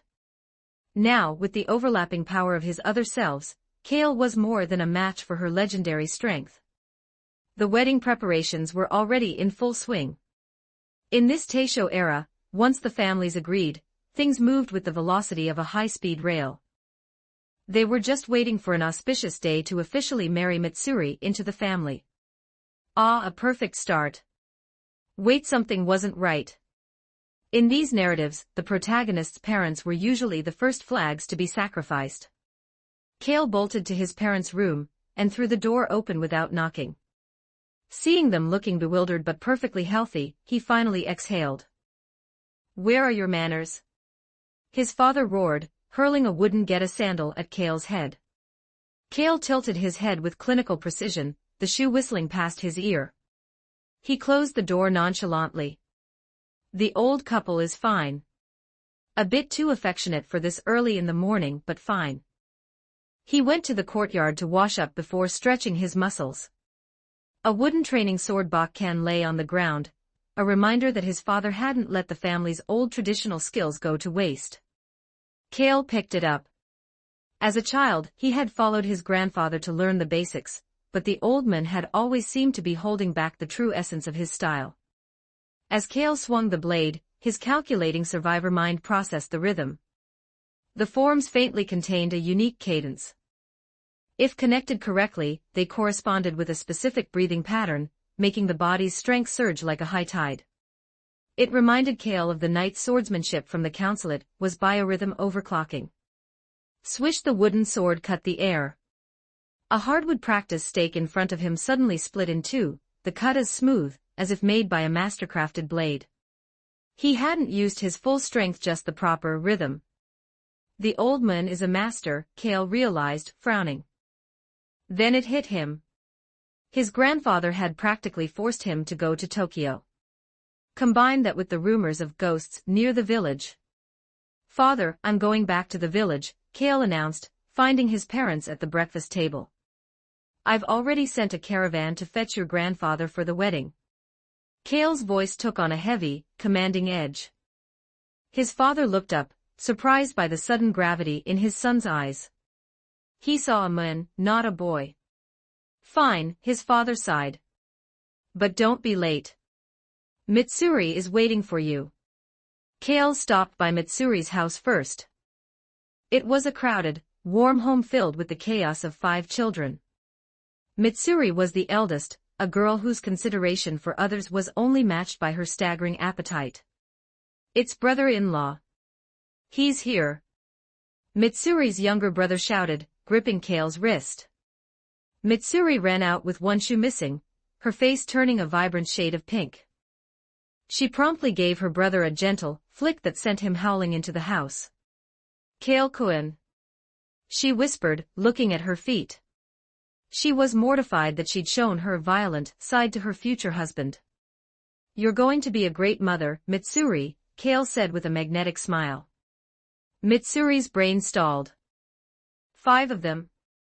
Her head practically steamed, her internal temperature hitting boiling point. "I have to go to the village for a few days," Kale explained, handing her a massive paper bag from the best dango shop in the city. "I didn't want you to worry." "You bought out the whole shop?"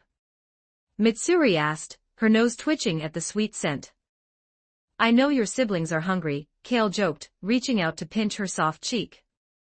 Mitsuri froze, her breath hitching as her heart did a frantic drumroll in her chest. Before she could react, her father burst out of the house, looking for a broom to chase the brazen suitor away.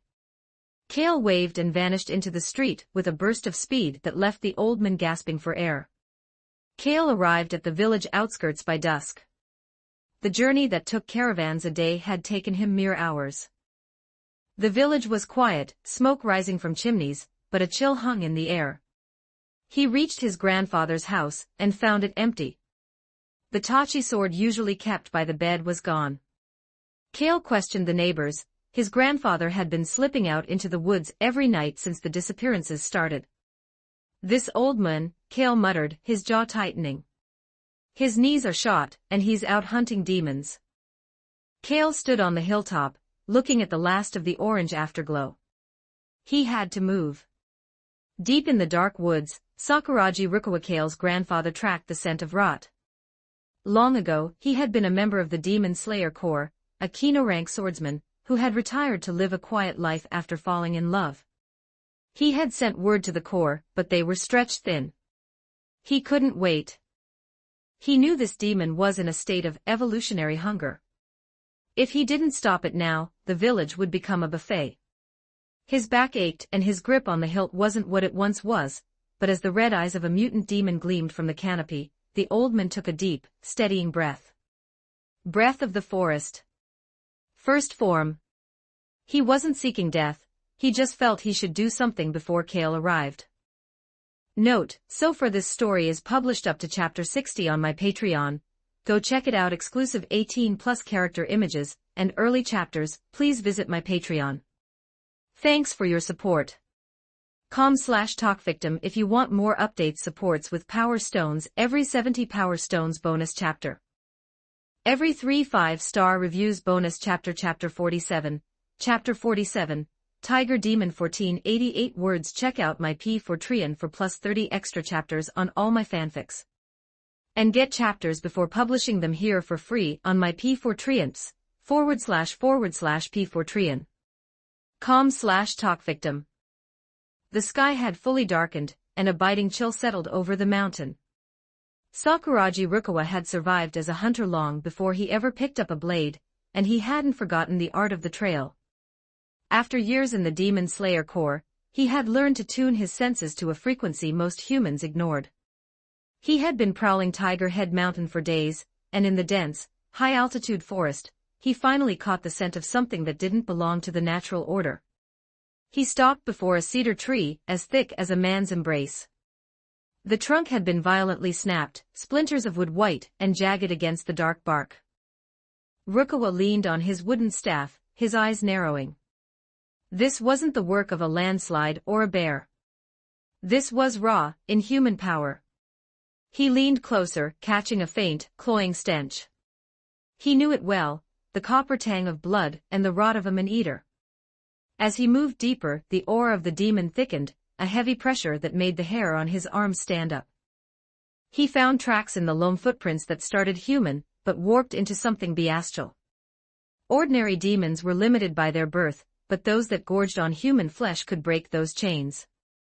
They became mutant demons, their bodies twisting into grotesque displays of physical excess. While they lacked the supernatural trickery of a blood demon art, they possessed a raw, terrifying strength that could overwhelm even seasoned slayers. If Rukawa didn't put this thing down now, the nearby villages would become a buffet. Finally, he found it, a hidden cave tucked behind a mountain stream. This place had once been a tiger's den. Decades ago, Rukawa had come here to slay the beast that lived within, using its pelt as a betrothal gift for the woman he loved. The tiger had been gone for years, but the cave was no longer empty. Rukawa stared into the abyss of the den, hesitating. The narrow space was a death trap for an old man. He drew his Nichiren blade, the steel well maintained despite its long retirement. Before he could decide on a plan, a gust of foul wind erupted from the shadows behind him. His calculating survivor instincts honed through a lifetime of combat saved him. Rukawa rolled forward, the air whistling over his head as a massive claw missed his skull by an inch. He came up in a crouch, his blade flashing in a rising arc. Whoosh! The sound of rising flames filled his ears, a phantom echo of his power. The blade turned a dull, fiery red in the moonlight. A Nicaran blade. The core, a low, gravelly voice rasped. In the pale light, Rukawa saw his hunter. It was a demon the size of a water buffalo, crouched on all fours like a predator. The core sent an old man to die. The tiger demon straightened, towering 3 meters high. Its muscles were slabs of meat, its bloodshot pupils fixed on Rukawa with predatory amusement. It preferred younger, firmer flesh, but it would settle for the old man's marrow. Rukawa didn't waste breath on words. He inhaled a deep, rattling pull of air that flooded his aging lungs with oxygen, forced the blood to pump with a long-lost vitality. Flame breathing, first form, unknowing fire. Rukawa exploded forward. The blade seemed to ignite, a streak of crimson fire cutting through the night. It was an all-or-nothing thrust. His body couldn't handle a prolonged engagement. The tiger demon's hackles rose. It sensed the sudden, lethal heat and realized it had underestimated the old meat. It lunged back, raising its massive forearms to shield its throat. The sound of steel biting into bone echoed through the trees. "Old man, you're weak." The demon shrieked. Rukawa's blade was buried deep in its forearm, but it hadn't reached the neck. Rukawa's face went pale. The backlash of the breathing style was tearing through him. Overclocking his biorhythms at his age was like redlining an engine that had been sitting in a garage for 30 years. The tiger demon lunged, its hand closing around Rukawa's throat. It lifted him off the ground, baring its yellowed fangs. "That hurt, old man. I think I'll eat your eyes first." Before the demon could close its jaws, a blur of motion emerged from the tree line. The sound of the demon's neck snapping was as clear as a gunshot.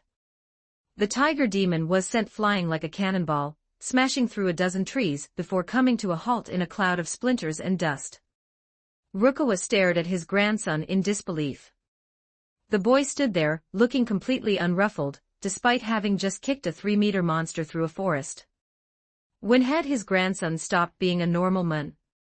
"Are you all right, grandfather?" "Wait, Kale. It's a demon. You can't kill it with brute force. You need my blade." Rukawa shouted, realizing his Nicaran was still stuck in the demon's arm.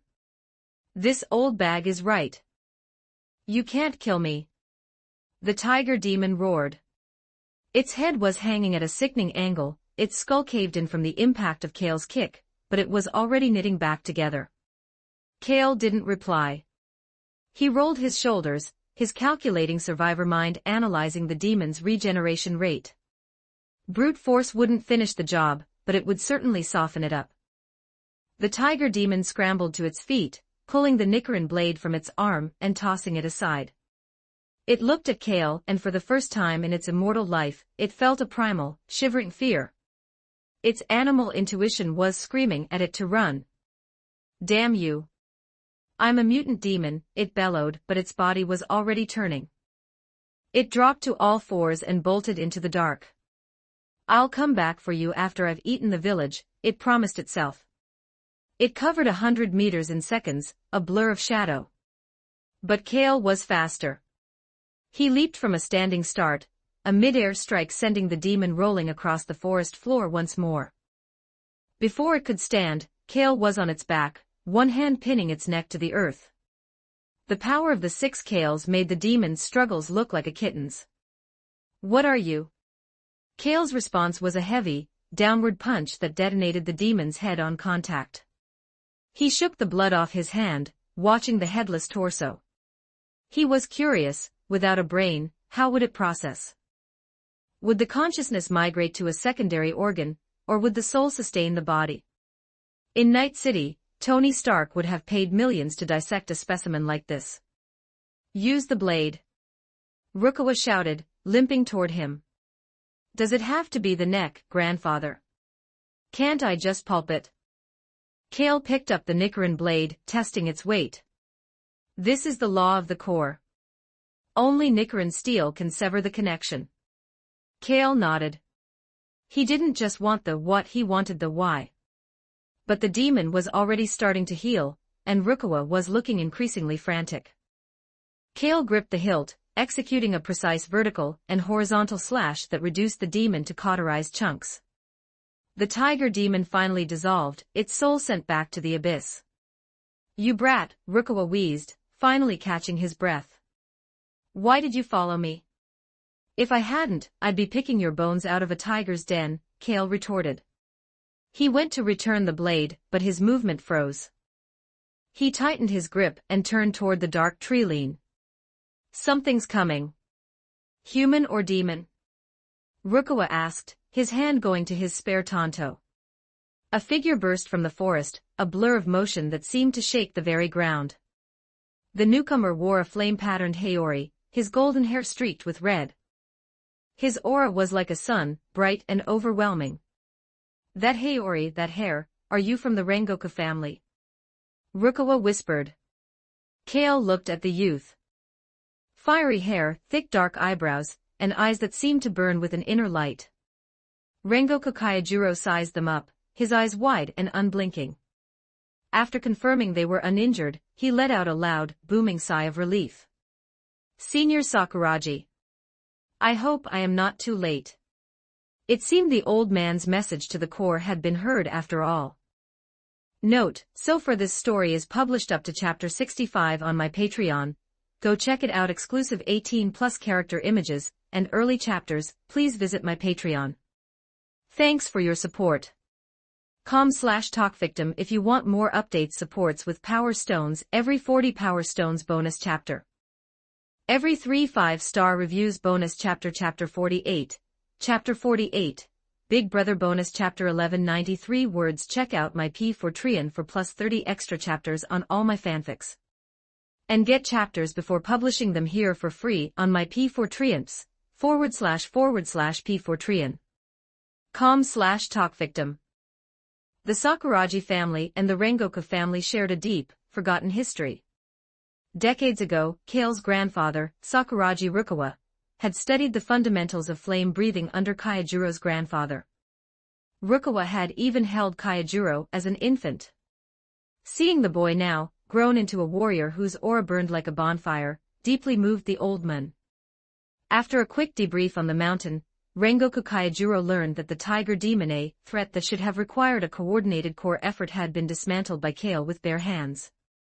Kaijuro didn't hesitate. He stepped forward, clapped Kale on the shoulder with enough force to ground a normal man, and let out a booming laugh. "Well done. It is a fortunate stroke of luck you were here, otherwise, I would have arrived to find only ash." "I was just looking after my own troublesome old man," Kale replied, his tone leaning into his calculating survivor persona. He was still adapting to Kaijuro's high-octane passion. The Slayer's eyes were like searchlights, looking at Kale as if he were a prototype of a new, god-tier weapon. Beating a mutant demon to death with raw kinetic force. Kaijuro thought. His muscle density must be off the charts. If he joined the Corps, he would reach the rank of Hashira in a single season. However, despite his excitement, Kaijuro didn't offer an invitation. He knew the life of a Slayer was a path of blood and short lifespans. Unless Kale sought the fire himself, Kaijuro would let him remain in the safety of civilian life. "Who are you calling troublesome? Show some respect, you brat." Rukawa shouted, swinging his staff, but Kale was already a blur, using Kaijuro's massive frame as a human shield. "Senior Sakuragi, please, calm yourself," Kaijuro said, laughing as Kale ducked behind his flame-patterned haori. "Show the flame Hashira some respect, Kale," Rukawa barked. "Senior Sakuragi, I have not yet attained the rank of Hashira," Kaijuro corrected with a grin. While the Rengoku line was destined for the position, he was still one major feat away from the title. "Sounds like high-tier chrome," Kale remarked, feigning ignorance while filing the term away under strategic assets. Back in the village, Rukawa insisted on hosting Kaijuro. He whipped up a simple bowl of noodle soup, the only thing he could manage in the middle of the night. Kaijuro, whose appetite was as legendary as his spirit, didn't hold back. Delicious, he roared after the first bite. Kale looked down at his own bowl. It was salty enough to pickle a horse. He's either the most polite man on earth or his taste buds are as fried as an Arasaka server, Kale thought, stoically finishing his portion. The next morning, Kale awoke to the sound of displaced air. He looked into the courtyard to see Kaijuro exercising shirtless, his movements so fast they created miniature shockwaves. "Good morning, Kale." Kaijuro shouted without breaking rhythm. "Did you sleep well?" "Like a log." "What's the workout? Why don't you join me? I wish to see the limits of your strength for myself." Kale felt a spark of interest. He needed a benchmark. Kaijuro was the closest thing to a boss-level combatant he'd met in this world. "What do you have in mind?" "Let us arm wrestle." Kale stared at him. "That's the workout." He stepped forward anyway, rolling up his sleeves. He gripped Kaijuro's hand. It was calloused, thick, and radiated a constant heat, like a running engine. Kaijuro asked, his eyes wide and unblinking. Kale didn't hesitate. He channeled 30% of his power of 6 into his forearm. The bluestone tea table beneath them didn't just break, it detonated into gravel. Kaijuro's hand was slammed into the debris.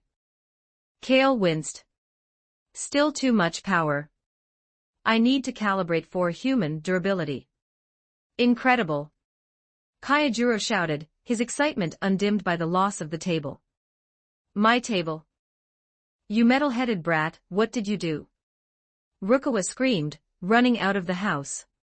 He completely ignored Kaijuro that was someone else's child and went straight for Kale.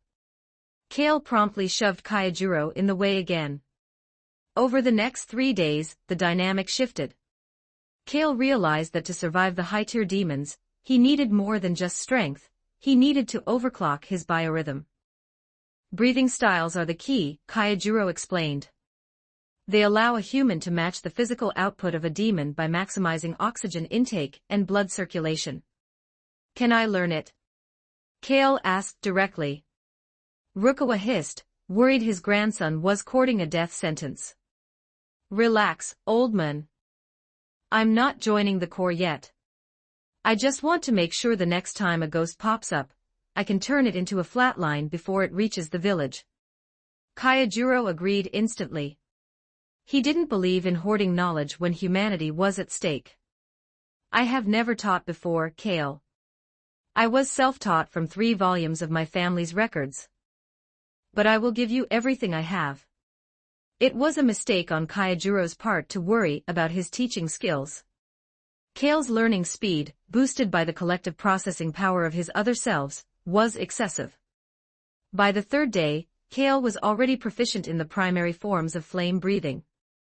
"Dinner's ready, Kaijuro." Kale called out. "Coming, big brother." Kaijuro roared, leaping into the kitchen. Kale had taken over the cooking duties to save his own palate from his grandfather's cuisine. After learning that Kale was a few months older, Kaijuro had adopted the title of Little Brother with zero ego. To him, Kale was a marvel not just in combat but in the kitchen.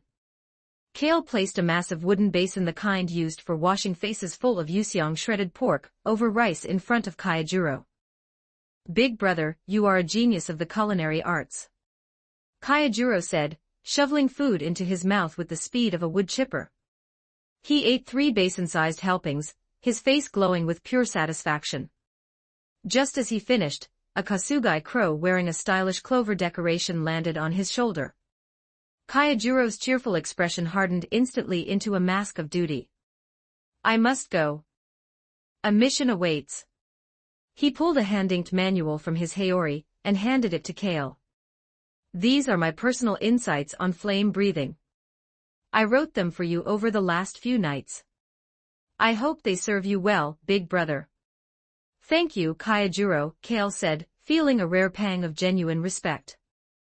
"Stay safe out there. Don't become a flatline." "I will not. Until we meet again." Kayajuro shouted, turning and sprinting into the distance, his Haori fluttering like a trail of fire. Note, so far this story is published up to chapter 65 on my Patreon, go check it out. Exclusive 18+ character images and early chapters, please visit my Patreon. Thanks for your support. com/talkvictim if you want more updates, supports with Power Stones, every 40 Power Stones bonus chapter, every 3 5-star reviews bonus chapter. Chapter 49. Chapter 49. Sponsors 11.99 words. Check out my P4Trian for plus 30 extra chapters on all my fanfics. And get chapters before publishing them here for free on my P4Trians, //P4Trian.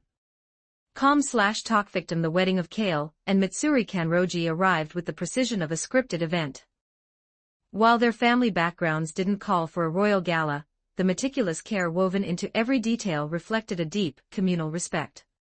Mitsuri was a vision in her white shiromuku kimono, the tsunokakushi headpiece framing a face that radiated a pure, ethereal beauty.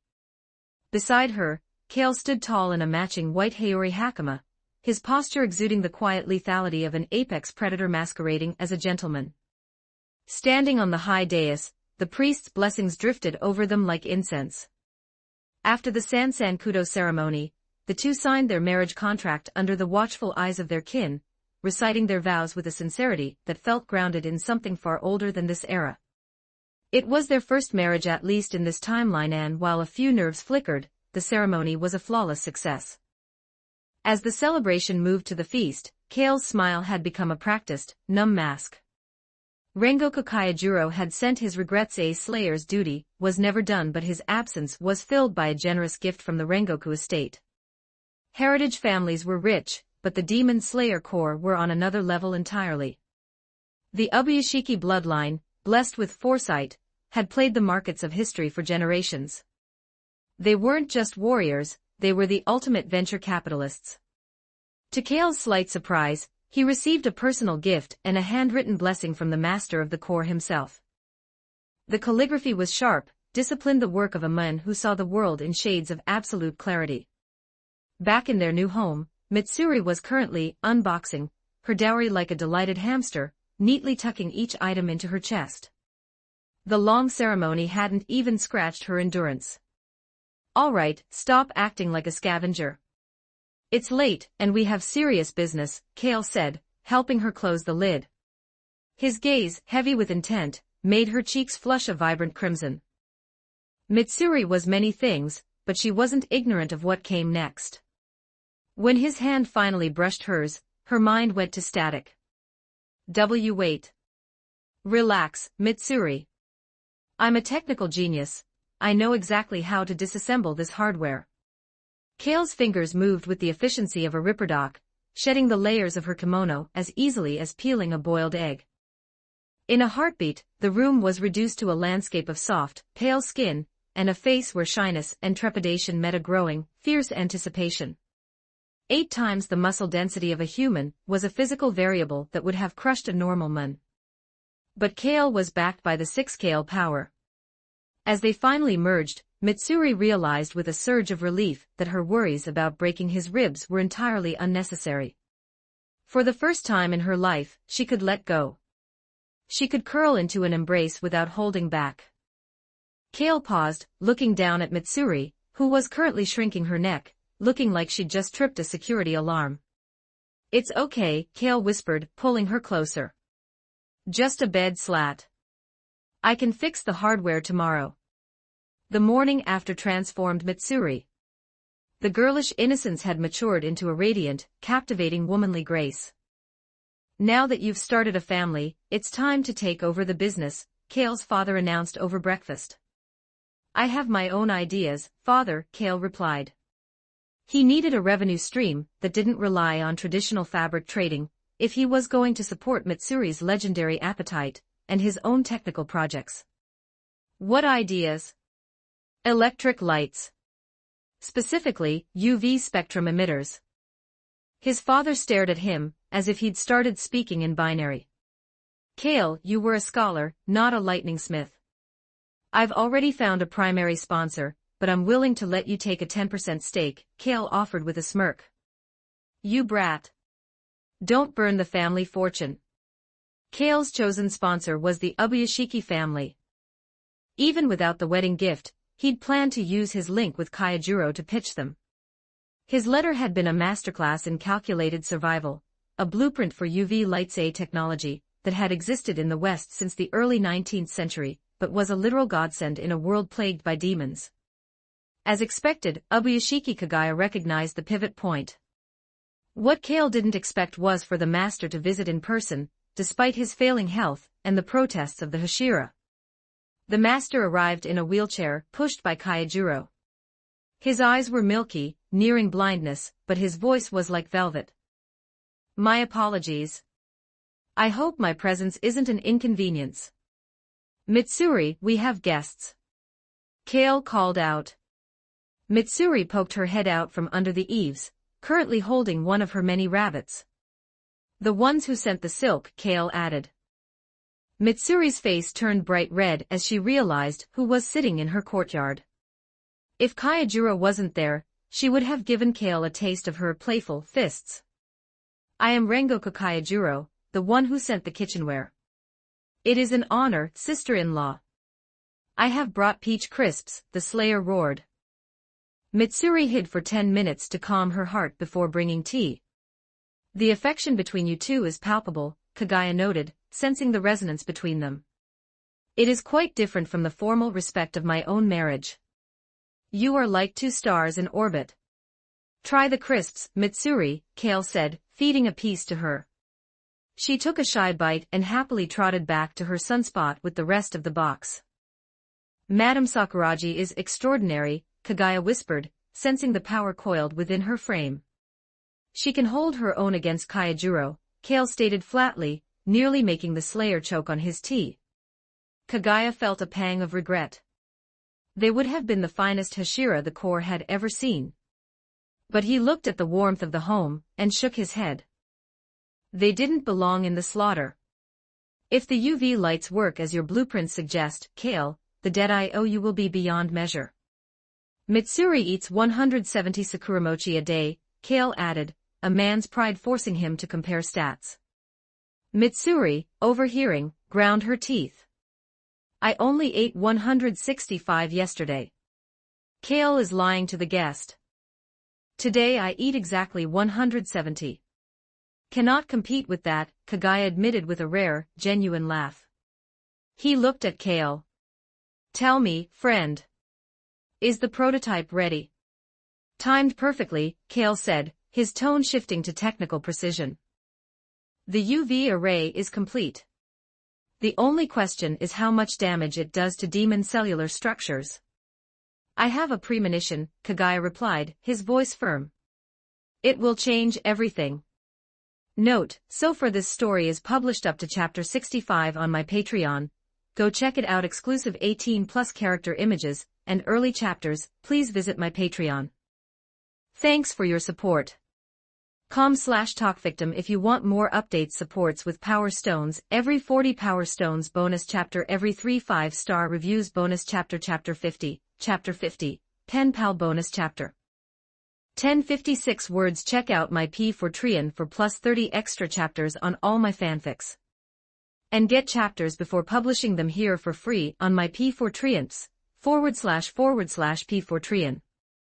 com/talkvictim. Ubuyashiki Kagaya and Rengoku Kaijuro departed as the sun began to dip.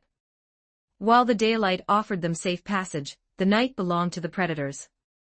They had to return to the Demon Slayer Corps headquarters, as the Ubuyashiki bloodline remained the ultimate prize for Kabutsuji Muzan, who hunted them with a 1,000-year-old hatred. Before leaving with the first-generation UV light prototype, Kagaya left behind a gift, a bridge for future communication. Usually, the Corps utilized Kasugai crows, intelligent birds trained to mimic human speech. However, the one Kagaya chose for Kale was a cockatiel. It was a vibrant yellow and white bird, with 2 orange-red patches on its cheeks like a maiden's rouge. It was undeniably cute, lacking only a tiny bow to complete the aesthetic. Chirp chirp, nuzzle nuzzle baby, nuzzle nuzzle, the cockatiel perched on Kale's shoulder, rubbing its head against his chin, with an intoxicated level of affection. It was clear the bird had instantly imprinted on its new master. "This is my husband." Mitsuri watched the exchange, her cheeks puffing out in an anxious pout. She had never expected to find herself in a jealousy-fueled rivalry with a small yellow bird. "Are you even a bird? You're acting like a house cat." "Bad woman, chirp chirp." The cockatiel pressed closer to Kale's face, leaning its weight against him as if glued there. "This is infuriating." Mitsuri stamped her foot. She wanted to snatch the bird away, but her desire to maintain her image as a gentle and quiet wife held her back. In reality, Kale knew she was gentle, but quiet was a trait she had never possessed, especially not when her emotions were involved. "I'll call it Xiaobai," Kale said, finding a wooden perch for the bird under the windowsill. "Mitsuri, I'll leave the care of the bird to you." Humph! Mitsuri turned her head away, but she couldn't say no to Kale. The following day, a businessman arranged by the Ubuyashiki family arrived to discuss the industrialization of Kale's designs. The electric light market in Japan was primitive, relying on carbonized bamboo filaments imported from the West. Kale's strategy was simple: introduce tungsten filaments. By upgrading the hardware, he could easily monopolize the market. With the Ubuyashiki's bottomless funding and political reach, the path was cleared. Kale didn't want to be a corporate slave. He pushed his father to the front as the CEO, planning to settle back as a wealthy second-generation heir who simply collected dividends. "Building it according to these blueprints shouldn't be a problem, right?" Kale asked, handing over the schematics for a semi-automated production line. The foreman's face paled. In an era dominated by manual labor, Kale's demand for semi-mechanized production was like asking for a spaceship. However, under the master's orders to cooperate at all costs, the man gritted his teeth and nodded. "We will make it happen, Master Kale." Meanwhile, in a hidden laboratory, Lady Tamayo received the first-generation UV lamp. Tamayo was a demon who had severed Muzin's curse, suppressing her predatory instincts through sheer willpower and medical modification. She only required small amounts of human blood to survive, and had shared a secret alliance with Kagaya for years, an alliance hidden from the Hashira, whose hatred for demons was absolute. "A lamp that can eliminate demons," Tamayo whispered, her eyes wide with scientific curiosity. She called for Yashiro, the demon she had saved and created. "Lady Tamayo, anything you need," Yashiro said, his usual cold demeanor melting into infatuation the moment he looked at her. "Plug this in, Yashiro. We are testing the blood activity." As the switch was flipped, a gentle violet-blue light bathed the room. Tamayo let out a muffled groan as a burning sensation blossomed on her exposed skin. But the pain was overshadowed by a surge of hope. It worked. The UV light was successfully replicating the lethal effects of the sun. "You damn thing. You hurt Lady Tamayo." Yashiro, seeing her pain, charged the lamp in a rage, only to be hit by the full force of the rays. He collapsed, smoking and flopping like a fish out of water until Tamayo cut the power. Despite the singed flesh, Yashiro was ecstatic to be useful. Tamayo, however, was focused on the letters. Her correspondence with Kale had become a highlight of her long, dark life. His technical knowledge was profound, and his writing possessed a delicate, thoughtful charm that touched her heart. Yashiro watched through the door, his heart breaking as he saw Tamayo smile while writing back to Kale. She hadn't smiled like that in centuries. "Who is this Tamayo?" "She sounds like a very beautiful woman," Mitsuri said, her voice dropping into a dangerous, low register. She had found a stack of letters in Kale's study. Kale didn't panic. He was a calculating survivor. "She's a technical consultant, Mitsuri. We're discussing the chemical composition of filaments. By the way, I bought you a few pairs of silk stockings. Why don't you try them on?" "Don't think you can buy my silence with gifts," Mitsuri said, hands on her hips. She didn't know the stockings were actually for Kale's own visual enjoyment. He was already planning to manufacture nylon. A world without modern stockings was a world he refused to live in. "I'll add a box of sakura mochi." Mitsuri's resolve wavered.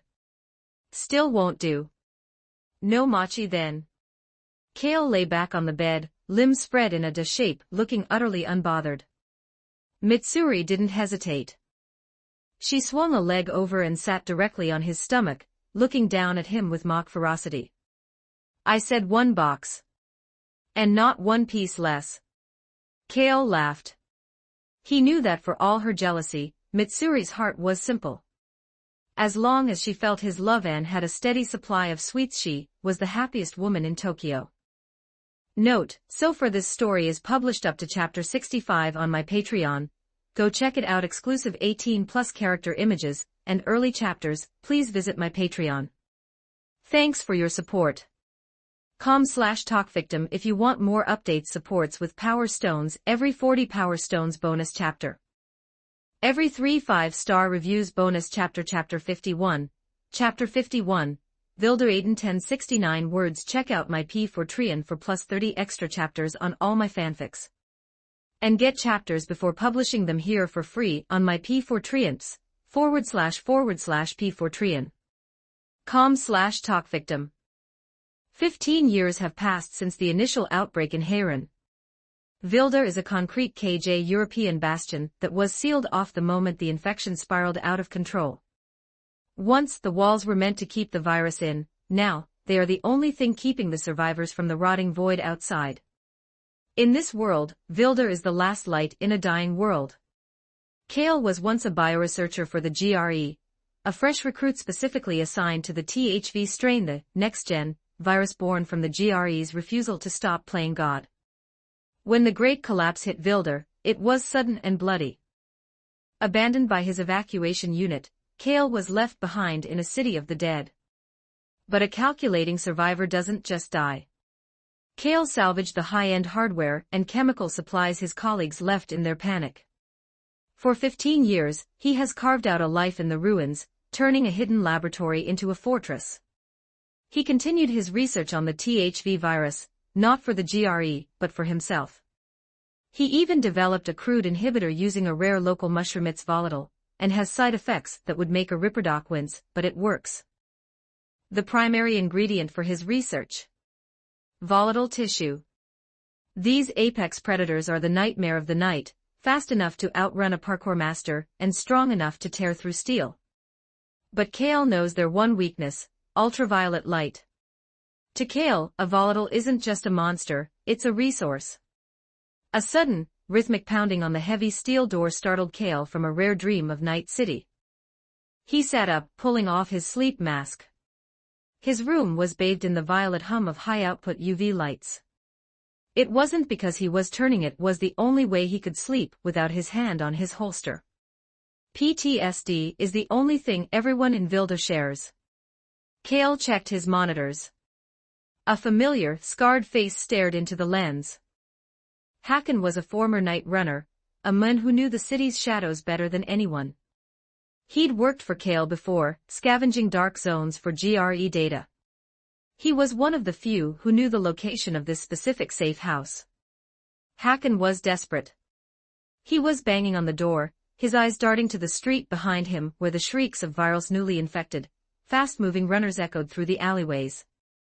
Beside him stood a younger man, pale and trembling. He was clearly in the middle of a seizure, his infection levels redlining. I know you're in there. If you want your GRE data, open the damn door. Hakan roared at the camera. They're coming, the young man, Aiden, rasped, tightening his grip on a rusted pipe. Kale sighed, picking up his crossbow from the nightstand. A click echoed through the alley as Kale remotely activated the external UV array. The virals wailed, their flesh sizzling as they retreated into the dark. Kale cracked the door open, his calculating survivor gaze scanning Aiden. You brought an infected to my doorstep, Hakan. That's a major breach of protocol. Aren't you the one always looking for fresh samples? I brought you a live one, Hakan quipped, though his hands were shaking. He pushed a pristine circuit board into Kale's hand as a bribe. Compensation for the heart attack. Kale inspected the board. High-end tech, undamaged. He stepped back, allowing them into the outer airlock. Rules: stay in the outer room. Touch anything, and you're a flatline. Believe me, I'm not looking for a tour, Hakan muttered. Your safe houses are more trap than house. Kale walked up to Aiden with a blood extractor. The young man flinched. Protection fee, Kale said flatly. He drew a large vial of the dark, infected blood, then tossed Aiden 2 chocolate bars. In Vilda, sugar was better than gold. He's a pilgrim, Kale, Hakan explained. He needs a biomarker. He's turning, and he won't last another night without one. The hospital is your best bet, Kale replied, pointing a thumb toward the skyline. GRE tech is still there, if you're suicidal enough to go get it. The hospital is a death trap, Hakan growled. But if you don't have one here. But Kale slid a hand-drawn map across the table. I need a specific batch of meds from the lab on the 3rd floor. You get me my samples, and I'll tell you exactly where they keep the biomarker crates. It's a standard trade.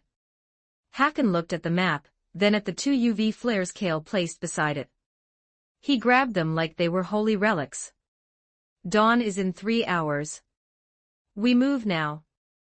As the door hissed shut behind them, Kale lay back on his bed. The name Aiden felt like a ghost in his mind, but he was too tired to chase it. Suddenly, his consciousness was pulled. The white space materialized. Holy crap! Kale Vilder shouted, slapping his forehead. I'm a genius. Why did I wait this long to wake up? The collective knowledge hit him like a neural feedback loop. Demon Slayer Kale placed a hand on his shoulder. Perfect timing. We need to talk about biochemical triggers for demon tissue. Vilder Kale grinned. His years of minimalist, apocalyptic engineering were exactly what the Taisho era needed. High-output UV tech, portable and rugged, designed to kill monsters in the dark. He turned to Cyberkale. Teach me the high-end biotechnica specs. I'm tired of using mushrooms to fix my blood.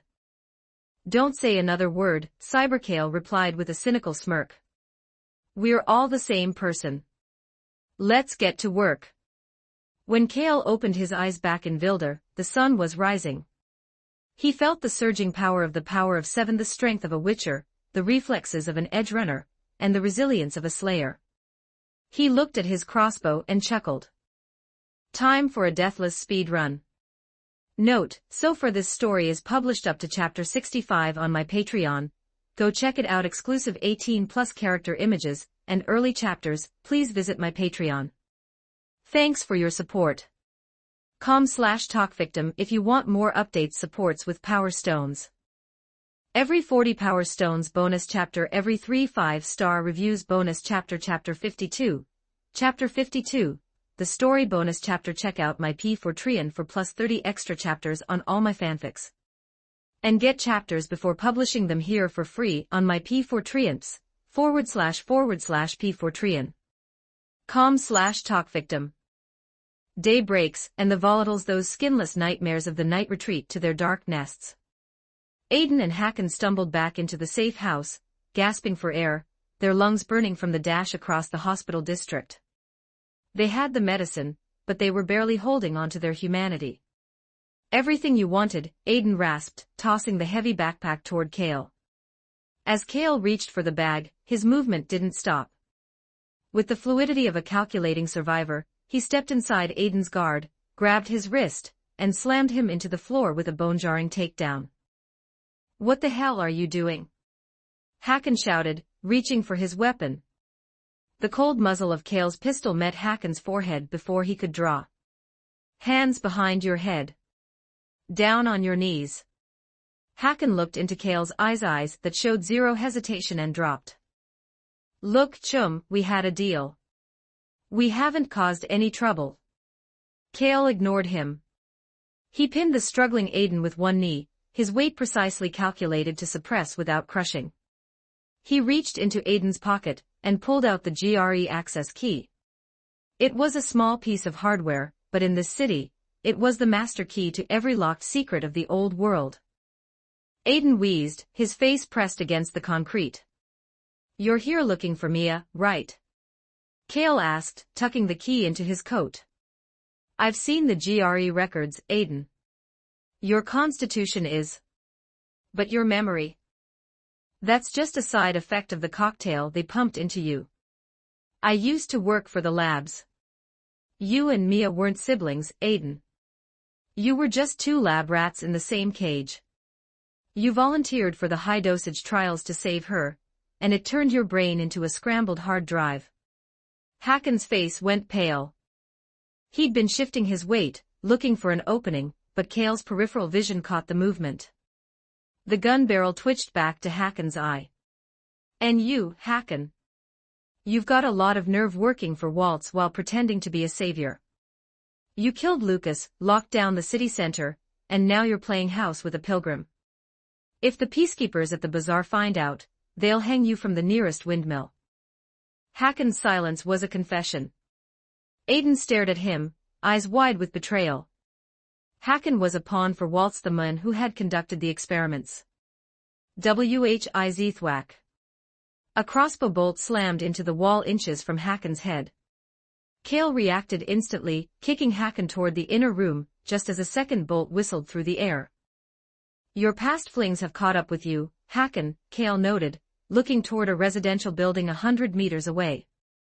A masked figure was perched on the roof, reloading. It was Lawan. Even with the mask, Kale knew that silhouette anywhere.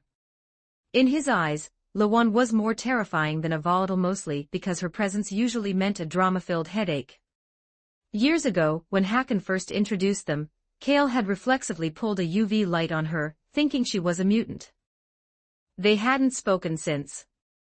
Aiden, go deal with her, Kale commanded, nudging the young man with his boot. You just pinned me and stole my key. Because I have the truth about Mia. Now get moving. You're a parkour genius, go earn your keep. Kale watched Aiden vault out the window. Aiden was the ultimate tool. The peacekeepers used him, the night runners used him, even the renegades wanted a piece. Why shouldn't Kale use him too? By afternoon, Haken returned with a message. Waltz had agreed to a parley at the quarry. He's in a hurry, Kale mused, checking the magazine of his pistol. Planning to silence me, no doubt. I'm just the messenger, boss, Haken pleaded. He looked like a man who had realized too late that playing both sides only gets you shot from the middle. They arrived at the quarry to find a wall of renegades. These weren't just thugs, they were Waltz's enhanced soldiers, men whose bodies had been pushed past human limits at the cost of their sanity. Waltz stood among them, his presence heavy and imposing. My key, Waltz demanded. Right here, Kale said, flashing the GRE hardware. What is your price? Aiden didn't wait for the negotiation. Fueled by years of suppressed trauma, and the mushroom inhibitor Kale had injected him with earlier, he lunged toward Waltz with a bestial roar. Kale raised a hand to his face, sighing. The calculated survivor logic dictates we talk first, Aiden. But I suppose we're doing this the hard way. Note, so far this story is published up to chapter 65 on my Patreon. Go check it out. Exclusive 18+ character images and early chapters. Please visit my Patreon. Thanks for your support. com/talkvictim. If you want more update supports with Power Stones, every 40 Power Stones bonus chapter, every 3 5-star reviews bonus chapter, Chapter 53. Chapter 53. Speedrun 1048 words. Check out my P4Treon for plus 30 extra chapters on all my fanfics. And get chapters before publishing them here for free on my P4Treons, //P4Treon. com/talkvictim. Aiden's momentum was explosive, but the result was a letdown. To save his daughter, Waltz had long since turned his own body into a playground for viral and chemical enhancement. His physical attributes weren't just superhuman, they were peak mutant. With a casual sidestep, he dodged Aiden's desperate tackle, pinned the young man to the floor, and leveled a cold, predatory gaze at Kale. What is the meaning of this? Waltz rasped. Don't be in such a rush, Doctor. Take a good look at this lab rat here. His name is Aiden. Kale ignored the snarling renegades closing in, and pointed at the struggling boy. Waltz froze. He slowly loosened his grip, pulling Aiden up by his collar to scrutinize his face. A flicker of recognition crossed the doctor's hardened features. Aiden. Let me go. Aiden spat. I've come for revenge, Waltz. Waltz looked confused. In his memory, he and Aiden had been close. He had almost viewed the boy as his future son-in-law. What happened to his mind? Too many drug trials scrambled the hard drive, Cale shrugged. Memories muddled. It's fine, a good beating usually fixes the hardware. Waltz's mouth twitched. He wasn't sure if Cale was a genius or a psychopath. Anyway, let's put the family drama aside, Cale said, waving a dismissive hand. It's getting dark, and I have things to do. From now on, Waltz, you work for me. Waltz's expression darkened into a sneer. He was no longer a man of medicine, he was a warlord who had sacrificed his soul to save his daughter. Work for you? On what grounds, boy? The renegades tightened their circle. Hacken, sensing the shift in the air, tried to blend into the shadows and slip away. I'm just the delivery guy, he thought. This is above my pay grade. Before Waltz could give the order to kill, Cale moved. He lunged forward, his movement a clinical application of calculating survivor logic. His elbow drove into the chest of the nearest 2-meter-tall renegade like a hydraulic piston. The moon was sent flying, his ribcage collapsing with a sound like dry firewood snapping. He knocked over 3 others as he tumbled. The sudden violence made the remaining thugs catch their breath. I have no room for trash in my organization, Cale said, shaking off his sleeve. I want you, Waltz, because you have a brain. These eyesores are just slowing us down. What are you? Waltz's voice trembled. The power Cale displayed exceeded even his most optimistic experimental data. Cale didn't answer. He tilted his head slightly. An arrow whistled past his ear, only for him to catch the shaft midair with a gloved hand. Without looking, he snapped the head off and flicked it behind him. A renegade sniper tumbled from a crate, the arrowhead buried in his brow. Within 60 seconds, 10 fully armed renegades were reduced to piles of soft mud. Waltz lunged, a desperate, powerful punch aimed at Cale's jaw. Cale's counterstrike sent Waltz flying into a parked van, denting the iron plate as the doctor became firmly embedded in the metal. Boss, you didn't kill him, did you? Hacken whispered, suddenly reappearing at Cale's side to show his loyalty. He's thick-skinned. Sure enough, Waltz let out a bestial roar, the unmistakable sound of a volatile as he tore himself out of the van's side. His drug-enhanced physiology had taken over, sacrificing his reason for raw, feral power. He lunged at Cale like a cannonball. Cale didn't blink. He met the charge with a kick that sent Waltz back even faster, dragging him across the concrete for 10 meters until the doctor slumped into a coma. Drag him to the safe house, Cale told Hacken. And pick up Aiden while you're at it. It's dark. The night in Vilda belonged to the monsters. As Hacken and a dazed Aiden hauled Waltz toward safety, Cale stayed behind. He flicked a discarded long blade into his hand and struck an iron railing, the metallic ring acting as a dinner bell for the virals crawling out of the sewers. Come on then, you stinking things, Cale whispered, assuming the starting stance of flame breathing. Even without supernatural fire, the biorhythm overclocking made his blade a blur. By the time he walked back into the safe house, he was dragging the headless corpse of a volatile. The usual, Aiden, Cale said, tossing the creature's hideous head to the boy. Aiden nearly dropped it in horror. You want me to grow the mushrooms? Aiden asked, remembering the gruesome stories Hacken had told him. You want the truth about Mia? Start chopping. Inside the safe house, as the sound of meat cleavers rang from the kitchen, Cale sat across from a recovering Waltz. The doctor's memory of the experiment was clear. He hadn't been trying to kill the children, he'd been trying to save them from a terminal strain. Aiden was the key to Mia's survival, and Aiden had volunteered for the trials. I can save her, Aiden, Cale said, looking at the young pilgrim. X-13 has the GRE hardware I need. But we do it my way. No missiles, no destroying the city. Aiden looked at Kale's chest, where the GRE key was hidden. He'd planned to steal it, but seeing Kale decapitate a volatile with a piece of scrap metal had changed his mind. Negotiation seemed like the only logical path. So, will you join my team, Aiden? Kale asked. I'll research the evolutionary agents, Waltz will provide the data, and you'll be the bridge. Kale's plan was simple. Use Aiden to keep Lawan, that human-shaped volatile, distracted so she wouldn't ruin his research. He'd save Vilder, cure the virus, and turn the last city on Earth into his personal laboratory. The speed run was officially in progress. Note, so far this story is published up to chapter 75 on my Patreon. Go check it out. Exclusive 18+ character images and early chapters. Please visit my Patreon. Thanks for your support. com/talkvictim. If you want more updates, supports with Power Stones, every 40 Power Stones bonus chapter, every 3 5-star reviews bonus chapter, Chapter 54,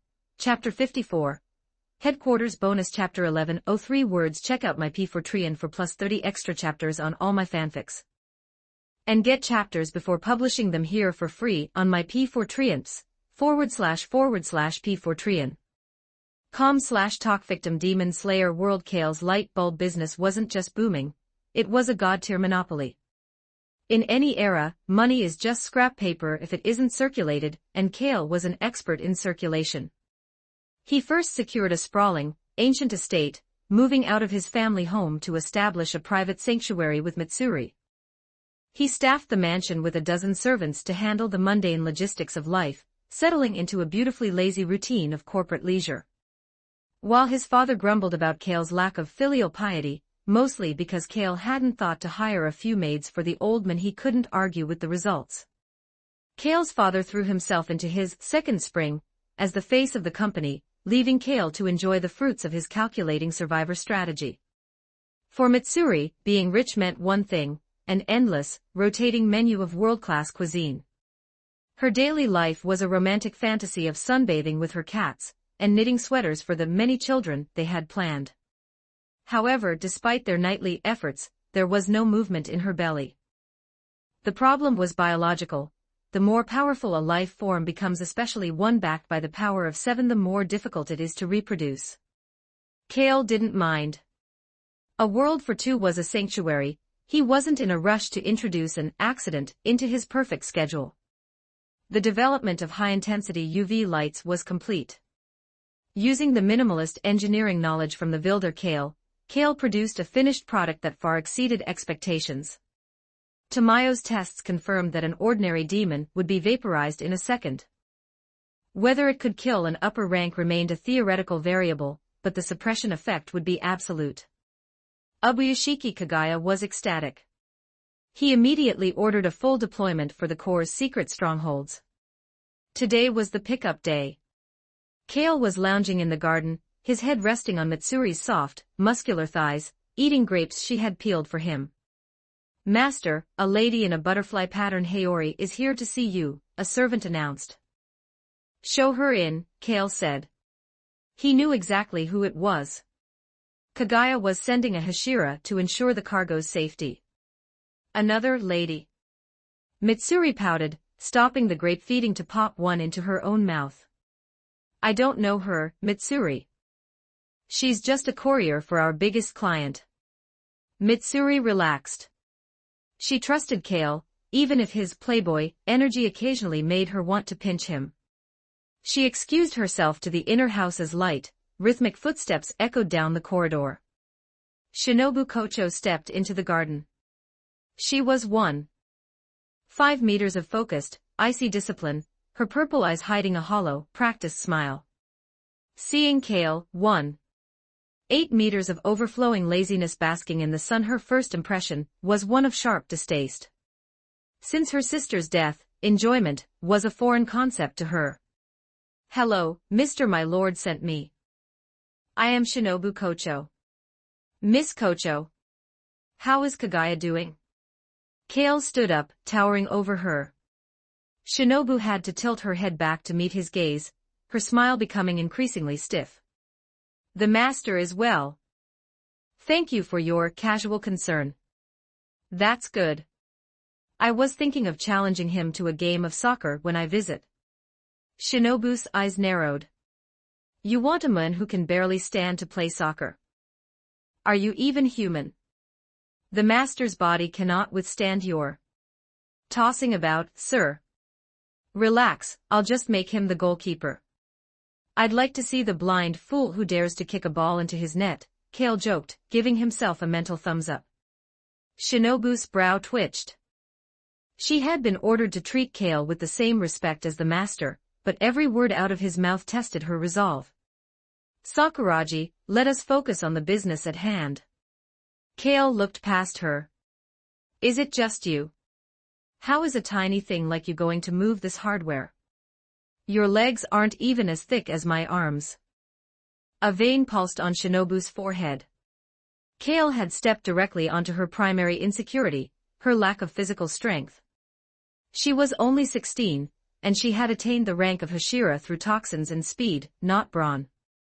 I am truly sorry for being so frail, she hissed, her smile turning dangerous. But since the master has given the order, I will obey. Can we stop wasting time? At the warehouse, Shinobu realized Kale wasn't mocking her, he was stating a fact. The UV equipment was heavy, industrial-grade tech. She eventually had to swallow her pride and ask for his help. Sure, Kale said, easily hoisting the crates into the carriage. He then hopped onto the driver's seat. Why are you getting on? She asked. Kagaya wants me to install the gear personally. Plus, I'm supposed to help you optimize your toxin refining tech. Didn't he tell you? Shinobu sat beside him, the seat cramped. She could smell the faint scent of wisteria on her, and the scent of expensive tobacco on him. It was the closest she had ever been to a man her own age. Want some snacks? Mitsuri packed enough to feed a village, Kale offered. No, thank you. You should eat, kid. You still have a chance to grow if you hit the right macros. Shinobu noted the advice in silence, her mind already analyzing the man who claimed he could optimize her life's work. They reached the Demon Slayer headquarters by nightfall. The location was a shifting secret, hidden behind layers of wisteria, and guarded by the Kakushi. Kagaya bringing Kale here was the ultimate sign of trust. As the carriage was unloaded, Kale walked to the main building and shouted at the top of his lungs, Kagaya. Shinobu winced, wanting to vanish. A beautiful woman with white hair, and the grace of a priestess emerged. It was Amain Ubuyashiki, Kagaya's wife. Is this the sister-in-law? Kale asked, grinning. Kagaya brags about you in every letter. Amain froze. Welcome, Mr. Kagaya's voice drifted from the interior, warm and amused. Let him in, Amain. He's the only one who doesn't treat me like a porcelain doll. Note, so far this story is published up to chapter 75 on my Patreon, go check it out. Exclusive 18+ character images and early chapters, please visit my Patreon. Thanks for your support. com/talkvictim if you want more updates, supports with Power Stones, every 40 Power Stones bonus chapter, every 3 5-star reviews bonus chapter. Chapter 55, Chapter 55, A Serious Gentleman. Check out my P4 for plus 30 extra chapters on all my fanfics. And get chapters before publishing them here for free on my P4 //P4 com/talkvictim. Ubuyashiki. Kagaya sat kneeling before a low table. When Kale entered, a brilliant, weary smile spread across the master's face. Kale, you've arrived. It's been a few days, Kagaya. How's the hardware holding up? I'm all right, though the resolution is dropping, Kagaya replied calmly, as if he weren't describing his slow descent into blindness. I suspect I will be completely dark before long. You haven't been secretly hiding under your covers crying about it, have you? Kale's single sentence pierced right through Kagaya's serene facade. Beneath the title of master, he was still just a young man who had once been healthy. He looked at Kale and sighed. You, really? Can't you leave me some dignity in front of the children? Kagaya pulled himself together to introduce his 5 children, Kiriya, Hinaki, Nichika, Kanata, and Kuina. The 5 children sat formally, greeting Kale with a level of breeding that lacked the messy liveliness typical of their age. Kale looked at them all dressed in traditional girls' clothing and squinted. "Wait a second, which one of these is the son?" "Uncle, I am the heir of the family," Kiriya stood up. The males of the Ubuyashiki line were raised as girls until age 13 to ward off the family curse's early onset. Kale leaned in close to Kagaya, a strange glint in his eyes. "So you spent a decade in a kimono too, Kagaya?" "Sister-in-law, quickly. Bring out a set of your clothes for the master. Seeing Kagaya cross-dress is my life's mission." Kagaya's composure nearly cracked. He turned to his wife, Amain. "It is time. We may begin the meal." Dinner was surprisingly lively. To host Kale, the usually bland menu had been supplemented with meat. Kale treated the headquarters like his own estate, his casual eating manner actually improving Kagaya's appetite. After the meal, the calculating survivor got to work. Kagaya assigned his 2 older daughters, Hinaki and Nichika, to assist Kale, along with several members of the Kikuchi. Since the power grid hadn't reached these mountains, Kale had to install a full generation and storage system before deploying the UV array. The 2 sisters followed Kale like quiet, exquisite dolls, their large eyes shimmering with curiosity as Kale tinkered with his modified diesel generator. "Uncle, for you," Hinaki said, handing him a silk handkerchief to wipe the grease from his hands. "No need, Hinaki.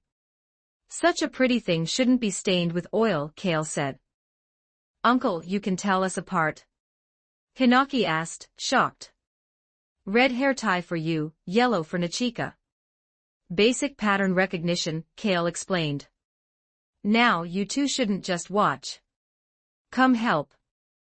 Want to know what electricity actually is?" The sisters approached the steel machine, wide-eyed. Kale's mischievous streak surfaced. Hinaki jumped back, clutching her hand. Kale had given her a mild static shock. "That's the taste of electricity. Novel, isn't it?" "Uncle, you're mean." Nichika glared, shielding her sister like a protective kitten. "Don't bully the master's daughters," Shinobu Kocho interrupted, her voice cool as she walked over. Her eyelids twitched. "To actually bully children. This man truly is not a serious person. If it isn't Miss Kocho. I really couldn't tell you were a Hashira from your height. Insect breathing, right? Sounds unique. If you are willing, I could let you experience its uniqueness firsthand," Shinobu replied sarcastically. She still remembered Kale's malnourished comments from the carriage. "I'll satisfy that curiosity later," Kale said. He had already cleared his plan with Kagaya. He would install the UV lights in exchange for learning other breathing styles. For the next few hours, Kale used Shinobu as a high-speed contractor. "Tilt it a bit more to the left, Miss Kocho. Wait. Move it back to the right." Actually, the original position was perfect. Shinobu's knuckles were white as she gripped the high-potency UV lamps. She suppressed the urge to drop one on his head, only completing the installation because it concerned the master's safety. "Is this enough?" she asked, her gentle smile now a mask of pure numbness. The sound of the generator turning over was Kale's only answer. He handed the power switch to Hinaki. "Press it. Don't worry, no shocks this time." Hinaki gathered her courage and clicked the switch. In an instant, the violet light detonated across the main residence. Night was transformed into a dreamlike day. The wisteria flowers shimmered in harmony with the UV glow, creating a sanctuary of light. The lights did more than dispel the darkness, they dispelled the terror that had haunted the girls' hearts since birth. For a few moments, the heavy responsibility of their bloodline felt lighter. Hinaki murmured. "Stop right there. Call me Brother Oniai-chan from now on. I'm too young to be an uncle." "It's settled. You call me brother and I'll call your dad little brother. Separate social tracks." Hinaki blinked, tempted. Looking at the beautiful purple light, she whispered, "Oni-chan, now you, Nichika." "Oh Oni-chan," Kale beamed, patting their heads. "Oh, absolutely adorable." Shinobu Kocho watched from the side, a vein throbbing in her forehead, as she watched Kale Wayne successfully corrupt the most well-bred children in Japan. Note, so far this story is published up to chapter 75 on my Patreon. Go check it out. Exclusive 18+ character images and early chapters. Please visit my Patreon. Thanks for your support. com/talkvictim if you want more updates. Supports with Power Stones. Every 40 Power Stones bonus chapter. Every 3 5-star reviews bonus chapter. Chapter 56. Chapter 56. Sparring 1122 words. Check out my P4 for plus 30 extra chapters on all my fanfics. And get chapters before publishing them here for free on my P4 //P4 com/talkvictim. Prolonged exposure to UV lights is hazardous to the human nervous system, so Kale had calibrated the headquarters array primarily as a high-yield trap. For standard nocturnal lighting, he installed primitive but effective fluorescent lamps. He made sure to brief Ubuyashiki Kagaya on the safety protocols. The last thing he needed was to accidentally blind half the corps while trying to save them. Shinobu Kocho led Kale to a secluded sparring ground. She carried 2 unsharpened iron trainers, handing one to him with a stiff, professional courtesy. The only audience consisted of the twin sisters, Hinaki and Nichika. Shinobu was being tactical even in her hospitality. She wanted to avoid a scenario where Kale might lose face in front of the ranking slayers. As a friend of the master, his reputation was a variable she felt obligated to protect even if he was a malnourished irritant. "Oni-chan, be careful. The Hashira is very strong," Hinaki whispered, her way of addressing him now completely natural. "Why isn't a sweetheart this considerate my own daughter?" Kale wondered. "If you can't win, don't push too hard. What if you get hurt?" Nichika added. It seemed his little fan club already had him pegged for a loss. Kale reached out and messed up Nichika's hair, earning a dissatisfied pout. "Are you ready, Kale-kun?" Shinobu asked. Despite her certainty of victory, her stance was disciplined. "Ladies first," Kale replied, making a polite gesture. He needed to gauge her output before he committed to a combat rhythm. He didn't want to be too heavy-handed with someone who weighed less than his logistics crate. "In that case, I won't be formal." Shinobu unsheathed her blade. It wasn't her custom stinger, so the weight was slightly off, but for a Hashira, such a discrepancy was a minor hurdle. Insect breathing, butterfly dance, caprice. Shinobu inhaled, her blood flow accelerating as she overclocked her biorhythm. Her footsteps became weightless, her figure a blur of violet silk. Insect breathing was a derivative of flower breathing, built for speed and thrusting rather than the raw torque required for decapitation. Across the 10-meter gap, Shinobu drifted forward. Her blade was hidden in the flutter of her Haorie visual glitch, designed to make the opponent overlook the lethal edge until it was too late. She aimed a thrust at Kale's arm, intending to end the match quickly without causing injury. The strike she thought was a guaranteed hit was parried by Kale's scabbard. What looked like a casual rotation contained a terrifying kinetic energy. Shinobu's wrist screamed in protest as the vibration nearly sent her sword flying. What incredible strength! Her wrist was slightly sprained from that single exchange. His reaction speed was even more disturbing. He hadn't just blocked, he had anticipated. Kale looked entirely unpressured. "Miss Kocho, are you distracted?" Kale asked. Shinobu's eyes hardened. Her core personality, the competitive girl buried under her sister's smile, flared up. She couldn't lose to a man who had studied breathing for only 3 days.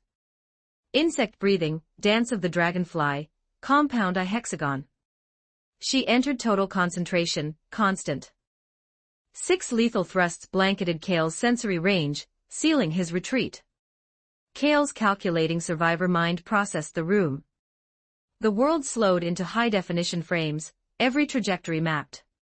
Shinobu was a genius, but her breathing style was designed for poison-killing demons, not dueling high-spec human combatants.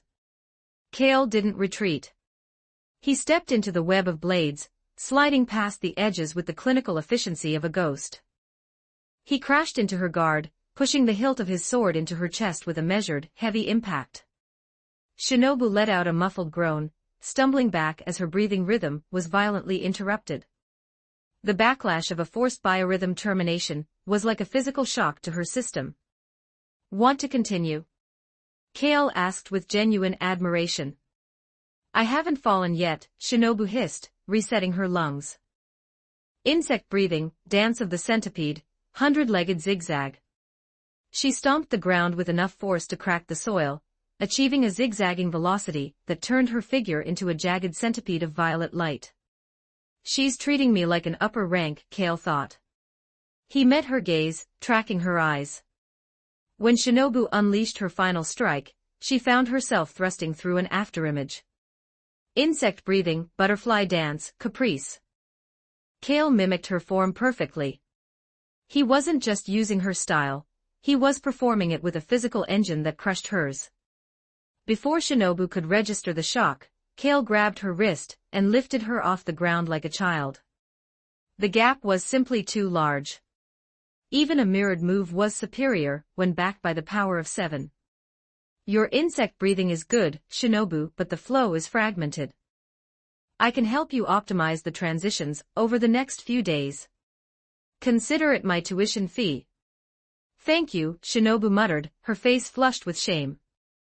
Being held up by Kale made her feel painfully small. "Oniai-chan is amazing," the twins cheered, their eyes wide with worship. "Relax, girls," Kale said, setting Shinobu down. Miss Kocho was just practicing. If she were serious, she would have ended this long ago. "Are you using me as a stepping stone for your image?" Shinobu's gentle smile was now a twitching mask of fury. That evening, Kagaya arranged for Kale to move into the Butterfly Mansion to begin the toxin refining collaboration. "Miss Kocho, you aren't the petty type, right?" Kale asked, following her toward the medical wing. Shinobu turned, her smile finally looking sincere and utterly terrifying. "Of course I am. I definitely won't throw centipedes into your bed, or drug your tea with paralytics. You've clearly thought about it.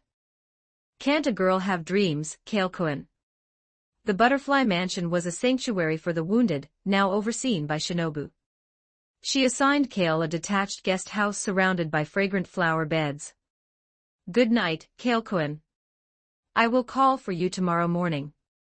The next day, long before the sun had even considered rising, a rhythmic pounding on his door snapped Kale awake. "It's still pitch black out there." Kale groaned. Shinobu stood on the porch, a beaming, predatory smile on her face. "Morning, Kale-kun. It's time for your tuition. Let's see how your overclocking handles a 4-hour endurance cycle." Note, so far this story is published up to chapter 75 on my Patreon. Go check it out. Exclusive 18+ character images and early chapters. Please visit my Patreon. Thanks for your support. com/talkvictim if you want more updates. Supports with Power Stones every 40 Power Stones bonus chapter. Every 3 5-star reviews bonus chapter. Chapter 57. Chapter 57. Butterfly Mansion 1190 words. Check out my P4 for plus 30 extra chapters on all my fanfics. And get chapters before publishing them here for free on my P4 //P4 com/talkvictim. Kale yawned, the sound echoing through the quiet halls of the Butterfly Mansion. Even after splashing cold water on his face, he couldn't shake the heavy cloud of sleepiness. He had never suffered the indignity of waking up this early in his life. Shinobu Kocho, seeing his state, felt a flicker of guilt. Since Kale had traveled all this way to help her, she decided to prepare breakfast as a small gesture of compensation. "What is this?" Kale asked, tilting his head as he stared at the charred, half-roasted sweet potato in his hand. "Breakfast," Shinobu replied simply. "Are you feeding me like livestock, or is this some kind of culinary assassination attempt?" Shinobu's eye twitched. Indignation flared in her chest. I really shouldn't have bothered with the extra work. It's edible, she insisted.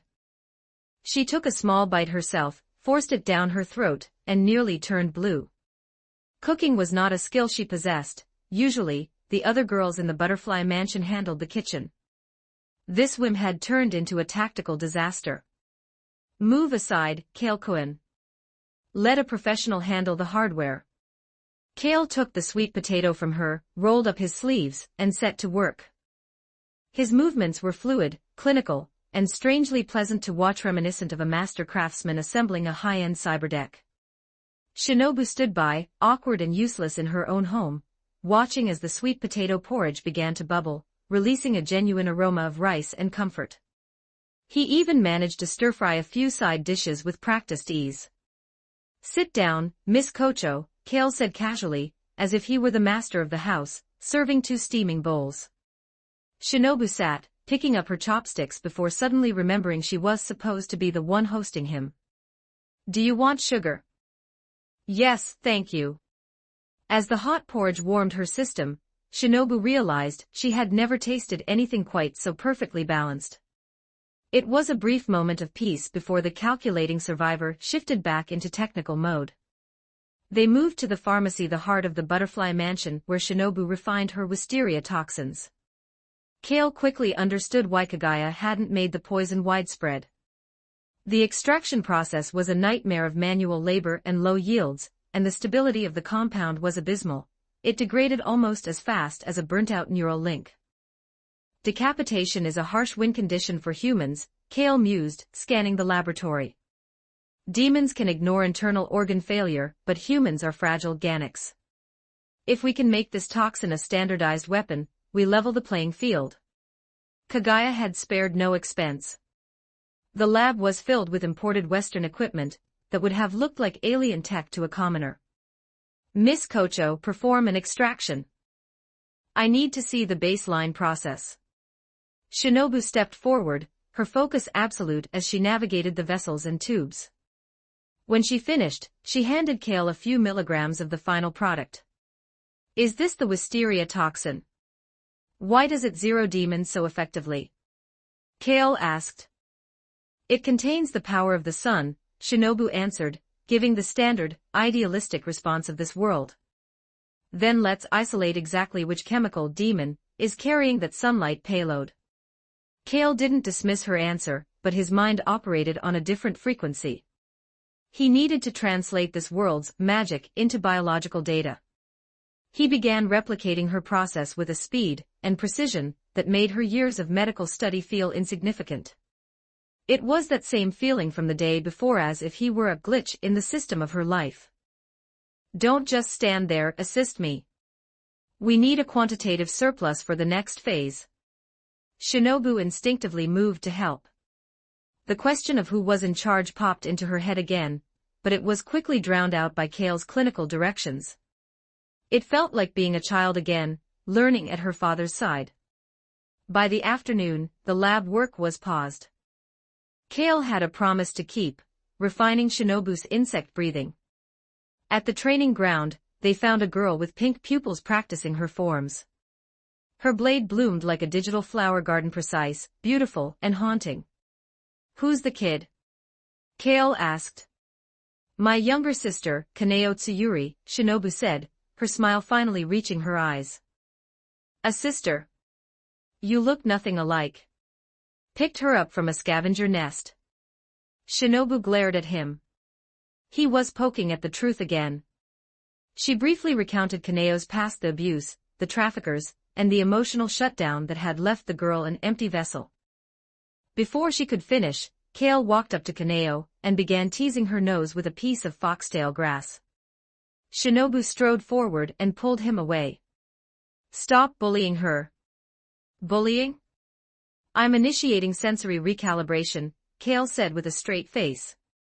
External stimulation is the only way to bypass an emotional firewall. If you leave her in a loop, she'll never recover. Shinobu asked, skeptical but wavering. Trust me, I'm a professional, Kale said, gently patting the back of her hand. She let go, momentarily flustered. This is Mr. Kale, Shinobu introduced him to the blank-faced girl. "You can just call me Oni-chan," Kale added. Shinobu's anger flared. She made a silent vow, Kale and Kaneo were never to be left alone. She didn't trust his character, or rather, she trusted his calculating survivor magnetism far too much. "Demonstrate the full style, Sensei Shinobu," Kale said, his attitude suddenly switching to that of a dedicated student. Shinobu demonstrated the 4 forms of insect breathing. Kale watched with his Kiroshi-level perception. He saw the gaps. Because insect breathing was a derivative of a derivative, flower breathing from water breathing, it was fragmented. It lacked the seamless cycle of sun breathing. It was a compromise built around her lack of physical torque. Beautiful. Worthy of a reward. Kale applauded. Shinobu threw her sword hilt first into the grass at his feet. "Your turn, Chumba." Kale picked up the slender Nichiren blade, a needle-like tool made for stabbing. He initiated the first form. Shinobu's eyes widened. He was more proficient after one viewing than most slayers were after a year. He glided through the first 3 forms with the grace of a high-end combat script. He only stumbled on the 4th, the 100-legged zigzag. Shinobu stepped in to correct his footwork. Before long, the residents of the butterfly mansion were treated to a surreal sight: 2 butterflies dancing in a lethal, synchronized rhythm through the flower garden. The sun was setting. Kale's biorhythm was overclocked, his mind merging Shinobu's speed with his own raw power. He wasn't just learning a style, he was optimizing it.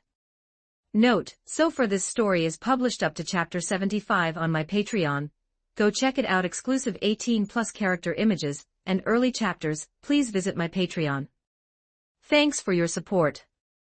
com/talkvictim if you want more updates. Supports with Power Stones, every 40 Power Stones bonus chapter, every 3 5-star reviews bonus chapter. Chapter 58, Setting Out bonus chapter, 1008 words. Check out my P4Trian for plus 30 extra chapters on all my fanfics. And get chapters before publishing them here for free on my P4Trians, //P4Trian. com/talkvictim. After several days of intense collaboration between Kale and Shinobu Kocho, they successfully optimized insect breathing. The transitions between the forms previously fragmented and taxing were now as fluid as a digital combat script. Furthermore, the raw kinetic output had been significantly buffed. Kale had even engineered a 5th form. Insect breathing, Dance of the Scorpion, Stinger. Kale demonstrated the move with clinical precision.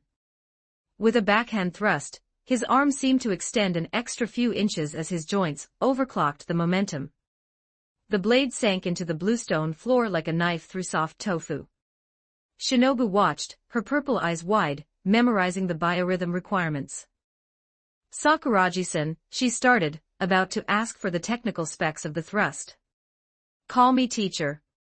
Kale interrupted with a grin. The roles had flipped, the calculating survivor was now the primary instructor.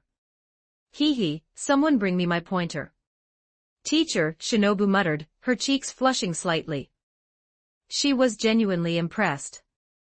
If Kale were just 10% more serious and 50% less flippant, she might have said it with more conviction.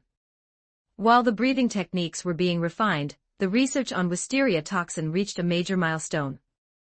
Using samples from the demons of Mount Fuji-Kaisane, Kale completed the isolation and purification of the active sunlight-carrying element.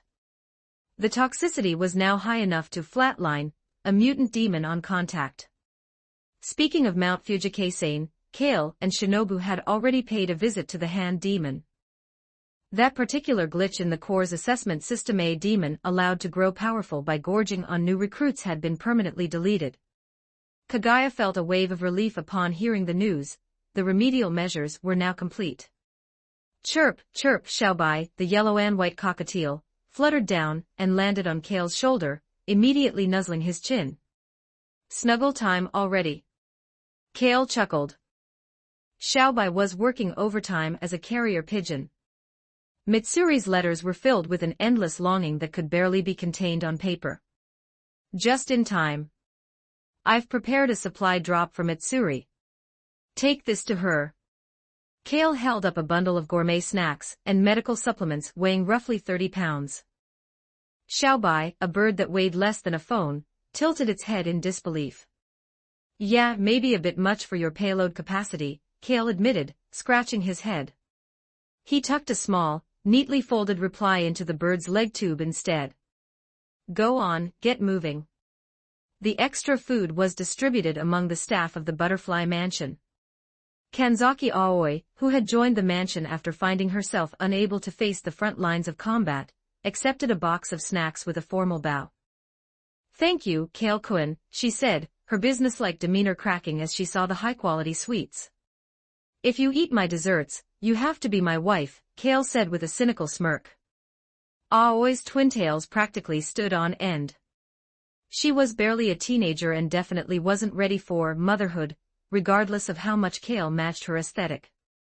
The three little dot-eyed girls of the mansion Sumi, Kiyo, and Naho blinked in unison.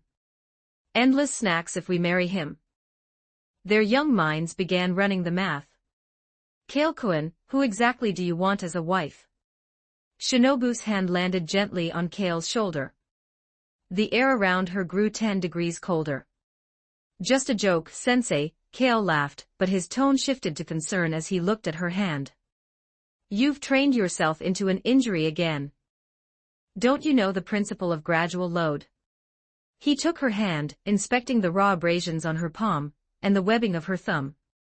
Shinobu's obsession with revenge drove her to push her frail body far beyond its biological limits. Kale asked Aoi for the external medicine, and began bandaging her with the focus of a ripperdoc. If you don't take care of your hardware, you won't even be able to hold a cup by the time you're 30, Kale critiqued. Shinobu stared at him, her heart giving a sudden thud. He was being. It reminded her of her late sister. Panic flared in her chest, and she hurriedly thanked him before vanishing into the mansion. Just a thank you. I was expecting a proposal, Kale sighed. By nightfall, the plan was set. To continue the wisteria research, they needed more live tissue samples. The demons on Mount Fujikasane were thinning out, and Kale wanted to experiment with hybridization cultivating wisteria in soils enriched with demon blood. Why don't we just go catch some demons in the wild? Kale suggested. All right, Shinobu agreed. She needed to get back into the field anyway. Kagaya approved the mission the next morning, a motherly smile on his face, as he watched the two stand side by side. What a well-matched pair, he thought. A pity he's already married, or I'd be playing matchmaker. Kagaya, don't be so rigid. I can handle a second slot in my network. Kale thought, reading the master's expression. There are rumors of a demon on the snowy mountains to the north, Kagaya said, sliding a newly forged Nichiren blade across the table to Kale. It was a standard-issue blade, featuring a beautiful water ripple pattern from the quenching process. Go there. Also, the new water Hashira is on mission nearby. You should get acquainted. The water Hashira. Shinobu says he's a man of few words, Kale noted, strapping the blade to his waist. Ju is just socially unoptimized, Kagaya chuckled. But he's gentle. I think you'll get along well. Kale and Shinobu bowed and walked out into the crisp morning air, ready to hunt. Note, so far this story is published up to chapter 75 on my Patreon. Go check it out. Exclusive 18+ character images and early chapters. Please visit my Patreon. Thanks for your support. com/talkvictim if you want more updates. Supports with Power Stones. Every 40 Power Stones bonus chapter. Every 3 5-star reviews bonus chapter. Chapter 59. Chapter 59. Snowy Mountain 1096 words. Check out my P4Trian for plus 30 extra chapters on all my fanfics. And get chapters before publishing them here for free on my P4Trians, //P4Trian. com/talkvictim. Shinobu Kocho's Kasugai Crow, a sharp female named N, led the way through the northern reaches with cold, avian efficiency. To an outsider, the northern mountains seemed a world away, but Kale's calculating survivor mind knew the map. The demon threat radiated from Kibutsuji Musen like a virus from a ground zero, He didn't create them on a large scale because sharing his blood meant dispersing his own power, a concept the narcissistic demon king found distasteful. Shinobu moved with the weightless speed of a Hashira, her insect breathing having become a biological instinct. Yet, even as she overclocked her pace, she noticed Kale walking beside her with the casual ease of a man taking a Sunday stroll through Japantown. How can a Ganik have this kind of physical engine? Shinobu wondered. Even the stone Hashira, whom she considered the pinnacle of human hardware, seemed to have a lower ceiling than Kale. Shinobu, are you running a subroutine about me in your head? Kale asked, glancing over. Shinobu stumbled, her calm mask slipping for a microsecond. I don't know what you're talking about. Kale squinted. His power of 7 had pushed his spiritual intuition into the red. He wasn't a prophet like Kagaya, but he could catch the static of others' thoughts. Shinobu was definitely debugging his presence. Let's hurry, she said, her voice dropping into its practiced, gentle register. We need to reach the village before the sun sets, or we're sleeping in the snow. The village was a vast expanse of white, a masterpiece of winter beauty that hid a growing panic. A man-eating bear had been terrorizing the local hunters. The innkeeper, a kind-faced elderly lady, warned them against entering the mountains. I understand, ma'am. One guest room for the two of us, Kale said, leaning against the counter. One room. Shinobu's smile grew 10 degrees colder. Kale-kun, you're being a bit blatant. We're traveling as a couple, aren't we? Kale winked. Or would you prefer the siblings roleplay? I'm flexible. The old lady, sensing the passion of youth, handed Kale the key before Shinobu could object. Kale, Shinobu whispered as they climbed the stairs, her eyes narrowing into violet slits. You'd better sleep with one eye open tonight. Don't worry, Kale replied, undeterred. I'll just watch you sleep. That night, a muffled shout echoed from the guest room. You're actually serious with those paralytics, Shinobu. The next morning, the innkeeper watched them leave with a nostalgic sigh, convinced they were just a high-energy young couple. Outside, a commotion on the street drew their attention. A group of hunters with shotguns were arguing with a young girl named Yae. She was the daughter of Matazo, a hunter recently killed by the bear. She stood her ground, her hunting dog Taro barking at her side. Just then, a figure drifted through the crowd. Red Haori, dark hair in a low ponytail, and a face that looked like it had been carved from cold marble. Tomioka Jo. The water Hashira walked straight to Yae and grabbed her gun. Don't touch it, she screamed. Ju ignored the fury. I am Tomioka Jo of the Demon Slayer Corps. Tell me about the bear that attacked your father. The hunters grew tense. Rumors of a charcoal burner's family being slaughtered by a mun in a Haori had already reached the village. They leveled their shotguns at him. Call the police.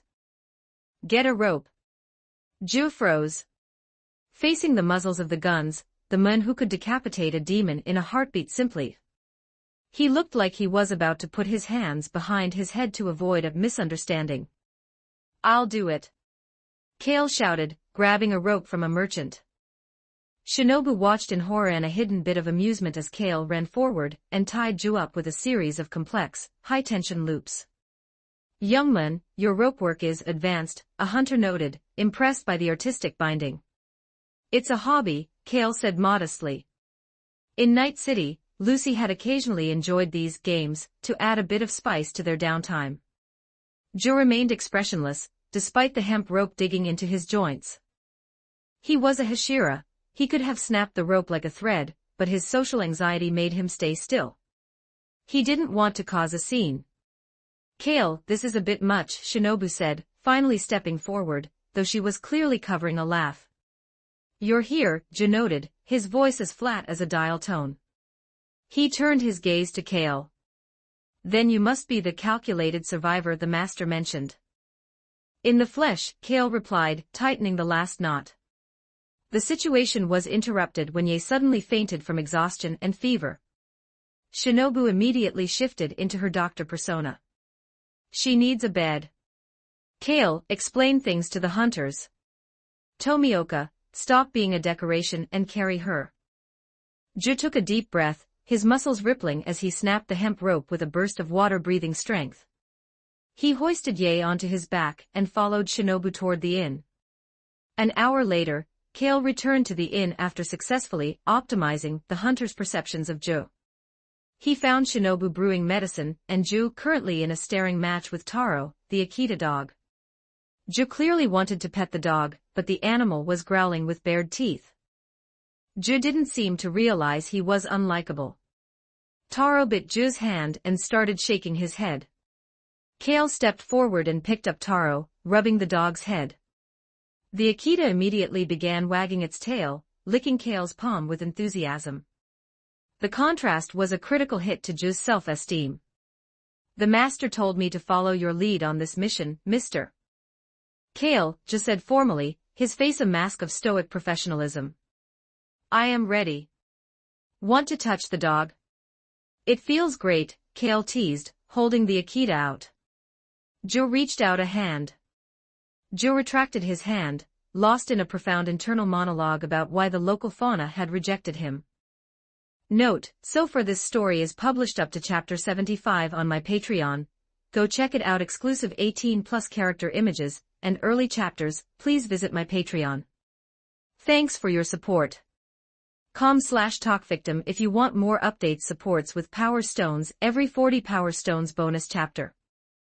Every 3 5-star reviews bonus chapter. Chapter 60. Chapter 60. Flower Fertilizer 1346 words. Check out my P4Trian for plus 30 extra chapters on all my fanfics. And get chapters before publishing them here for free on my P4Trians, //P4Trian. com/talkvictim. Yae bolted upright, the echoes of a nightmare still ringing in her ears. As her eyes snapped open, a face was already inches from hers, a gentle, focused woman leaning in. Startled, Yae scrambled back against the headboard, her heart hammering against her ribs. Are you awake? Shinobu Kocho straightened up, brushing a stray lock of hair from her own forehead. She had only been checking to see if the fever had broken. The back of a hand, or a forehead-to-forehead check, was the most reliable sensor in this era. She hadn't expected the girl to wake up so violently. The tension spiked when Yae fumbled for the shotgun leaning against the nightstand, her knuckles white as she leveled it at Shinobu. Panic and grief are a volatile cocktail, and Yae was currently intoxicated by both. Calm down, Kale said, stepping into the line of fire and effortlessly pressing the muzzle of the gun toward the floor. No one here is looking to collect a bounty on your head. At this range, a shotgun blast would be messy even for a Hashira. Kale shot a glance at Tomioka Ju, who was currently standing in the corner. Ju was a genius in combat but a gonk in social situations. He hadn't even thought to secure the weapon before the girl woke up. Who are you? Yae demanded, though her breathing began to steady.